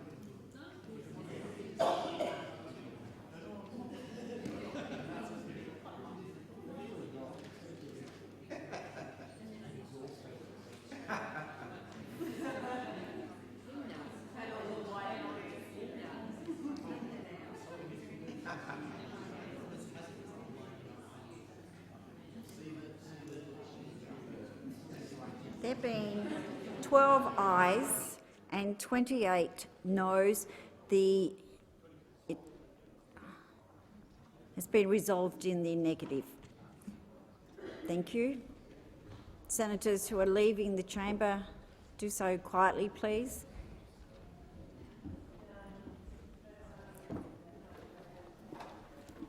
Senator Urquhart, you have the call. Madam Deputy President, the previous matter of urgency in the name of Senator Chandler, it was called for the ayes. I incorrectly advised my Deputy Whip to call a division, and that was incorrect. That's why the division was cancelled. Senator Scarr.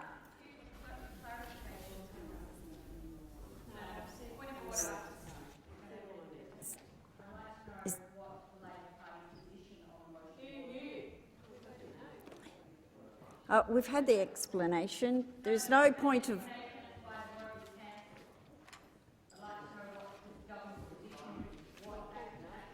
Well, I had actually given Senator Scarr the call before you, so Senator Scarr?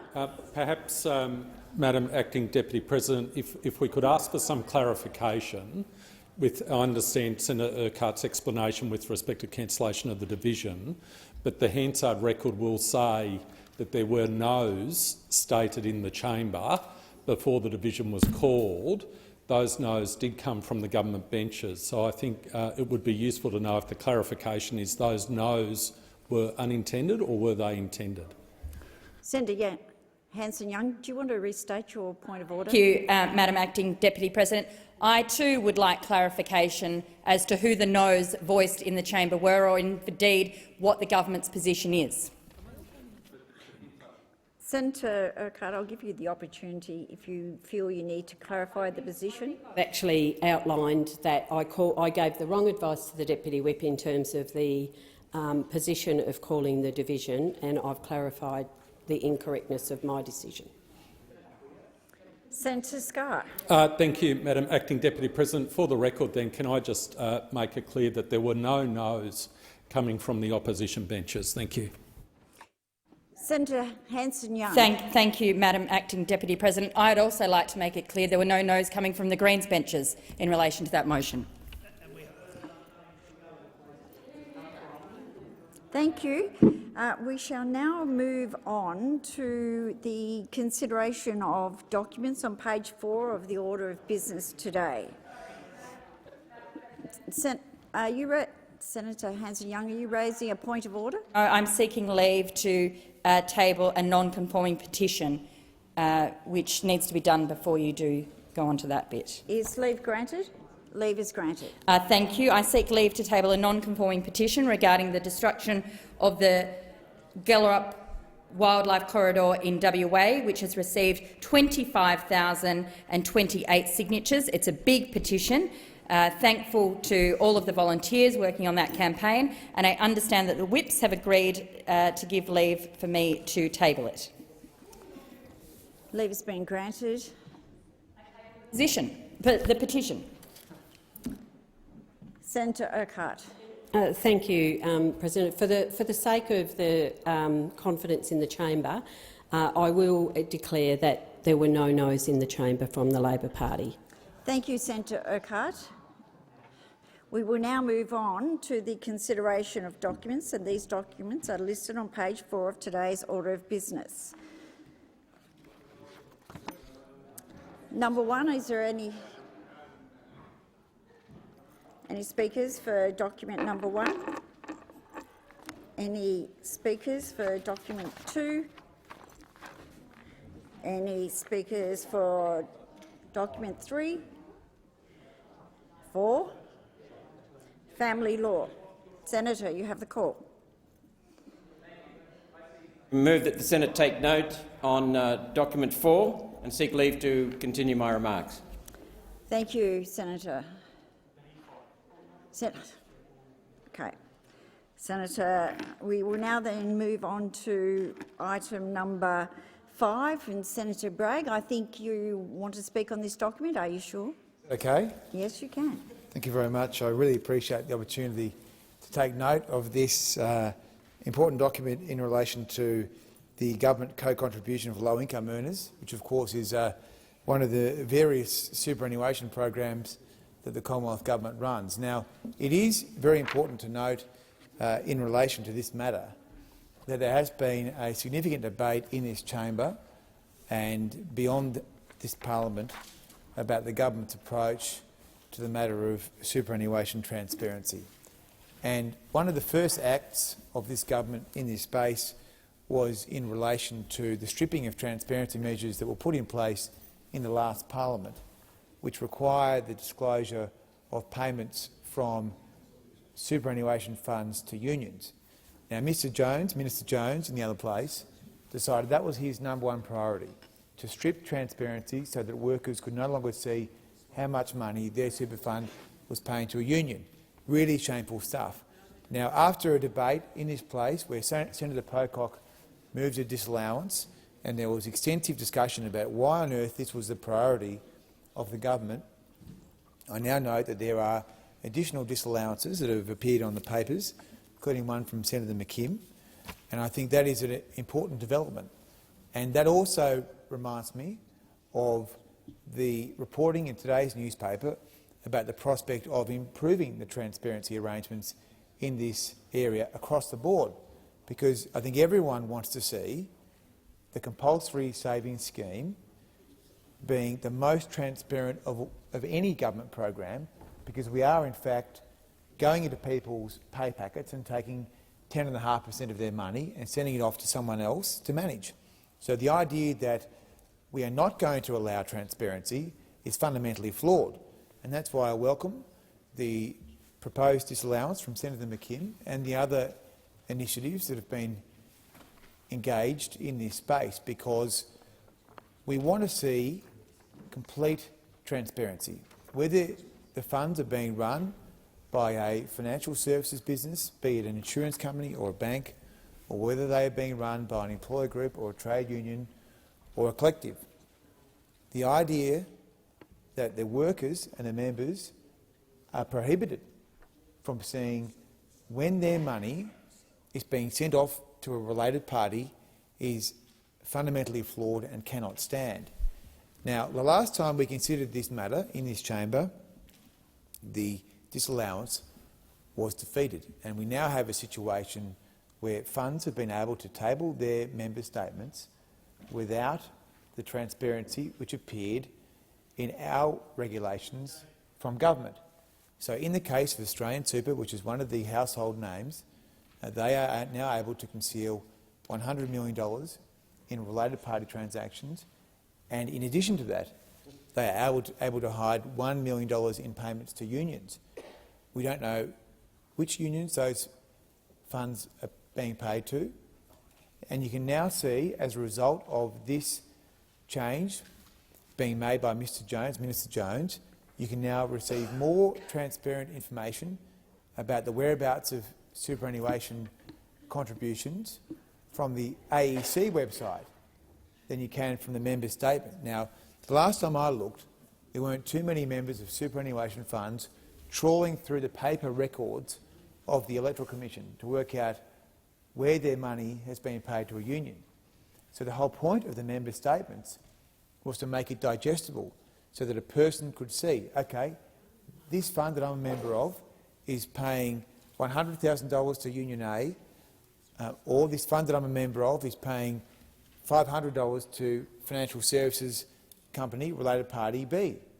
Now, that principle has been removed from these regulations, but I'm now much more confident than I was a month ago that we will be returning transparency for these members who should be able to see exactly where their money is being paid. So I look forward to seeing that, and I thank the Senate for the opportunity to make these remarks in relation to this report. Are you, Senator, seeking leave to continue your remarks? How did you know I am? Thank you, Senator. Is there any speakers on item 6? No? If not, we shall move forward to the tabling and consideration of committee reports and government responses. I call Senator White. I present delegated legislation Monitor 8 of 2022 of the Standing Committee of the Scrutiny of Delegated Legislation, together with ministerial correspondence relating to the report, and I move that the Senate take note of the report. I also rise to speak to the tabling of the Senate Standing Committee for the Scrutiny of Delegated Legislation's Delegated Legislation Monitor 8 of 2022. This monitor details matters relating to the committee's scrutiny of 77 disallowable legislative instruments and 9 instruments exempt from disallowance. It also details the committee's ongoing consideration of instruments registered in the previous periods and concludes its engagement with the relevant ministry in relation to 3 instruments. In tabling the monitor, I draw the chamber's attention to the committee's long-standing concern about exemptions from parliamentary oversight in delegated legislation. The committee has consistently raised scrutiny concerns about the exemption of delegated legislation from disallowance and its impact on parliamentary oversight, including holding an inquiry into the issue in the last parliament. It has been particularly concerned with instruments exempt from disallowance under the Biosecurity Act 2015, known as the Biosecurity Act, including those made in response to the COVID-19 pandemic. I note the Senate Standing Committee for the Scrutiny of Bills has raised similar concerns in its reports. The Biosecurity Amendment Strengthening Biosecurity Bill 2022 was introduced into the Senate on the 28th of September 2022.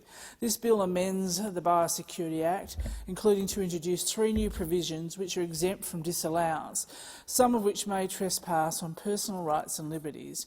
When this bill was introduced in the Senate, the committee wrote to the Minister for Agriculture, Fisheries and Forestry and the Minister for Health and Aged Care requesting that they move amendments to remove all of the exemptions from disallowance in the Biosecurity Act to facilitate appropriate parliamentary scrutiny over these matters.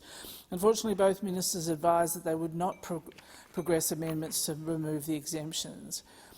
Disallowance is the most important tool that the parliament has at its disposal to maintain control of delegated legislation. The committee appreciates that during an emergency it is necessary for governments to take urgent and decisive action.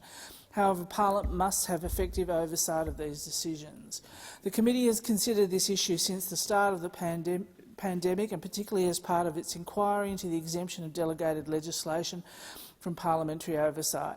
It has found that delegated legislation, including emergency-related delegated legislation, should not be exempt from disallowance except in exceptional circumstances. In coming to this conclusion, the committee has carefully considered the arguments justifying why it is appropriate for instruments made under the Biosecurity Act to remain exempt from disallowance. The common justifications for these exemptions were the need to act urgently, to avoid uncertainty, that the instruments were solely scientific or technical, and that the disallowance would put at human risk, health or undermine Australia's agriculture sector. The committee does not accept these justifications for exemptions from disallowance. The disallowance process does not inhibit the immediate commencement of instruments and does not invalidate actions taken under instruments prior to disallowance. Therefore, potential disallowance would not prevent the government from taking critical or emergency action to respond to biosecurity risks and threats. Further, the committee does not accept the argument that the measures in delegated legislation are so scientific or technical that Parliament should not have oversight over the measures being introduced. Lastly, instances where an instrument is disallowed by the Senate are rare and only occur after careful consideration, but nevertheless a crucial check on executive power. The risk that a law will be repealed is simply the risk associated with the system of democratic lawmaking established by the Constitution. Moreover, such justifications are framed by a pejorative view of the parliamentary process, which assumes that parliamentary lawmaking is necessarily less rational than executive lawmaking. The disallowance process is intended to facilitate appropriate debate and scrutiny of the use of emergency powers to help ensure such powers are not misused. For this reason, the committee asks the ministers to reconsider their decision not to progress amendments to remove the exemptions from disallowance in the Biosecurity Act. Taking this action would address the long-standing significant scrutiny concern held by the committee and the Scrutiny of Bills Committee. With these comments, I commend the committee's delegated legislation monitor number 8 of 2022. Yes. I think there's... Are you speaking on the same subject? No. Does the... Take note, yeah. The question is that the Senate take note. All of that opinion say aye. All those say no. The ayes have it. Thank you. Senator.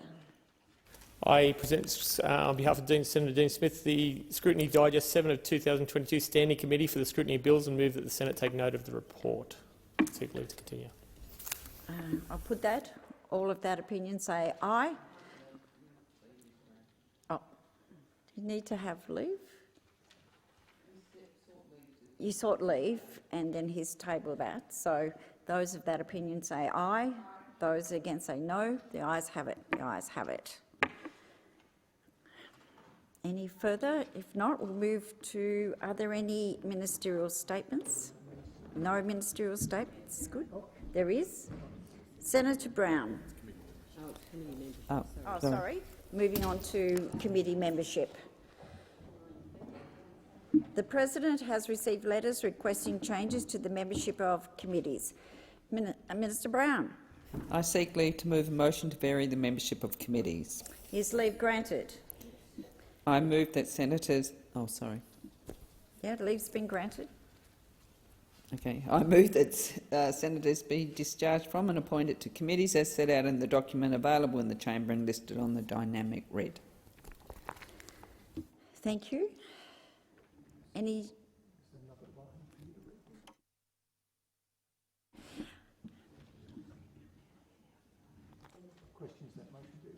Yeah, no, well, that's what there. The question is that the motion be agreed to. Those of that opinion say aye. Those against say no. The ayes have it. The ayes have it.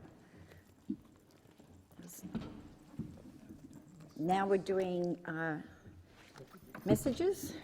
The President has received messages from the House of Representatives informing the Senate that the House has agreed to the amendments made by the Senate to the following bills: Emergency Response Fund Amendment, Disaster Ready Fund Bill 2022 and Family Assistant Legislation Amendment, Cheaper Childcare Bill 2022. You get that? Yes, Clark. Government Business Order of the Day number 2, High Speed Rail Authority Bill 2022, second reading debate. Thank you. Senator Davey. Yes, thank you. I was in continuation before we got rudely interrupted by hard markers, which are an essential part of business in this place. Just to wrap up my remarks, before I was interrupted by the hard marker, I was waxing lyrical about the utopian nature of high-speed rail in this country. I'd mentioned how many attempts we've had at setting up high-speed rail agencies, doing investigations, doing desktop audits, looking at maps on tabletops and considering high-speed rail around the world and what could and could not work for Australia. And we continue to come up against the fact we've got a huge continent and a sparse population. We all agree that we need high-speed rail. We all agree that high-speed rail would be a very good thing for passengers, for freight, for the environment, as we heard from the Greens in their contribution. So we all agree it's a great thing. What we don't agree on is how to go about it. And I just implore the government, instead of renaming another agency, instead of shuffling papers and bums on seats, actually look at the work that has been done. Look at the work that our government initiated with the Newcastle to Sydney faster rail upgrades. Take that work and let's see something come to fruition, instead of starting all over again and reinventing the wheel, because if it's not utopia, it's Groundhog Day. And quite frankly, I, for one, am well and truly over it and would just like to see movement at the station, pardon the pun. Thank you very much. Thank you, Senator. Senator Roberts. Thank you, Madam Acting Deputy President. As a servant to the people of Queensland and Australia, I speak to the High Speed Rail Authority Bill 2022, or as I prefer to call it, the Elect Chris Minns as New South Wales Premier Bill.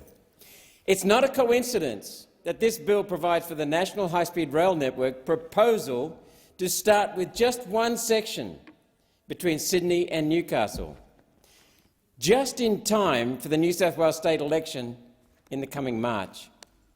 Oh, the photo opportunities, the announcements, I can see them now. For example, vote Labor and we will get you to work in 40 minutes. What dishonesty, what treachery. I appreciate that the Central Coast and Hunter are now dormitory suburbs of Sydney. Every day, more than 100,000 residents use rail and road on their daily trek to Sydney for work, every day. High-speed rail would be a wonderful way to make that trip. The only problem with making that promise is that high-speed rail on that route is never going to happen. It's impossible. And here's why. The route consists of mountain ranges, massive sandstone cliffs and waterways. Unless the High-Speed Authority sprinkles magic dust, there's no way it will make a straight, flat track with the solid foundations necessary to sustain high-speed rail through the Hawkesbury, Central Coast and Lower Hunter.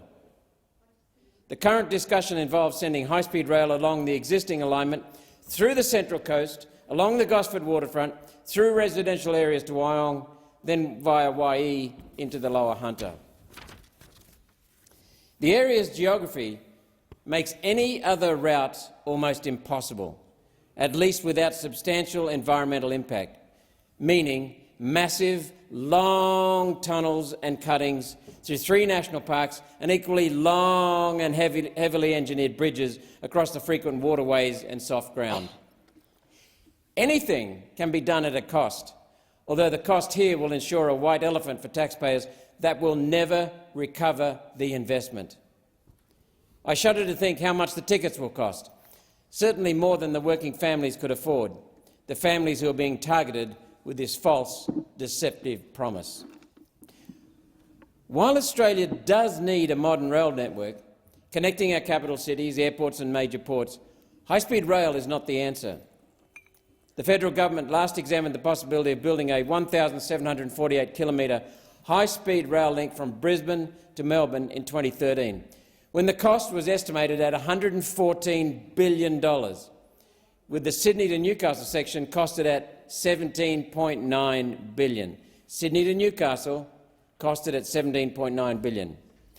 At that time, by the way, the Inland Rail was costed at $4 billion. It's now $20 billion, 5 times higher. So I would expect this same inaccuracy factor would apply to the Fast Rail, costing out this Sydney to Hunter section alone at $90 billion in today's dollars. $90 billion. The Grattan Institute has found high-speed rail projects have little chance of passing cost-benefit tests based on the typical discount rate used for transport infrastructure of about 7%. Marion Terrell, current director of the Grattan Institute's Transport and Cities program, has said that Australia is not suited to high-speed rail because its cities are too small and too far apart. Too small means the passenger volume will not be sufficient to justify the capital expenditure, leading to prohibitive fares or massive government subsidies, or most likely both. To illustrate this point, when New South Wales XPT trains were purchased in 1982, the intention was to create fast rail in New South Wales. The XPTs are designed to travel at just 150 km per hour. So what stopped fast rail at that time was the inability to build out a track capable of supporting those speeds. This is essential for safety and reliability. Our rail lines curve around too much. The Great Dividing Range provides serious hurdles to fast rail, and our waterways along the coast complicate the flat sections that we do have. For clarity, fast rail generally speeds up to 150 km per hour. High-speed rail is 250 km per hour to 300 km per hour. Fast rail requires entirely different and substantially more expensive rolling stock and track. Now, it may be feasible with a large government investment to upgrade existing rail lines on the Sydney to Hunter route to travel express services at fast rail pace, rather than high-speed rail pace. One Nation would strongly support immediate feasibility studies on upgrading the Sydney-Hunter line to fast rail, since New South Wales already has the rolling stock. Senator Mackenzie has moved an amendment to this bill which introduces Productivity Commission oversight of proposals and a transparent reporting system. If this amendment is passed, then this bill gains the checks and balances it should have had all along, and One Nation will be in support. Without those checks and balances, One Nation will oppose this bill. We have one flag, we are one community, we are One Nation, and we don't lie for any reason, and certainly not to the public to get votes. Thank you, Senator Roberts. I call Minister Brown. Thank you, Acting Deputy President. I'd like to start by thanking all senators for their contributions to the High Speed Rail Authority Bill 2022 and acknowledge Senator Mackenzie, Rice, Davey and Roberts for their contributions to the debate here in the Senate. The bill before us will establish the High Speed Rail Authority to develop, advise on and plan for high-speed rail system in Australia. It will deliver on our election commitment and will plan for high-speed rail along Australia's east coast from Melbourne to Brisbane. Fast rail connections between Sydney, the Central Coast and Newcastle will be progressed as the first priority, and $500 million will be allocated to start the necessary corridor acquisition planning and early works. I also note that Senator Mackenzie's remarks regarding the need to ensure regional communities are consulted on the planning and the development of the high-speed rail network, and I can assure the Senate that unlike the National Party's delivery of inland rail, the government will undertake extensive consultations with affected communities regarding the design and delivery of the high-speed rail network. In relation to the amendments proposed by Senator Mackenzie, I can advise that while we appreciate the contribution by the opposition to this debate, respectfully, we will not be supporting their amendments. I will speak to this more in the detail during consideration. However, in terms of transparency measures, there are other processes now through both annual reports and corporate plans that provide the opportunity for the progress reporting to take place. And in relation to the board, we are seeking to establish a skills-based board, and the Minister has advised in the other place that it would be great for regional Australians to be members of the board. However, as it is such a complex project, we can't have a quota system, which is what the Nationals are now proposing in this amendment. And I note that this is not something that the National Party supports in other areas, such as the representation of women in Parliament, in the coalition. I also acknowledge Senator Rice's sentiments regarding ensuring the delivery and financing the high-speed rail network stays in public hands. The government's position is that the consideration of the funding, financing, construction and operation of the high-speed rail network are not matters for this legislation to determine, but should be considered as part of the High-Speed Rail Authority's planning work once established. I also note Senator Davies' comments around the distinction between faster and high-speed rail, and to clarify that faster and fast rail refers to trains that can operate at up to 250 kilometres per hour, and high-speed rail refers to services capable of travelling at speeds in excess of 250 kilometres per hour. I also note Senator Roberts' contribution to the bill's debate. I note also that Senator Pocock and his office have engaged constructively with the Minister and her office in recent days, and I would thank him for his engagement. And I understand that the Senator has proposed a number of amendments that I can advise that the government will be supporting. These amendments relate to ensuring that appointments to the board of the High-Speed Rail Authority and the position of the CEO are the result of merit-based process, as well as amendment concerning the disclosure of interests of board members to the Minister in accordance with the Public Governance Performance and Accountability Act 2013. The Minister has already made clear in the other place that the board of the High-Speed Rail Authority has to be skills-based board, and is absolutely the determination of the government to appoint people based on merit. It is important for us to note the approach of the former government, who stacked their boards with Liberal and National mates, and this coalition government was focused more on jobs for the boys than delivering for the community. We all know that what they did with the Administrative Appeals Tribunal and the Infrastructure Australia Board. I would like to conclude my remarks again by thanking all senators for their contributions today, and say to the Senate that high-speed rail opens up many choices, and without it you have to live closer to where you work or lose time with your family stuck in traffic. With it, you have more choice.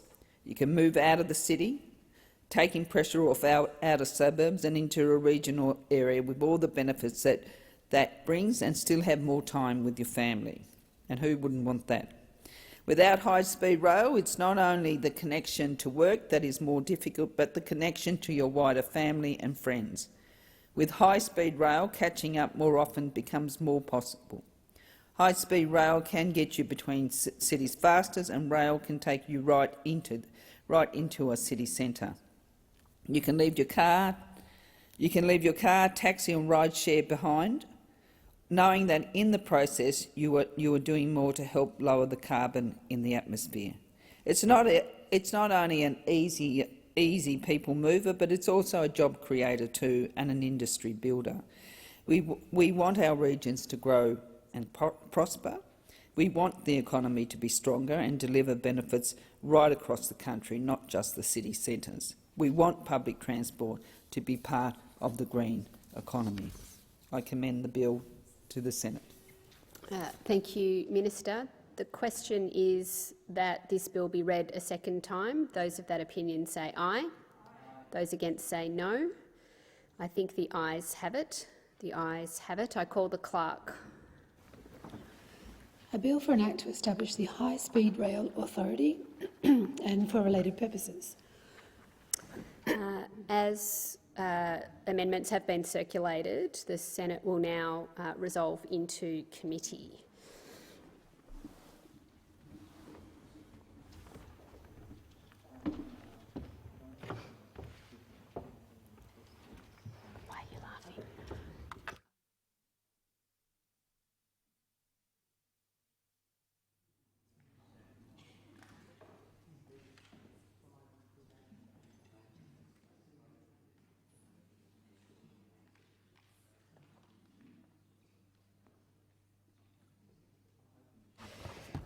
Is it the wish of the committee that the bill be taken as a whole? There being no objection, it is so ordered. The question is that the bill stand as printed.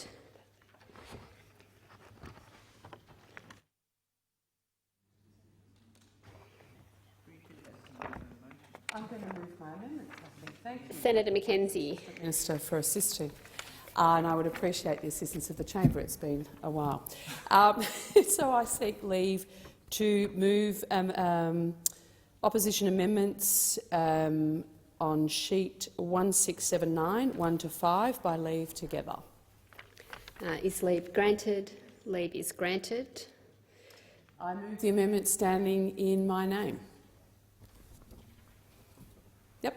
So I'd like to talk to those amendments now. Senator, we'll get through this together, Senator Mackenzie. Yes. Senator Mackenzie, you have the call. Thank you very much, Madam Chair, and thank the Senate for its indulgence and sympathy. I move these amendments with great pride, and whilst I note the Assistant Minister's second reading speech and thank her for the gracious way she and the government have listened to the contributions of senators on this particular bill and recognised our particular concerns with the bill and obviously some of the things that we like about the bill. What I am concerned about is her dismissal, though, and somehow assumption that those from rural and regional Australia don't have the requisite merit or experience, or might I say intelligence, to actually serve on a board and an authority such as this.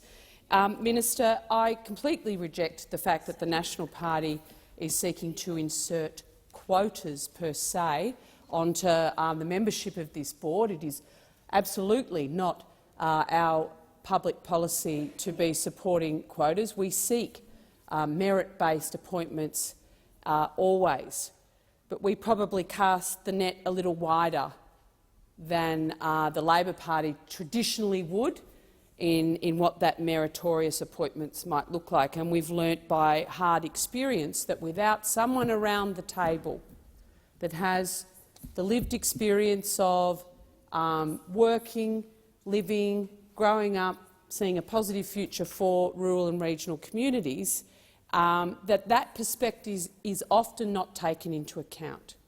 And given that the Labor Party's specific focus for this authority is in regional New South Wales, I would suggest it will actually help the authority to do very, very good work on behalf of the government to have somebody from rural and regional Australia around the table.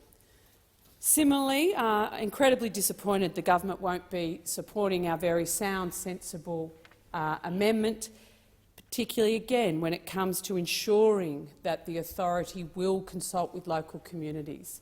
And despite your attempts at cheap political points, Assistant Minister, with respect to previous governments and consultation, no one gets a gold star when it comes to consulting adequately with rural and regional communities, and we can always do things better. And I would hope, in my time in this place, and you've been in this place for quite a while as well, that we have seen processes improve over time, and it should be, particularly in this portfolio area, the case. because the minister that announces the project is very rarely the minister that cuts the ribbon on the project. These are long-term commitments, and it's very, very often the case in this pipeline of infrastructure build for our country that previous governments accept and continue the work of the governments that the current governments do, that commit to projects of the previous government, because the level of planning, the level of design, the tender processing, the arrangements that have to be set up with local and state governments are long, they're arduous, the negotiated outcomes often, a lot of time, a lot of effort and a lot of money are put into them, and so respect for previous decisions need to be underpinned. The other aspects of our amendments that I'd like to go to are actually increasing the accountability and transparency, something this government made a big song and dance about in coming to power. And yet, when we put sensible amendments in front of them, when the Greens put sensible amendments in front of them, when Senator Pocock puts sensible amendments in front of them to increase the transparency, accountability, the reporting mechanisms for not just the Senate, but indeed the Australian taxpayer around these arrangements, you think you guys have got it all sorted out. Well, it turns out you don't, and the suburban rail loop in Melbourne is a classic case in point, where you've turned your back absolutely on your own stated objectives, that you would only fund projects that use the Infrastructure Australia methodology, and within 5 months you'd broken your own promise to yourselves, let alone broken a promise to the Australian people. So far be it from me in the opposition to be the only one around this chamber suggesting that you might need a little help with increasing transparency and accountability in these spaces, but it is other political parties, other senators who want to assist you be your best selves within government, and I think that's a good thing, not a bad thing. They describe our amendments, Madam Chair, but I also have some questions that I'd like the minister to go to. So, Minister, in my second reading speech, I actually went to the explanatory memorandum for this bill, where it explains this bill has no financial impact on the budget bottom line. Can you confirm the explanatory memorandum's statement to that effect? Thank you, Senator McKenzie. The Minister. Thank you. First of all, I do wish to first deal with your comments around the government's view of community members, of course, of which I reject your remarks absolutely and take it as a political point scoring by the opposition. That couldn't be further from the truth. And I will go through just through the amendments, as you've already indicated, the 5 amendments that you'll put forward. And I just want to step through the reasons why the government will not be supporting these amendments, and then I'll go to the question that you've placed before me. So, in your first amendment, the government believes that this is an unnecessary amendment, that the legislation already states that the authority will be consulting and liaising and negotiating with states and territory and other relevant parties, and it is inherent that the community will be a core part of the work of the High Speed Rail Authority. And as I go to Amendment 2, the Infrastructure Australia already evaluates business cases for transport infrastructure projects with an Australian government funding contribution of $250 million or more. In addition, business case evaluation reports are publicly released by Infrastructure Australia. I move through to Amendment 3.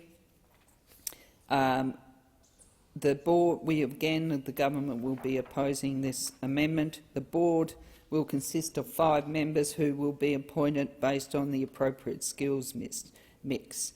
And it may well be, Senator Mackenzie, that the board members have experience in regional Australia or may be from regional Australia. But the prime view of the government is that they have to have the appropriate set of skills to be on the board.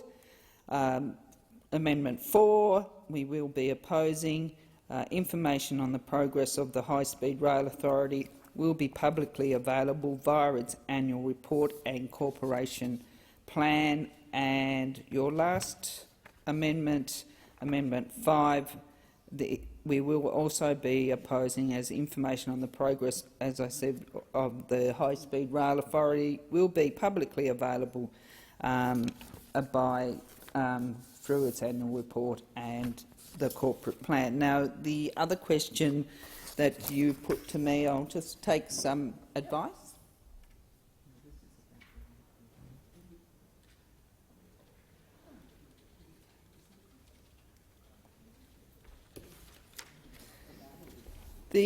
So going to your question, the cost of establishing the High Speed Rail Authority will be offset by existing funding set aside for the National Faster Rail Agency. Senator Cadell. Thank you, Acting Deputy President. With High Speed Rail, the first $500 million investment was for going from Sydney to my pack of the woods in the Hunter. Is there a breakup how much that $500 million is between planning and acquisition of line range? The Minister.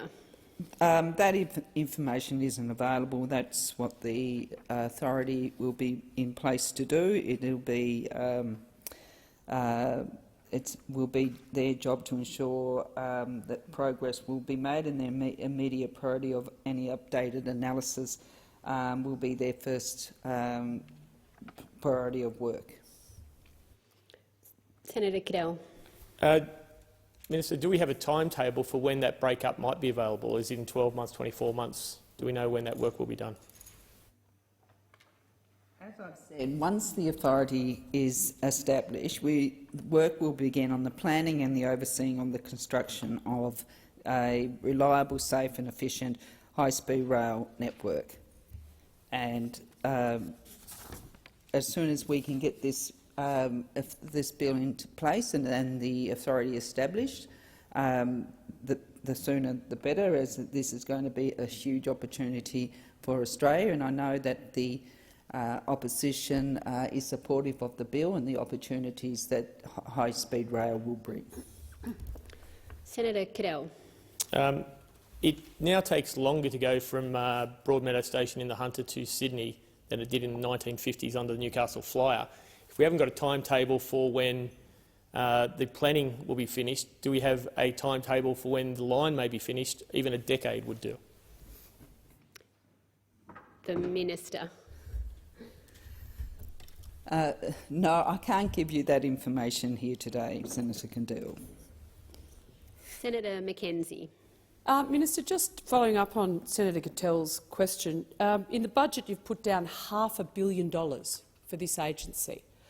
You can't tell us when it's starting. You can't tell us if it'll even be laying a track in the next decade, and yet your government put $2.2 billion on the table in the budget for an uncosted project for Daniel Andrews, who's heading to the polls on Saturday.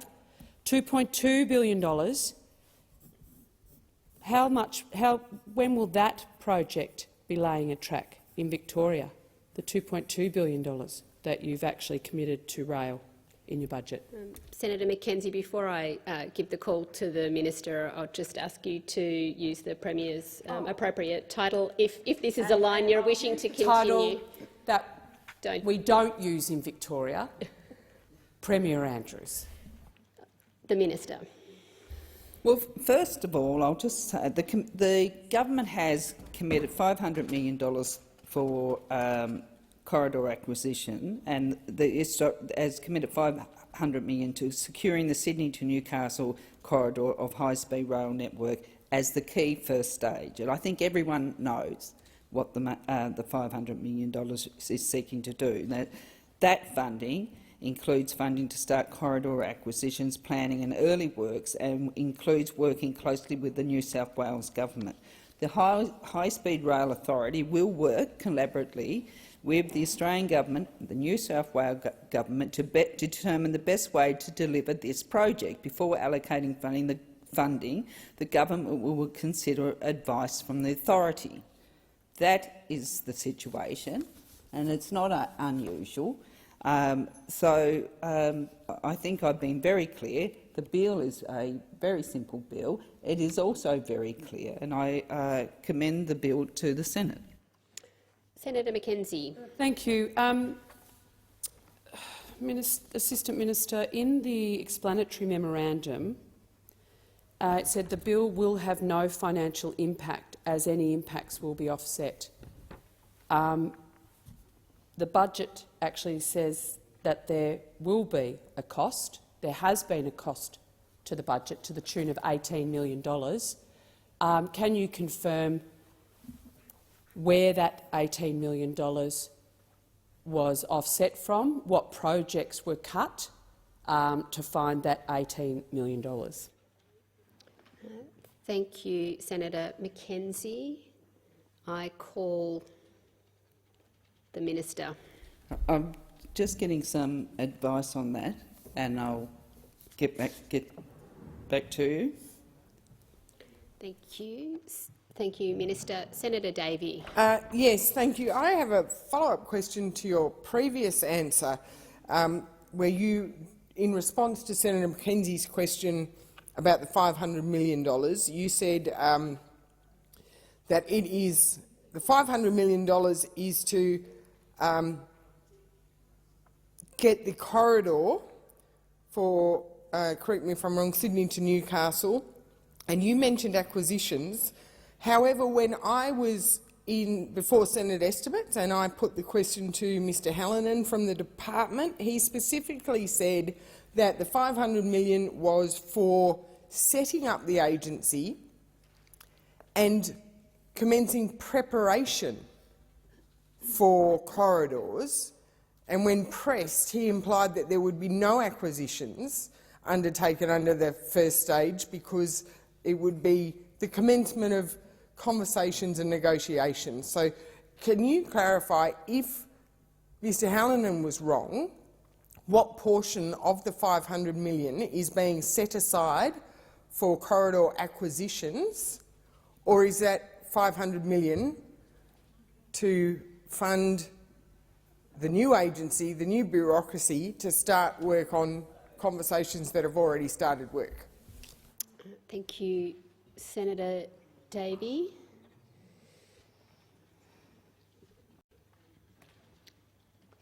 The Minister. So the $500 million is not about establishing the authority, and I stand by the answer I gave to Senator Cadell's question earlier, which is, and I'm happy to repeat it, that the Australian Government has committed $500 million to securing the Sydney to Newcastle corridor of the high-speed rail network as a key first stage. This includes funding to start corridor acquisition, planning and early works, and includes working closely with the New South Wales Government. The High Speed Rail Authority will work collaboratively with the Australian Government and the New South Wales Government to determine the best way to deliver the project. Before allocating funding, the Government will consider advice from the authority. Senator Davey.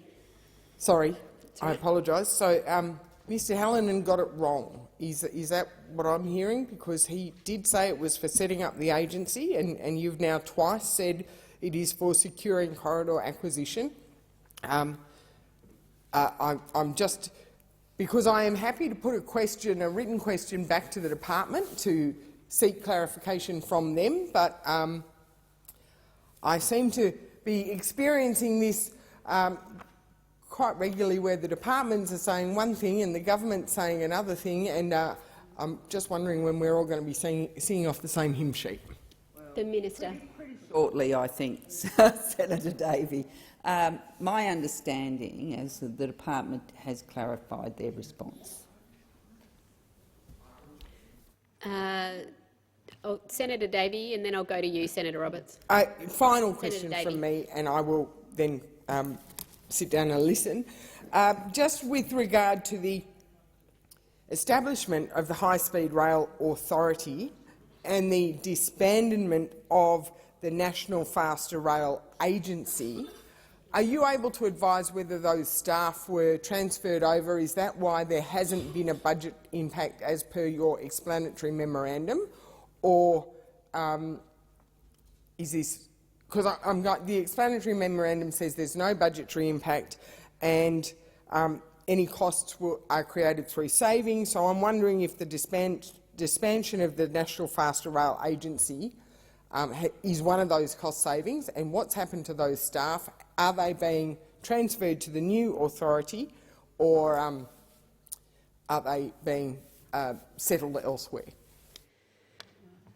The Minister.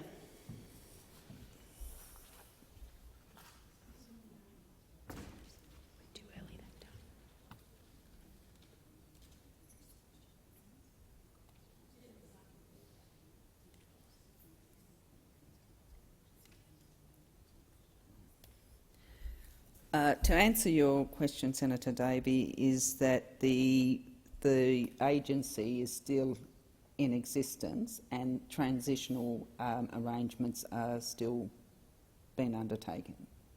Though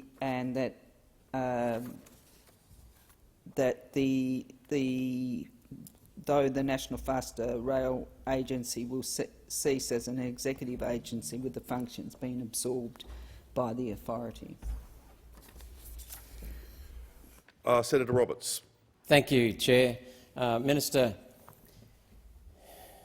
Senator Mackenzie's comments about shifting money from other regions, especially rural regions, down to Victoria to help current Premier Dan Andrews in a difficult election reminds me of the Rockhampton Ring Road, which is urgently needed, which $700 to $800 million had been committed, land had been purchased, families had moved into Rockhampton to start work, companies locally had bought construction equipment, cancelled, just like that, to send money to help shore up the corrupt regime of Premier Dan Andrews. Does the government realise that shifting these things for electoral gain that may occur in the Hunter due to a proposed long way off high-speed rail connection costs money and lives in other regions, particularly in my concern here in central Queensland with the Rockhampton Ring Road being shelved? What are you doing to protect the people who have already made a commitment with their lives to this ring road? Thank you. Minister.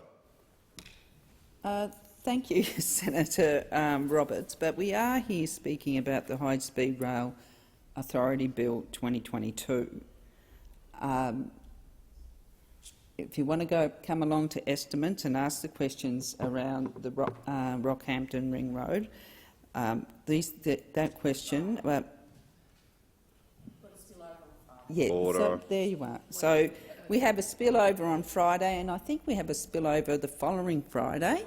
So plenty of time, Senator Roberts, to come and ask those questions. And we did go through, prosecuted by Senator Mackenzie and Senator Canavan, about the Rockhampton Ring Road during the last session of estimates. But you're more than happy to come along, I'm sure, to ask those questions.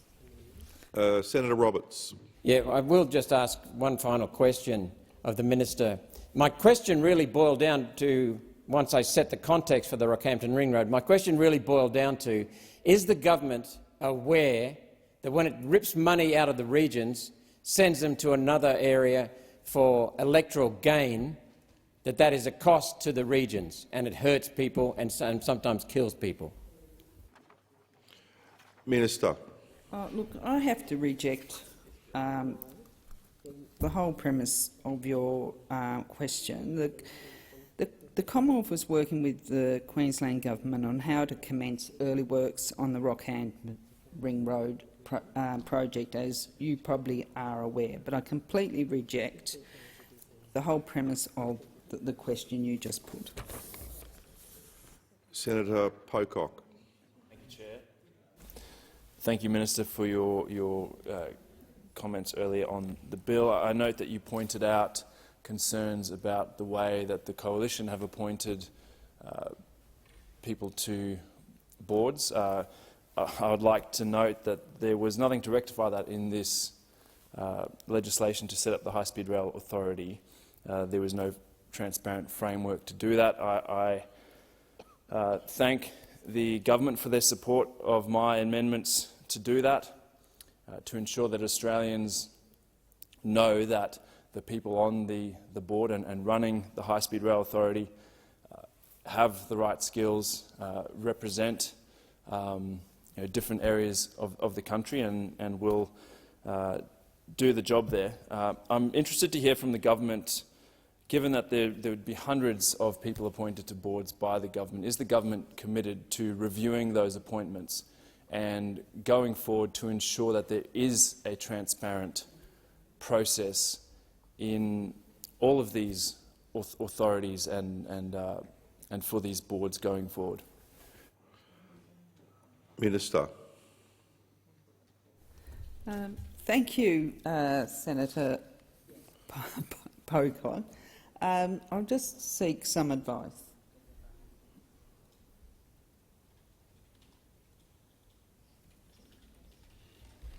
Why I'm just getting specific advice, I'm not sure if you were in the chamber when I did make it clear that we were supporting the 3 amendments that you are opposing, which go to selection for appointment, disclosure of interests and disclosure of interests.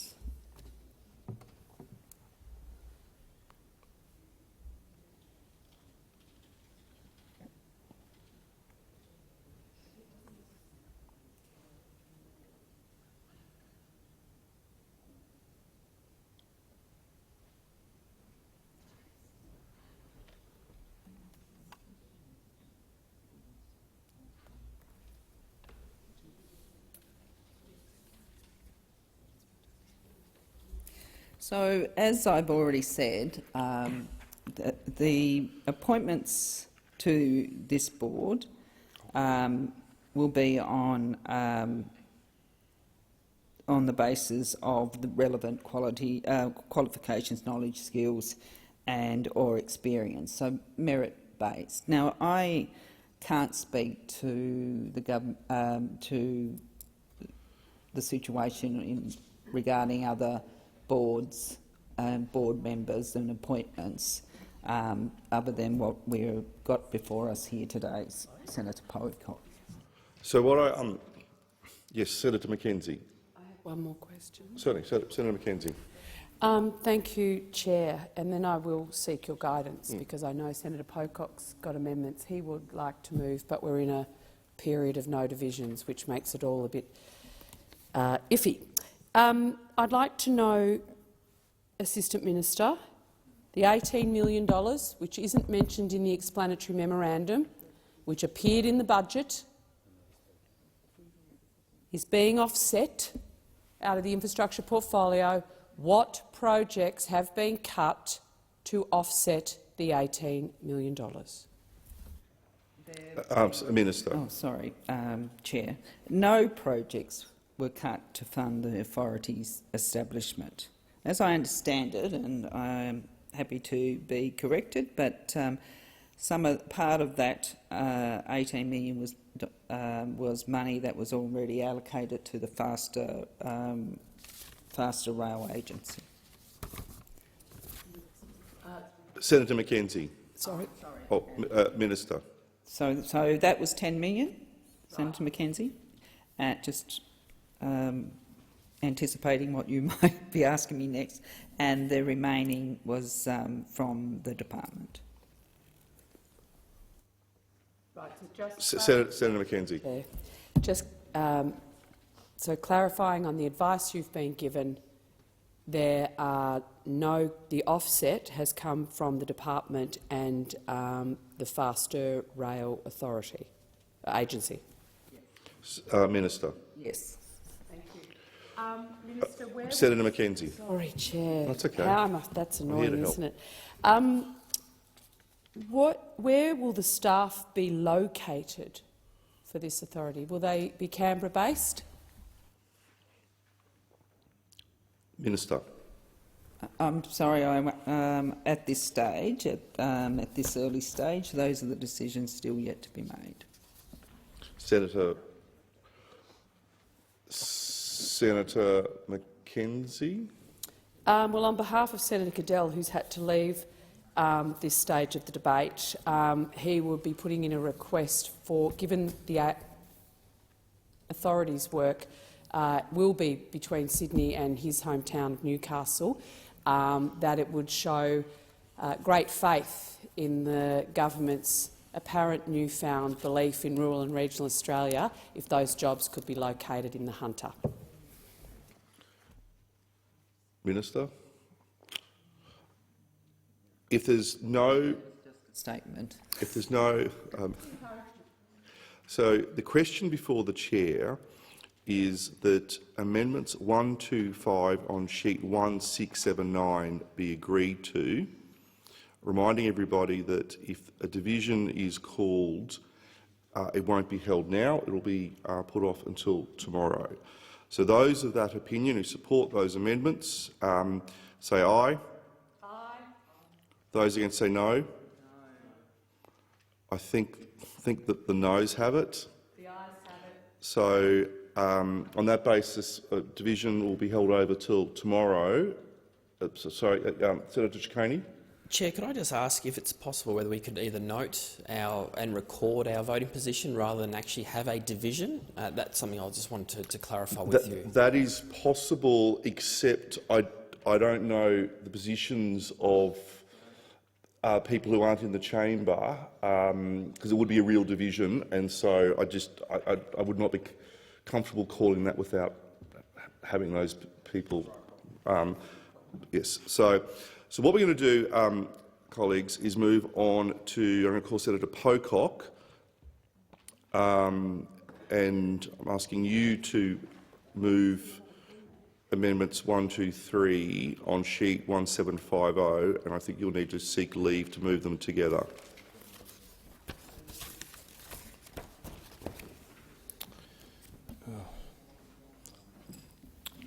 Thank you, Chair. I seek leave to move amendments 1 to 3 on sheet 1750. No objection. Leave is granted. Senator Pocock. I move the amendments. Minister. Thank you, Chair. For the record, the government will be supporting these 3 amendments. Amendment 1 goes to the selection for appointment, and the government.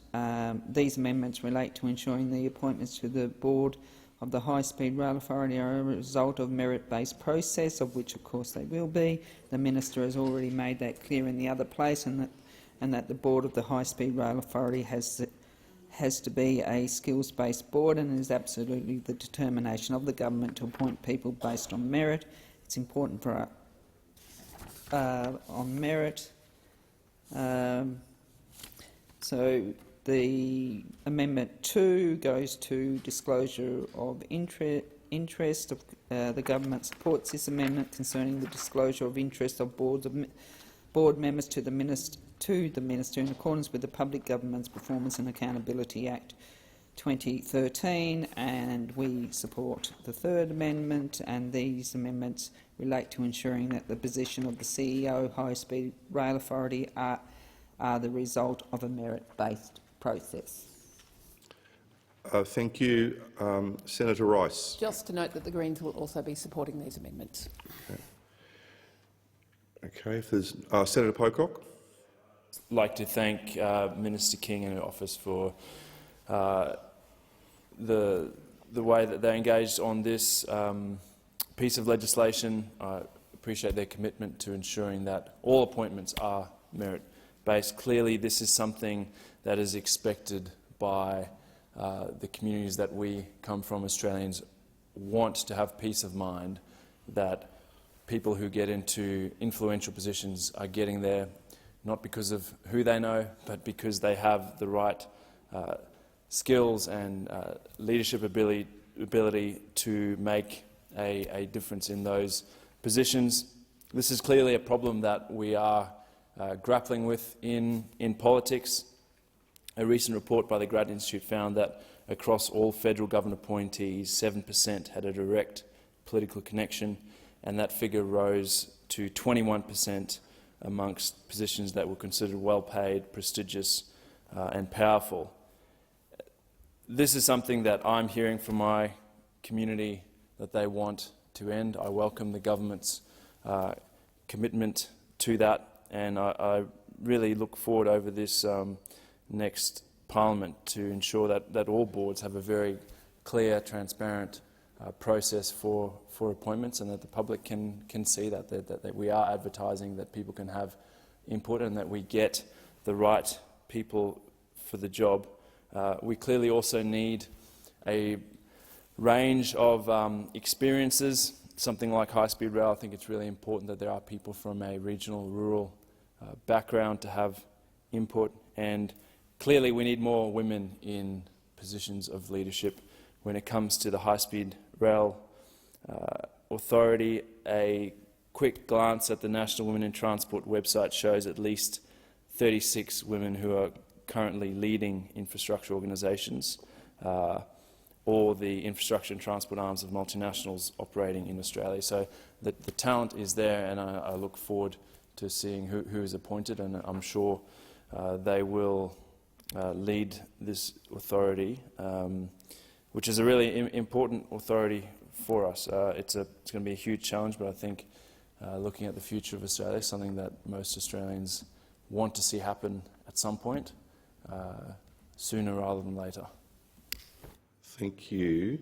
So the question before the chair is that amendments 1, 2, 3 on sheet 1750, moved by Senator David Pocock, be agreed to. Those of that opinion say aye. Those against say no. I think the ayes have it. The ayes have it. The committee will now report progress. We won't be able to go further with this bill at this point because of the deferred division. So I will. Report progress. Okay.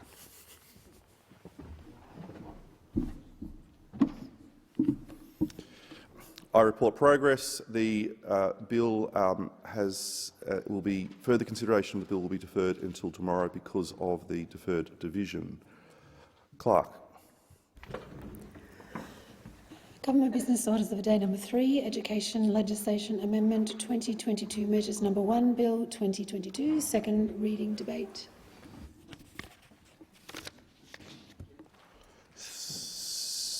Senator Duniam. Yes, thank you.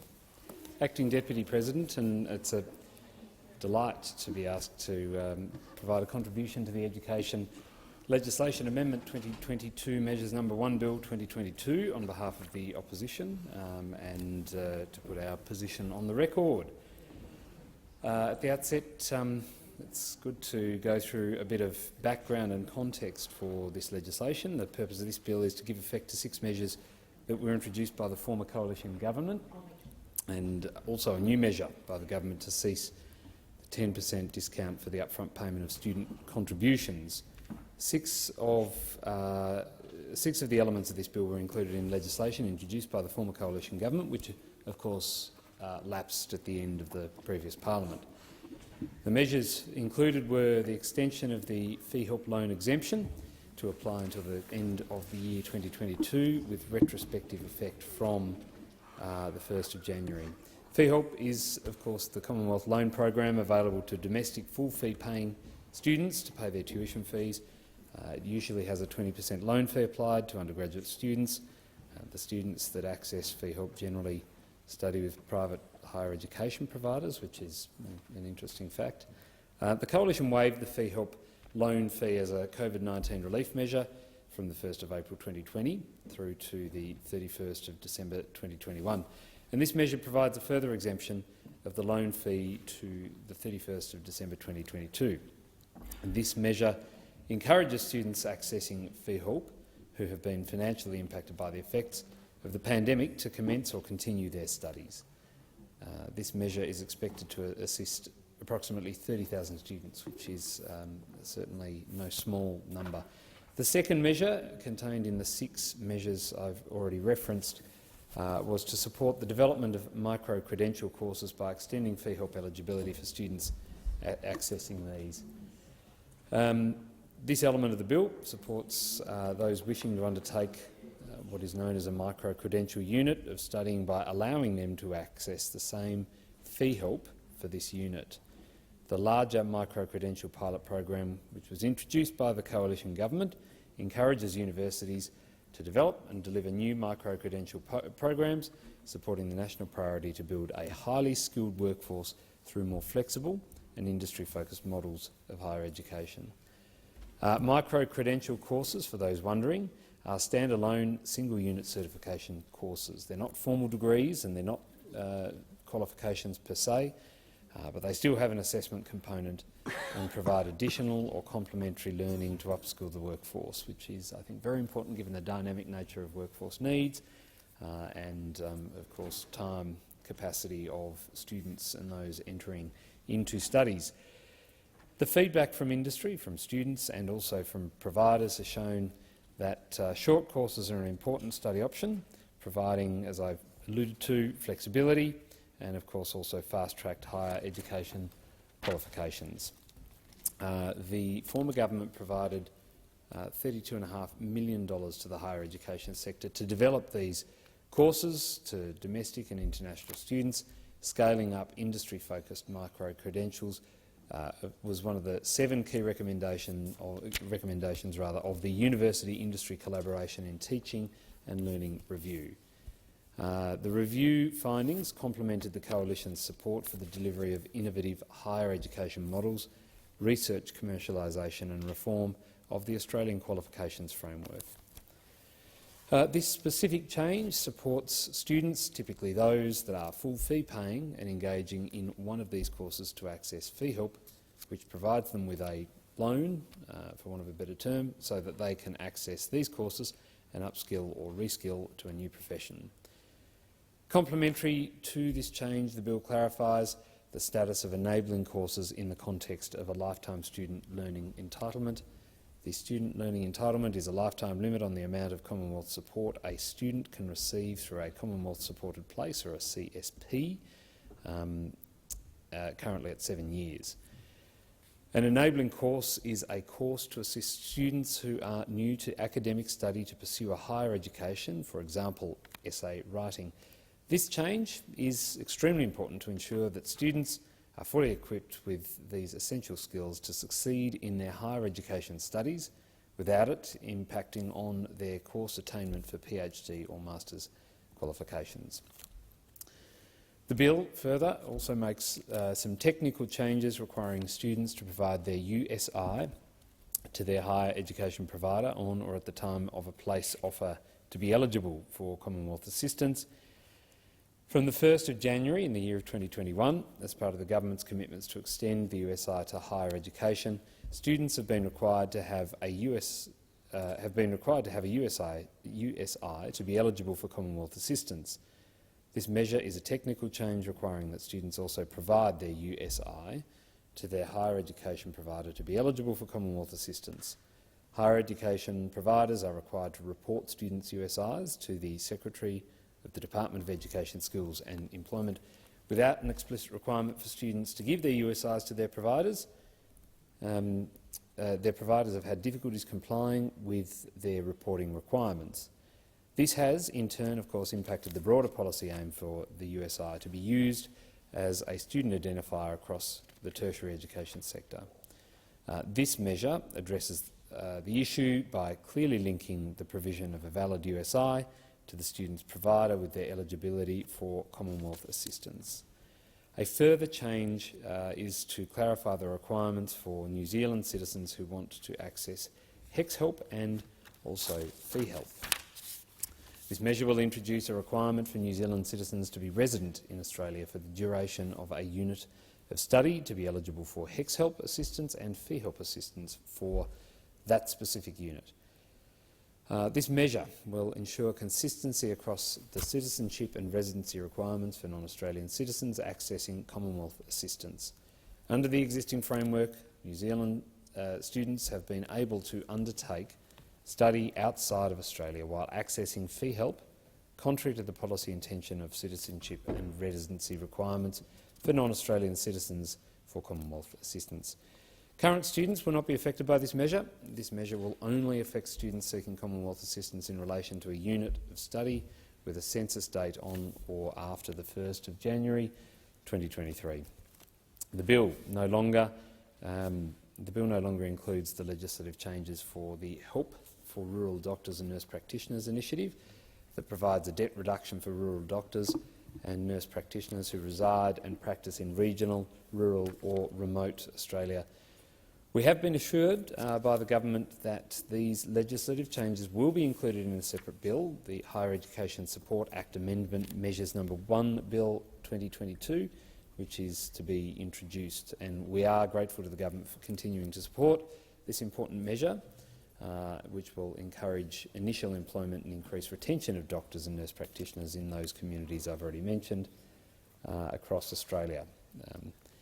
Last but not least, the bill gives effect to the government's election commitments to end the 10% higher education contribution scheme, the Higher Education Loan Program, HECS Help, discount for upfront payment for student contribution amounts from the 1st of January 2023. The bill removes the 10% discount for students who pay all or part of their student contribution amount upfront with a minimum of $500 payment. This discount has a long history, initially introduced by the Hawke Labor government and amended over the years to its current iteration. It was a measure that helped students bring forward their payments, should they wish to do so, and reduce the debt burden they would face once they concluded their studies and reached the required salary level, which in this financial year, as I'm advised, is $48,361. Contrary to the rhetoric that's often floated around this issue, the measure was not designed to benefit rich kids. Students from all walks of life and different ages and courses benefited from this measure. And in concluding, I would like to reflect on the Coalition's strong record in backing the higher education sector. The last budget of the Coalition government committed almost $20 billion towards higher education. This is part of our record $115 billion in total of government funding for universities between 2019 and 2024. $95.2 billion of that going in teaching and learning, and $19.8 billion of that total being allocated to research. In the 2021 budget, we funded an additional 30,000 places as part of 100,000 more places over the decade. We also provided $32.5 million over 4 years to develop and pilot micro-credentials, as I've already referenced in an earlier part in this speech. We put an additional $1 billion of money into university research during the pandemic, and in the 2020-21 and 21-22 budgets, we committed $277.9 million for higher education providers to offer short course places in 2021 and $298.5 million for national priority and innovative places from 2021 through to 2024. Based on data provided by universities in October of 2021, around 12,586 short course places were estimated to have been delivered in the year 2021. We also have a strong commitment to regional education, with funding delivered for regional university centres to help students in regional and remote areas access higher education. Our $242.7 million Trailblazer Universities program is helping support Australia's best minds to produce cutting-edge research that can be used to deliver real-world outcomes. The Coalition will continue to back measures that strengthen and grow our higher education sector, ensuring that all Australians, should they wish to do so, can access a world-class higher education, whether they live in the cities, the regions or remote parts of our country.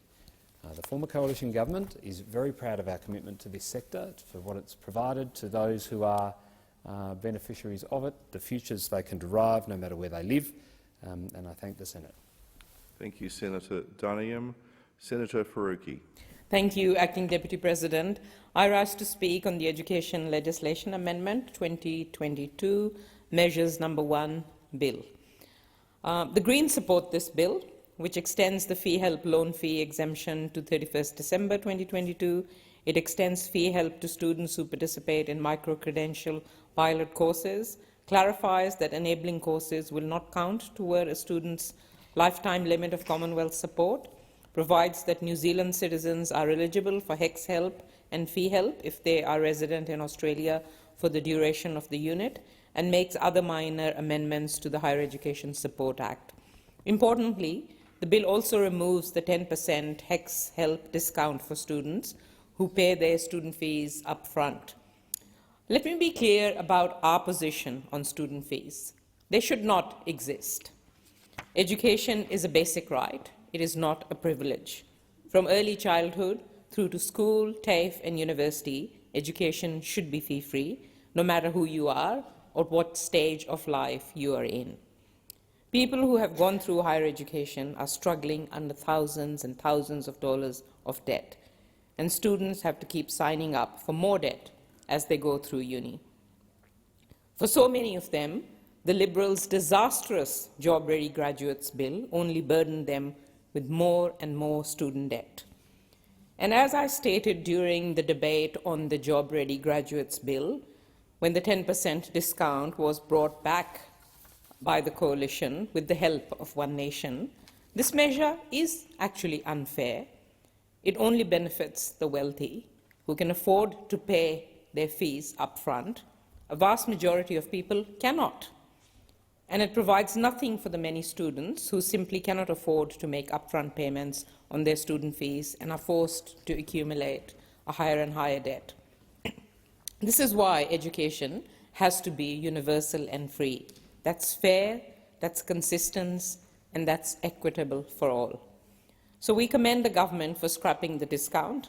Removing the 10% discount is supported by the National Union of Students as well as the National Tertiary Education Union. But there is so much more that the government needs to do in higher education. Higher education is a right. Higher education institutions are a public good. Higher education must be built on the principles of democracy and equity, and we have moved a fair way away from that in this country. Every fee hike and funding cut in the Job Ready Graduates package needs to be scrapped, and it needs to be scrapped urgently. Labor's excuse that further changes will only happen after the accord process is not good enough. There is no need for further evidence when it comes to the job-ready graduates. As the Labor government themselves said in the inquiry into the bill, job-ready graduates attacked the core research purpose of universities, would result in inequitable levels of student debt, especially for women, would have a significantly worse impact on women and First Nations people. It undermined the quality of university teaching and was so deeply flawed it could not be repaired with amendments. So you are in government now, scrap it. Students, academics, staff and universities are being harmed by the funding cuts and fee hikes of the Job Ready Graduates Bill. And that's happening right now, under the government's watch, and will continue to do so unless the government takes the necessary first step to making higher education in this country fairer and gets rid of the Liberals' fee hikes and funding cuts. And I urge them to have the courage to do this, not after the accord, but right now. Thank you, Senator Faruqi. Senator McDonald. Thank you very much, Acting Deputy President. And I rise to speak to the Education Legislation Amendment Bill because it is a terrific continuation of the agenda of the previous government on recognising the challenges around higher education.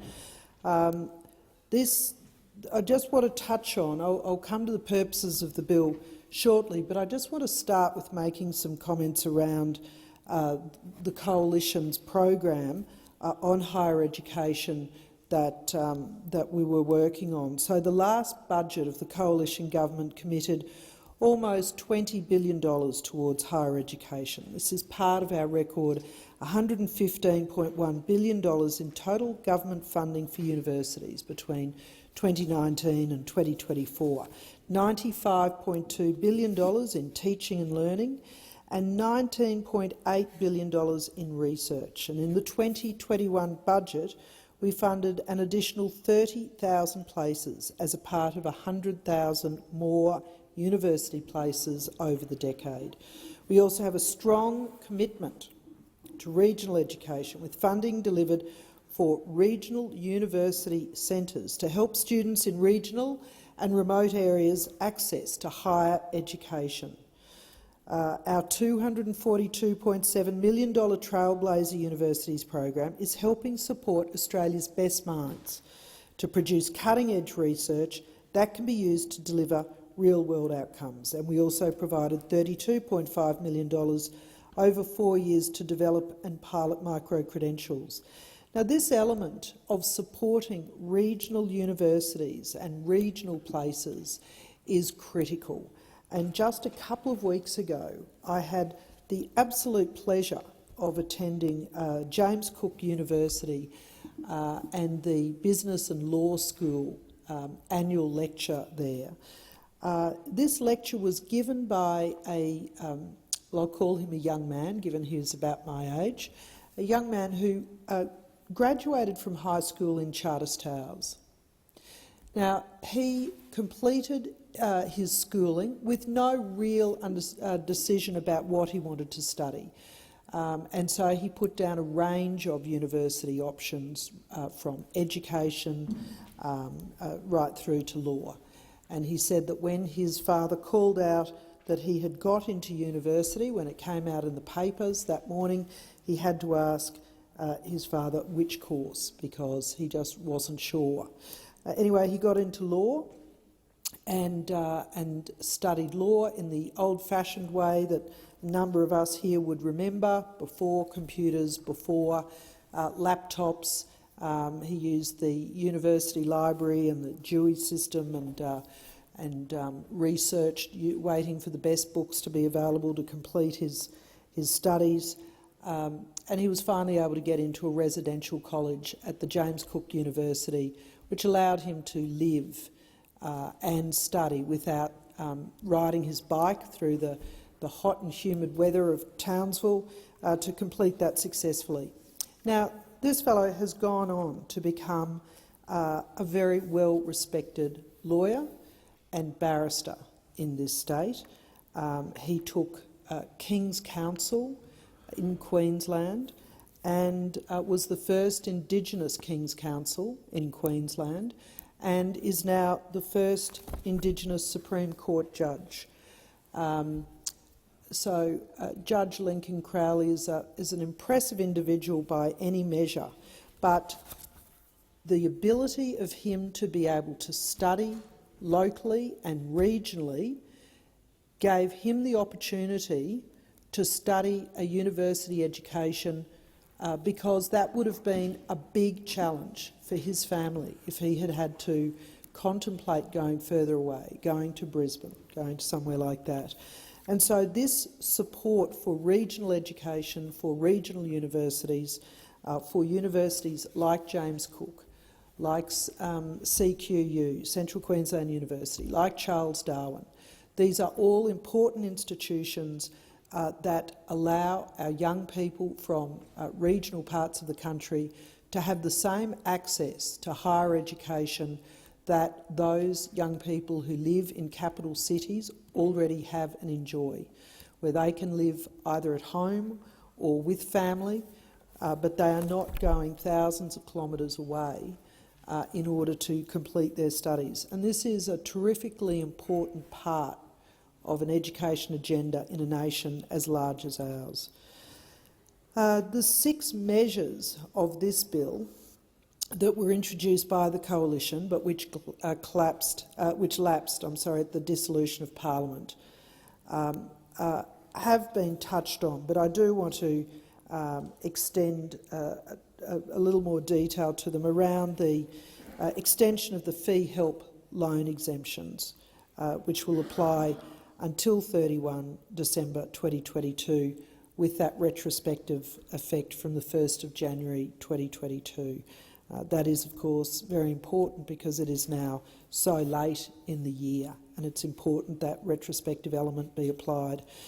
To support the development of the micro-credential courses by extending fee help eligibility for students accessing these, and strengthening and reporting the requirements for unique student identifiers, another important part of the administration element of this legislation, to clarify the status of enabling courses in the context of lifetime student learning entitlement, and to create consistency for New Zealand citizens accessing Commonwealth assistance by requiring New Zealand citizens be resident in Australia for their eligible unit of study, and to make minor and technical amendments to improve the operation of the Higher Education Support Act 2003 and to the Tertiary Education Quality and Standards Agency Act of 2011.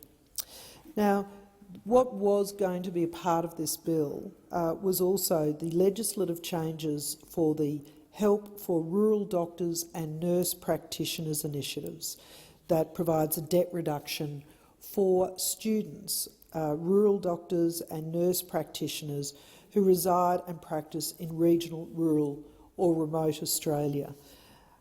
This is a critically important element, this identification of the MMS areas that this would be applicable to, because as everybody in this place knows, we are incredibly challenged by the number of general practitioners that we have in this nation. And at the Friends of General Practice breakfast that this fabulous bipartisan group, co-chaired by Dr Gordon Reid and Dr Sophie Scamps and myself, we had a breakfast earlier this week, and the point was made by the incoming president that when she graduated from medicine, 50% of her class went on to become general practitioners.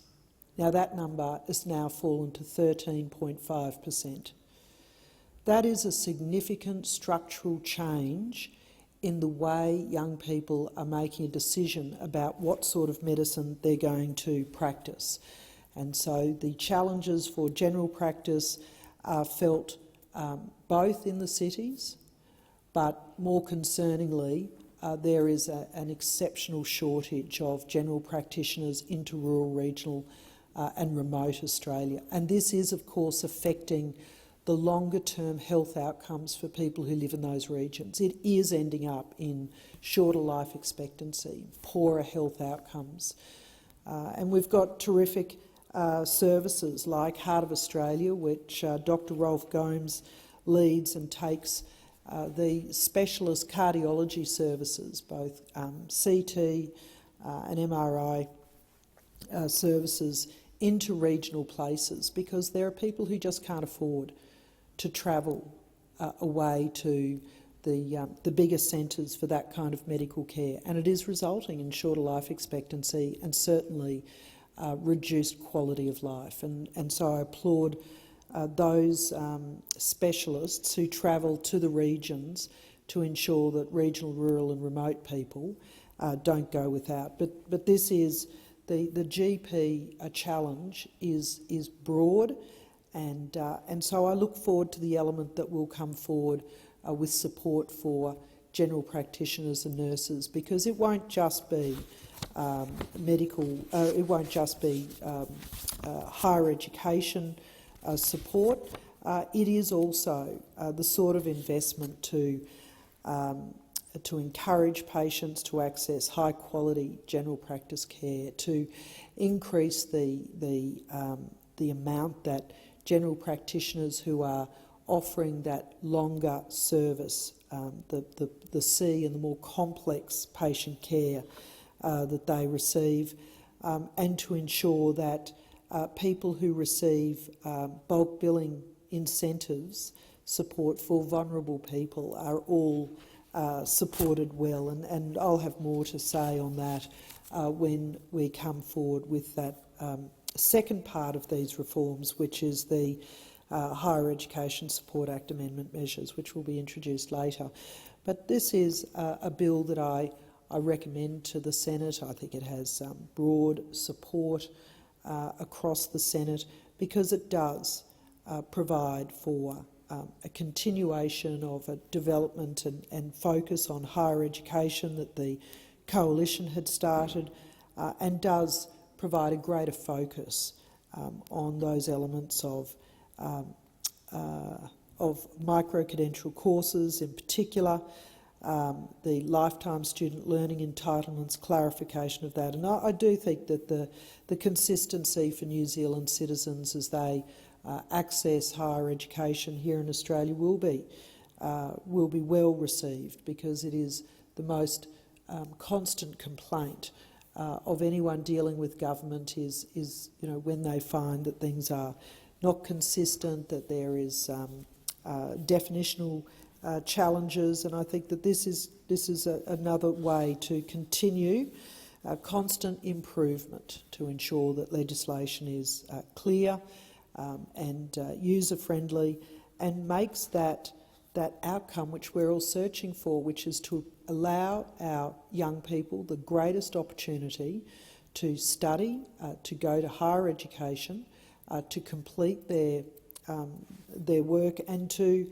achieve their full potential, whatever that may be, and to hopefully stay in the regional and rural and remote communities, to support those places that they come from. That is a great thing to be able to do, and of course it is the regional universities that provide that ability for young people who live in those remote places. There are some incredible programs going on, hub and spoke training programs that those more regional universities provide in terms of aged care and nursing support. They train people in their communities to be able to take on that higher education, to provide the services that are so desperately required in those places. So, it is a complex framework, the education system in this country. It has to serve a relatively small population over vast distances, over the states and territories, and to try and find a consistent model that allows for our youth to have their greatest opportunity as they go forward.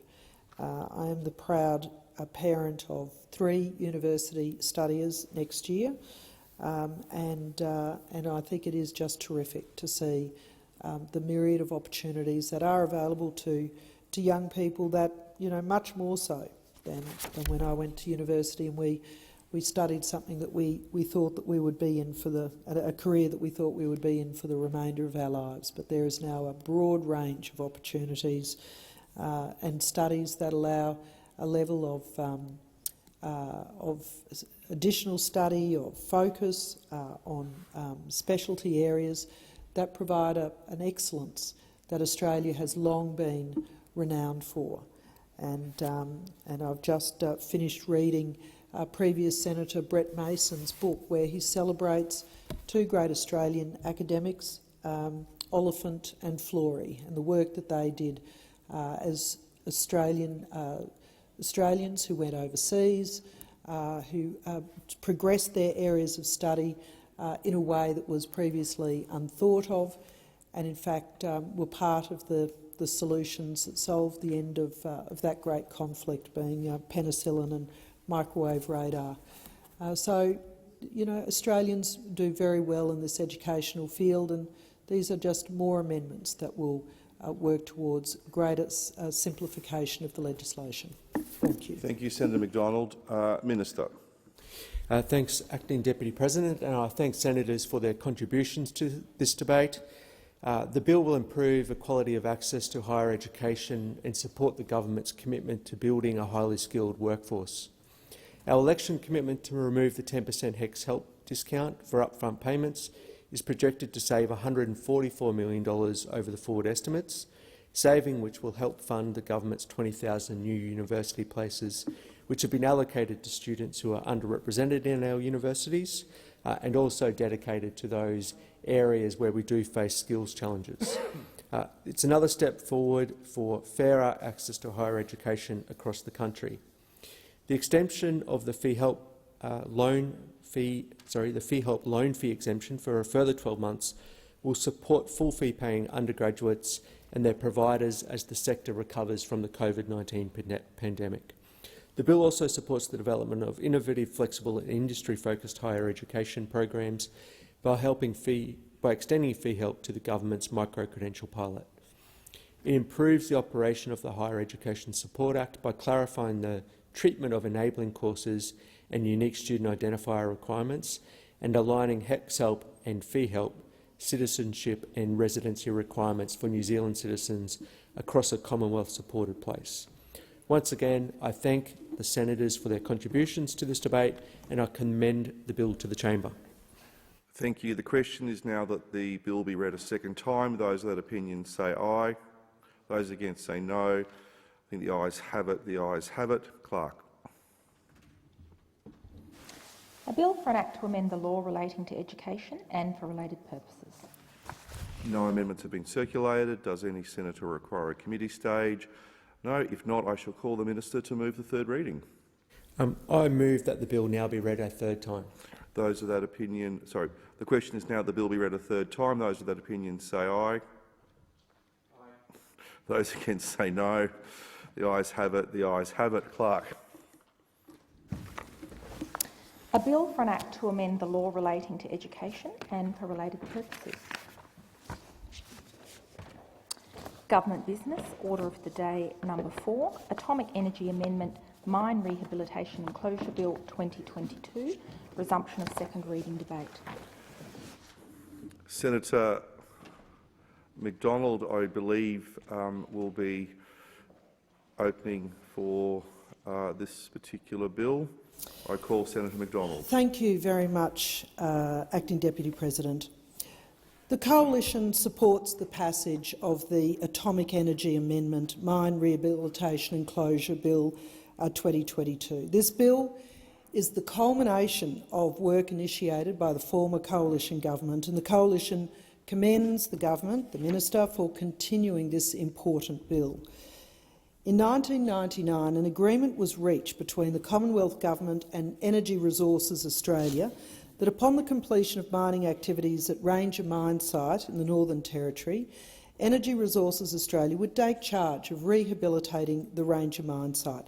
This was agreed upon by the Government and Energy Resources Australia to ensure a commitment to the proper rehabilitation of the Ranger site. Stringent environmental standards were agreed upon as part of this agreement. Mining at Ranger ceased in January 2021 and the remediation is already underway. The current framework allows Energy Resources Australia, which I'm going to refer to as ERA going forward, ERA to undertake remediation work until January 2026. More than 20 years ago, it was believed that ERA would only need 5 years to complete the remediation works and rehabilitation works on the site. And as a result, the authority set out a cease of operation for mining works in January 2021, with the authority lapsing on the 8th of January 2026. However, following consultation with the previous and current governments, it was concluded that in order to fully rehabilitate the site to high contemporary standards, ERA would require more than the 5 years provided to complete the rehabilitation and monitoring required. And in ERA's submission to the committee, they emphasise attempting to finalise rehabilitation by the 8th of January 2026 is not feasible, and will not meet the agreed objectives of stakeholders. ERA is committed to undertaking proper and thorough rehabilitation of the Ranger project area to a world-class standard. It has already commenced that work, but in order to rehabilitate the mine site to the standard, it requires further time beyond the 8th of January 2026. Now, this bill extends the legislative framework surrounding the rehabilitation, ensuring that ERA can complete rehabilitation, close out the site, continue monitoring and return the land to the traditional owners. This bill does not provide any authority for further mining of the site, which follows ERA's commercial decision not to pursue any further mine site extensions in 2015. Rather, this bill's primary purpose is to enable the long-term remediation and monitoring of the site. Primarily, it amends the legislation to allow the remediation authority to be milestone-based rather than time-based, keeping the onus on the responsible company to complete the rehabilitation. The authorities created under this legislation will allow for the progressive close-out areas of the mining lease. This means that as portions of the lease are considered to be fully rehabilitated, the land can be returned to the local community sooner. Brad Welsh, CEO of ERA, noticed the safeguards inserted as part of the bill, and he stated, further, the bill entrenches a number of safeguards to ensure the involvement and agreement of the traditional owners is required, including a rehabilitation authority cannot be granted unless there is first an agreement in place between the Commonwealth and the Northern Land Council pursuant to the Aboriginal Land Rights Act. The Minister is required to further consult with the Northern Land Council before any rehabilitation authority is granted, and before the Minister makes any declaration that an authority no longer applies to part of the Ranger project area because the Minister is satisfied the area is rehabilitated, the Minister must consult with the Northern Land Council. Before the Minister revokes an authority, the Minister must be satisfied the area is rehabilitated, and the Minister must first consult with the Northern Land Council. And before the Minister makes any variation to the conditions of an authority, the Minister must consult with the Northern Land Council. These safeguards ensure that there remain proper procedures and checks throughout the extended rehabilitation and monitoring process. The Coalition supports all mine rehabilitation being completed to high standards.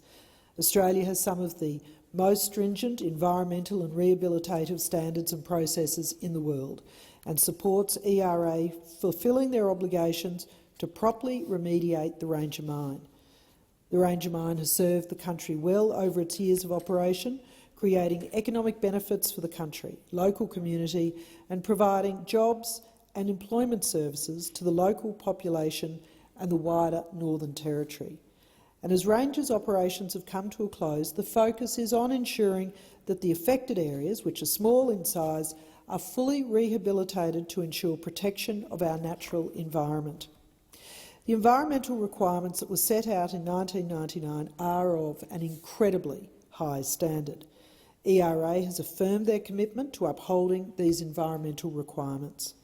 And as a result, through more modern appraisals of the requirements to successfully rehabilitate the site to these stringent standards, ERA have determined that the 5 years previously allocated are now not sufficient for the completion of rehabilitation operations and monitoring.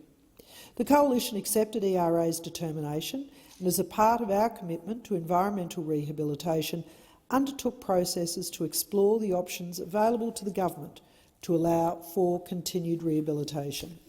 There remain strict reporting requirements throughout the rehabilitative process, and these will remain with the implementation of this bill. The Department of Climate Change, Energy, the Environment and Water's supervising scientist, in a submission to the committee, affirmed that Energy Resources Australia is required to submit an annually updated mine closure plan for Ranger, which provides clear scientific evidence to demonstrate that the rehabilitation works proposed by Energy Resources Australia will achieve the rehabilitation objectives. The Ranger Mine Closure Plan is publicly released and subject to detailed assessment by regulators and stakeholders, including the supervising scientist and requires approval from the Australian Government Minister for Resources and the Northern Territory Minister for Mining and Industry. The supervising scientist is undertaking a detailed rehabilitation verification process to provide certainty that all rehabilitation works are completed in strict accordance with the Ranger Mine Closure Plan and associated approvals. Strong environmental standards are commonplace across Australia's mining industry. Australia is a world leader in environmental practice. The resources industry employs large numbers of environmental scientists to ensure that environmental guidelines are met. Furthermore, the former coalition government made a very significant contribution to the protection, conservation and rehabilitation of our natural surroundings by delivering a strong record of achievement in the environmental portfolio. Just in our final term of government alone, we invested over $6 billion in programs, policies and measures to protect our natural environment. And collectively, all of this has led to the development and enforcement throughout Australia of some of the highest and most exacting environmental standards in the world.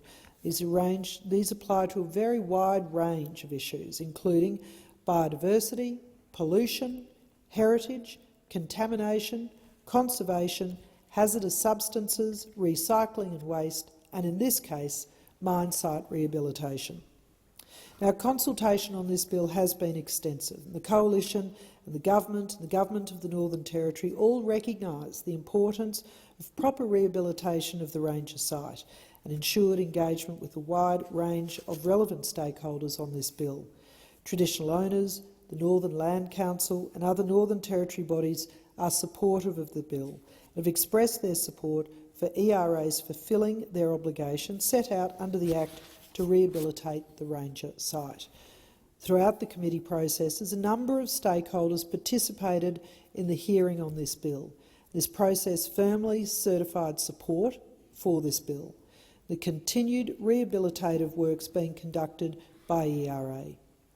This wide-ranging engagement includes the Australian Conservation Foundation, who strongly support the passage of the bill, and their submission to the committee affirms that there is a clear alignment amongst diverse stakeholders about the need for high-quality rehabilitation works and a credible timeline to facilitate this. Given this key legitimacy threshold and the need for more rehabilitation time and greater certainty, Australian Conservation Foundation welcomes this legislation and supports its swift passage into law. The committee also found that ERA was committed to utilising local businesses and contractors as part of their rehabilitative work. This includes local Indigenous businesses. This forms part of ERA's plan to continue to engage with the local traditional owner groups and other representative bodies and organisations. An ERA meets monthly with local traditional owner groups and the Northern Land Council to ensure continuity throughout the rehabilitation process. This is echoed by the submission from the Department of Industry, Science and Resources in conjunction with the National Indigenous Australians Agency, which states, "The rehabilitation of the Ranger project area fits within a broader commitment by the Commonwealth in Jabiru and Kakadu to support empowerment of the local Mirarr traditional owners as they implement their vision to the transition of Jabiru from a mining town servicing Ranger to a world-class..." Senator McDonald, my friend, I'm sorry to interrupt, but at 7:30 we're going to adjournment debate. You're in continuation. Thank you. Senator McCarthy. Thank you, Mr Acting Deputy President. Early this morning I received some terribly tragic news, and I wish to share with the Senate my sincere condolences to the families of Mr Husson, the Chair of the Central Land Council, who passed away unexpectedly in Darwin overnight. A young man who only recently took on the leadership role of the Central Land Council as Chair in April this year. A very much loved and respected person who's made, in such a short time at the Land Council, but even before that, on his previous roles in life as a field officer, police officer, health worker, and also his work with the Uniting Church at Apachula Finke in Central Australia. The news is absolutely devastating. My thoughts and prayers do go out to his families in Central Australia. In particular, I mention his sister Eileen and her daughter Barb Shaw and their families in Alice Springs, but also Stuart Hooson and Goody Nancy and Gadrian, their families in Borroloola, and many other families across the Northern Territory and into Queensland. I reach out especially to the staff of the Central Land Council, but also the Aboriginal Areas Protection Authority, who he was with in terms of a board meeting in Darwin, and I know that there is profound sadness and shock amongst the Territory community.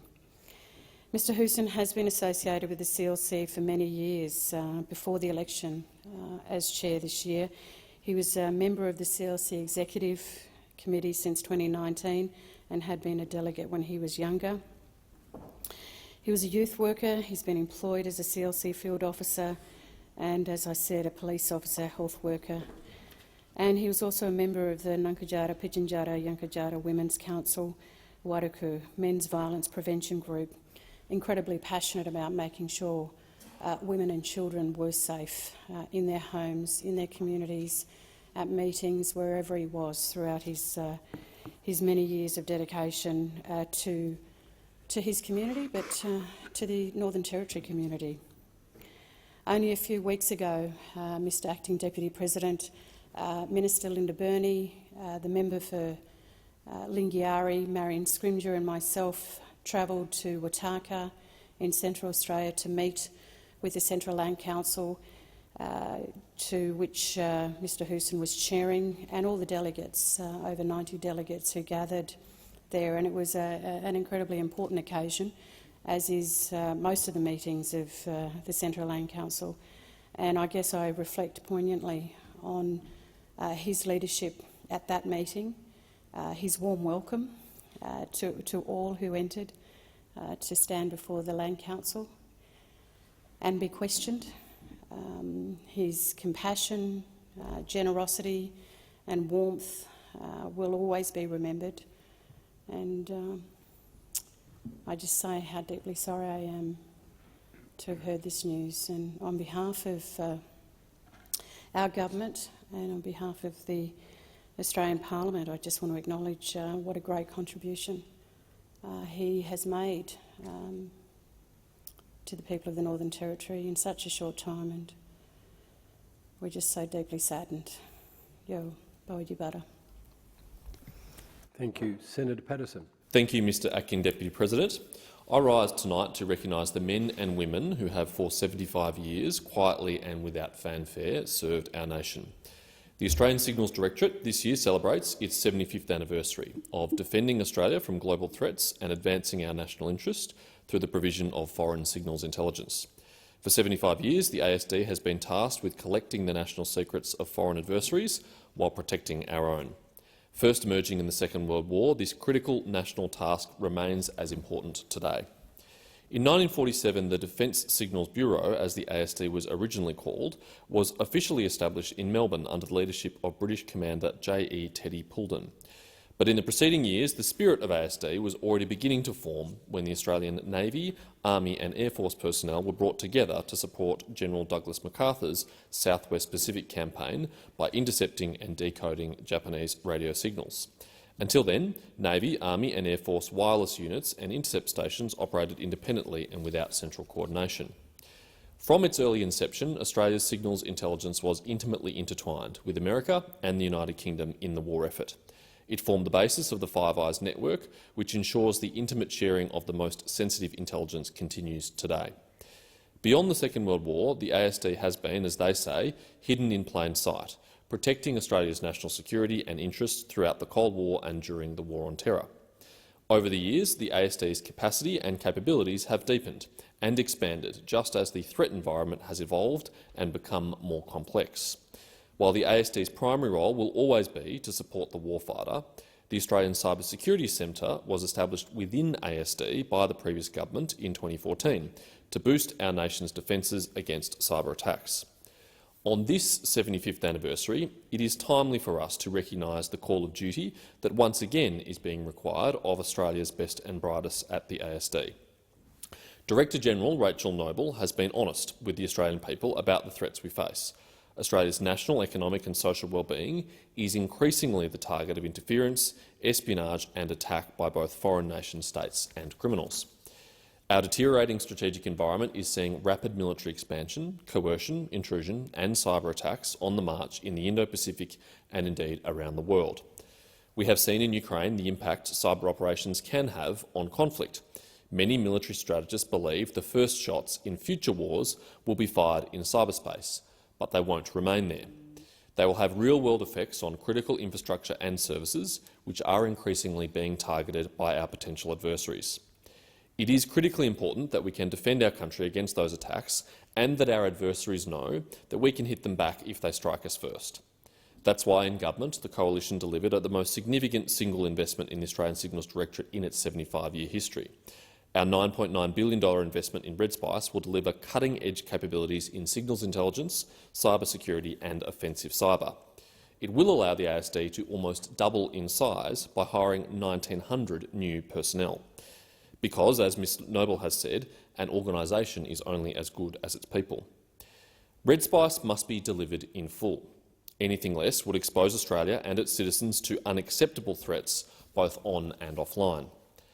ASD's people are mission-focused and patriotic Australians. As the head of the ACSC, Abigail Bradshaw, has said, there's nothing more important than contributing to your country's national security, economic prosperity and social unity than in this cyber mission. I can't think of a better job. I couldn't agree more. Thank you. Senator Thorpe. Thank you, Acting Deputy President. It's time for real ambition in this country. Through a treaty republic, we have an opportunity to right the historical wrongs that shape our present. Before the British invasion, over 500 sovereign nations governed these lands, each with their own laws, languages and customs. Colonists waged a war on First Nations people. They violently imposed their authority without negotiation or consent. We need to tell the truth about who we are and where we come from. Only then will we be able to heal and move forward as a united nation. Despite ongoing acts of genocide in this country, First Nations people have never ceded our sovereignty. Sovereignty is our assertion to be self-determining and to be self-governing. We maintain our sovereignty through the law of our land, through an unbroken connection to our country, our waters, our skies, our totems. Treaty is a negotiation about sharing sovereignty in this country. We've never had this conversation. Through a treaty process, we meet as equals to ensure genuine peace and justice. Treaty will not cede our sovereignty. It will strengthen it. Treaty is a formal agreement between First Nations people and the Commonwealth Government. Treaty protects First Nations rights and sets the terms for sovereign bodies to negotiate with the government. That's why treaty is important. It's a blank canvas. We can write it together. We could have a treaty of the 21st century right here in this country. We're only one of a few Commonwealth countries left without a treaty with its first people. Only a treaty will allow for this country to be cared for as it should be, with thousands of years of knowledge and connection. Incarceration rates, deaths in custody and child removals are all symptoms of an ongoing war against First Nations people in this country. treaty is an end to that war. We have an opportunity to do things differently in this country. We don't need a new king. We need a head of state chosen by the people. This parliament and our Prime Minister shouldn't be subordinate to someone on the other side of the world that we didn't even elect. A treaty republic will force us to tell the truth about our history and move us towards real action to right the wrongs that started with colonisation, creating a nation we can all be proud of, and that would bring us together and give everyone in this country something to celebrate. The rights and responsibilities I've spoken about have been spoken time and time again in this chamber, and it comes from the United Nations Declaration on the Rights of Indigenous People, which this parliament supported earlier this year. We could use this moment and momentum to empower our country to democratically elect our own leader, someone who represents all of us, uniting a country that has owned up to its past and chosen its own future. That unity would be more powerful than any king. Senator Farrell. Thank you, Acting Deputy President. And I'd like to present a youth voice in Parliament this week for the champions of the voices of young Australians, by giving them a voice in Parliament and online. What do I want our new Parliament to accomplish? And of course, this is a speech by Andre Dobin from South Australia as part of Youth Voice in Parliament Week. What do I want our new Parliament to accomplish? He says, I want the Australian Parliament to strive to better serve its constituents, rather than forging its political gain. I want an Australian Parliament that is productive and makes laws which make sense and actually help ordinary Australians. Not just wealthy, not just the wealthy or big corporations.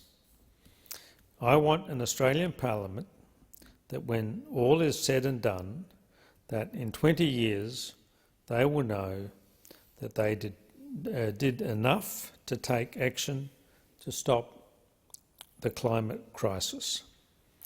I want an Australian Parliament that embodies, that says saying equality under the law in full, and actively support all measures to improve fairness and justice in our society.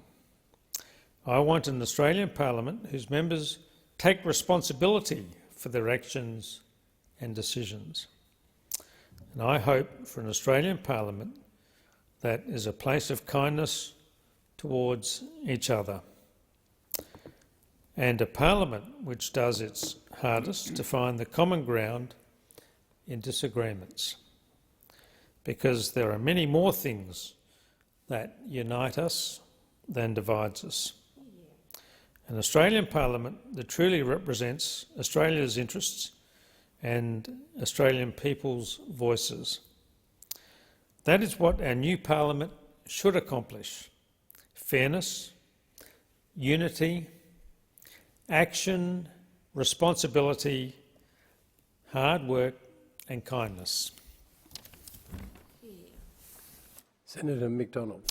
Thank you very much. And I too rise to read a submission to Youth Voice in Parliament Week. Youth Voice in Parliament is this week, the 21st to the 24th of November, and it is an opportunity for young people to submit the words that they wish could be read. And so I am absolutely delighted to rise to read a speech from students of Cannonvale State School in the Whitsundays, North Queensland. And I chose this submission because these students are not only from my home region, but because I think they've also captured the current mood of the entire nation. Ready? To whom it may concern. We are 4 Year 6 girls writing to you from Cannonvale State School, Queensland. Our names are Charlie, Abby, Meg and Kiara, and we are concerned about the price of living in Australia. More and more people are in poverty and are homeless due to this matter. Firstly, housing. Houses are much more expensive to rent or buy this year, as they still remain 23.3% higher than the pre-pandemic stage in 2020. Secondly, petrol. Fuel prices have immensely risen over the past year. For what started not that long ago, it has surely made an impact on Australian lives. And thirdly, food prices.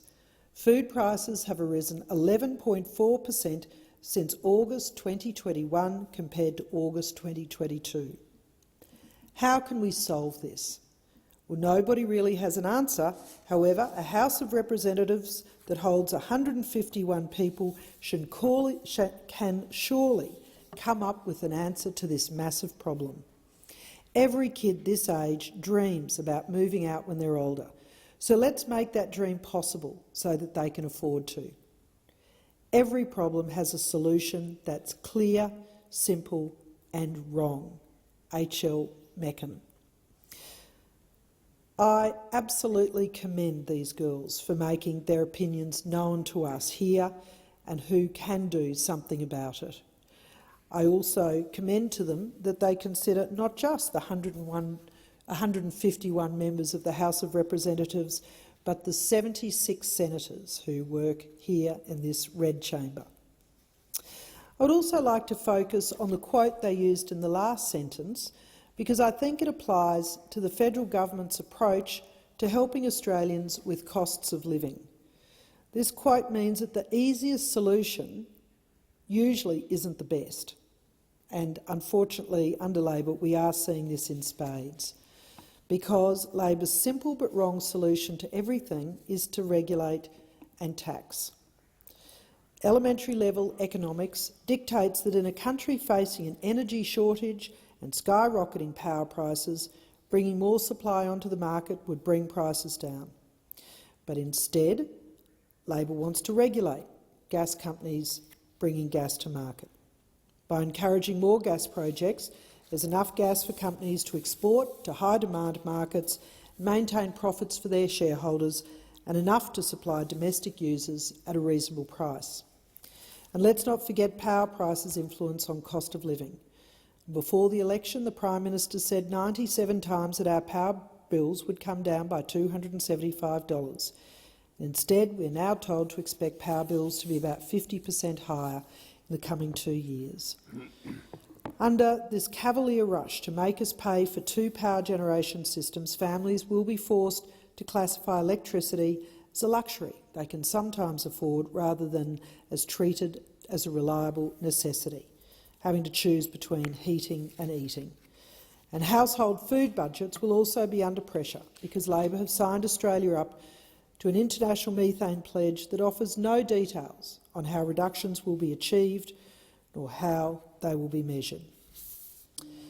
It will be especially tough if employers cut people's hours because the businesses can't afford the power bill and because industry-wide strike action has slashed profit margins. So thank you again, Charlie, Abby, Meg and Kiara, for your letter.